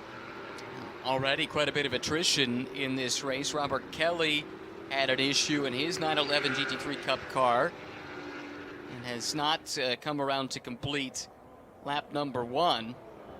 I take that back, he has now, but much delayed. Watching 3rd and 4th, John Atwell and Jack Stanford, but just in front. The timing screen has lit up purple next to Charlie Peter's name in Sector 1, and he has the fastest top speed of anybody, 161.059 miles per hour. The red Porsche is on a charge early, and I have to imagine, I don't know this for a fact, but I'm just going to put it out there. I think the Porsche is probably a little bit of an easier car to manage over a race like this than the big bruiser muscle car at the front, although those cars have extreme performance. We've also seen them be very, very good on the brakes in past races as well, so don't think of it as a muscle car so much as just a big old car to have to manage for all of this race. 500 plus horsepower, maybe even 600 plus here in GT2. Plenty of performance to unlock, no matter which car you're talking about here in the top 2. These two have separated themselves, although Atwell is giving chase. He actually matched Charlie Peter's top speed to the 1,000th of a mile an hour in the speed trap, a 161.059. 2 very different cars, the Porsche and the Mustang, but achieving the same terminal velocity. You know, I projected my stereotype onto this Porsche thinking it might be a little bit easier to handle, but both in turn 8 and in Canada corner, Charlie Peter chasing the back end of that car just a little bit, misses the entry ever so slightly, and he's dropped well off the back of Brad McAllister after putting in that blazing sector 1. Brad McAllister has taken the fastest sectors 2 and 3 and pulled out, I'd call that 10 car lengths by the start-finish line. He's answered back nicely, hasn't he? Just did the race's best lap, and actually everybody really picking up the pace as the tires come into the operating window. That was a 2:13.5, 7/10 quicker than Charlie Peter, despite Charlie being quicker in Sector 1. Battle further back. Brian Garcia, Ray Mason swapping that position coming up the hill this time by. Put the 82 up to 6th. Really cool livery on that Challenger with the 1970 Plymouth Cuda Trans Am throwback on it, chasing Ray Mason in the white Mustang, and then Jorge Nazario bringing himself into the conversation here. The battle for 6th, 7th, and 8th in that Corvette. I believe some Phoenix mastery put into that car. Sure looks that way. Very distinctive livery, and has been for many years in the SCCA paddock. Down the hill, looking super strong, and there's the Telltale Phoenix on the side. Whoa, and a spin for the Challenger. Maybe not a spin, just an off-track moment. Looked like it was about to be a spin, but he gathers it back up. Garcia continues on. Yeah, that was tough. Almost sounded like he lost it through the apex just a little bit. Big old tank slapper trying to get it back in pointed the right direction. Now he's got pressure from Frank Widmoser in the yellow Mustang behind. Looking a little bit tentative now, as maybe he was surprised by that big moment. The Challenger handling not looking very happy right now. No, it is not. But he does have it going again. Oh, problems for the night. We mentioned Robert Kelly was delayed on that opening lap. These cars usually pretty bulletproof, as we heard Hayward mention. These are straight from the factory. Huntington Beach, California's Robert Kelly in the pit lane now, with the crew looking over something at the front of the car. Of course, that's not the engine bay in a 911. Something fluid related? It's just reservoirs up there as far as I know, so maybe checking over things I'm not fully versed on with my Porsche Cup car knowledge, but I do know this. John Atwell is purple in Sector 1, purple in Sector 2, and he's flying right now in that blue and blue with red and white Ford Mustang, closing in on the back of Charlie Peter. This car quickest on day 1 of qualifying, ultimately superseded on day 2. Maybe taking a little while to get it into the performance window, but it seems to be there now. You're right, this car was flying 0.6 of a second faster than the race leader the last time around, and now he does have Charlie Peter in the crosshairs. You mentioned in the pre-race with the difference in tire choices, the stiffer Hoosier on the white car in the lead versus the softer construction Pirelli. Maybe that Pirelli taking a little bit more time to either get confidence or just some heat to get the grip in. Otherwise, you might see that car floating around just a little bit more than the lead car, but things have stabilized with these top 3. Jack Stanford running 4th. We haven't mentioned him too much, but Tony Ave, of course, a name we know very well at the runoffs, running in the 5th position with James Goffrey's old 350Z. That's a tube frame car, so the engine has to roughly match the bodywork as far as where the engine came from, but that's about it. It's a cool car. He's about 13 seconds off the lead right now. Relatively lonely between Stanford and Mason. As usual, Tony's been a busy guy, running in a bunch of different classes. Was even supposed to run in the Formula Atlantic race last night, but had some kind of a shifting issue, as I recall, even before the start of the race, which was a great frustration and disappointment for the multi-time runoffs champion. Atwell starting to close in now on Charlie Peter. Made his runoffs debut 1 year ago, finished 16th, but did have the fastest lap of the race.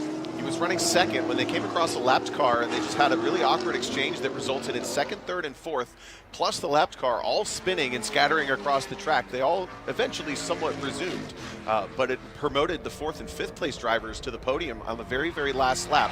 I mentioned it at the top of the show. Atwell and McAllister both looking for redemption after that heartbreak at the end of last year. Charlie Peter pushing it hard, dropping 2 tires over the curb at the exit of 14. Peter was the beneficiary of that, wasn't he, when he came through a year ago, but he is hurried and harried right now. A little bit wide, as you noted, on the exit of 14. Does that halt his momentum somewhat, enough to leave him vulnerable? Well, maybe, but maybe not, as Atwell not willing to fully commit and make the lunge alongside. He'll try again later. Maybe here in turn 3 is the place. Nope, not yet.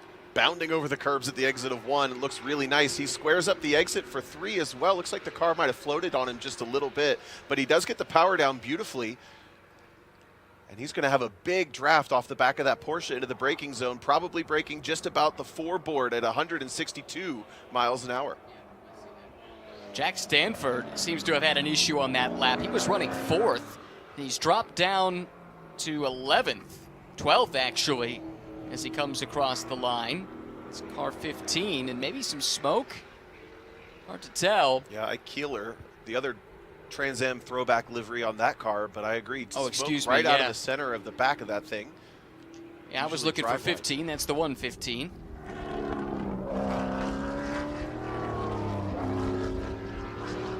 Talked to Ike a little bit earlier in the week. Got his start racing in vintage racing. He's dabbled in Trans Am racing, but really loves the SCCA. Kind of put his focus on this in recent years. Qualified for the runoffs now for the first time. And for Ike, it's special to come back to Road America because this is where he got his first on-track experience in a 3-day Skip Barber school 22 years ago. Fastest car on the track once again last time through was John Atwell by 2 more tenths over Brad McAllister. He was a full half second faster than Charlie Peter. This section, he looks so good through the kink and into Canada corner. Nice and confident on power down. But the difference is one thing to be faster, it's a little bit different to try to get by. Atwell won't want to wait around if he can help it, though, because McAllister is starting to leg out a bit of an advantage. He's running in the 2:13s. Charlie Peter, the last lap, ran a 2:14, and that has somewhat dictated the pace of Atwell. This time by, McAllister completes his 5th lap, starts on lap number 6, and now has built a nearly 2-second advantage over Peter, who, it must be said, has picked up the pace himself. He just did his best lap at a 2:14.1 and actually was marginally quicker than the race leader. Another slide on entry for Atwell, misses turn 1 by just a couple of car widths, has to gather it back up and loses a few car lengths as a result. That car looks like it's really nice on corner exits, but it may be a bit tricky on corner entries as he tries to keep the big number 02 under control. Fairly stable as far as the distances between these cars, but the driver's clearly hard at work. Checking in now on Ray Mason in the 82. Ray trying to chase down Tony Ave in that 350Z you were talking about earlier. Great looking, great sounding car. Here it comes.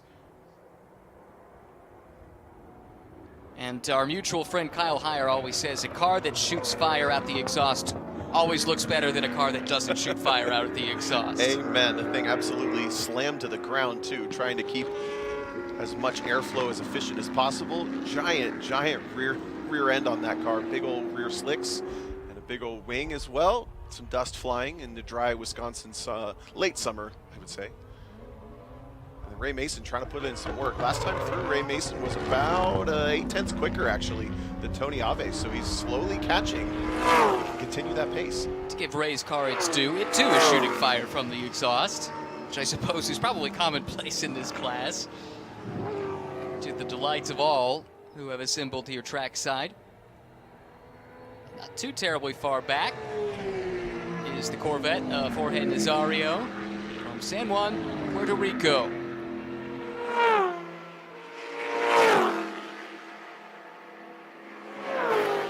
Sometimes you just like to stop talking and listen. Our fans too. Thundering through the forest. And Nazario, not the smoothest week in qualifying. I saw that car return to the paddock on a flatbed for one of the 2 sessions. And of course, with only 2 sessions this week, that is not the way you want to be moving through the week as far as progress goes. But it looks like he's doing an okay job right now with reliability. He's sitting in the 6th position, has charged forward ever so slightly, pushing it all the way to the edge of the track, coming out of 14. And these cars are so quick, we're already halfway through this race, working lap 7 at the front of the field as Nazario starts his 7th tour of Road America. As you could see, 7 laps to go, really 6.5. We're about halfway through. Look at that number 165. Whoa! You know, I was about to point out on the nose of the car, it says no es fácil racing, which translates to it is not easy racing. And that was on display into turn 1. He had his hands full. Saw a big wiggle when he jumped on the binders and couldn't quite gather it up in time to turn in for turn 1. Did the smart thing, just waited for the car to come back to him and then rode it out. He's going to lose a couple car lengths as well. We saw that happen to other drivers in this race already. Things still fairly stable at the front, but there's another push for Charlie Peter, fighting the handling on that Porsche ever so slightly, and I think every single time that happens, Brad McAllister ekes out another couple of tenths. The lead now up to 2.3 seconds last time by. Yes, he's answered. Must have been told. The other two were starting to close in slightly, and McAllister, right on cue, dips back into the 213s. Ran a 213.8 the last time by, and just did his best Sector 1 and Sector 2. John Atwell at third just did the overall best Sector 1 and hit a new personal top speed high at a 162.66 miles per hour. That is hauling the mail in car 02 that sits third. Listen to the Atwell car try to put power down coming out of Canada corner. Looks like it's a bit pushy in the middle of the corner, and then it goes real sideways when he wants to feed the power. Keeps it rotating. As long as he's not driving the rear tires off of it, I don't mind that look at all. It's fun to watch as well as he's closed in maybe a car length or two this lap through on Charlie Peter. He was a half second slower the previous lap. This time by, we'll wait for timing and scoring to update. Another 213 for McAllister at the front, a 214 for Charlie Peter, and a 213 for Atwell. Sure enough, takes 3/10 out of the lead, out of second place, excuse me. Good eye, Tom. Able to notice that third place is closing in on second. Good battle again. Fourth and fifth, Ray Mason chipping away, chipping away. This seems to be as close as he's been in some time. Ave still fourth place as he comes across the line. Wow, really gains a lot of time in the last quarter of the straightaway with the bigger power pushing through the aero wall on these two cars. Certainly the Z is going to have the advantage elsewhere, but probably deeper into Sector 2. And Ray Mason is in the zone. He's putting together personal bests. Whoa! Strange there. Looked like the rear's locked up, and around goes Tony Ave. He's got his fronts buried in the gravel trap, and the rear, at least the left rear, is in there too. See him looking around in the cockpit. He's got power still. Will need to extricate himself. What do you make of this, Tom? Looks like maybe the rear end locked up and he tried to get it back in gear. When it found one, it finally locked the rear end and sent him for a big old ride. That is a uncharacteristic mistake that makes me believe that maybe a transmission issue in that car as he was decelerating for turn 3, but you saw it sideways for a moment. Rear end locked up. Now we just hope the splitter isn't too low on this big GT car. Relatively small GT cars, GT2 standards, and a standing ovation for Tony Ave to keep this thing going. Yeah, well done to get himself out of the gravel trap and let us continue to race under green flag conditions. Brad McAllister, the Pacific Northwest fastest dentist is the moniker. He's out in front. 2.6 seconds the lead over Charlie Peter in his Porsche. He's been racing Porsche Sprint Challenge this year, so has some extensive seat time in the 911 GT3 Cup car. Trying to defend that title, trying to win his second of the 2025 runoffs, but he's falling further and further adrift of McAllister, who improved significantly from day 1 to day 2 in qualifying, found about half a second, and conditions weren't necessarily more favorable on day 2. We didn't see many cars make a big jump, really across all the classes this year, from day 1 to day 2. It was 10 plus degrees warmer on the second day of qualifying, especially in the afternoon, which these drivers were contesting that in. And I have to say as well, watching timing and scoring now, all three of our leaders are just so consistent. Every single one of them turning in laps within a half second of their personal best. We're talking McAllister, Peter, and Atwell. Last time through, Charlie Peter putting in his own personal best lap time right at a 2:14.0. But to put a button on the qualifying conversation, Brad McAllister actually under the class track record in qualifying in a 2:11. He was flying. Wow, that is a fast lap in one of these powerful but big GT2 machines. Right now, He's solidly out in front, a two-time runner-up in GT2, 4 previous appearances. Second is the best he's ever done. Wonder if that's going through his mind right now with 4.5 laps to go. What it would mean to take home that first gold medal. Big push from the Porsche through the center of the carousel, but he rides out the understeer and tucks it in nicely for the exit. Should point out the weight difference in these cars as well. The Porsche, believe it or not, significantly heavier as far as race car standards go. A couple hundred pounds, I believe, to the slightly under 3,000 pounds TA2 cars. So they look big, but they aren't necessarily heavy. Just a lot of car to wield. Atwell, I'd say, getting closer and closer. Yet again, can he get the power down cleanly this time? Really struggling on exits a couple times every so often. It's not consistent, but it just looks like that car is very knife edge on getting grip on the exits. I've seen him get about this close in the past, and then he has one of those lurid slides when he tries to put the power down, and it's cost him momentum, cost him relative track position. This time pretty smoothly through 14. Maybe that car getting a little bit stronger. By the way, Ave has continued on, but runs in 11th now. Check in on Ike Keeler once again, as William Moore tucked up behind. William Moore from Ohio in his Corvette. Oh, this is a move for second and some contact as well. Atwell made the lunge that time. It forced Peter to go wide. Both of them are in the gravel trap, and both are struggling to continue on. We wait for Mason and Nazario. They're there to pick up the pieces, presumably. This could be a big moment for Ray Mason to come through and maybe take the third step of the podium. 6/10 between these drivers at the start-finish line. That tells me they weren't particularly near each other, but all of a sudden, Atwell was coming at the apex backwards. This is the same place that Tony Ave ended up a couple laps ago. Here is Mason now, set to come through. That's for third place. And there's the full course yellow. Those cars can't get out of the gravel trap. Wow. Working lap 10 of 13. Here's a look at it. Atwell was indeed there. Takes a look to the inside, locks the rear end on entry, comes across the nose of the Porsche. And I don't see a good reason for Peter to have come to a complete stop other than surprise, or maybe the car died on him. But this is a big shift in the race. All of a sudden, Ray Mason finds himself in second position. Jorge Nazario will find himself in third. The rest of the field comes up another 2 points as well. Yeah, you're right. It's all the way up to second. I misspoke. Wow, that is huge. And second year in a row that Atwell, while running up in podium contention, has had some misfortune. No kidding. Some deep breaths now for Brad McAllister. Gets to cool the car down.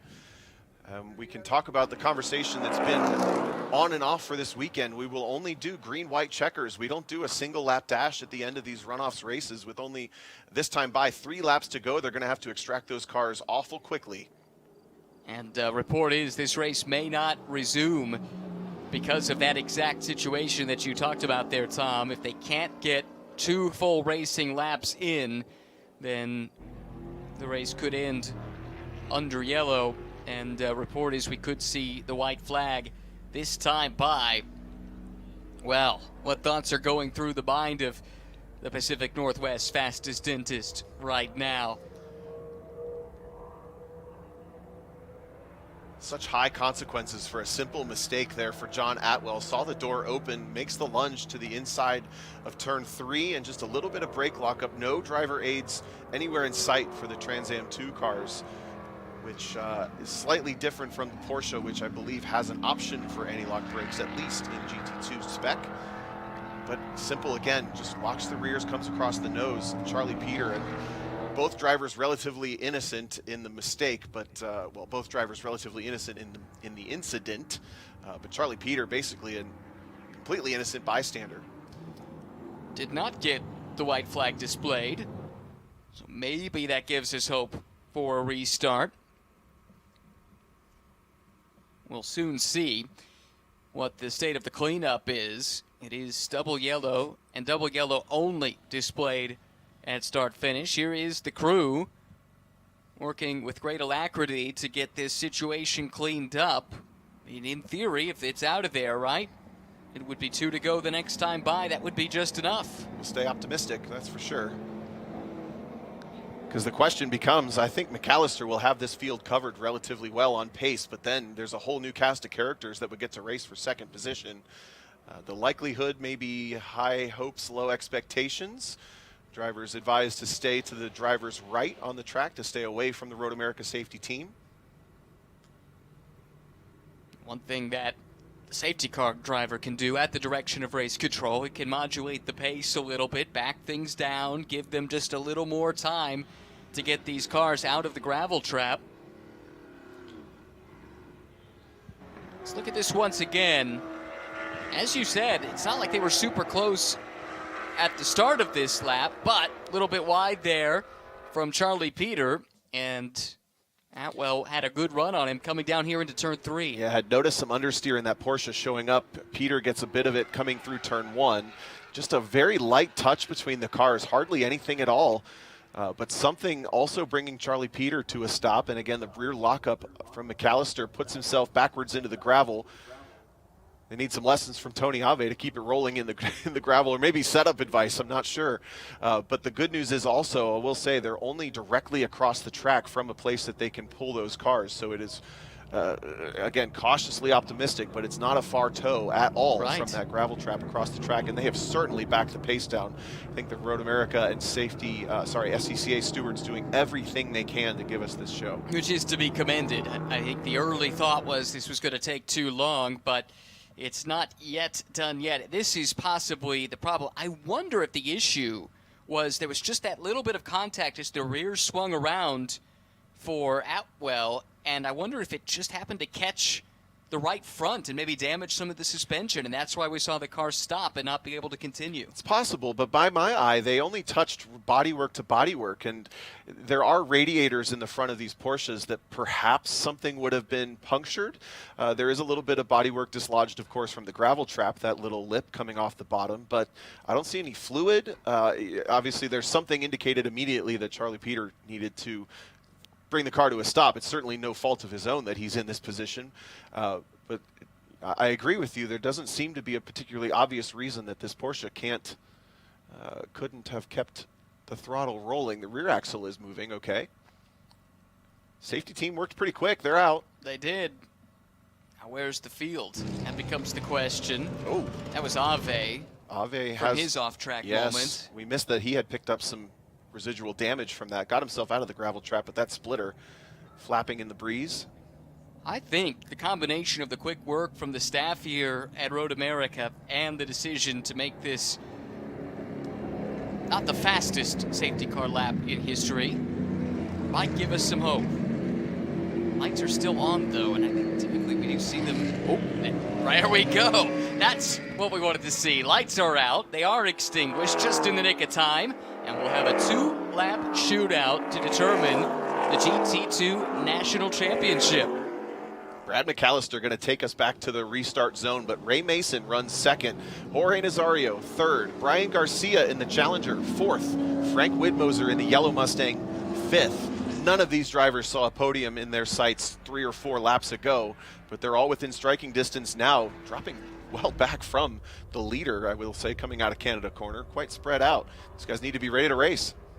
Unless second on back finds a whole heap of pace that we haven't seen so far, it looks like it will be a fight for second and third. McAllister has been the quickest car by a wide margin of those still in this race. Now Mason, thought he was starting to close in. Very curious. You know who else is in this conversation? Look at the red back end, about 6 cars back. We have John Atwell still on track. True. Here we go. True. Yeah, don't count him out just yet. Here we go. Restart with 2 laps to go in this championship race. Atwell already aggressive in the background. McAllister making good his escape. It's the Corvette, though, that slots on through. How about that move from Nazario? Able to take the second spot away from Ray Mason. Mason now coming under assault from Brian Garcia as well. Garcia taking a look down the inside both at turns 1 and 3, but not going for it. Great start from Nazario. Finds himself in the silver medal position.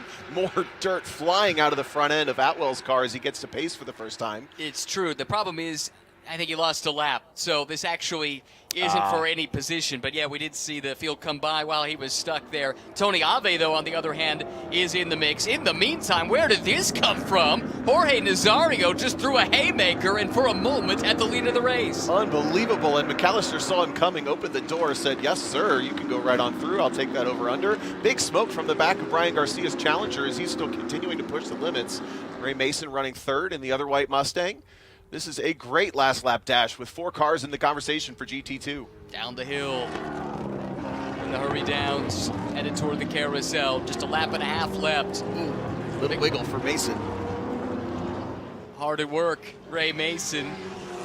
Having lost that second spot, needs to gather it back up again, get in a rhythm, and try and track down Nazario, who was totally sideways in turn 1 a few laps ago, remember, but seems to have that Corvette well and truly under control at the moment. What a result this would be.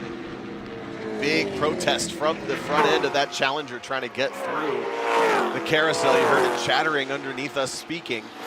Falls back just a little bit further from the back of Ray Mason, shooting flames on the downshifts through the Jericho gearboxes or something similar. And then again, another bit of understeer for Garcia. He's doing a nice job pushing the car hard, but that thing is on its last legs, I think, as far as the left front tire is concerned. Looks that way, doesn't it?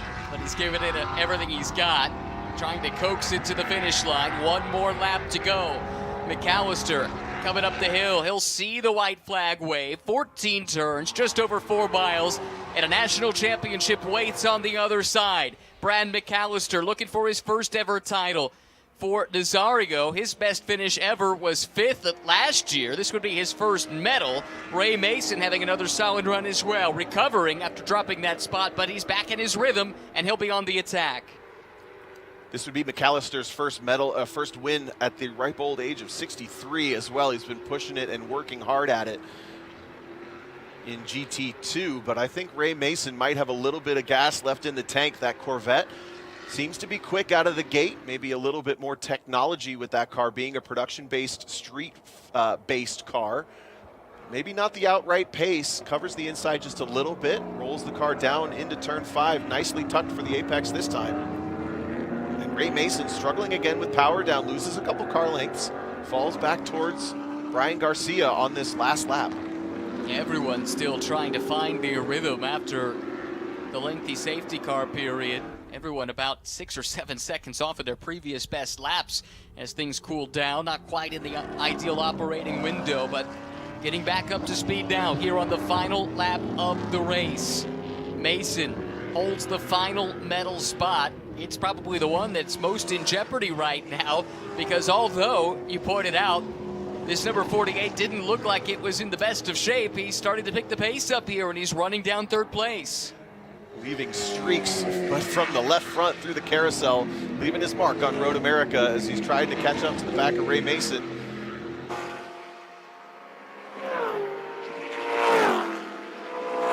Top 4 thundering through down to Canada Quarter for the final time. Brad McAllister so heads up when Nazario made the lunge down in turn 5 to open the door and then cross him over and get back to the point. It looks like this one's firmly in his control. Made the long tow all the way from the Pacific Northwest. And now just a few 1,000 feet away from his first ever national championship. Brad McAllister up the hill. He'll see the checkered flag fly at Road America. He is the 2025 GT2 national champion. Silver to Jorge Nazario and the bronze to Ray Mason. Brian Garcia, a hard-fought 4th place. Here comes the rest of this thunderous pack across the line, settling some of the lower positions. Tony Ave does jump back up to 6th after spending some time off track and picking up some damage. Decent recovery from him. But Brad McAllister is the man of the hour.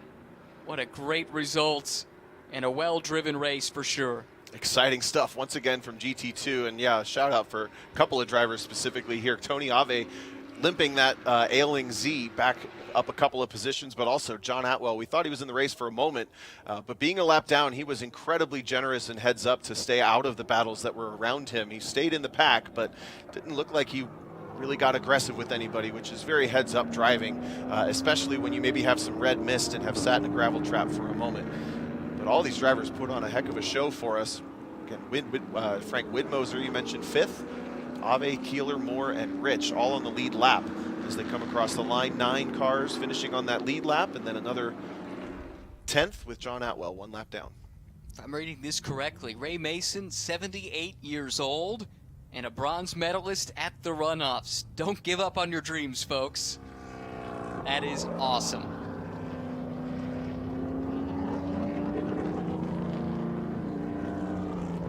Well, Brad McAllister will have some stories to tell. It looked like this one might have been slated to finish behind the pace car, but some quick work by the track crew meant he had to go out and earn it on a final restart. Jorge Nazario threw everything he had at him, didn't he? I mean, that was quite a move. A lunge down into turn 5, but McAllister saw it coming and parried the thrust. It's a podium of firsts, as you said. First championship for McAllister, first podium in GT2 for Mason, and first podium period for Nazario after 13 attempts at the runoffs in multiple classes. Here's how they crossed the line. McAllister, Nazario, Mason, 1, 2, 3. Then Garcia and Frank Widmoser up to 5th. Tony Ave, the veteran, in 6th. And Ike Keeler, the veteran of vintage racing. Solid day, 7th place. William Moore, Kevin Rich, and John Atwell did see the checkered flag. Same can't be said for his sparring mate, Charlie Peter. They were putting on a show. Just the slightest bit of contact, little bit of a miscue, and both of them paid for it dearly. Jack Stanford and Robert Kelly complete the finishing order in 12th and 13th.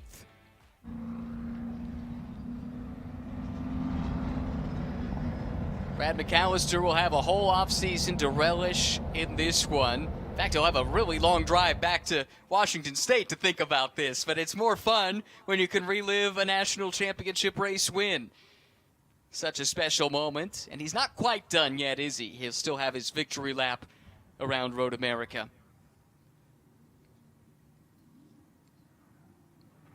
Pulls into Park for May with Nazario right behind. Ray Mason in 3rd, just waiting to figure out exactly where you're supposed to park to celebrate on the podium. Get that national championship medal around his neck. There is McAllister. Beautifully driven race, wasn't it? Never really threatened other than that haymaker from Nazario. So consistent at the front again, just running within the same half second basically the whole time. What a machine. Helmet pops off, which means we're just moments away from hearing from our GT2 national champion, Brad McAllister, with a big smile, and now a word with Hayward. All right, we are getting... We're not live yet, Brad. He's ahead of us. These first-time winners, they don't know where to park. They don't know what to say. You got to teach them everything. So you got the hat, you got the medal, you get the neck warmer. All right. And now we're going to do it for real. Brad, your first national championship, how's it feel? It feels great. I've been second a couple times, 4th, keep coming close. Today was my day. Everything fell into place nicely, and last year I was the one that was in the mayhem on the last laps. This time I evaded that, so really nice. Big thanks to the workers. They're the ones who put it on, all you volunteers, making this just a tremendous event. It's so much fun, great week. We had a lot of hiccups the first part of the week. We were thrashing, but then it all kind of came together in the last few days here. Car ran great. Big thanks to Evan Holt, my crew chief. He did an amazing job this week. Big thanks to my dad, Gary. He's the race engineer. He's the meister of all the electronics that tells me what to do to go faster. And then a big thanks to my wife, Tracy. And, my mom tells me go slow. I didn't listen to her, just like the olden days. Well, congratulations to you. A very efficient, smart, consistent race brings you home a championship. Well, thanks. I'm going to say it's the Hoosier Tires. We'll give them the credit. They were amazing. Well done to Brad McAllister. Maybe he was practicing that speech on the in-lap. He was so ready to go even before we had the microphone there for him. But congratulations, and definitely well earned. I echo the sentiment. It was a really well-judged race. and super consistent, as you pointed out. Hats going on the rest of the podium here. Jorge Nazario is standing by with a silver medal all the way already around his neck. Hayward. Are you ready? Are you sure you're ready? Okay, we're going to do the interview. You ready? Yes. How are you feeling? I'm feeling incredibly ecstatic. Started 9th, finished 2nd. You can imagine. When you got out of the car, it was hugs, it was tears, it was jumping on and on. What makes this mean so much to you? Well, it's been 10 years at it. You know, it's the first time I get a podium, and a 2nd place, well, you know, that's more than just a podium, so I'm really happy.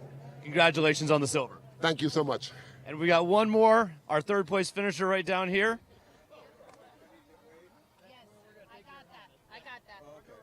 Ray, welcome to the Runoffs podium. I love it. This is a dream come true. I've been fighting for this thing for, well, since last year, as a matter of fact, and here we are. So, yeah, thanks for coming up and saying hi. So, on that restart, I didn't use good racecraft. I should have taken the inside line, and Jorge got around me. Good for him. Good on him, but bad on me, so, yeah. Looked like you guys had a lot of fun out there. Yeah, it actually, you know, normally I say this is a very serious business, and I don't really have fun. Sharon's heard me say that a lot, but I caught myself smiling a couple times. Well, that's your trophy right there, isn't it? Congratulations. Thanks so much, guys. Appreciate it. Thank you. Thanks as well to you, Ray, for putting on a show. Congratulations on that hard-earned first medal at the Runoffs. Fantastic stuff. Great way to conclude the season for the GT2 cars in the Sports Car Club of America. Well, let's take a look back at a frantic race in the GT2 class here at Road America. From pole position, Brad McAllister really took command in the early going. Qualified on pole, was only briefly headed. We'll probably have that in the highlights to come in just a few moments. This was a crucial moment of the race for so many reasons. As Atwell went around, Charlie Peter was taken out. That forced this full course yellow, but quick work led to this restart.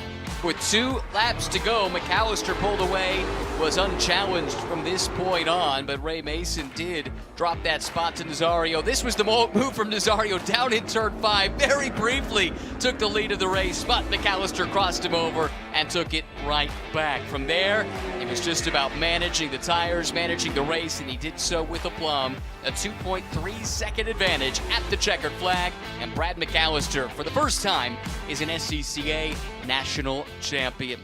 He's about to embark on that victory lap now, smile on his face, checkered flag in hand, and that is the end of the road for the GT2s here in 2025. For the entire team, thanks so much for joining us on day 2 of Hagerty Race Days here at the SCCA National Championship Runoffs, presented by Sunoco.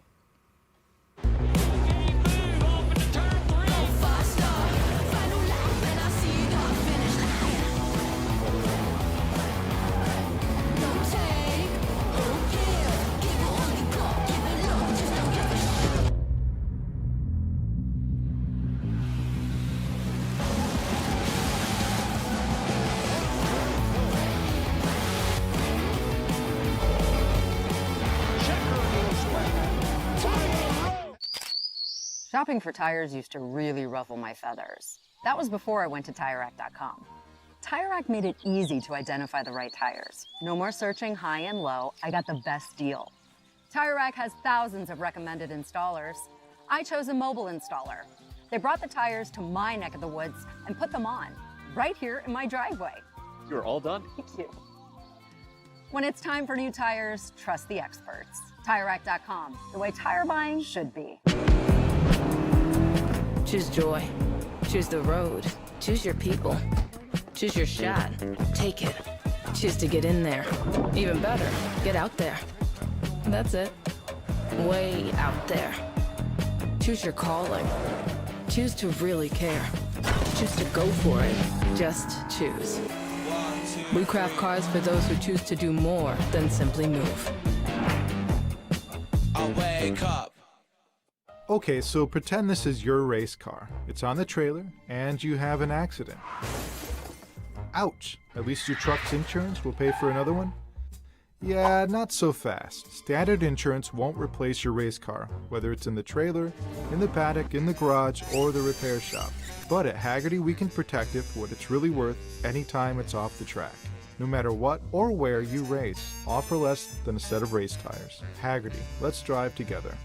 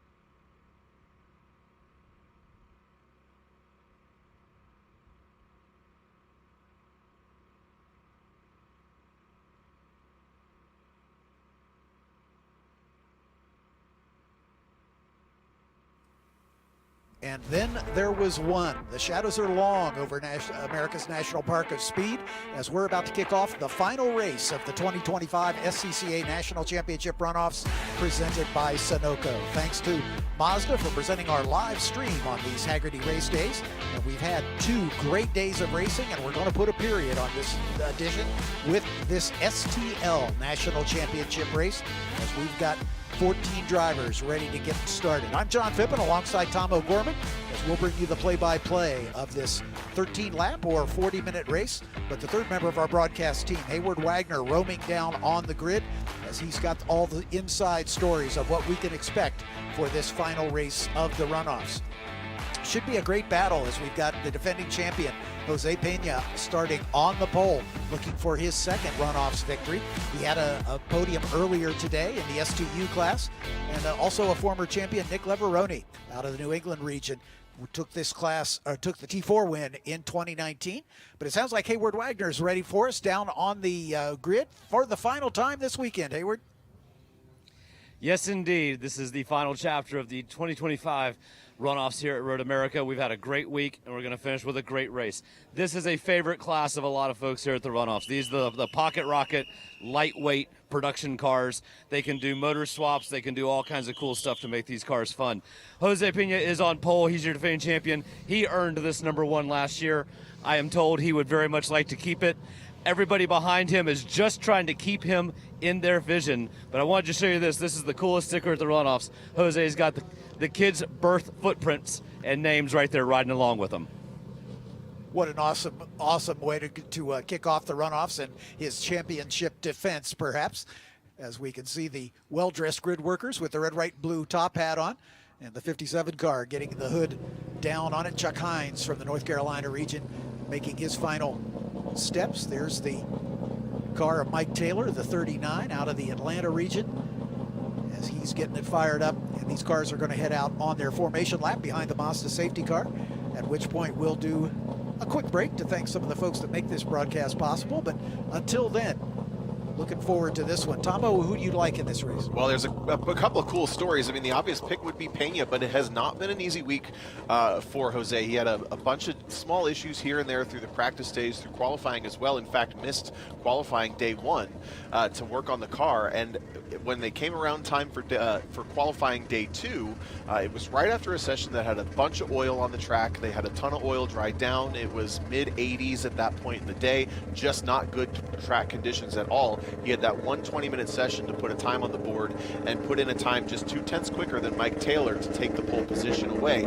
Everybody else, for the most part, there's only 3 cars that went faster on day 2. Everybody else was fastest on day 1. So Pena, I would say, probably has even more pace than he's shown because of all those conditions and troubles. But it is a high-strung race car. The rumor on the street is turning nearly 10,000 RPMs out of that 1.6 liter. But pivoting away from that, the other cool part is this class has been a pretty consistent storyline with names like Stain, Moser, and Pena, but of course we also have had winners like Malloy and getting back to now 10 years, Adam Roberts and Kevin Boehm. It's been a pretty consistent cast of podium finishers, and most of them aren't here. So we're going to see some new faces on the podium in theory. We're going to see some new battles, and the rest of the field is very, very close as well, starting from about 3rd, 4th, 5th. Any of those drivers, you know, it's going to be a lot of fun to watch who kind of brings their A game to this championship race. Tomo, it'll be no surprise to anybody, but let's have you take us a lap around the track one last time for the runoffs here as the track map presented by Mazda. This is a high momentum track for cars like this, outputting maybe 180 to 220 horsepower. It's a long run up the hill from 14 at the green flag down into turn 1, very fast corner using all the runoff if you need it. Quick little braking zone at turn 3, maybe a 3rd gear corner, and then a heavy acceleration zone all the way through the gears down into the braking zone at turn 5, clearing maybe just at 130 miles an hour. Up the hill at turn 6 through the Corvette Bridge. Trickiest corner on the track, especially the front-wheel drive cars. They're going to want to float through there just a little bit. Then a flat-out run through the hurry downs at turn 7. Braking zone for turn 8 with a lot of heavy runoff. I'll mention at this point in the lap, there's multiple curves at this point that you will have hit to go fast that can really rattle battle of the suspension. Then around the carousel into the fast section at the exit of turn 10, through the kink at turn 11. In the background there, you're taking a look at that daunting tunnel through the trees into Canada Corner.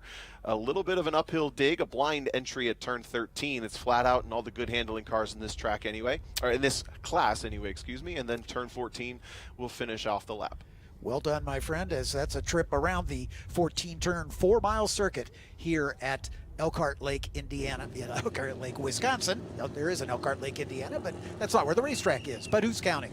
Anyway, it's been a long weekend, and we're all a little punch drunk here, but we're going to get the job done. No worries about it, as the cars are just about ready to be released from the pit lane. So let's take a quick break. Thanks some of the folks that have made these broadcasts possible throughout the weekend. We'll be back.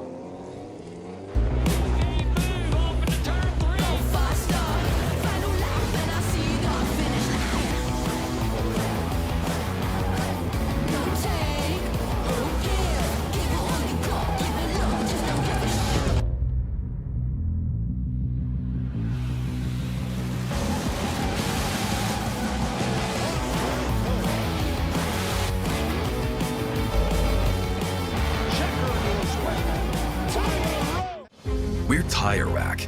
We test tires to provide you with truth, transparency, and unbiased recommendations.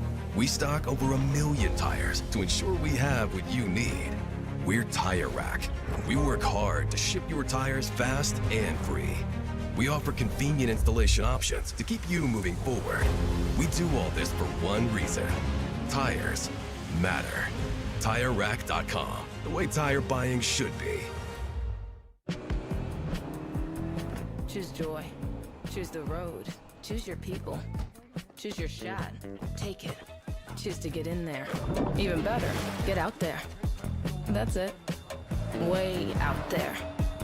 Choose your calling. Choose to really care. Choose to go for it. Just choose. We craft cars for those who choose to do more than simply move. I'll wake up. Okay, track day checklist. Let's go. You got your gloves, your helmet, water, snacks, sunscreen, your car is prepped and ready to go. Oof, forgot your track day insurance, didn't you? If you want to be covered for the whole value of your car, you need high-performance driver education coverage through Hagerty. We'll get you a policy for track days, time trials, and more in less time than it took you to apply that sunscreen. Hagerty, let's drive together. We're back as the field makes its way around on their formation lap. Let's introduce these starters to you. Starting on the pole, the defending champion, Jose Pena, out of the Puerto Rico region, the Honda CRX. Next to him, the number 39 of Mike Taylor from the Atlanta region in his Acura Integra. Row 2, the 37, Nick Cleveroni, the 2019 T4 national champion from the New England region in a Miata in his 20th runoff start. Next to him, David Paul Finier and the number 40 out of the Chicago region in a Mazda MX-5. In row 3, the 57 of Chuck Hines, seeing him for the second time today from the North Carolina region in his MX-5. And Craig McAfee in the number 68 from the New England region in another MX-5. In row 4, the 114 of Amy Mills from the Northwest region. It's a Mazda Miata. And the youngest driver in the field, the number 32 of Deacon Greenfield from the Washington, D.C. region in a Honda CRX. John Sewell will start inside of row 5 and the number 48 from the Florida region in an Acura Integra Type R. And then he's next to the 63 of Bill Collins from the Land O'Lakes region in a Honda Civic. In row 6, the 09 of Maxwell Kittleson from the Milwaukee region in a Ford Focus SVT, next to the oldest driver in the field, the 21 of John Elder from the Land O'Lakes region in a Mazda Miata. And in the 7th and final row, the 23 is Carl Young from the San Francisco region in a Honda Prelude, and making his 20th runoff start, the number 79 of Dan Harding from the Ohio region. As the field working its way down the hill and around behind the safety car. It's a shot of the 79 of Dan Harding in his Mazda Miata. He was the winner of the Hawk Breakthrough Performance Award for making up the most positions in between day 1 and day 2 of the two qualifying session. Mike Taylor won the Sunoco 260 award for a qualifying performance on the first day closest to .260. 15 gallons of Sunoco fuel for him. And we have one super sweep eligible driver in the field. That's Nick Leveroni, who starts inside of row 2. If he takes the win, he will notch the super sweep. In the same class, the driver has to win the Hoosier Super Tour race, win the Hoosier Super Tour National Points Championship, win a U.S. Majors Tour Conference Championship, and win the runoffs. It's a tall order. We've made one super sweep presentation so far this weekend that I know of. There may be others for races that I didn't call. And Nick Leveroni is in a pretty good position to perhaps close out the runoffs with a super sweep. But he's going to have to find his way around Jose Pena and Mike Taylor to make that happen, as we are getting ready for the start here as the safety car pulls off into the pit lane. And our 7 rows of starters lined up nicely as they begin this steep climb up the hill and come under the attention of the starter. Starters looking him over. Once he likes what he sees, he'll throw the green. And Pena gets the jump, as he should. He controls the pace coming up the hill. And Pena does indeed get the jump, but it's side by side between Taylor and Leveroni for the second position. As they work their way down into turn number 1, Pena's going to get away. And the Miata's going to make it through. Big Hagerty way wide. I didn't get the number. David Palfinier going for a big ride in the ND. All these cars 2 liters or less. It's Honda versus Mazda still. Taylor back on the inside of Leveroni trying to get the position back. It's also a great start for the red NC MX-5 of Craig McAfee from about 6th or 7th on the grid. Came up through the middle of the row in front, follows Chuck Hines through. But it's a clean getaway for Jose Pena. Pena getting away in that CRX, as he is wont to do. That car is quick indeed. As Tama was saying, didn't get a chance to qualify, was working on the car for the first day of qualifying and came through as one of the few cars that was able to make an improvement on day 2. As the 48, John Sewell trying to make a move. Big mover and shaker so far at the green flag. He started all the way back in the 9th position, now challenging for 6th. Running with Mike Taylor, often those two not officially teammates, but as near as makes no difference. Very similar cars. They're running in 2nd and in 6th. And Mike Taylor was only 2/10 off pace in qualifying to Pena. If Pena doesn't have much more in the tank than that, we're going to have a proper battle here at the front of STL. Taylor keeping him honest so far.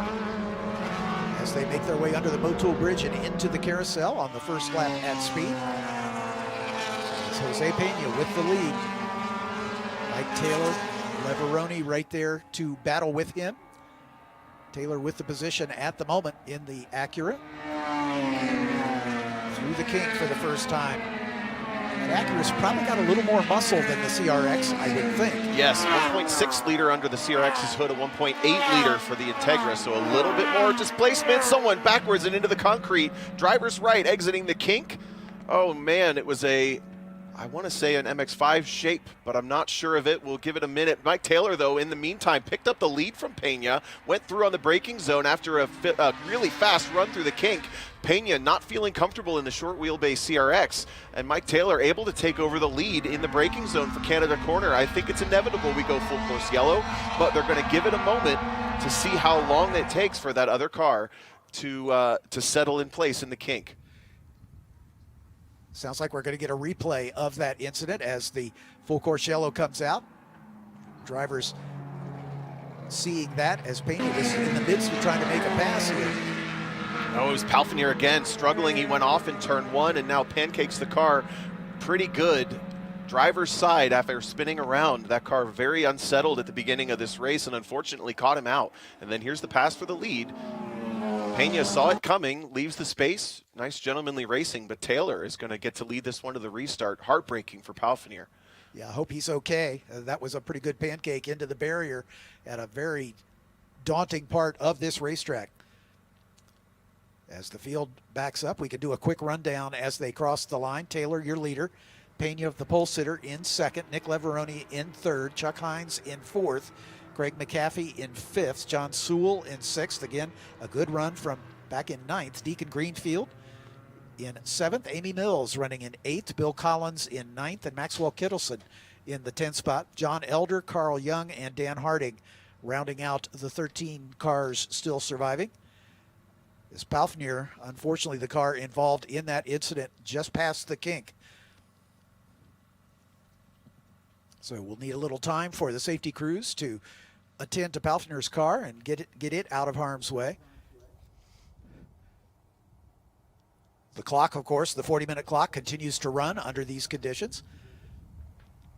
So we have a time limit of 40 minutes or 13 laps, whichever comes first. So hopefully this will be a quick recovery of Palfnier's car.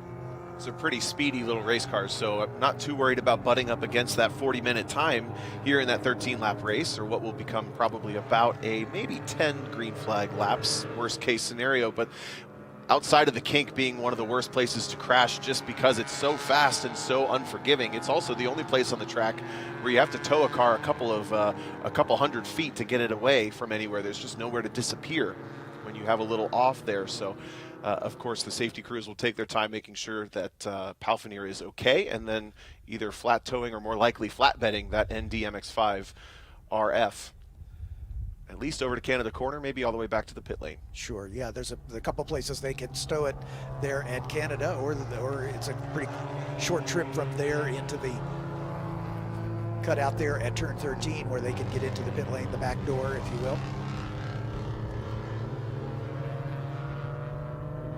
Pena in his make it ninth runoff start with 1 win and a total of 5, make that 6 podiums, as he had a podium earlier today. Won this class, taking his first gold medal a year ago in this class. Nick Leveroni, the most experienced driver in the field, with 19, this being his 20th runoff start. So while we're waiting for this cleanup to continue, let's take a moment to thank our partners once again, and we'll be back with you with the restart for this STL finale for the weekend.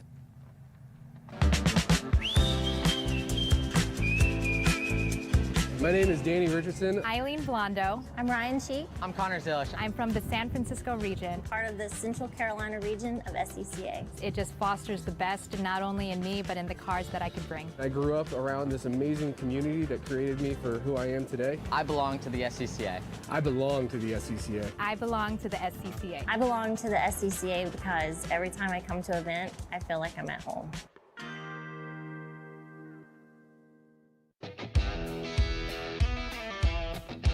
Do you want to get started autocrossing, but you're looking around and thinking, man, I got to buy a new car? Maybe not. Say you want to get into track days, but you're looking around and thinking, I got to spend a fortune on Go Fast parts. Maybe not.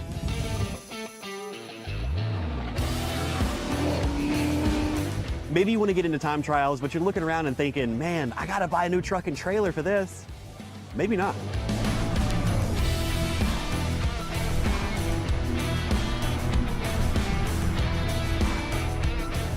With SCCA Club Spec, you just might have the car you need already, and it just might look like one of these two. S197 Mustang if you like V8s and torque, NC Miata if you like compact and agile. SCCA Club Spec, spirited dailies, competitive race cars. Learn more at scca.com.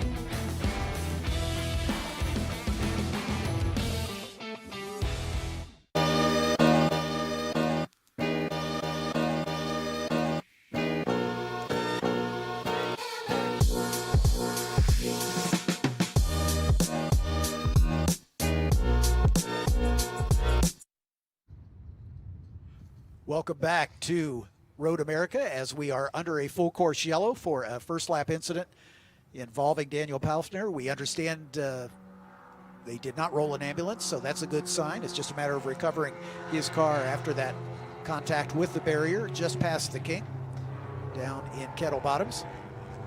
Get a good shot of Amy Mills, number 114, black and pink Mazda Miata. As Mike Taylor taking the lead just before the yellow flag came out, as he made that pass down into Canada Corner, taking advantage of the additional horsepower perhaps and that slightly bigger motor and the Acura Integra. Yeah, how about Mike Taylor? In his 9 attempts, he's gotten 1 podium. It was last year, finished 3rd to Pena and Moser, but man, he came up to play today, and it was actually his run through the kink that gave him the opportunity to make the pass down into Canada Corner, little bit longer wheelbase, and of course, as you mentioned, the slightly larger engine displacement, although these cars have a minimum weight calculated off of their engine displacement. So in theory, we're as close to makes no difference power to weight racing. And Taylor was really, really on it. Pena looked a little uncomfortable through the kink the first time, although we know from last year's race, Pena was really strong through there as the race went on. That's where he had Mosier covered to win his first championship in this class last year. This is going to be a battle. Yeah, no question. Another driver making his 20th runoff start is Dan Harding in the number 79. Dan only has a single top 10 in his 20 runoff starts, so his best finish a 10th at Road America in Super Touring Light a year ago. So that's where he had his best finish of his runoffs career. So looking for better things from Dan here this weekend, perhaps bettering his best finish at this one. As these drivers wasted no time keeping temperature in the tires, hoping that a restart is imminent here. What great variety of cars. A whole bunch of Miatas and MX-5s, of course, but the Integra, the CRX for Pena, the Integra for John Sewell as well, one of Sports Cars picks to finish on the podium. That Ford Focus of Maxwell Kittleson seems to be a bit of an outlier, but he finished 8th in this race a year ago for his best runoffs finish. This is his 4th attempt at it. There's a good shot of Dan Harding in the 79, showing plenty of runoffs experience. This class a little bit of an outlier in the SCCA rulebook in that most classes say, here's the car that you're going to race, or you have this car, here's how you can prepare it. Instead, this class says you can run anything with 2-liter motors or under, and you have to meet this weight. So that's why you may see a little bit different variety choosing the Focus. There's also a Prelude in this race. Of course, pretty much Hondas and Mazdas have been settled on, as most motorsports tends to be, but we've had some pretty cool cars come through these classes, and then STU, the sort of sister class above 2 liters up to, I believe, 3.5, or boosted cars with smaller displacements. You've had some wheel time behind most of the cars in this field, I would think, especially the Hondas. Similar, of course, yeah, and they're tons of fun. I mean, they are momentum cars. It's stuff that you drive on the throttle. You're maximizing apex speeds. They are not powerful in any sense, but they are certainly powerful for their weight, and they're just so quick, especially in corners like this. We're looking at the exit of the carousel. You're grabbing 4th or 5th gear, depending on the gear ratios, and it's at 110 miles an hour with a little bit of yaw in the car, sliding out just ever so slightly, getting it to rotate. They're a handful for sure, and particularly the front-wheel drive cars are very interesting to race. The differentials they use are very aggressive. As soon as you pick up the power, it pulls the front where the front tires are pointing, rather than using, because they don't have enough power to break the traction, instead of torque steering the way that you might think. So they're a really, really aggressive setup, but the rear-wheel drive cars, of course, perfect 50-50 weight distribution or very close to it. Really well-balanced cars. And Danny Stain, who really kind of set the bar for this class for a number of years, was running the NC MX-5. But all these drivers settling in. Yeah, so we're ready for a restart. My next question to you was going to be, does this shortened race now, as we're going to be completing race lap number 3 as they take the green once again, does that favor anybody? I would think the front wheel drive cars might look to this pause as a positive. Yeah, a little less wear on the front tires. Also, the longer wheelbase on Mike's car is going to be a little bit better than Pena. The short wheelbase going to stay nervous for longer. Also, the front engine rear wheel drive cars are going to be a little bit heavier, so they use the tires up a bit more. They're going to like the shorter race. I mean, you could make a case for anybody. Gotcha. So it doesn't favor anybody in the field, basically. Safety car pulls in again. Tip of the hat to the Road America safety crew. They have been busy this weekend, and they've done a fantastic job of recovering these disabled vehicles and getting us back to green flag racing, and that's where we're headed. And still waiting on the green, a little juggling here as Jose's a little impatient to get the hammer down, but here we go. Nick Leveroni also goes for the Spec Miata start, but the big mover and shaker, John Sewell up the outside in the blue Integra. He's going to charge from 6th up to 4th now. Leveroni was pushing Pena into the green flag, and now they're going to touch maybe at the apex. Taylor sweeps the outside, keeps the confidence up. Pena keeps it there as well, and he's going to have the easier route through turn 3. Indeed, and looks like Leveroni's going to try to follow him through as they head down into turn 3, but no, he falls in behind Mike Taylor. So Pena back to the point here, as he's able to get on the throttle quickly. Chuck Hines there right behind them in the 57. A good start for Chuck. as he's up a couple spots from where he qualified.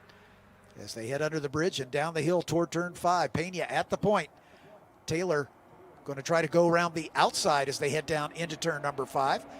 But Pena later on the brakes. Taylor running a little bit wide once again, just as he did in turn 1, kicking up a cloud of dust. That gives Pena a little more breathing room. And Leveroni's right on Taylor's back bumper as they come through turn number 6. Hot and heavy stuff. You saw John Sewell get maybe a point by up the inside of Chuck Hines, not wanting to waste any time battling. So Sewell now through to 4th. Hines using every bit of track. The NC Miata now. Taylor again confident on the brake, shows the nose. Pena's not going to take the bait. He rotates and flings the CRX down to the apex of 8. Yeah, if anything, Taylor's car looks a little more nervous than Pena's does, at least at this stage of the game. And here comes Leveroni in the Miata as he is going to try to make some hay here through the carousel turn to see if he's got anything. But when you get the car pointed straight, this is where Taylor's going to have the advantage. He's got a little more grunt. Got a little bit wide through the carousel, but he is so confident, throwing caution to the wind. Slings it through the kink one more time, all the way out to the grasscrete. Unfortunately, he lost some distance in the carousel. I don't think he's going to get a chance to make the pass one more time. No, they're single file all the way to Canada Corner. Pena's going to do his best to get as far away as he can, realizing that he's probably got a little bit of a straight line disadvantage. And then look at this gaggle of cars behind him. Craig McCaffey, John Sewell, Deacon Greenfield, Amy Mills, all in a run here. As Hines just dropping behind John Sewell at the front of this group. Here's the 68 of Bill Collins. And that red Civic, or blue Civic, excuse me. Up the hill they come. Pena getting a good run down the front straightaway. He sets fast lap of the race after the restart. Of course, it'll get a little quicker. This time it'll be a flying restart as the top 3 about equally spaced. And then Sewell. And here comes Hines challenging him. Just behind Hines, Craig McCaffey in the number 68 red Mazda. Once again, Mike Taylor all the way out to the runoffs, kicking up some dust at the exit of turn 1. Amy Mills nearly picking up the position from Deacon Greenfield, but Greenfield covers her back down to the apex of turn 3. And I was going to say, it looks like John Sewell, as racy as he was at the beginning of these races, doesn't quite have the raw speed. Maybe a bit of a cork in the bottle for the NC MX-5s just behind. They're starting to lose distance to the top 3, but the top 3 are certainly staying within striking distance of each other. Here comes McCaffey. Not quite close enough, but Hines is right there on Sewell's bumper. And again, it's the story of the Integra with maybe a little more horsepower versus Sewell in the Mazda, or excuse me, Hines in the Mazda.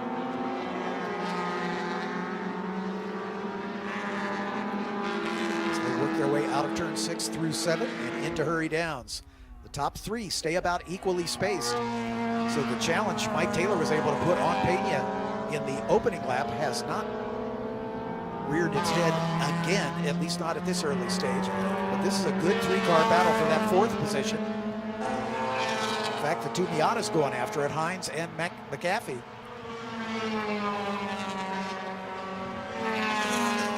Hines gets a great run through the carousel, right on the back of John Sewell. Almost too good. Drops the right or the left rear in the dirt coming out of the carousel. Keeps his foot in it. No harm, no foul. Little flick of the wheel of those neon yellow gloves through the apex of the kink. That MX-5 is not as glued to the pavement as you might think. He's working hard in there, but he gets a good run, sets the rotors, looks to the inside, thinks better of it. No, jumps down the inside, and he's going to take the point. Look at the brake rotors but doesn't go wide. He does go wide, and that's going to open the door for Sewell to try to do the over-under. They're side by side as they come through Thunder Valley, but then Hines gets it done as he solidifies that pass and puts himself into 4th spot. Sewell and then McAfee, and a gap back to Deacon Greenfield in the 32. In fact, Greenfield's been passed. It looks like Amy Mills has gotten around him. We'll check it out as they come to the line. But here comes Sewell getting alongside Hines, using the power of that Acura. Can't tell if it's frustration or humor that Chuck Hines has with his fist out the window. Almost looked like he's trying to row the boat to keep up with Sewell, but Sewell easily covers him down the long straightaway. That's the balance this class always has had. Sewell's going to cover him into turn 1 pretty easily. The car length lead, both of the MX-5s going for the momentum line. Sewell trying to get it pointed, keep things efficient with the front wheel drive. Yeah, and he made some good progress through turn 1, right back on the bumper of John Sewell as they exit turn 3. McAfee just a couple car lengths further back. Then Amy Mills, Deacon Greenfield back to 8th. But back to the front here as Jose Pena sets fast lap of the race again, a 2:32.4. He qualified at a 2:32 flat, so he's within a half a second with full tanks of qualifying pace. As Taylor's car once again goes a little bit wide as he's using up all the track and then some. Minimizing risk as well, not using a lot of exit curbs, which is probably smart, at least at this stage in the race, although he makes a liar out of me on that turn 7 run at least. These curbs are so aggressive. These cars from the 90s or early 2000s just aren't meant to take that sort of abuse on their factory suspension components. So you see most of the drivers taking calculated risks more so than caution to the wind. But Taylor is really keeping him honest. He's losing about 3 or 4 tenths in sector 1. Otherwise, is matching the pace of our leader right now. Last time across the line, only 3 tenths difference in raw lap time between those two. Still within striking distance. Liveroni, the man who's eligible for the Super Suite, if he can find his way to the top, is about a second off the pace of the two in front of him, but he's the best of the Miatas. As this battle continues, Chuck Hines trying to keep the pressure on Sewell. Whoa, Hines got about at a 45-degree angle on the Grasscrete. That'll get your attention for sure. And McAfee's going to try to capitalize on that. Spooky moment. McAfee looks to the outside, actually, looking like he's not quite ready to pounce. Amy Mills is coming ever so closer to both of these drivers. Turns in on the curb on the outside, gets a little bit more rotation, grabs the inside curb to add insult to injury, very nearly anyway, and floats it all the way to the outside curb. That was probably one of those slides that felt way bigger than it was in the cockpit of that car. Absolutely. Absolutely. I think he took just a little too much curb on the entry, and that's what unsettled the car. But he survived to race another day. And now McAfee all over his back bumper. Let's see if he's going to try the drafting pass here. Does he pop or does he stay? Looks like he's going to stay. These two very experienced in this class. They're going to know if they start bickering between the two, they're absolutely going to lose touch with John Sewell. But if they stay line astern, they might have the chance to catch back up to the 4th place driver. So McAfee, I think, doing the smart thing right now, at least for his race. At the front, less than a second still between the two. They've basically tied on lap time, 0.01 apart on the timing sheets. But once again, Taylor losing 3 tenths in the sector, leading off this lap, sector 1. Sewell has got a little more breathing room as the two MX-5s have been battling each other. So he's got just a little cushion now. As Hines in his 6th runoff appearance, McAfee in his 4th. Both of them still looking for their first podium finishes. Actually, I take that back. McAfee does have a podium. He finished 2nd in STL at Sonoma back in 2018. But Chuck Hines still looking for his first podium. Evidence of a dirt drop hanging in the air. No doubt from Nick Leveroni pushing everything he's got in that NB MX-5. I believe a 1.8 liter in that car, so a little bit lighter weight. Probably similar to Amy Mills, both flat-out motorsports cars.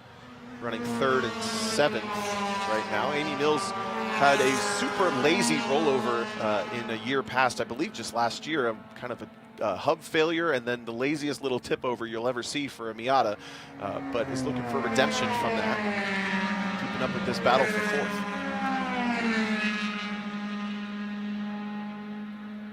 See if Amy is actually running quicker than these guys. She was marginally faster than McAfee on that last lap, and McAfee was quicker than Hines, so they're coming closer together as those three might have a 3-way battle of the MX-5/Miatas.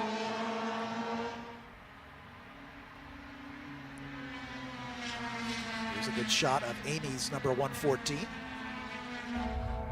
Manson, Washington, a long tow for her. Jose Pena comes across the line and resets fast lap of the race at a 2:32.1, and that is almost at qualifying pace, within a 1/10 of a second. As Leveroni pedaling as hard as he can, certainly the best of the the Mazdas, but not able to stay with the two in front, as he's dropped back about 3.5 seconds behind Mike Taylor. And for the first time, Taylor also 0.7 slower than Pena, so a little bit of weakness starting to show in Taylor. He's definitely made up with it for certain sectors with some bravado, excuse me, easy for me to say. But as we might have anticipated based on past performances, Pena seems to have the raw pace in the CRX at this point in the race. This battle for fourth between Sewell, Hines, and McAfee is a compelling one, with Amy Mills pedaling hard to try to catch up with him. She lost a little time on that last lap, so she's about 2 seconds off the back of this group. As Sewell hard on the brakes down into turn number 5. I would say these three just about equally spaced now. About a second covers the three of them, as McAfee drops a wheel in the dirt at the exit of turn 5. All three of them personal bests last time through. Chuck Hines with a right front issue, misses the entry for turn 6. Is there potentially an issue with the right front of that car, or did he just get it wrong? It's an odd mistake to have it go off that straight, but maybe just a slight slide into the corner and an overcorrection. Now Amy Mills might have the opportunity. I was just about to say Chuck Hines was the fastest of those 3 cars last time through, but something is amiss with that number 57. And Amy Mills all over his back bumper trying to find a way around here on the carousel. So Hines may be struggling with an issue of some kind, and Amy's going to try to capitalize on it. That would be a 6th place if she's able to find her way around.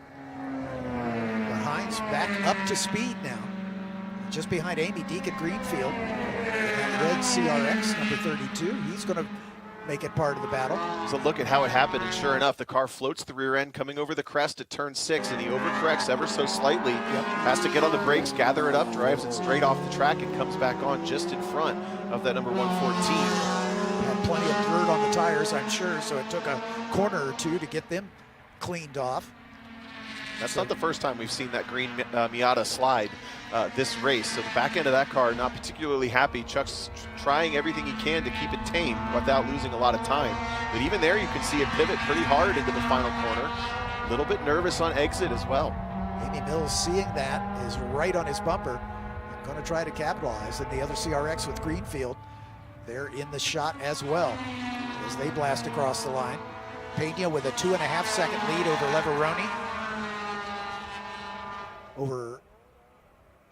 Another 4 seconds back in the 3rd spot, as this battle between Hines and Mills for 6th position. As McAfee up into 4th spot in front of John Sewell.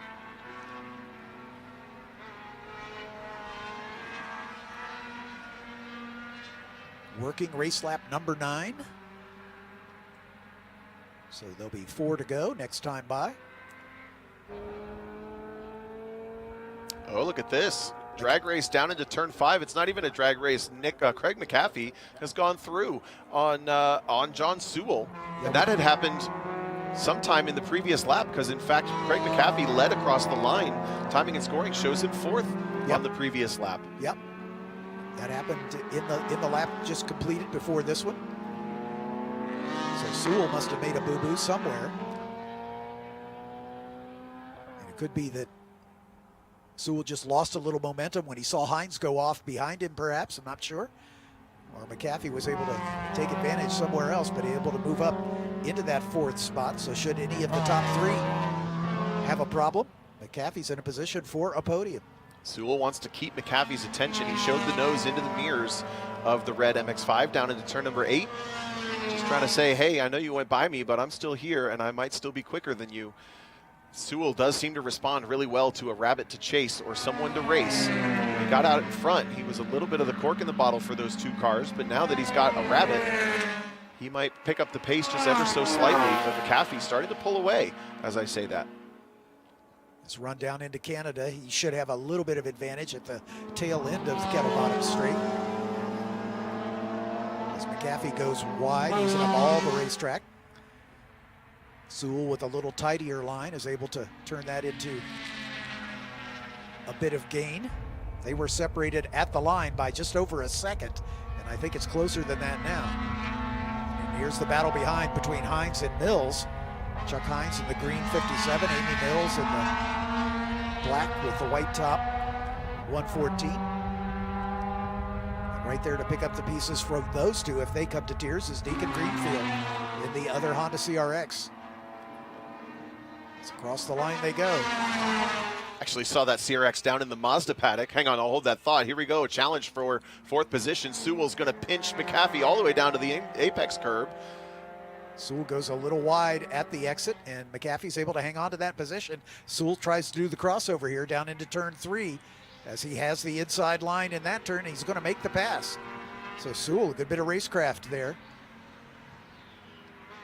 as they got side by side through turn 1, and Sewell was able to turn that into an overtake by the time they got to the bottom of the hill there at turn 3. And as quickly as that happens, it's going to give the draft back to Craig McAfee, who tucks it right in. Those NCMX5s, known for a lot of things, but aerodynamic prowess is not necessarily one of them. They respond really well to the draft, but McAfee not quite able to stay close enough to challenge down into turn 5. To complete my thought on Greenfield, I saw that CRX sitting down in the Mazda paddock getting help from some other competitors to realign it and work on it a little bit earlier this week. So even though they're different makes and models, the SCCA members all helping each other out to keep the cars running strong here at the runoffs. That's what we love to see here. It's a big family. Some of these classes more so than others. Formula V probably the poster child for the racing family basically, where they all help one another. Some of these other classes the same way as well. It's all about fun with cars, as the SCCA slogan is. And McAfee right on the tail of John Sewell, who retook that 4th spot earlier in this lap. But Sewell also using up a little bit of the grasscrete there at the kink. McAfee's got to run. Sewell guarding the inside line down into Canada. McAfee going to stay late on the brakes, but not quite close enough, but he can do the over-under here, and Sewell's going to be compromised on exit. Oh, Sewell covered him perfectly. McAfee still has a good enough run to show the nose up the inside for 13. Tough move to make.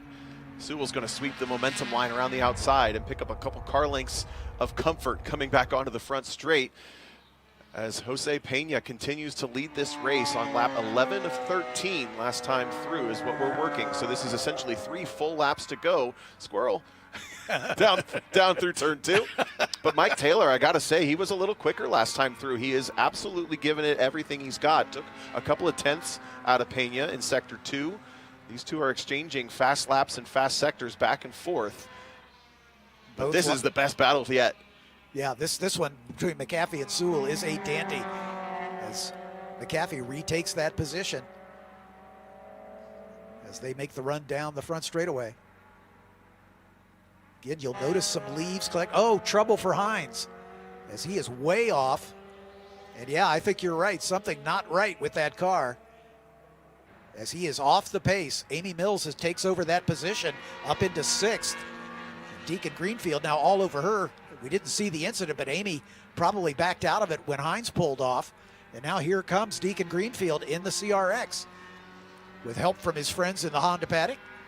So we'll get a replay on Hines here coming up as those two stay side by side. Hines way down to the inside at turn 1. Amy Mills trying to go around the outside. Whoa, that is an interesting float there. It looks like some suspension components have been slowly bending maybe in the back end of that car. As soon as he went to the brakes, it just turned itself to the right. And I think it was a little bit before Hines realized he was headed for a trajectory off the track and had to kind of recover it the best he could. And as these two got by, it looks like Greenfield's moved up into that 7th position. Actually, it would be 6th as Hines is now dropping down the order. Greenfield in only his 2nd runoff start. And actually, it's looking for his first runoffs finish. He was a DNF in 2024 in his first runoff start. And he's able to move himself up the order into what will be 6th position. Amy Mills back to 7th. I didn't hear a lift from either of them through the kink. Full commitment at nearly 115 miles an hour. There's a look at your 2nd place driver, Mike Taylor. As he crosses the line to complete race lap 11, 2 to go. Working lap 12. That'll give us the white flag next time by. Mike Taylor with the inside rear wheel hoisted off the ground and that front wheel drive Acura. Pena another 0.4 quicker last time through. Just 0.4 is just nothing, and that's about the margin between these two every single lap. Taylor now runs a little bit wide at turn 3. Back into that car starting to float around. We're getting into the territory where the tire degradation is going to just start to kick in these last few laps on these fairly light cars. But Taylor, again, now 3.1 seconds back of Pena. On 4 miles worth of asphalt here at Road America. That is such a small margin. You can see what it's ballooned to at this point, and then a little bit of ways back to the 37 of Leveroni. Yeah, he's almost 8 seconds behind Taylor as they crossed the line last time. McAfee running a little quicker than Leveroni, but he's 17 seconds up the road in the number 68. Sewell now about 2 seconds behind him. Amy Mills was able to get back around Deacon Greenfield after we left her last. So she's moved up into 6th, Greenfield back to 7th. It's a good shot of Nick Leveroni, the Massachusetts native. As he works his way under the Motul Bridge and into the carousel. As we're in the closing stages of this one. And the close battles have evaporated a bit. Greenfield and Mills still the closest together as they cross the line almost side by side. There's the 68 of our 4th place runner, Craig McAfee, who just set his personal best at 2:34.6. Still taking risks, though, all the way across the curbing at turn 8. He's pulled away from Sewell at this point. Maybe looks like he's started to settle into whatever he can salvage at this point. Appears to be a bit off pace through the carousel a bit. Last time across the line, it was 2 seconds between those two after their great battle. And then this is good stuff between Mills and Greenfield, who have swapped positions yet again. I think Greenfield is maybe the fan favorite in the live stream chat right now. So many fans watching the driver of that red CRX, giving it all he's got. There's the Ford Focus, the 09 of Maxwell Kittleson, running in 9th position. Carl Young just behind him in the number 23 Honda Prelude, the only Prelude in the field. As we have completed race lap number 12, working 13. White flag is in the air. I was just looking at the starter stand. I didn't see it, but he's holding it out in front. So blocked by the crowd on the starter stand. And eclipsed by the sun. The sun is getting very low at this point. Drivers going to have to do everything they can to see some of these apexes as they drive towards the west. Mike Taylor, I got to say, took 7/10 out of the lead last time through. Pena maybe just hitting the cruise button at this point, but I think by the evidence of dropping tires at turn 3, Taylor is not. Final time down on the binders into turn 5. Pena looking for back-to-back championships here in Super Touring Light, if he can make it happen, but Taylor is visibly closer, no question about it. If Pena was already counting that gold medal around his neck, he better get a look in his mirrors, because Mike Taylor might have a different idea about it. Yeah, Pena doing the smart thing, staying off the curbs and keeping it tidy. Taylor doing the smart thing and giving it all he's got. It's the last lap of the runoffs, and you're in second. To Hayward's favorite analogy, second place is the least happy podium finisher, and Taylor's going to do everything he can to at least put on a show and bring that gap down a little bit further. Glued to the inside grass, the back end rotating beautifully as our camera shot pans through the carousel. Taylor's Integra still looking really, really nice. Runs a little bit wide off the apex, but the front end's going to pull it through. He is getting closer, but I think Pena looks comfortable. I think he's managing this one. Taylor's Integra hoisting that inside rear wheel off the ground in the carousel. When we saw Sewell go through, he was not able to get that inside rear wheel off the ground. So definitely generating a little more G-forces as Mike Taylor takes a full second. Oh, there's the first mistake, pushing so hard. He took a full second out of the lead in Sector 2, but I think that push on the way into Canada Corner is going to seal the deal. That's Jose Pena from Puerto Rico, making his way through the final turn and up the hill for the final time to make it back-to-back championships for Jose Pena. I don't want to give him the commentator's curse here as he's 100 yards short of the start-finish line, but no question as he waves to the starter and takes the checkered flag. Great job for Jose Pena. After an early battle with Mike Taylor, Taylor responding on the last lap with one of his best laps of the race. Closes to within 2 seconds. Nick Leveroni, super sweep, not going to be in his pocket, but a podium finish will be. That's his third podium in 20 tries. And Amy Mills holding off the challenge from Deacon Greenfield in the battle for 6th and 7th. McAfee across the line in 4th position. John Sewell still has not yet crossed, but we expect him to take the 5th spot. And there he is. And here is 6th and 7th as Amy Mills in her 19th runoff start takes a 6th place finish, and that's better than her career best. Her best STL finish was a 9th at Indianapolis in 2021, so Amy with her career best finish of 6th. Here's the 23 of Carl Young running in 9th as he was able to get around Max Kittleson on the last lap, the lap before this one, as Kittleson had the lead just the last time we saw those two. So good run for Carl Young, taking 9th place, and Kittleson takes the last spot in the top 10. John Elder and Dan Harding rounding out the field of the 12 cars still running. Chuck Hines retiring after lap 10, and Balfiner didn't complete the first lap after that scary moment, getting through the kink on the first racing lap. So Jose Pena taking the final gold medal of the 2025 runoffs, presented by Sunoco. There's Dan Harding, the last car on the lead lap. Dan and his 20th runoff start. Not quite matching his best runoffs finish, which was a 10th here a year ago. But still, got it to the finish with the Kreider Racing logo on the front of that Miata. Certainly and visibly one of the more mild STL cars, maybe a spec Miata with an engine swap or something akin to that, but brings it home. Checkered flag flies. The Dominican Republic fans in the live stream chat go wild meantime for Jose Pena taking home his 2nd championship. There is a ton of celebration going on in there, and that is a really cool thing to see. Bravo, Jose. Bravo, República Dominica. Forgive me for you Spanish-speaking folks. I had high school Spanish many years ago.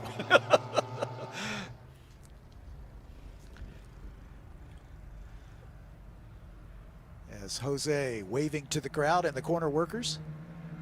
And speaking of which, we cannot say enough about all the volunteers that make this racing possible. As we come to a conclusion of our final race of the 2025 runoffs, all of these folks from all around the country making this annual pilgrimage to the runoffs and applying their trade in all the specialties, all the stewards and the grid people and the corner marshals, of course, and timing and scoring and registration, everything that puts a race on. These folks donate their time and make this part of their annual vacation trip. And here at Elkhart Lake's Road America, we'll be back here next year one more time as Jose Pena rolls to a stop. His 2nd podium of the day and his 2nd gold medal of his career on his 8th runoff start. I don't know which one it was, but they came in on the chip. Once a Honda Hot Boy, always a Honda Hot Boy. Gotta say it. I think it was Taylor, but both of them. Look at that. Jose worked hard for that one, and he's a little emotional, I can tell. And he's not the first, I can tell you that. We'll get the gold medal around his neck and then send it down to Hayward to have a chat with our latest champion. Hayward, you can take it whenever you're ready, my friend. Getting the last piece of national champion accoutrement on. Jose, welcome back. Your 2nd national championship. How's it feel? It feels amazing. It feels amazing. Like I say in the STU race, a dream come true. A dream come true. I feel blessed. Tom O'Gorman, who's calling the race up in the booth, says that the chat in the YouTube has just exploded with friends and fans and people who are just so happy for you. You have a message for them? Of course. my fans from Dominican Republic, my family. You know how we like party. And thank you so much for your support, my family, especially my wife and my kids. Well, you get to take one more lap around this racetrack. It's with a checkered flag. Enjoy that lap. Thank you so much. Jose Pena, popular victor once again. Back-to-back victories in this class here at the runoffs. As here's a rundown of the results. Jose Pena taking the win by 2 seconds over Mike Taylor. Nick Lavaroni finishing on the podium as well. Craig McCaffey with a great race-long battle with John Sewell. Gets the better of it at the end. Sewell finishing 5th. Amy Mills with a career-best 6th-place finish. Deacon Greenfield comes home in 7th. Bill Collins, Carl Young, and Maxwell Kittleston rounding out the top 10. John Elder, Dan Harding still running at the end and on the lead lap. Chuck Hines, after running in the top 3 in the early stages, unfortunately with a problem 3 laps from the end. Hayward's ready with our 2nd place and 3rd place finishers. I think he's got Mike Taylor. Hayward? Mike, I've seen you drive some pretty aggressive laps in my life. Have you ever driven one harder than the last lap of that race? Oh, I was going really hard, and I thought if I really put it together, I might get him, because I had brakes on him all day long. Thought if I can get close enough, maybe I can get him into Canada, but not quite. And I overcooked it a little bit, and man, it was really fun. Jose, I mean, to run with Jose is tough. He is a hell of a driver and a hell of a car, and yeah, I'm super happy. You have been in this class for a long time. You've pushed really hard. This is your best finish. How satisfying is a 2nd place here at the runoffs for you? Oh, it's amazing. It's almost like winning. Well, it's not almost like winning, but it's pretty good. The last 4 years or 3 years I've been 4th, 3rd, and 2nd. So I guess I got to come back next year, huh? We'll be waiting for you. Congratulations on the silver. Okay, thank you. And Nick Lavaroni, it's a 50-50 shot. 50-50 shot. I'm going to get it right every other time. Bronze, back to the podium. Congratulations. Thank you. Yeah, what a fight. Not too much for those Hondas in a straight line, but and to be perfectly honest, they're not that much slower in the corners, so a little tough for me to kind of keep up when I'm getting pulled down the straightaways. But we gave it everything we had, and I was really hoping they were going to be able to fight a little bit longer, but it didn't turn out that way, and I was just kind of watching chain of 3 of us going down the straightaway.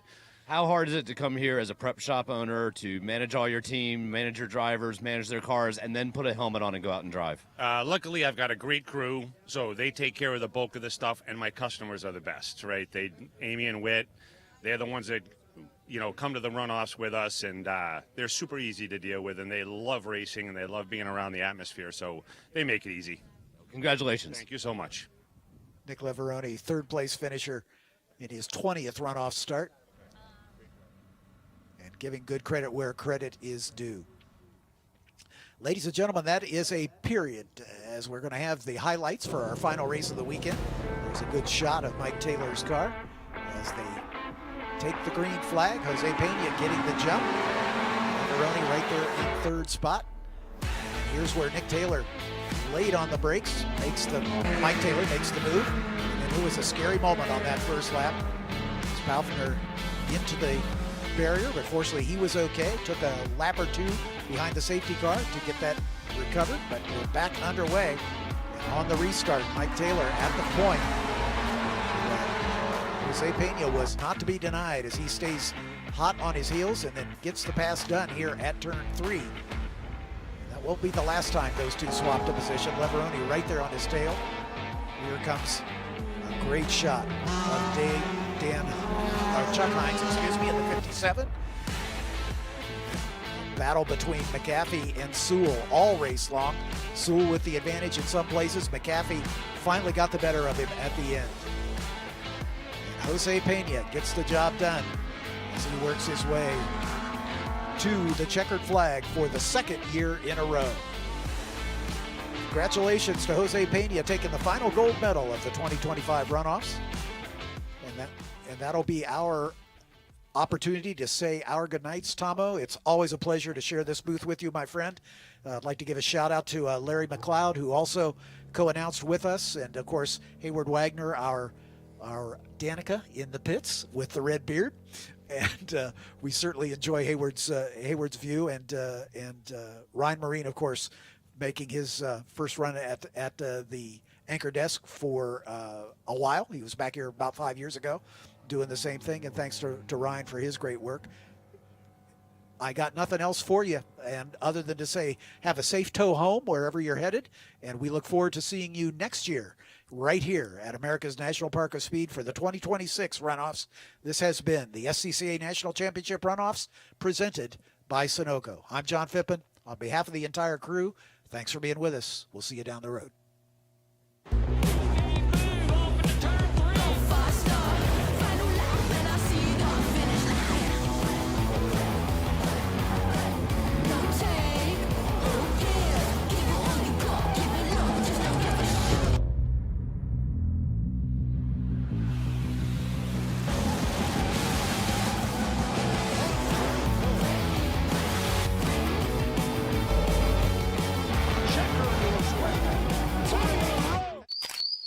Shopping for tires used to really ruffle my feathers. That was before I went to TireRack.com. TireRack made it easy to identify the right tires. No more searching high and low, I got the best deal. TireRack has thousands of recommended installers. I chose a mobile installer. They brought the tires to my neck of the woods and put them on, right here in my driveway. You're all done. Thank you. When it's time for new tires, trust the experts. TireRack.com, the way tire buying should be. Choose joy. Choose the road. Choose your people. Choose your shot. Take it. Choose to get in there. Even better, get out there. That's it. Way out there. Choose your calling. Choose to really care. Choose to go for it. Just choose. We craft cars for those who choose to do more than simply move. I'll wake up. Okay, so pretend this is your race car. It's on the trailer, and you have an accident. Ouch! At least your truck's insurance will pay for another one? Yeah, not so fast. Standard insurance won't replace your race car, whether it's in the trailer, in the paddock, in the garage, or the repair shop. But at Hagerty, we can protect it for what it's really worth anytime it's off the track. No matter what or where you race, offer less than a set of race tires. Hagerty, let's drive together.